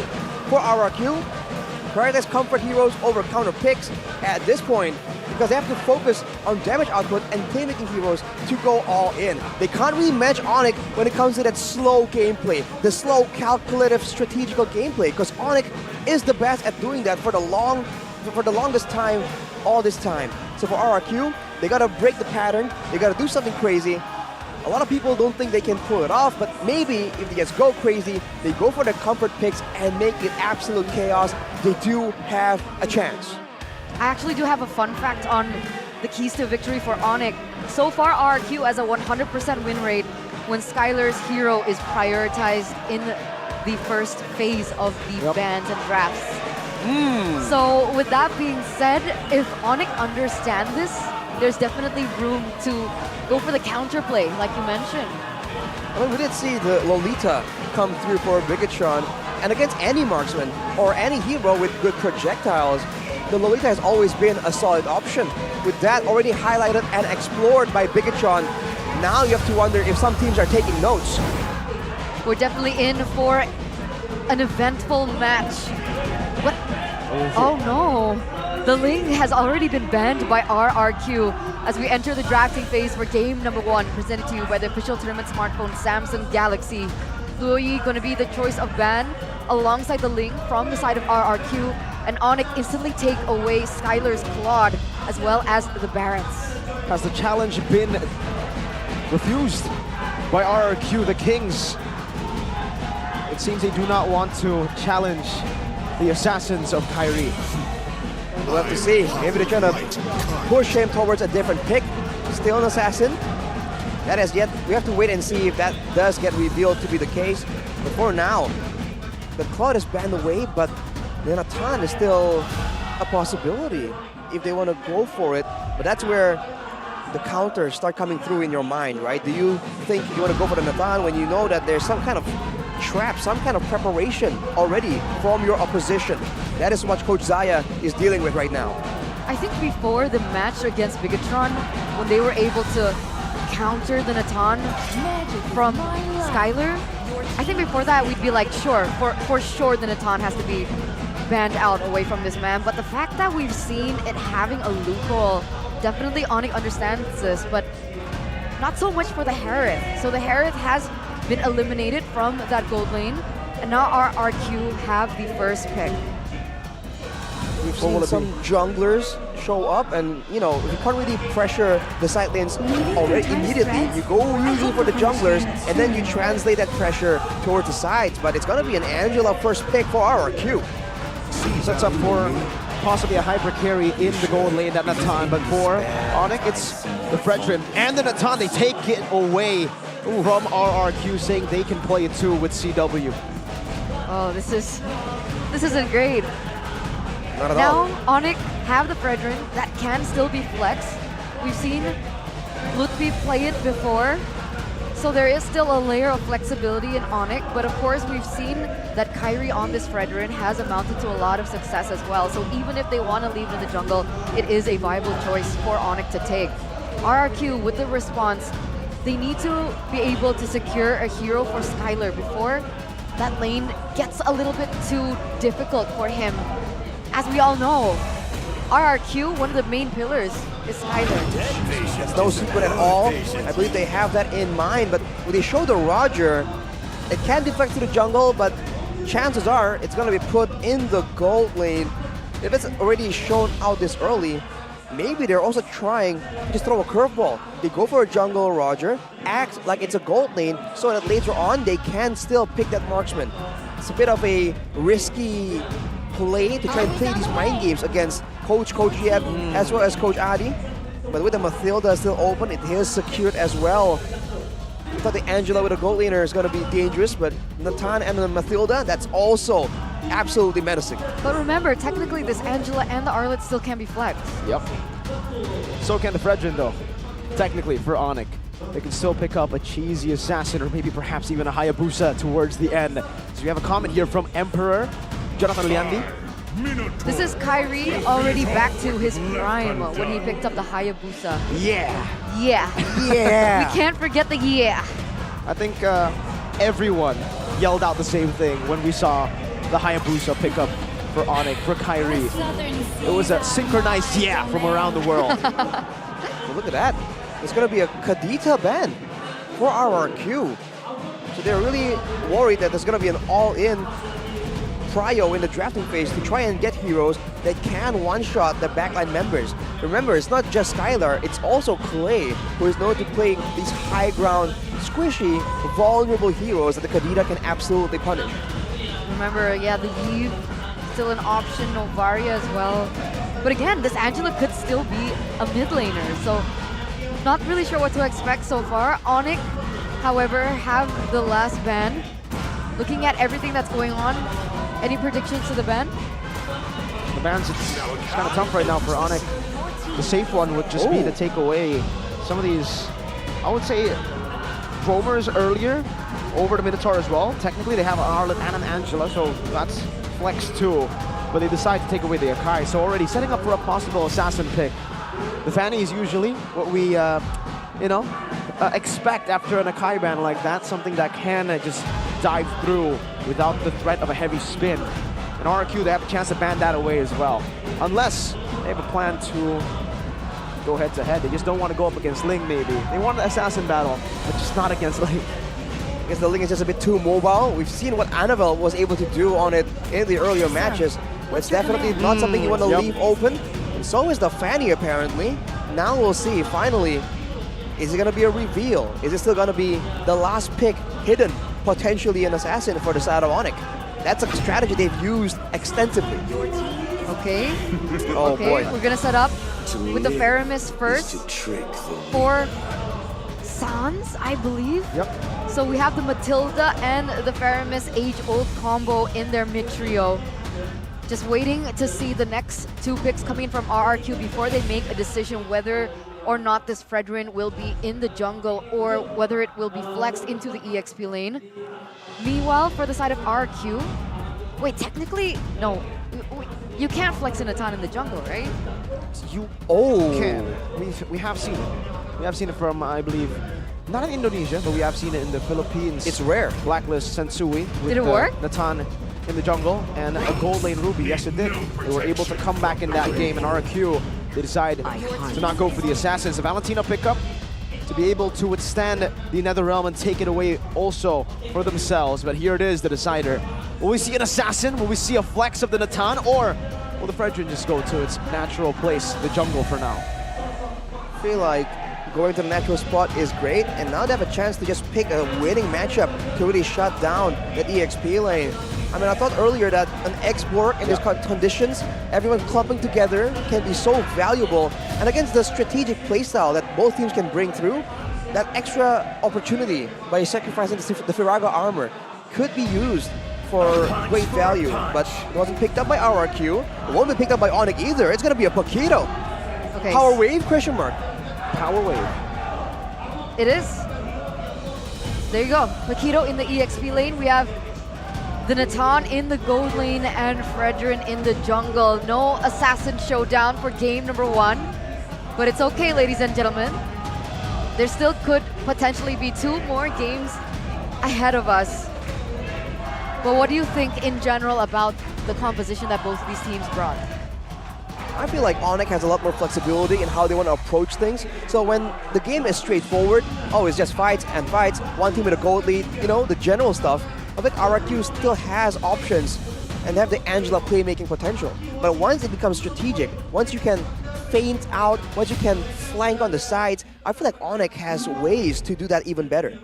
Because technically Angela does have that potential, but in a 1v1 against the Paquito later on when the Lord fight starts to begin, that's when things get a little bit tricky for RRQ. So with that being said, ladies and gentlemen, let's welcome you to the first game of this Royal Derby in leg number 2. The stakes are ever so high for RRQ. If they don't win this, they will have to swallow the red zone once again as we get into game number 1. Let's go. No assassin battle in game number 1. It's still the utility junglers. But what's interesting is the fact that RRQ have challenged a very, very scary hero that not a lot of teams have let go towards Onic. That Matilda for Keyboy is something that is very, very scary. Definitely something that Keyboy knows how to make the best use of.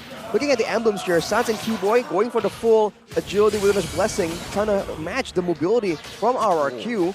Skylar going with the Master Assassin. CW unfazed with the Bargain Hunter and still the Weakness Finder. He is trying to go aggressive, perhaps win this lane even with the assistance of that Matilda, man. That is so pesky to deal with. He wants to get that power spike as soon as possible, and technically speaking, their mid trio is still quite strong despite being put against the Valentina and the Angela. The Faramis has good clear, it deals a lot of damage as well. Doesn't necessarily have to be too aggressive in the item builds, but still can dish out the damage. So So we'll see. So far, they have been focused on this mid lane. There's still 20 seconds. Oh, he's actually receiving a lot of damage from Clay at the moment. Should be forcing a recall, and that does and should prevent them to go for an engage. Well, Clay is going in for the Quantum Charge, not the Impure Rage we've seen in today's matches. So he'll have a bit more movement speed to play around with. And Kyrie with the Impure Rage as well. He's going to be able to dish out a bit more damage. The overlap, the mana that he's going to get from it will be transformed to healing. So in a sense, it's still a good amount of sustain, but it's not a good all-in option. Scary stuff in the mid lane. Brusco, very, very low. Forced to pop in regen. Meanwhile, RRQ make their move up top a bit faster. In the bottom lane, CW actually getting better of Skylar there. Irad jumps in with the shield unity, pulled back by the Shadow Stampede, and in the bottom lane, almost a solo kill there. CW tries to dive in. Irad already low. Lutpi looking for a flank as Brusco heals Irad back up. That's a flicker into the front, and that's a lot of damage placed down. A good Netherrealm steal with IMU as the final slash comes down from Dawn. But RRQ will lose out in this neutral objective battle. Lutpi still going on, but wow, an attempt from Irad now knocked up. This might be a bad spot. Shadow Stampede to bring him back in his first blood for Kyrie, and Brusco is caught as well. Has a flicker to get out for a bit, but Kai dashes forward and finds the Appraiser's Wrath. That's technically a 3-4-0 for the Sky Kings in the 3rd minute of the game, and you can already see the confidence seething out of Keyboy with those recalls. 2 people were taken down, plus they were able to secure the neutral objective. RRQ on the back foot. So the stats earlier, Lutpi 3-0 on the Pakiro, Kyrie 9-2. And man, that fight, 2 sustain options and 2 heroes that can be beefy but also do damage. The Pakiro and the Fredrin. Wow. The combination is just what's so good for that early game turtle fight. But look at the talent predictions by Samsung Galaxy S24 series. Interesting. The Indonesian desk, all for RRQ if I'm not mistaken there. And Arashi. And Arashi. And me. And Clay. Ooh, still gets out. Luckily, that was so close. Again, right, the damage between Sans and Keyboy is already a force to be reckoned with. They also need to be careful despite them having that regeneration coming in from Brusco. But as it stands, it's a 2K gold lead for the Sky Kings. We'll have to see what RRQ plan on doing, man, because they do have a stronger gold lane, but Clay is just being pressured again and again. Onic knows that with the Angela and the Valentina, they want to exert pressure and maybe try and shut down Sans and keep him from roaming. But that's where the ganks come in, and it's really swinging the balance in favor of Onic. Kyrie's just spamming the Appraiser's Wrath at this point, just trying to get as much poke as possible. Already ahead by 1 level, and even in the bottom lane, this Roger hasn't had the effect that you would expect against the Natan. The lane was interrupted with, especially with Keyboy here, always just in the wings. Whereas Brusco has been more on the mid lane, with the gold lane already swinging in favor of Onic. And with Brusco now leaving the mid lane alone, you have to wonder if Clay is also going to start to feel the pressure. And if that happens, can they still go for a decisive fight in the turtle? Remember, against a Mathilda and a Faramis, tons of sustain. Wait, Arad is 2 levels below of Kyrie. Oh, 2-man final slash on a Keyboy. Still with the guiding win and a retreat by Kyrie. Dawn in the midst of it all, now pulled back by the Shadow Stampede. Another round comes in, but it's not going to be there, not there yet. CW is participating in a team fight onto the Natan very early on. Gets the weakness fighter, he gets a double kill as he picks up a Starlium set in the 5th minute of the game. Sans with a pullback on Irad. Kyrie with the sandwich maneuver and a full dive with another realm under the tier 1 turret as Lutpi escapes.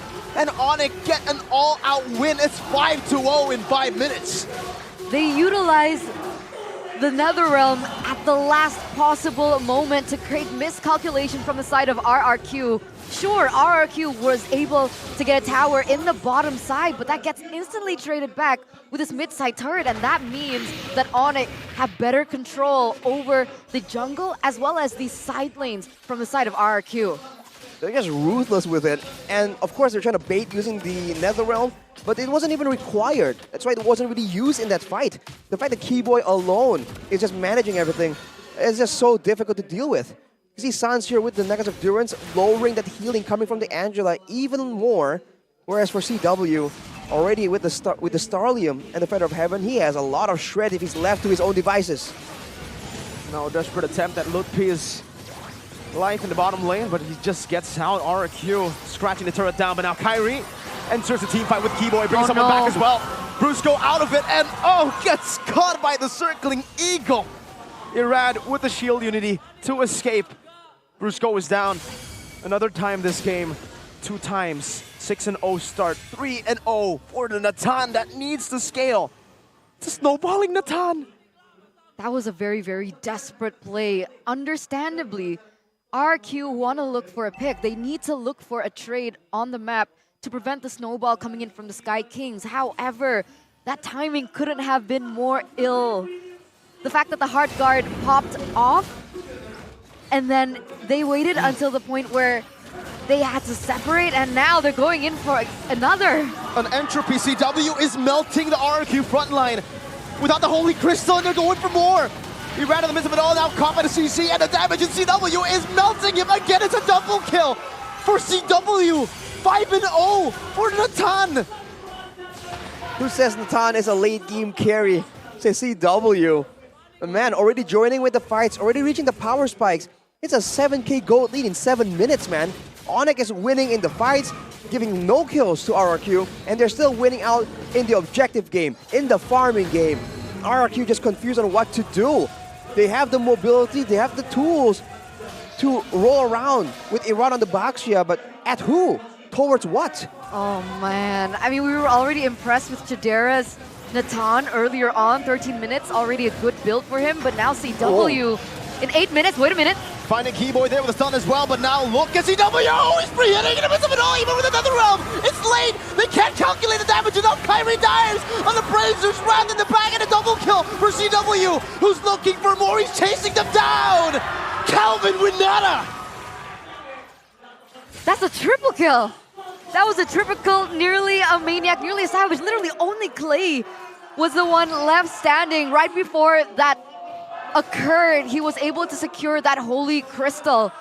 And again, ladies and gentlemen, it's only been 8 minutes. Exactly. These turrets are falling down like flies and no problem. Absolutely no defense possible, seeing how far behind RRQ is. 11k gold lead for the Kings, the Sky Kings. I don't think I've seen the gold lead spiral out of control that fast. 48 seconds until the Lord is up, and already we're seeing base ending levels of gold difference from Onic. And it doesn't seem like they're going to stop anytime soon. They backed for a bit just to clear their own jungle, and now they're going to be going back into action. Another circling eagle. They can do whatever they want at this point. Clay gets knocked out with no counterplay. Can they end this? Blood Wings, 9th minute, 4th item for CW. He's farming heroes at this point, 8-0-1. Can they get the fastest game? They're on track to do so. What's the fastest game? 10 minutes and 52 seconds. That was Bigatron versus Geek. Well, we'll have to see. With the Lord coming through, it seems like they will go, Onic will go and take the free Lord first, and then go and manage the waves afterwards. And for RRQ, even if they do hold off this assault, they're up against a Natan with a Roger. Now the foot is on the other shoe. Right? RRQ, they can't really just wait. Look, he can just walk up like this. It's a 14,000 gold lead in the 10th minute of the game. It's still unfathomable. I mean, 1v4 as well. CW also very casually walking up to 4 members from the side of RRQ with absolutely no fear in his eyes. And look at how much damage he's doing on these turrets. Casually walking up as Skylar almost loses a duel against Lutpi. Man is a menace on this Paquito. But here comes the Lord, here comes Onic. RRQ, can they defend? Trying to beat the record, the Sky Kings this time. 10:50 is the record to beat. Just a few more seconds for that record to go away in this game at least. Kyrie with a taunt forward, only onto Irad. Onic will take it slow. Base turrets all down with the First Lord. Every single one, Keyboy's looking for it. They want to go for the end right here.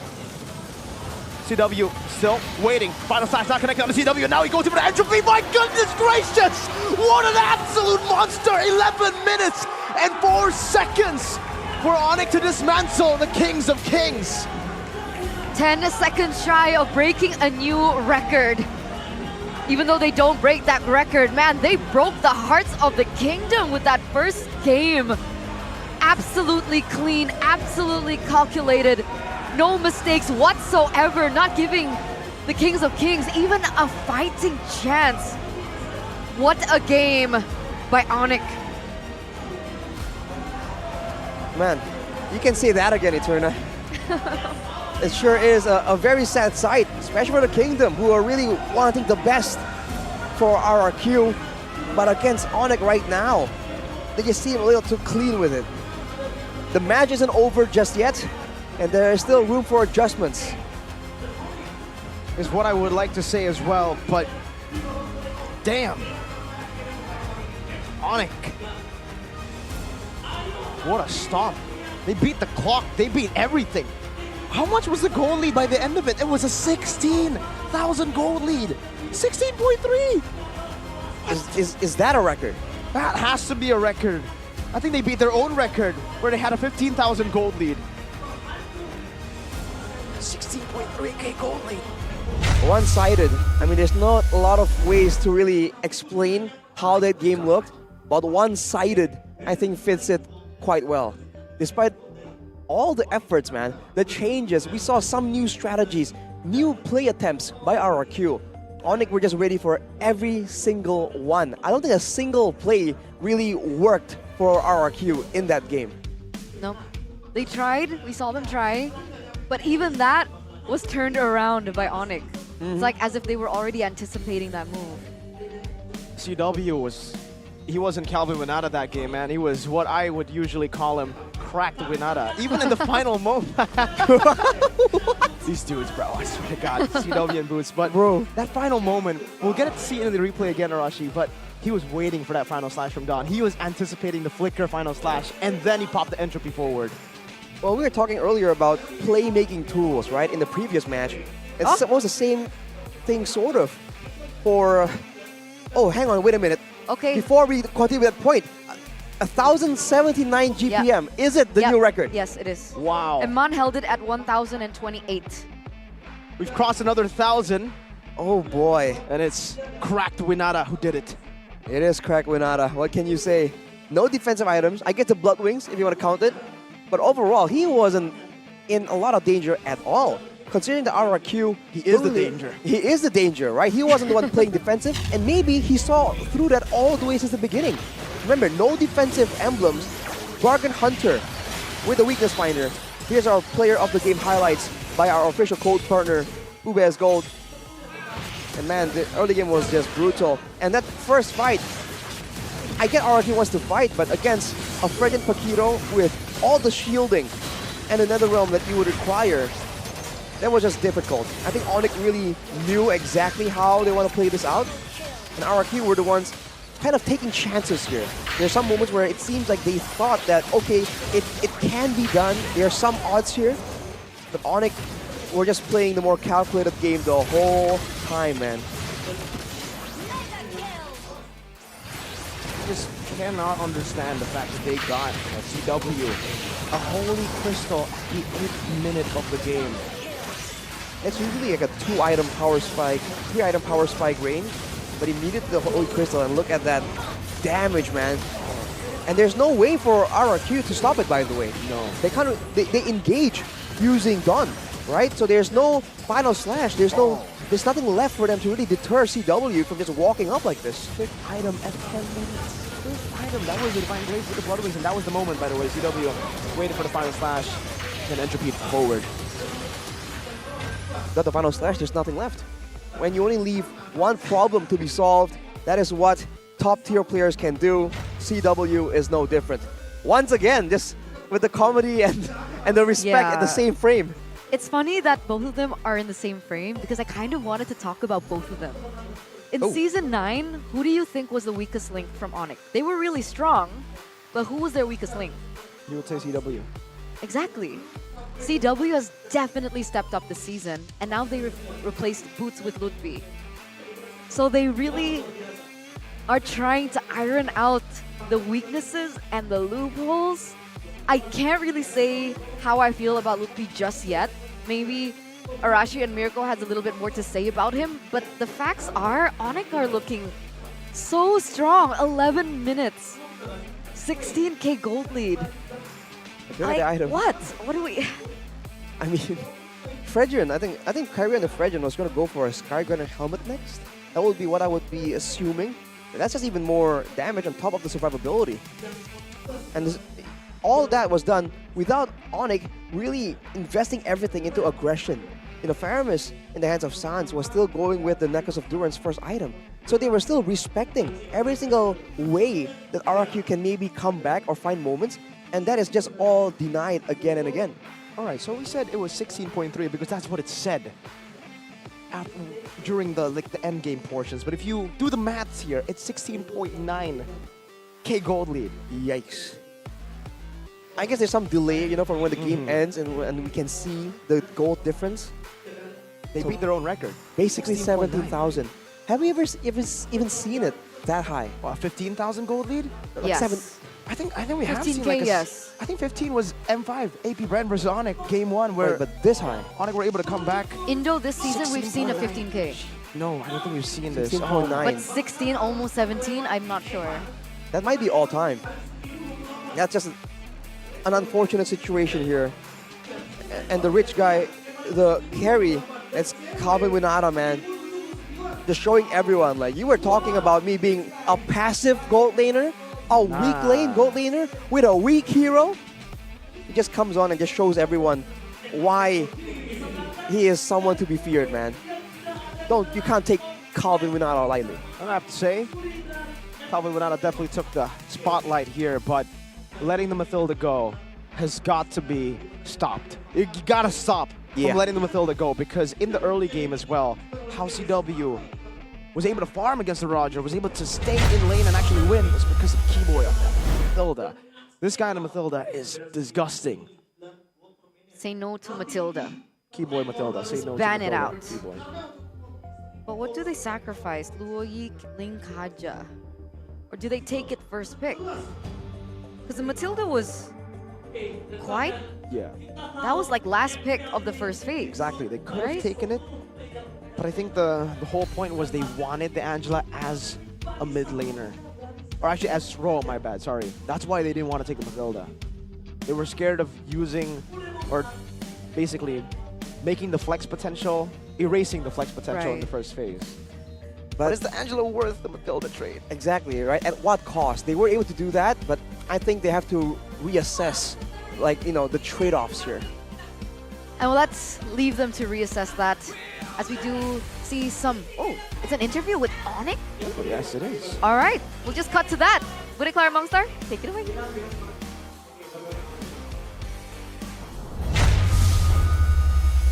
Acaranya Onic ya? Betul sekali, itu acara kita yang kita persembahkan buat Sonic, Bude.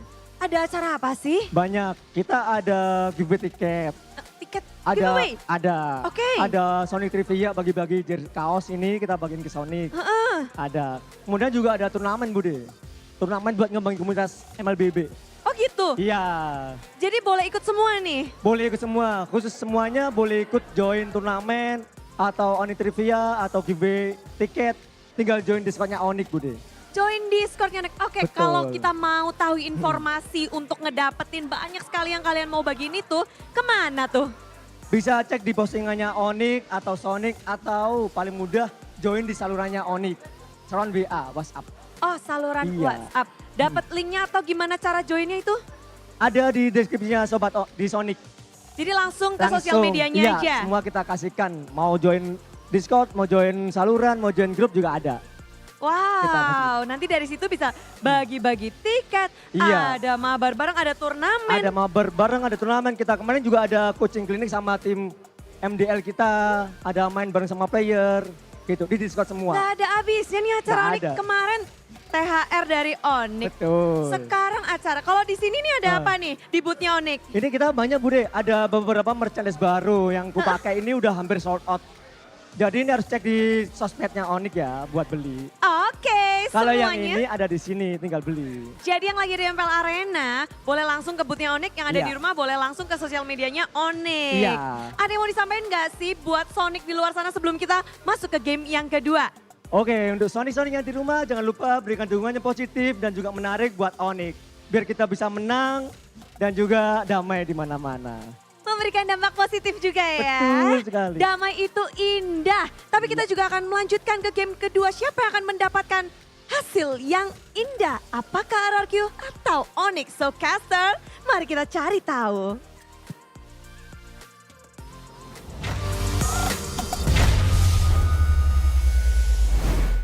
Here we are, ladies and gentlemen, at the precipice of disaster for the Kings of Kings if they can't force a game number 3 in this second game of this best of 3 series. They had to accept 9th place. They were able to crawl back into the green zone, and now they're slowly but surely going back to the bottom. Let's hope. Let's hope. Let's hope. Let's hope. Let's hope. Is she glitching? What's going on here? Let's hope. Eterna is lagging, ladies and gentlemen. Let's hope. How do we fix this? Arashi, what the heck's going on with her? We gotta get Games Max or something, man. Something to solve. What's going on here? Welcome back. Was that a ping spike? Whoa. What?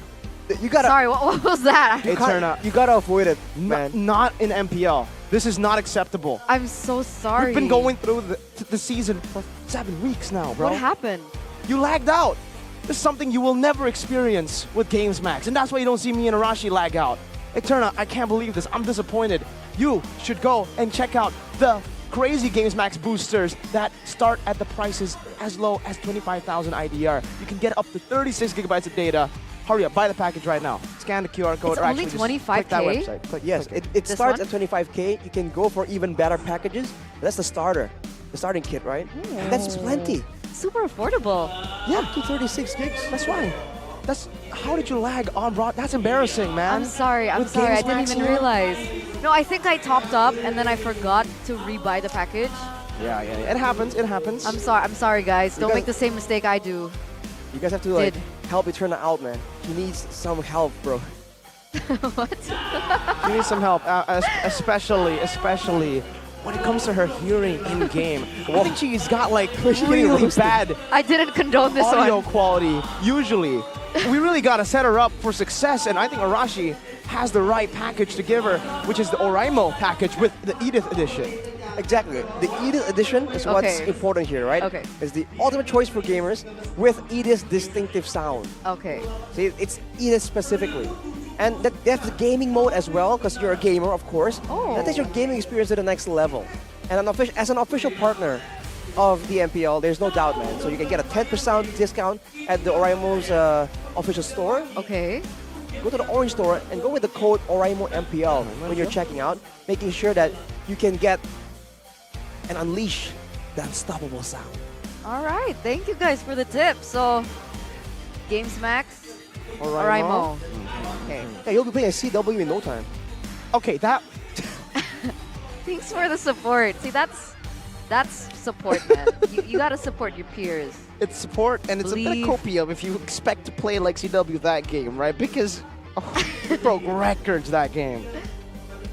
And he seems chill about it, as always. Bro, this guy... So low profile. He's been on a roll, though, when it comes to jokes, comedy, and social media. You know, I thought that he was actually quiet. Oh, but then hell Miracle no. showed me his social media, the kind of stuff he posts. The guy is a joker, man. Yeah. He has his moments, for sure. I love his skits with Boots. Yes. Have you seen his skit to wish his girlfriend happy birthday? Oh my god, I have. If you guys don't know what we're talking about, check out his God. social media. This guy is hilarious. And it doesn't look like he's hilarious because he's so scary in game. And so quiet usually. But this season it seems like, you know, he's like, you know what, I'm going to take it chill. I'm going to just have fun this time. So with seeing that performance from CW, what do you think about Skylar? Is he still the #1 Indo gold laner in MPL ID? You think about it because I'm going to ask you next. Oh boy. I might have to switch up, honestly, after that performance, but we'll see this game. What about you? I feel like if you contextualize the question, alright? I feel like it's hard to compare both because obviously RRQ overall together has been on a slump and Onic is on an upwards trend. Fair. At worst, I would say equal. I would concede equal for now. Okay, What okay. color is your 3-peat, right? That's probably what CW is saying. But here we are, ladies and gentlemen, in the drafting phase for game number 2, presented to you by the official tournament smartphone Samsung Galaxy. Once again, RRQ have opted to go for the Luo Yi Harith as well as the Ling Ban. It is RRQ with the second pick this time around. They've opted for that side Natan, Claude, and Barat. This means that Zakaja is open. Fredrin still going to be the choice for Onic. And that means that the Matilda can be taken away by RRQ this time around. It's such a weird trade here because if they do go for Matilda, they're probably going to leave the Angela open. And if they do so, Onic will get their hands on an Angela. So maybe for RRQ, the right option to go for right now, Natan's banned out. So do they still go for the Roger here? Do they just take away the Matilda? Do they try to switch it up? Or do they try to double down on what they try to do in game 1? I think going for the Roger is going to be a bit too risky. I feel like the Angela trade makes a bit more sense. And it might force Sans into an Angela, right? And Sans on less damage can technically be considered a bit of an advantage. But RRQ, they want the whole package. Matilda Paramus immediately. The strong trio that Onic had in game number 1, they've stolen it away from Onic, forcing Onic into a question. What else, what other strats do you have up in your sleeve? But by the way, the RRQ 100% win rate, prioritizing Skylers here in the first phase, has broken. Technically, right? Because they did go for a bit of a flex kind of deal. It wasn't his signature heroes just yet, but yes, it has broken. We have a comment here by Mr. Emperor Jonathan Liandi. In my opinion, Lutfi has already proven why he replaced Boots. This player has a lot of potential. Agree, disagree? In the words of Lutfi, not mine, this is Lutfi in an interview, he said, yeah, I replaced Boots because Boots is old. Nah, but seriously.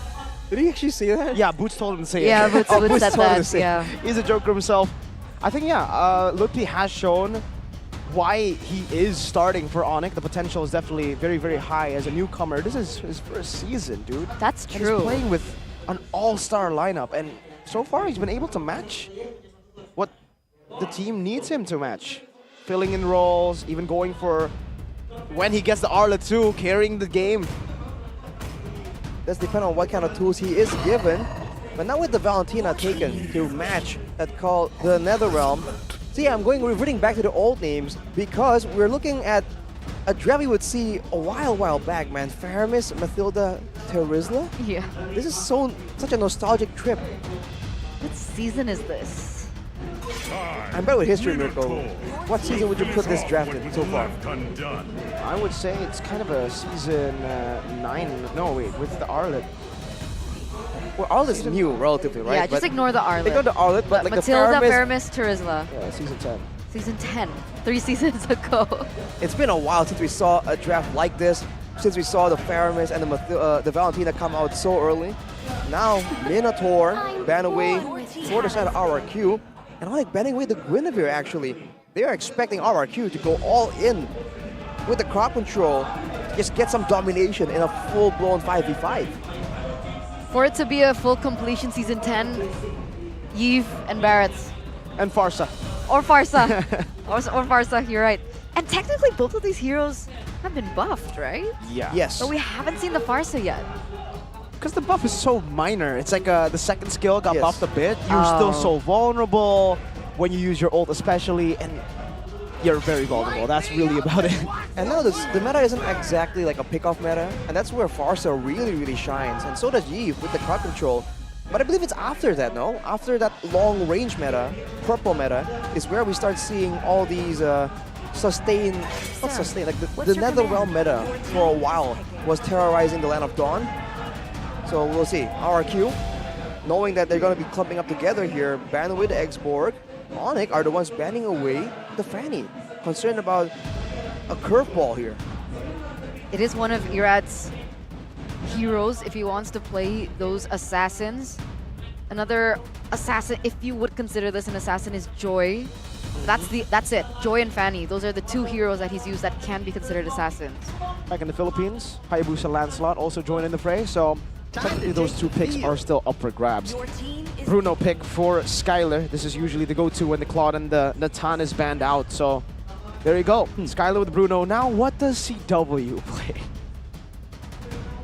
I was thinking something long range with a lot of damage output because, you know, that seems to be what's going on right here. Both wanting a gold leader with a lot of damage output. I was thinking something like an Ixia, but it's a bit too vulnerable. It's gonna be a Melissa. This is a bit of a signature pick for him, isn't it, Miko? Yes, it is. If My I'm not idol mistaken, on the Melissa got banned. No, nerfed, right? Adjusted. Okay. Also adjusted. So, what the was muddles. the change? The muddles. Usually you're able to just hit nothing and you will still be able to hit with the muddles. Now you need to hit something. You need to hit an entity, whether it be a minion, whatever it is. You need to target something for the muddle basic attack to go through to the enemy. So usually you would just turn up your attack assist, throw your muddle, and hit air, and still be hitting their opponents. So now you need something else to hit while you put the muddles. Will that affect her range? It will affect the way that you play Melissa, but she's still very, very good. The only thing that so this is the fun fact when we're talking about the Melissa here. You can actually cancel the penalty zone from Terizla if the Terizla doesn't position his penalty zone properly. If the penalty zone overlaps with the go away, the penalty zone will be cancelled. But if the penalty zone is used right outside of the go away, then it will still hit the Melissa. So there are ways to counter the Terizla for the Melissa. That's going to be mainly a big difference in the laning phase as well. And so far, that seems to be what really matters right here. The laning phase is so critical in deciding the landscape of this game. And with this being so dangerous, potentially being the last game of the match as well, I think RRQ definitely have an ace up their sleeve with the jungle Direbath right here. All the sustain, and now a lot of fighting power for the first few turtles. Let's see if this actually plays out well in their favor. That's a debut pick for Irad in MPL ID Season 13, that Diroth in the jungle. But the fate of the kingdom hangs in the balance. The fate of the kings of kings are grappling at straws as they look to get a victory, to force a game number 3 if they still want their playoff run to come alive. So much pressure on the hands of RRQ right now. Let's see what they can do in game number 2 of this best of 3 series. We haven't seen this Direbath jungle in a long time with a concussive blast as well, by the way. Trying to get even more clear available. And on the side, Clay also with the Faramis, he's going for the lethal ignition, so you have to watch out for that extra bit of damage. And for Onic, it's just all quantum charges, man. They want to go fast, they gotta go fast. And finally, CW, knowing that's gonna be an even tougher lane against potentially the Mathilda as well, goes for the tenacity for an extra bit of staying power, whereas Kyrie stays with the same build. Bit more damage, a bit more sustain. It's like a good balance between both, but he will suffer when it comes to the wave clear. So we'll see if Irad can take advantage of that. In game number 1, it didn't seem like it was too much of a problem. But with the Diroth in the jungle, is there an effect? I mean, we do see that Irad is a little bit ahead of Kyrie. He's still level 3, almost at level 4. Meanwhile, Irad has reached that level 4 point. He just has a difference in the clear speed, in the threat for the burst, especially in the gold lane. Now that it's not a Baxia, it's just a hero with a lot more damage available. So it also shreds. So if Skylar and Brusco make the play together, it could have been very dangerous. But no, it is cancelled by CW. That was interesting. Zach, I'm just looking at the little interactions here for the new model mechanic. Up top though, Lopi going in for some damage. Clay already very low, and that pullback could have had very tragic results. Lopi level 4 with Sans as well. Clay with level 4. Sans already stealing that Nether Realm. Irad jumping into the back with the penalty zone as well. Lopi gonna be caught in the damage. A Razor's Wrath from the Turtle Pit, and that's Lopi who falls as first blood, but the Turtle will be secured as Keyboy gets out with the vengeance. Turtle traded for kill. Who was it worth it for? I think it's still, in a way, worth it for Onic. They are the ones who are trying to go for a bit of a balanced composition. So the fact that they were able to get the Turtle, despite going up against a Netherrealm, a Mathilda. It's a small victory, but I think Onic has a ways of making small victories start to snowball, start to kind of assist each other. And look at CW is finding ways to make this Melissa work, already having a level advantage as well. Yeah, you can even see it, right? I think the extra range that he has been able to harass Skylar. Even Brusco can't say much when Keyboy goes in for the roam as well onto the Arlet. But meanwhile, the rest of the members already harassing Irad in his own jungle too. The Fraser Grab used up early. Some strike as the Shadow Stampede pulls him forward. Kyrie still with the Retribution, but now Irad jumps in. A good final slash to disengage with the Circling Eagle. Now with the Guiding Wind, bringing Irad back to Keyboy. A stun to cancel, to disengage once again. And a good win for Onic. Purple buff for nothing. The issue right now is RRQ. They're spending a lot of resources defensively. So when they try and go in aggressive like that, it's usually after. And Onic have kind of secured their route, their way to go out, their escape routes technically. So you're looking at all these fights, RRQ can win it, but they really can't find the fight. They can't force Onic to stay and fight them in the middle of the ring. It's really tough. CW still harassing. Look at Skylar's HP right now. He does get some help through from Brusco, but he's been completely zoned away from the turret. That's a full gold plating given to CW. He's going to lose out on several gold wagons as well. A lot of gold there. Fortunately, he is able to actually make his way back, and all the plating is taken away by CW. See the items here. It's really a 1k gold lead. Not really the start that I think RRQ were looking for. Penalty zone on the sound. He has another round. Flickers out to safety. Circling Eagle knocks him up as Kyrie goes in for the taunt onto Dawn. Now two-man knockout strike. That's 2 times. On him. I missed some strike and Irad wins out the Red Tree battle. Now jumps in on the Zons, but a final snatch on Zons. He gets done just barely. Clay with the Ghost Burster takes him out. An all-out win for RRQ for now. A kill and a turtle to their name. Wait. Was Irad already level 7? Or was he not yet level 7? Because he was a level below the last time I checked. Was it a change in the last few moments? Because that was a huge win. CW now in trouble. Very low. One last hit should do it. He pops into Inspire, but it's not enough. Skylar gets the kill in the bottom lane. And yes, Eterna. Irad was level 6, and then he got the turtle. That's what leveled him up. Wow. Small, again, big moment there for RRQ. Immediately just going online in multiple lanes, not trying to push the tempo back and swinging all the priority back to Skylar on the Bruno. Probably trying to get him to snowball even more. That will be the ideal condition right here. But it's the same idea. They want to go for a big fight. They want to out-sustain the members of Onic, and they want to use the Armor Shred to ensure that Skylar will be able to just delete everyone. I think the EXP lane is where it's going to be important later on, because Dawn is one of their main engage tools. He is the main frontline as well, and of course Paquito can always make the plays happen. Two-man knockout with the Circling Eagle. Final slash displacing 2. No initiation. Fraser's wrapped in. Sustained back from the Abyssum strike. And in the bottom lane, a bit of a battle again. 1v1, a duel. And Skylar is now ahead. So initially it was CW being able to have a bigger advantage in the gold lane. Was it because of CW's death earlier on? Yeah, for sure. But if you look at the gold, they actually still evenly matched at 4,300. The highest claw power spike, though, is what Skylar is enjoying right now. Like we talked about in the previous game, he needs to try and use it as much as possible before CW gets his own power spikes, because later on, the Melissa will be able to output more damage to more people at the same time. And now this is where things get interesting, because both of these teams are going to be vying for the next initial objective. Irad, though. CW dashing away from the penalty zone. Keyboy in the back doing some damage as Dawn is there. Another round plays down. Irad already very low as Lupin now pops into knockout strike to go back and displace them once again. Muddle placed down on the 2. Clay and Dawn taking some damage as CW is still in the back, free hitting, has the go away, has the Inspire. We're still waiting on a good time to engage. Two-man Circling Eagles. Keyboy gets brought back, but has the Vengeance to sustain just a bit. That's a retreat from Kyrie as Irad is all low, now pinned down by the go away too. Sans picks up the kill. 1 for 1, Keyboy for Irad, but a turtle is secured by Onic as Kyrie continues this chase. Now onto Dawn, who goes and retreats back to his tier 1. Kyrie on the purple buff, RRQ very low. Sans in the mid lane alone. And CW trying to capitalize on this in the bottom lane to take a tier 1 for free.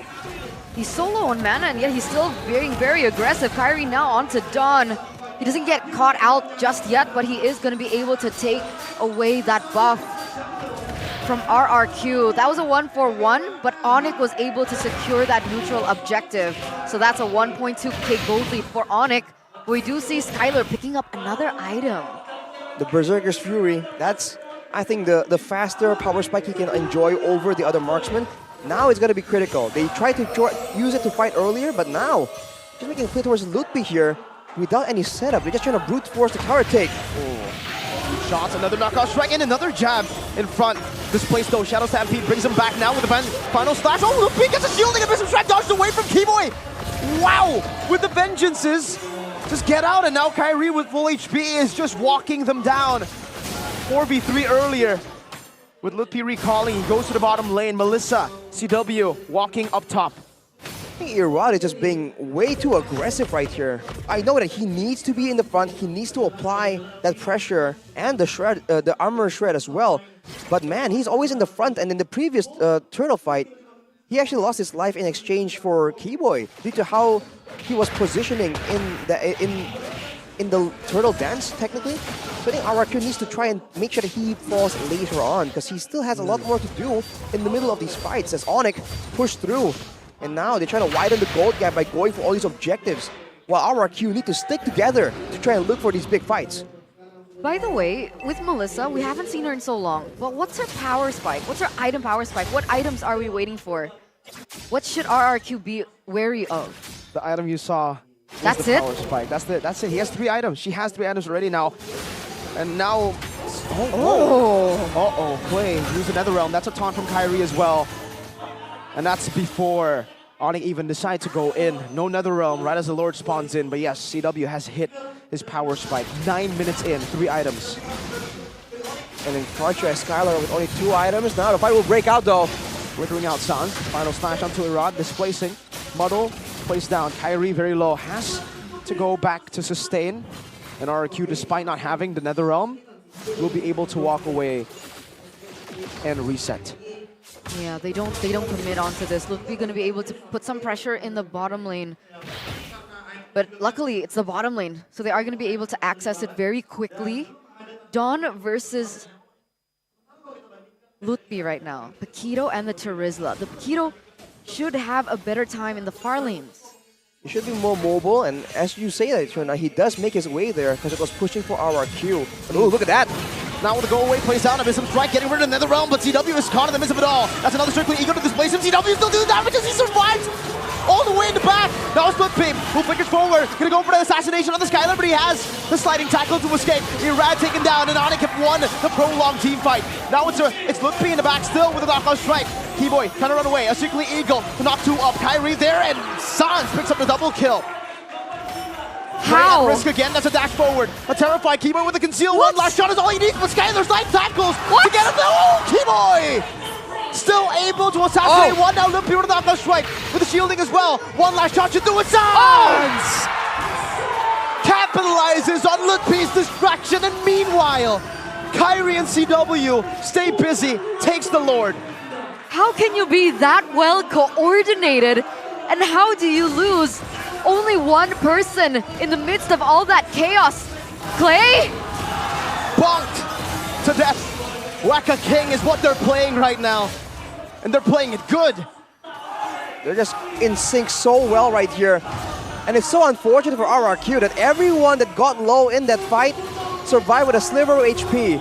Meanwhile for RRQ, they were so desperate, so intent on getting more kills right there. They went and risked it, but unfortunately they lost even more members. Now at a 7k gold lead, with Onic showing they can beat RRQ despite the Netherrealm, despite the Mathilda difference. They are marching down towards RRQ's base with the Lord. This Melissa pick has proven to be insane for CW, and it looks like that is the entire reason for this pressure. I mean, even with the adjustment on the models, it looks like there's absolutely no problem as the Sky Kings look for the invade. Well, let's see now. The Muddle zoning them away. They don't even need any of the frontliners to walk on forward. 2-man knockout strike. Just the zone again. Penalty zone to the back by Don, and now the Circling Eagle, everything. Netherrealm plays down as they go away as well. Pins them all down! CW with Inspire, reduces strike! CW dodges away! Calvin with Nana gets out, and RRQ all get baited by that one man. Now they're stuck in no man's land. Now it's Clay next to fall with a vengeance. Keyboy displacing Brusco, taunted up, locked down, and Kyrie takes him out. Skylar, one last man standing. The Crown Prince stays alive, but the kingdom fall. Ludwig takes him out. 2-0, clean sweep. The Empire crumbles. Their crowns are still perching atop their heads. The Sky Kings with a clean sweep in this Royal Derby. This truly proves that there is one crown to rule them all.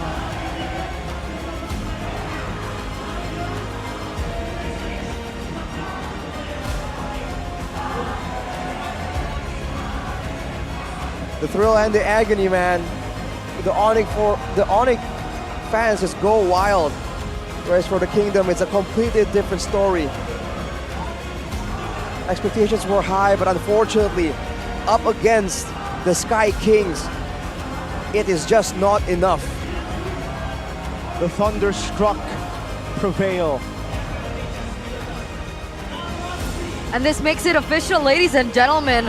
Onic are the second team to secure the playoffs. One of only two teams right now that has achieved what seems to be so difficult, so challenging to do in Season 13. It will be Bigatron and Onic.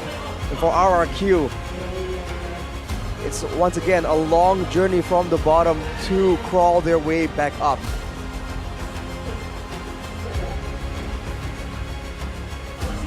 The Kingdom, man. They're feeling the agony like you mentioned, Arashi. But what again? What? CW. All of them as a whole. I mean, CW was a big standout, but this is a very scary Onic. Let's see what they have to say about their performance. 2-0 against the Kings of Kings. Bude Clara Mongstar, take it away. Satu tiket playoff sold out di tangan Onic. Inilah tiket kedua dan hanya tersisa 4 tiket lagi. Tapi selamat Onic, kemenangan barusan membuat kalian mengamankan posisi di babak playoff. Lutfi baru main langsung playoff loh. Alhamdulillah. Alhamdulillah. Tapi menyangka nggak sih kalau match ini akan menjadi penentuan?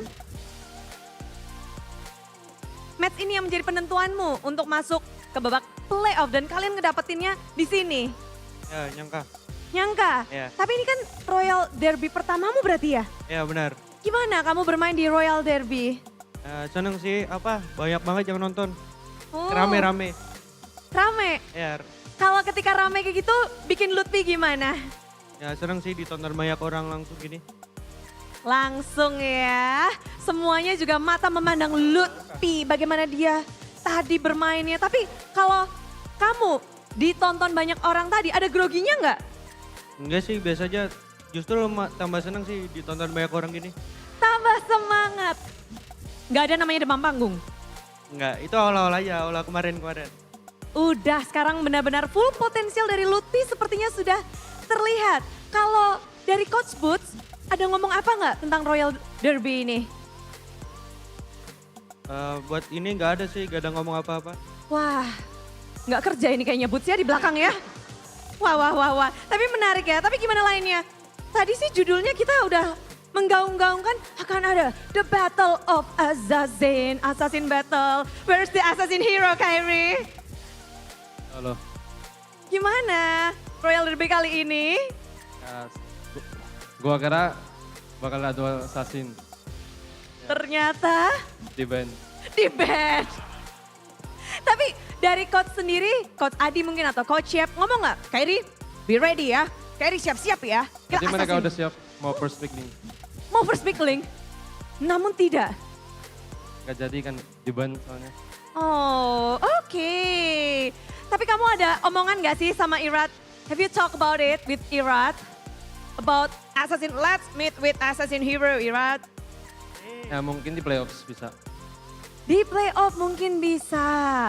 Tapi melihat pertarungan kedua kalian di Land of Dawn, Kyrie, how do you see Irat in this Royal Derby? Jago.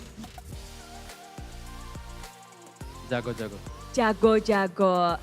Tapi ngelihat kita benar-benar berada di posisi 2 untuk Onic. Melihat dari kacamata cewek, kamu dong yang pakai kacamata, we?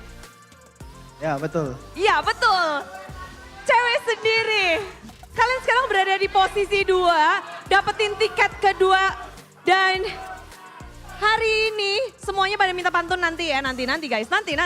Cewek bakal mikir, tapi cewek gimana sih kamu tiba-tiba ngeluarin Melisamu di Royal Derby ini? Aya naon what happen? Mang hero pegangan aja sih, Bude. Ya. Jadi emang ya udah keluarin aja gitu? Ya meskipun latihannya dikit ya masih bisa lah, tipis-tipis. Bisa, tipis-tipis.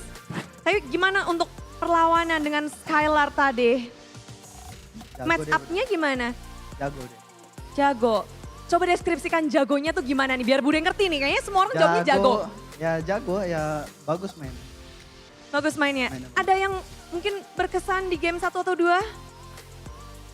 Paling ya laning sih tadi. Landingnya? Laning doang sih. Bisa digambarkan? Ya kadang gua sendiri, kadang dia sendiri gitu. Wow, gambaran yang sangat jelas cewek. Terima kasih cewek. Kita semua langsung mengerti ya. Oke, tapi mengingat di sini juga mungkin biasanya kita lihat tuh kalau di Royal Derby itu 2-1, permainan yang sangat ketat. Kalau dari Kiboy sendiri ngelihatnya gimana Boy Royal Derby kali ini? Puas gak sih dengan hasil 2-0? Puas sih Bude, kayak menangnya 2-0, cuman kayak ada yang kurang lah. Kurang apa tuh? Kapten Finn. Oh. Kangen. Mau adu apa nih dengan Kapten Finn? Nggak tahu sih, yang penting ketemu aja. Yang penting ketemu aja. Tapi melihat lawan kalian berada di posisi 2. Dan mungkin ini nggak biasa ya. RRQ biasanya tuh unda-undi sama kalian di top klasemen. Kali ini RRQ sedang berada di posisi yang cukup bawah.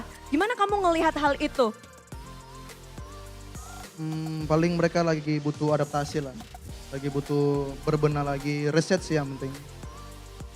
Butuh berbenah, butuh riset. Dan ngelihat mungkin hari ini belum full potensial RRQ kah menurut Kiboy? Iya, ditunggu Kapten Finn-nya. Ditunggu Kapten Finn-nya dari Kiboy. Oh, tapi pertemuan 2 leg sudah usai dan dua-duanya juga dimenangkan oleh tim Onic. Apa yang nggak dipunya tim lawan sehingga nggak seperti kalian nih dari Suns mungkin? Kayaknya kok tim Onic bisa meranjak naik yang sempat lose streak 3 kali.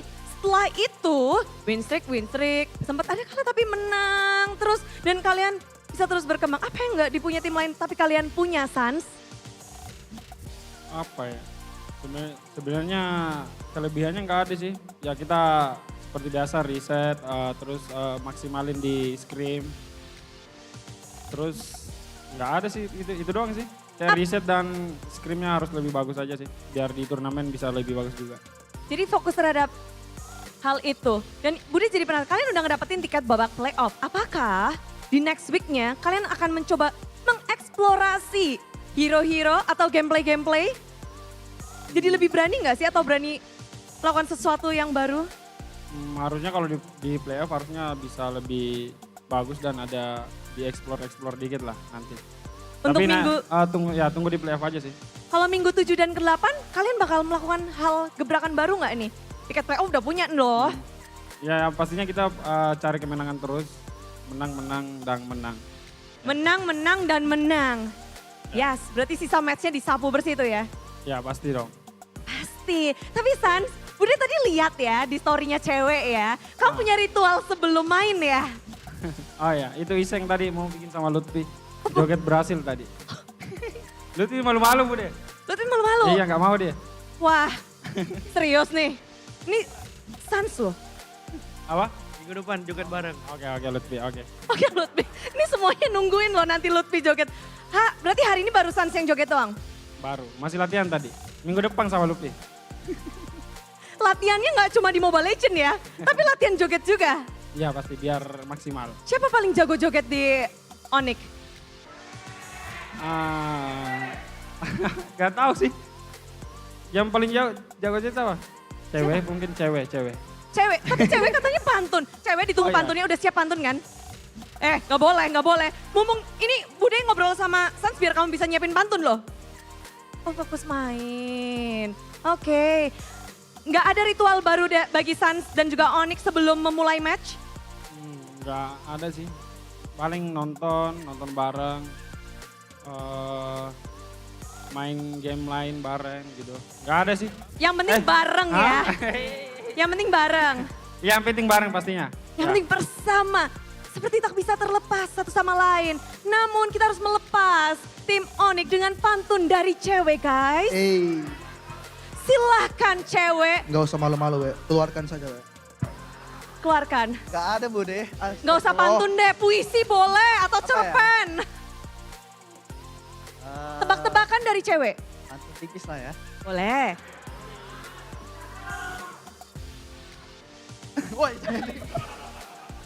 Ikan kakap, ikan tongkol. Cakep. Malu. Nggak nyambung tuh. Ikan kakap, ikan tongkol. Ulangi. Ulang dulu, malu tadi. Ulang. Tenang guys, tenang. Oke. Ikan kakap, ikan tongkol. Cakep. Jangan banyak cakap. Kayak jalan tol. Oh. Wow. Kita kasih tepuk tangan maksudnya lagi. Onic, win streak jalan tol, mulus. Yes, keren. Cewek keren, thank you cewek. Dan kemenangan sangat memukau untuk tim Onic yang berada di posisi sekarang masih 2. Tapi tiket playoff sudah didapatkan oleh tim Onic. Congratulations Onic dan Caster. Please 2-0 dan sangat cepat.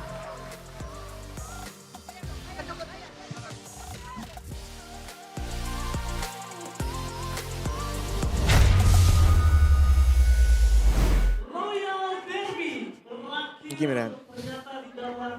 Oh man. You need another one? It's okay, ladies and gentlemen. You know, sometimes this happens. Sometimes it happens. You know, like Need another one? it's very unfortunate, but the thrill and the agony. It is what it is. It is what it is. A 2-0 and another 2-0 stomp at that. Right? It was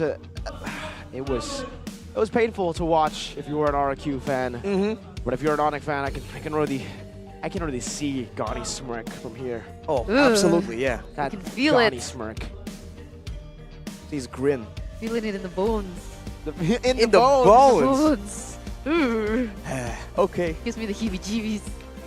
Heebie-jeebies. Yeah, because he was so confident this season, even though Onic went up and down in the standings. Yeah. And they were on a 3-lose streak at some point. But he was like, let's chill. And then they lost 2-0, I think, against Aura. Or was it 2-1? Well, Yeah, 2-1. the point is they lost against Aura, and I was like really happy. But he was so chill. It's a true fan right And look there. This is just so Onic characteristic. Not just the players, but also the Onic, what are they called? Sonics. But the player of the match goes to CW. Not 1,000 GPM like we saw earlier on, but still super effective. The first Melissa pick that we've seen this season. And the last time it was used was by BTR Shive 220 something days ago. Udah. I mean, we have to see, man. I mean, CW. It was just so good, and he just knows that he was going to be a target, and yet the synergy with his team. I mean, the coverage, of course, his own mechanics, and how the team kind of plays around the threats that RRQ were able to just craft up against him. I feel like that was just so good. He reached the power spike. He went for the malefic roar. He just wants more, man. And this is from a guy who has been labeled the passive guy. The guy who's just like... Weak side. Weak side. Who's kind of chill and never gets heated but he's just out for blood again and again. It's almost like you say it's that they're personal young and he's for him. young and fun. CW. Yeah. What? He looks young and fun. Maybe he is, but the player of the match highlights here for the official gold partner, UBS Gold, shows again that the idea, at least for RRQ, is to get a proper front to back, win it out because of the physical defense reduction debuff. But all the way from the beginning, it's just such a chaotic unfolding of fights here, and CW's positioning is part of the reason. Right there, he gets saved by the... Oh man, the Netherrealm was so good. And everyone else, they know what is the main objective of RRQ. And even though they have to concede some other things, maybe a big combo, maybe some ultimates could be used in a cooler fashion, they don't care. They know that for RRQ, it's get CW or everything just doesn't really end up being worth it. And right here was that fight where it was close for both these teams. But still, they were just out for blood all the way till the end. And unfortunately for RRQ, man, Sans on the Valentina also deserves a massive, like, honorable mention. Look at that, pops to go away just in time, and Sans do it. And then the dodge. Oh, just slides to the right. This entire game, you know what I was thinking about? What? Imagine a family full of 5 siblings. Okay. And CW is like the youngest kid and a girl. So when she gets attacked on, like all the big brothers just like group up and like protect. You know, I don't know why.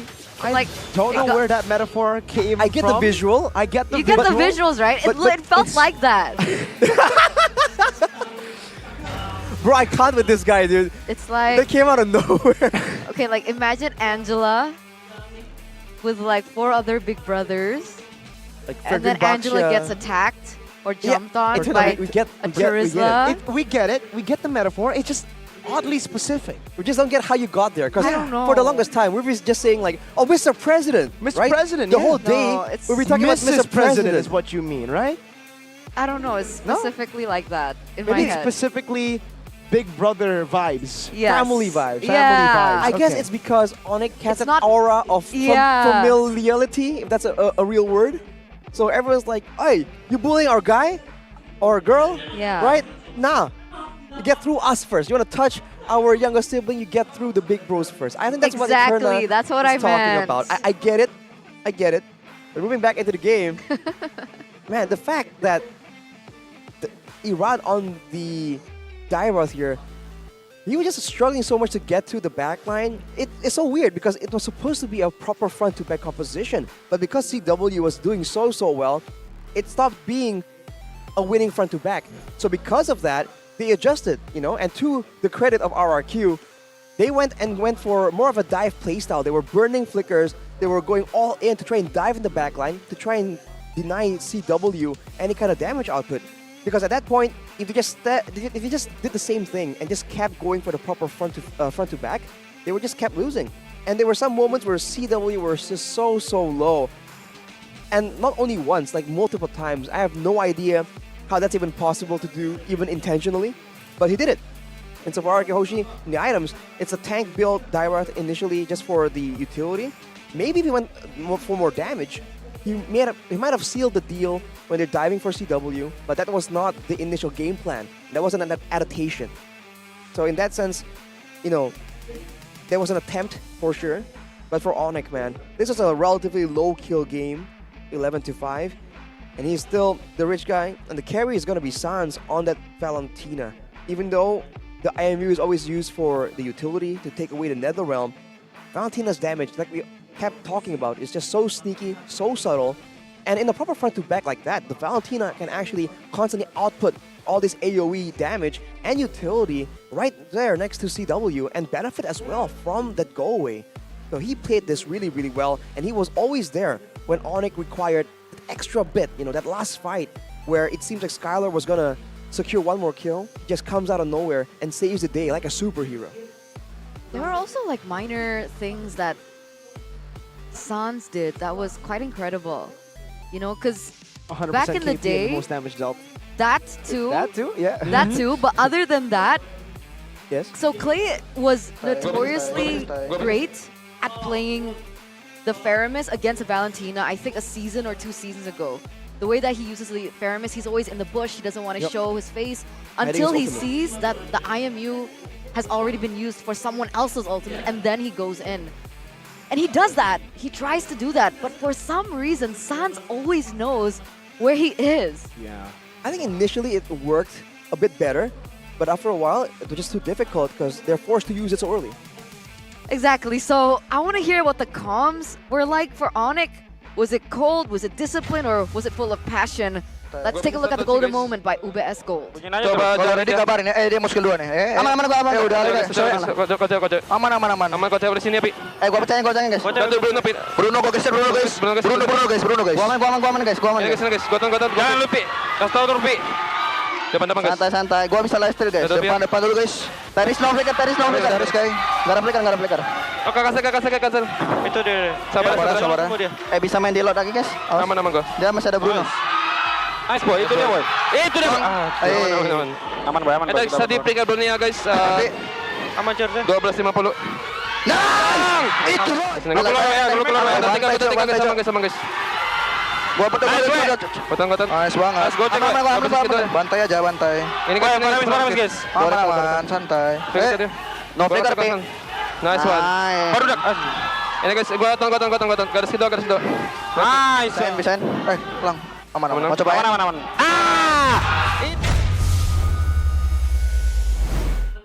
What was that last shout? I couldn't catch what he was saying, but I could tell Who was it? there was energy. I don't Do you even know who who it that was? was. No. I don't know. We gotta ask the players themselves later. So it's a good mix. There was calm moments, and when it's a hype moment, they go hype. Yeah. A They're stark enjoying the game. contrast to the ice cold Onic. They're enjoying Remember. the game. Now we finally see Onic enjoy the game. Usually they're so ice cold, it's like they're just at their job. You They're know? human again. Now it's like, yeah, whoa, they have personality? I thought they were ice cold robots the last 3 seasons, and they were just like built to play MLBB. Now it seems like, wow, emotions, words. Wow, that's how impressive it is. What? Nothing. Don't you agree? I agree. Yeah, right? Like they've always just been so calm. I kind of like that though. The calm, composed Onic. Not just like them being them Onic. Oh, the fun Onic. You like the fun Onic? The fun, yeah. The young and fun Like Onic? I like The young them and being fun and young behind the scenes, and then being very like in the zone. cool and composed and like I'm Onic, I'm the best You mean in the interview? in the interview. I hope that doesn't stay in the interviews because we actually did get Not a the little bit of interview. personality in the interviews. Yeah, right? okay. What? Huh? What? Yeah, because Keyboy said Captain Bin was missing. Something was missing about RQ. RQ. Yeah, Captain they Bin. missed Vin. They Vikatron wanna said the see same thing. Yeah, everyone's looking forward to Why? Vin's return. Bin was their captain. Hello? That's the only reason? Yeah. Okay. What for Keyboy? I guess it's a bit personal because they have a bit of history, you know, being rivals in the rowing position in the Land of Dawn. So Back- sauce. I mean, back when there was a time where Vin was up there in the names of like most fearsome roamers, especially during the pickoff metas. He was just Franco, added with Kaja. Keyboy, remember? Okay, So fine. Keyboy and Vin, it's just back and forth, along with Key, I believe. Those 3 names were just top of the list again and again. But that was a different time. I guess that's what he was talking about. I kind of miss Vin being around, you know? It's my boy. I completely agree. That's a very solid piece. Yeah. 100%. 100%. I think I have to agree there as well. But something that we have to agree with as well, like it or not, is the standings update. Okay, let's see. Drumroll. No peeking. No peeking. Here it Okay. is. The regular season stand is week number 7, day number 3, presented to you by the official smartphone Samsung Galaxy S24 series. Here it is. RRQ Hoshi number 7. Tell me it Alter isn't Ego so. number 8. Okay, let's see It what is so. changed. So earlier on the day was Geek at 7, and now they are at 6. RQ was 5, now they're 7. Alter Ego and Dewa still in the same spot. Bigatron, Onic, Aura. Oh, Rebellion actually went down. Evos climbed to number 4. Because of the head-to-head. So again, if you guys don't know how to read this, the first thing you take a look at is the match point, not the match win-lose. It doesn't matter if they have lost more games. or more matches. Match point is what matters. So 6-6-6, you can see Evos and Rebellion 6, and then we take a look at the net game win. -2, -2. If it's still the same there, you take a look at the head-to-head, and Rebellion lost against Evos Glory. That's why Evos are ahead of Rebellion there. For Geek Fam, it's simple because they're just -3. Yeah, there it is. You cannot count the match win-lose because of the unequal number of how many matches that they've played so far and how many matches they have left. Right. Until Yeah. the end of the season, at least. Yeah. We'll have to like ignore that for now. But man, it's looking so difficult. But you have to remember, actually, we have to still decide on the rookie and player of the week. I think we've already decided.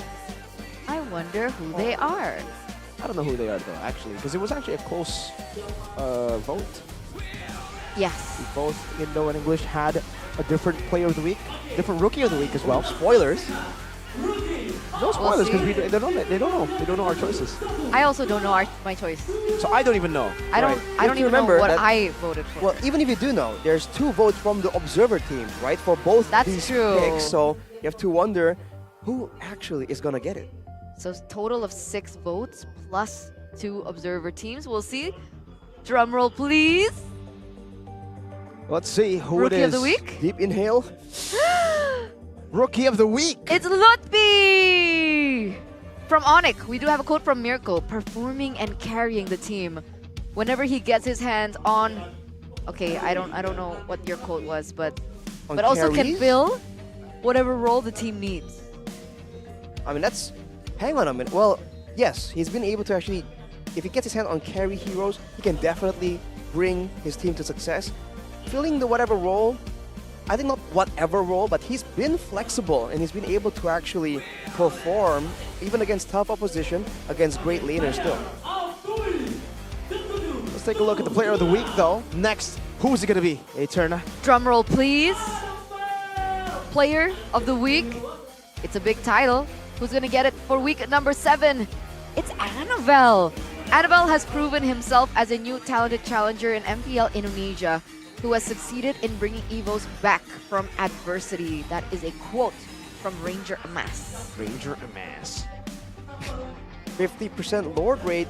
If you're looking just at that, it doesn't seem too outstanding, but it's not about just the Lord rate, man. His performance in the game, how he's able to just bring these unique heroes and not just perform well on them, but force bans that some teams wouldn't even consider otherwise. I feel like he definitely has stepped up to the plate and he's showing great flexibility as well. He has a diverse selection of heroes and he performs equally well on every single one of those. That's so impressive as a rookie, by the way. As a rookie! Here. It's just something with the rookie junglers, man. It's always been rookie junglers. Gugun, Hazel, and then now we get Annabelle, who pops off the Ling as well. Lim Kocho.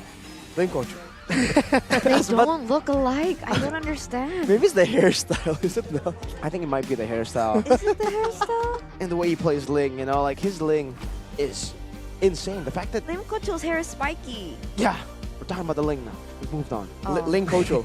I can't move on. And then the Alphas too, that has only suffered 1 loss, by the way, that Alpha, because Yeah. Annabelle's online. Annabelle is online. And for you guys online or even offline, you guys can take a look of the list of MPL awards here in Season 13. I think every week we mention this, so don't forget to vote, okay? We have regular season MVP, we have finals MVP, first team awards, second team awards. We have rookie of the season, most improved player, coaching team of the season, Indonesian and English best talent. We have best teammate, dream team awards, and outstanding media contribution awards. Which award are you looking forward to the most? Best teammate, for sure, hands down. Best teammate? Because I still don't know what the criteria We still is haven't for asked. best Yeah, we gotta get to the teammate. bottom of Can that. we finally ask? I It's think been every single 7 time, weeks. We've been curious for 7 weeks now, but every single time we get off desk, we're like, yeah, What a we day. blank out completely. We don't talk about the best teammate. So, okay, remind us, Yeah, viewers back like at home, give to ask Mirko what best a DM. teammate is. Because Or I want to call. be best teammate. Or take us in your stories like, yo, find out. Yeah, That's okay too. because that's a new category. Yeah, we didn't have that last season. though. And also coaching team of the season. I'm really excited to see that one because now like we get that. coaching team instead of just best coach. Which is completely fair. Yep. Let's take a look what we have in store for you guys for week number 8. 2 more weeks. 2 more weeks. Geek, Dewa, Bigatron, Aura. Oh no. On Friday. On Saturday, we have Dewa, Alter Ego. We have the El Clasico, the Classical Derby, Evos and RRQ. Onic, Rebellion. RRQ, Geek, Rebellion, Bigatron, Aura, and Evos. This means that RRQ's next matches, Evos and Geek.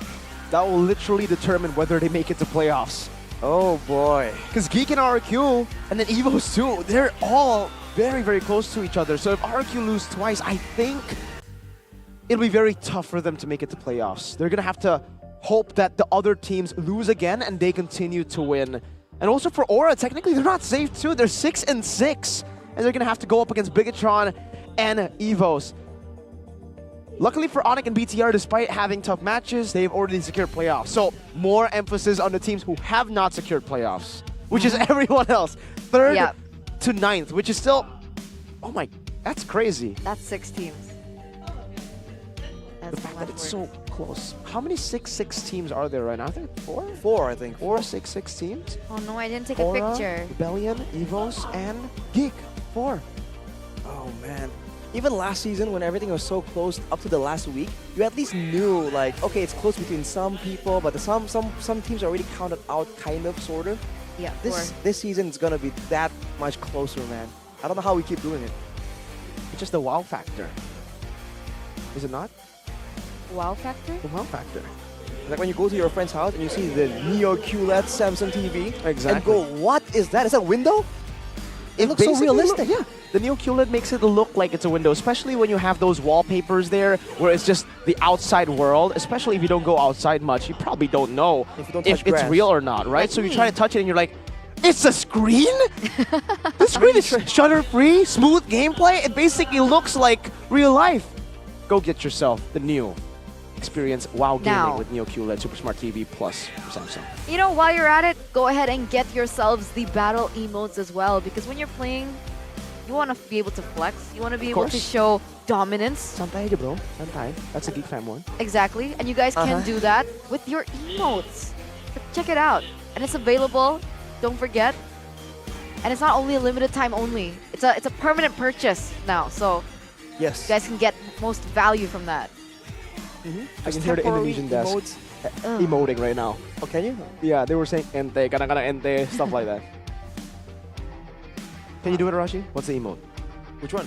Yeah, your favorite. Back. The duck. For no specific reason. For no specific reason whatsoever. And are you guys students? Maybe.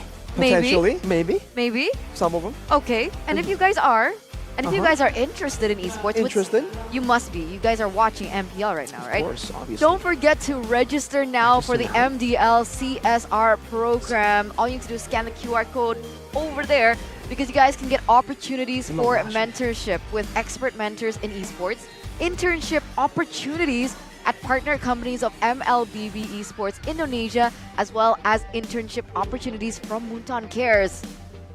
That's a lot of opportunities, guys. Take advantage of it. Seize the moment. Carpe diem. And it's as easy as just scanning the QR code, registering, and filling up probably the form there. So go ahead and check it out, ladies and gentlemen. We didn't have this back in our day. Nope.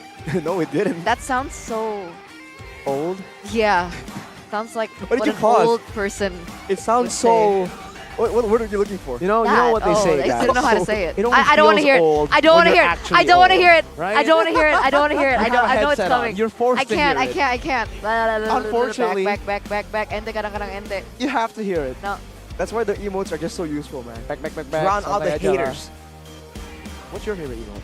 But this marks the end of the day, ladies and gentlemen. Week number 7, as Gani would say, done and dusted. Done and dusted. This leaves 2 more weeks as we finally close MPL ID Season 13. What will happen? Who will make it to the playoffs? Whose dreams will be shattered? Was that like epic and intense? Kinda Or was intense. it not? It was Pretty okay? intense. I'm feeling it. Okay. That's good. Feeling it. even though his team just lost, and he feels it. He feels the intensity of being at 7th place, of trying to fight back, because it's all about that. You know what else Gani would say? What? Other than done and dusted? What would he say? Good week of MPL. Does he do that? Yes. I've never watched him close. During play-by-plays. Oh, Good okay. insert act here. But with that, ladies and gentlemen, me, Mirko, no, not me, as in me and Mirko, Okay. and Arashi, we want to say It's thank Turner. you so much for tuning in. We'll see you next week at MPL ID Season 13. We own this. Good See you next outro. week. Good outro. What are you doing?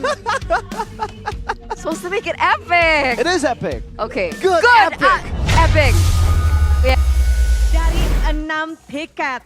Masih tersisa 4 lagi, namun tim-tim lain tentu saja masih ingin berjuang untuk mendapatkannya. Begitu mudahnya mengubah klasemen sementara hanya dari kemenangan 1 match atau 1 game saja. Jadi kita akan melihat seperti apa perjuangan dari ke-9 tim untuk beradu kembali di minggu yang ke-8.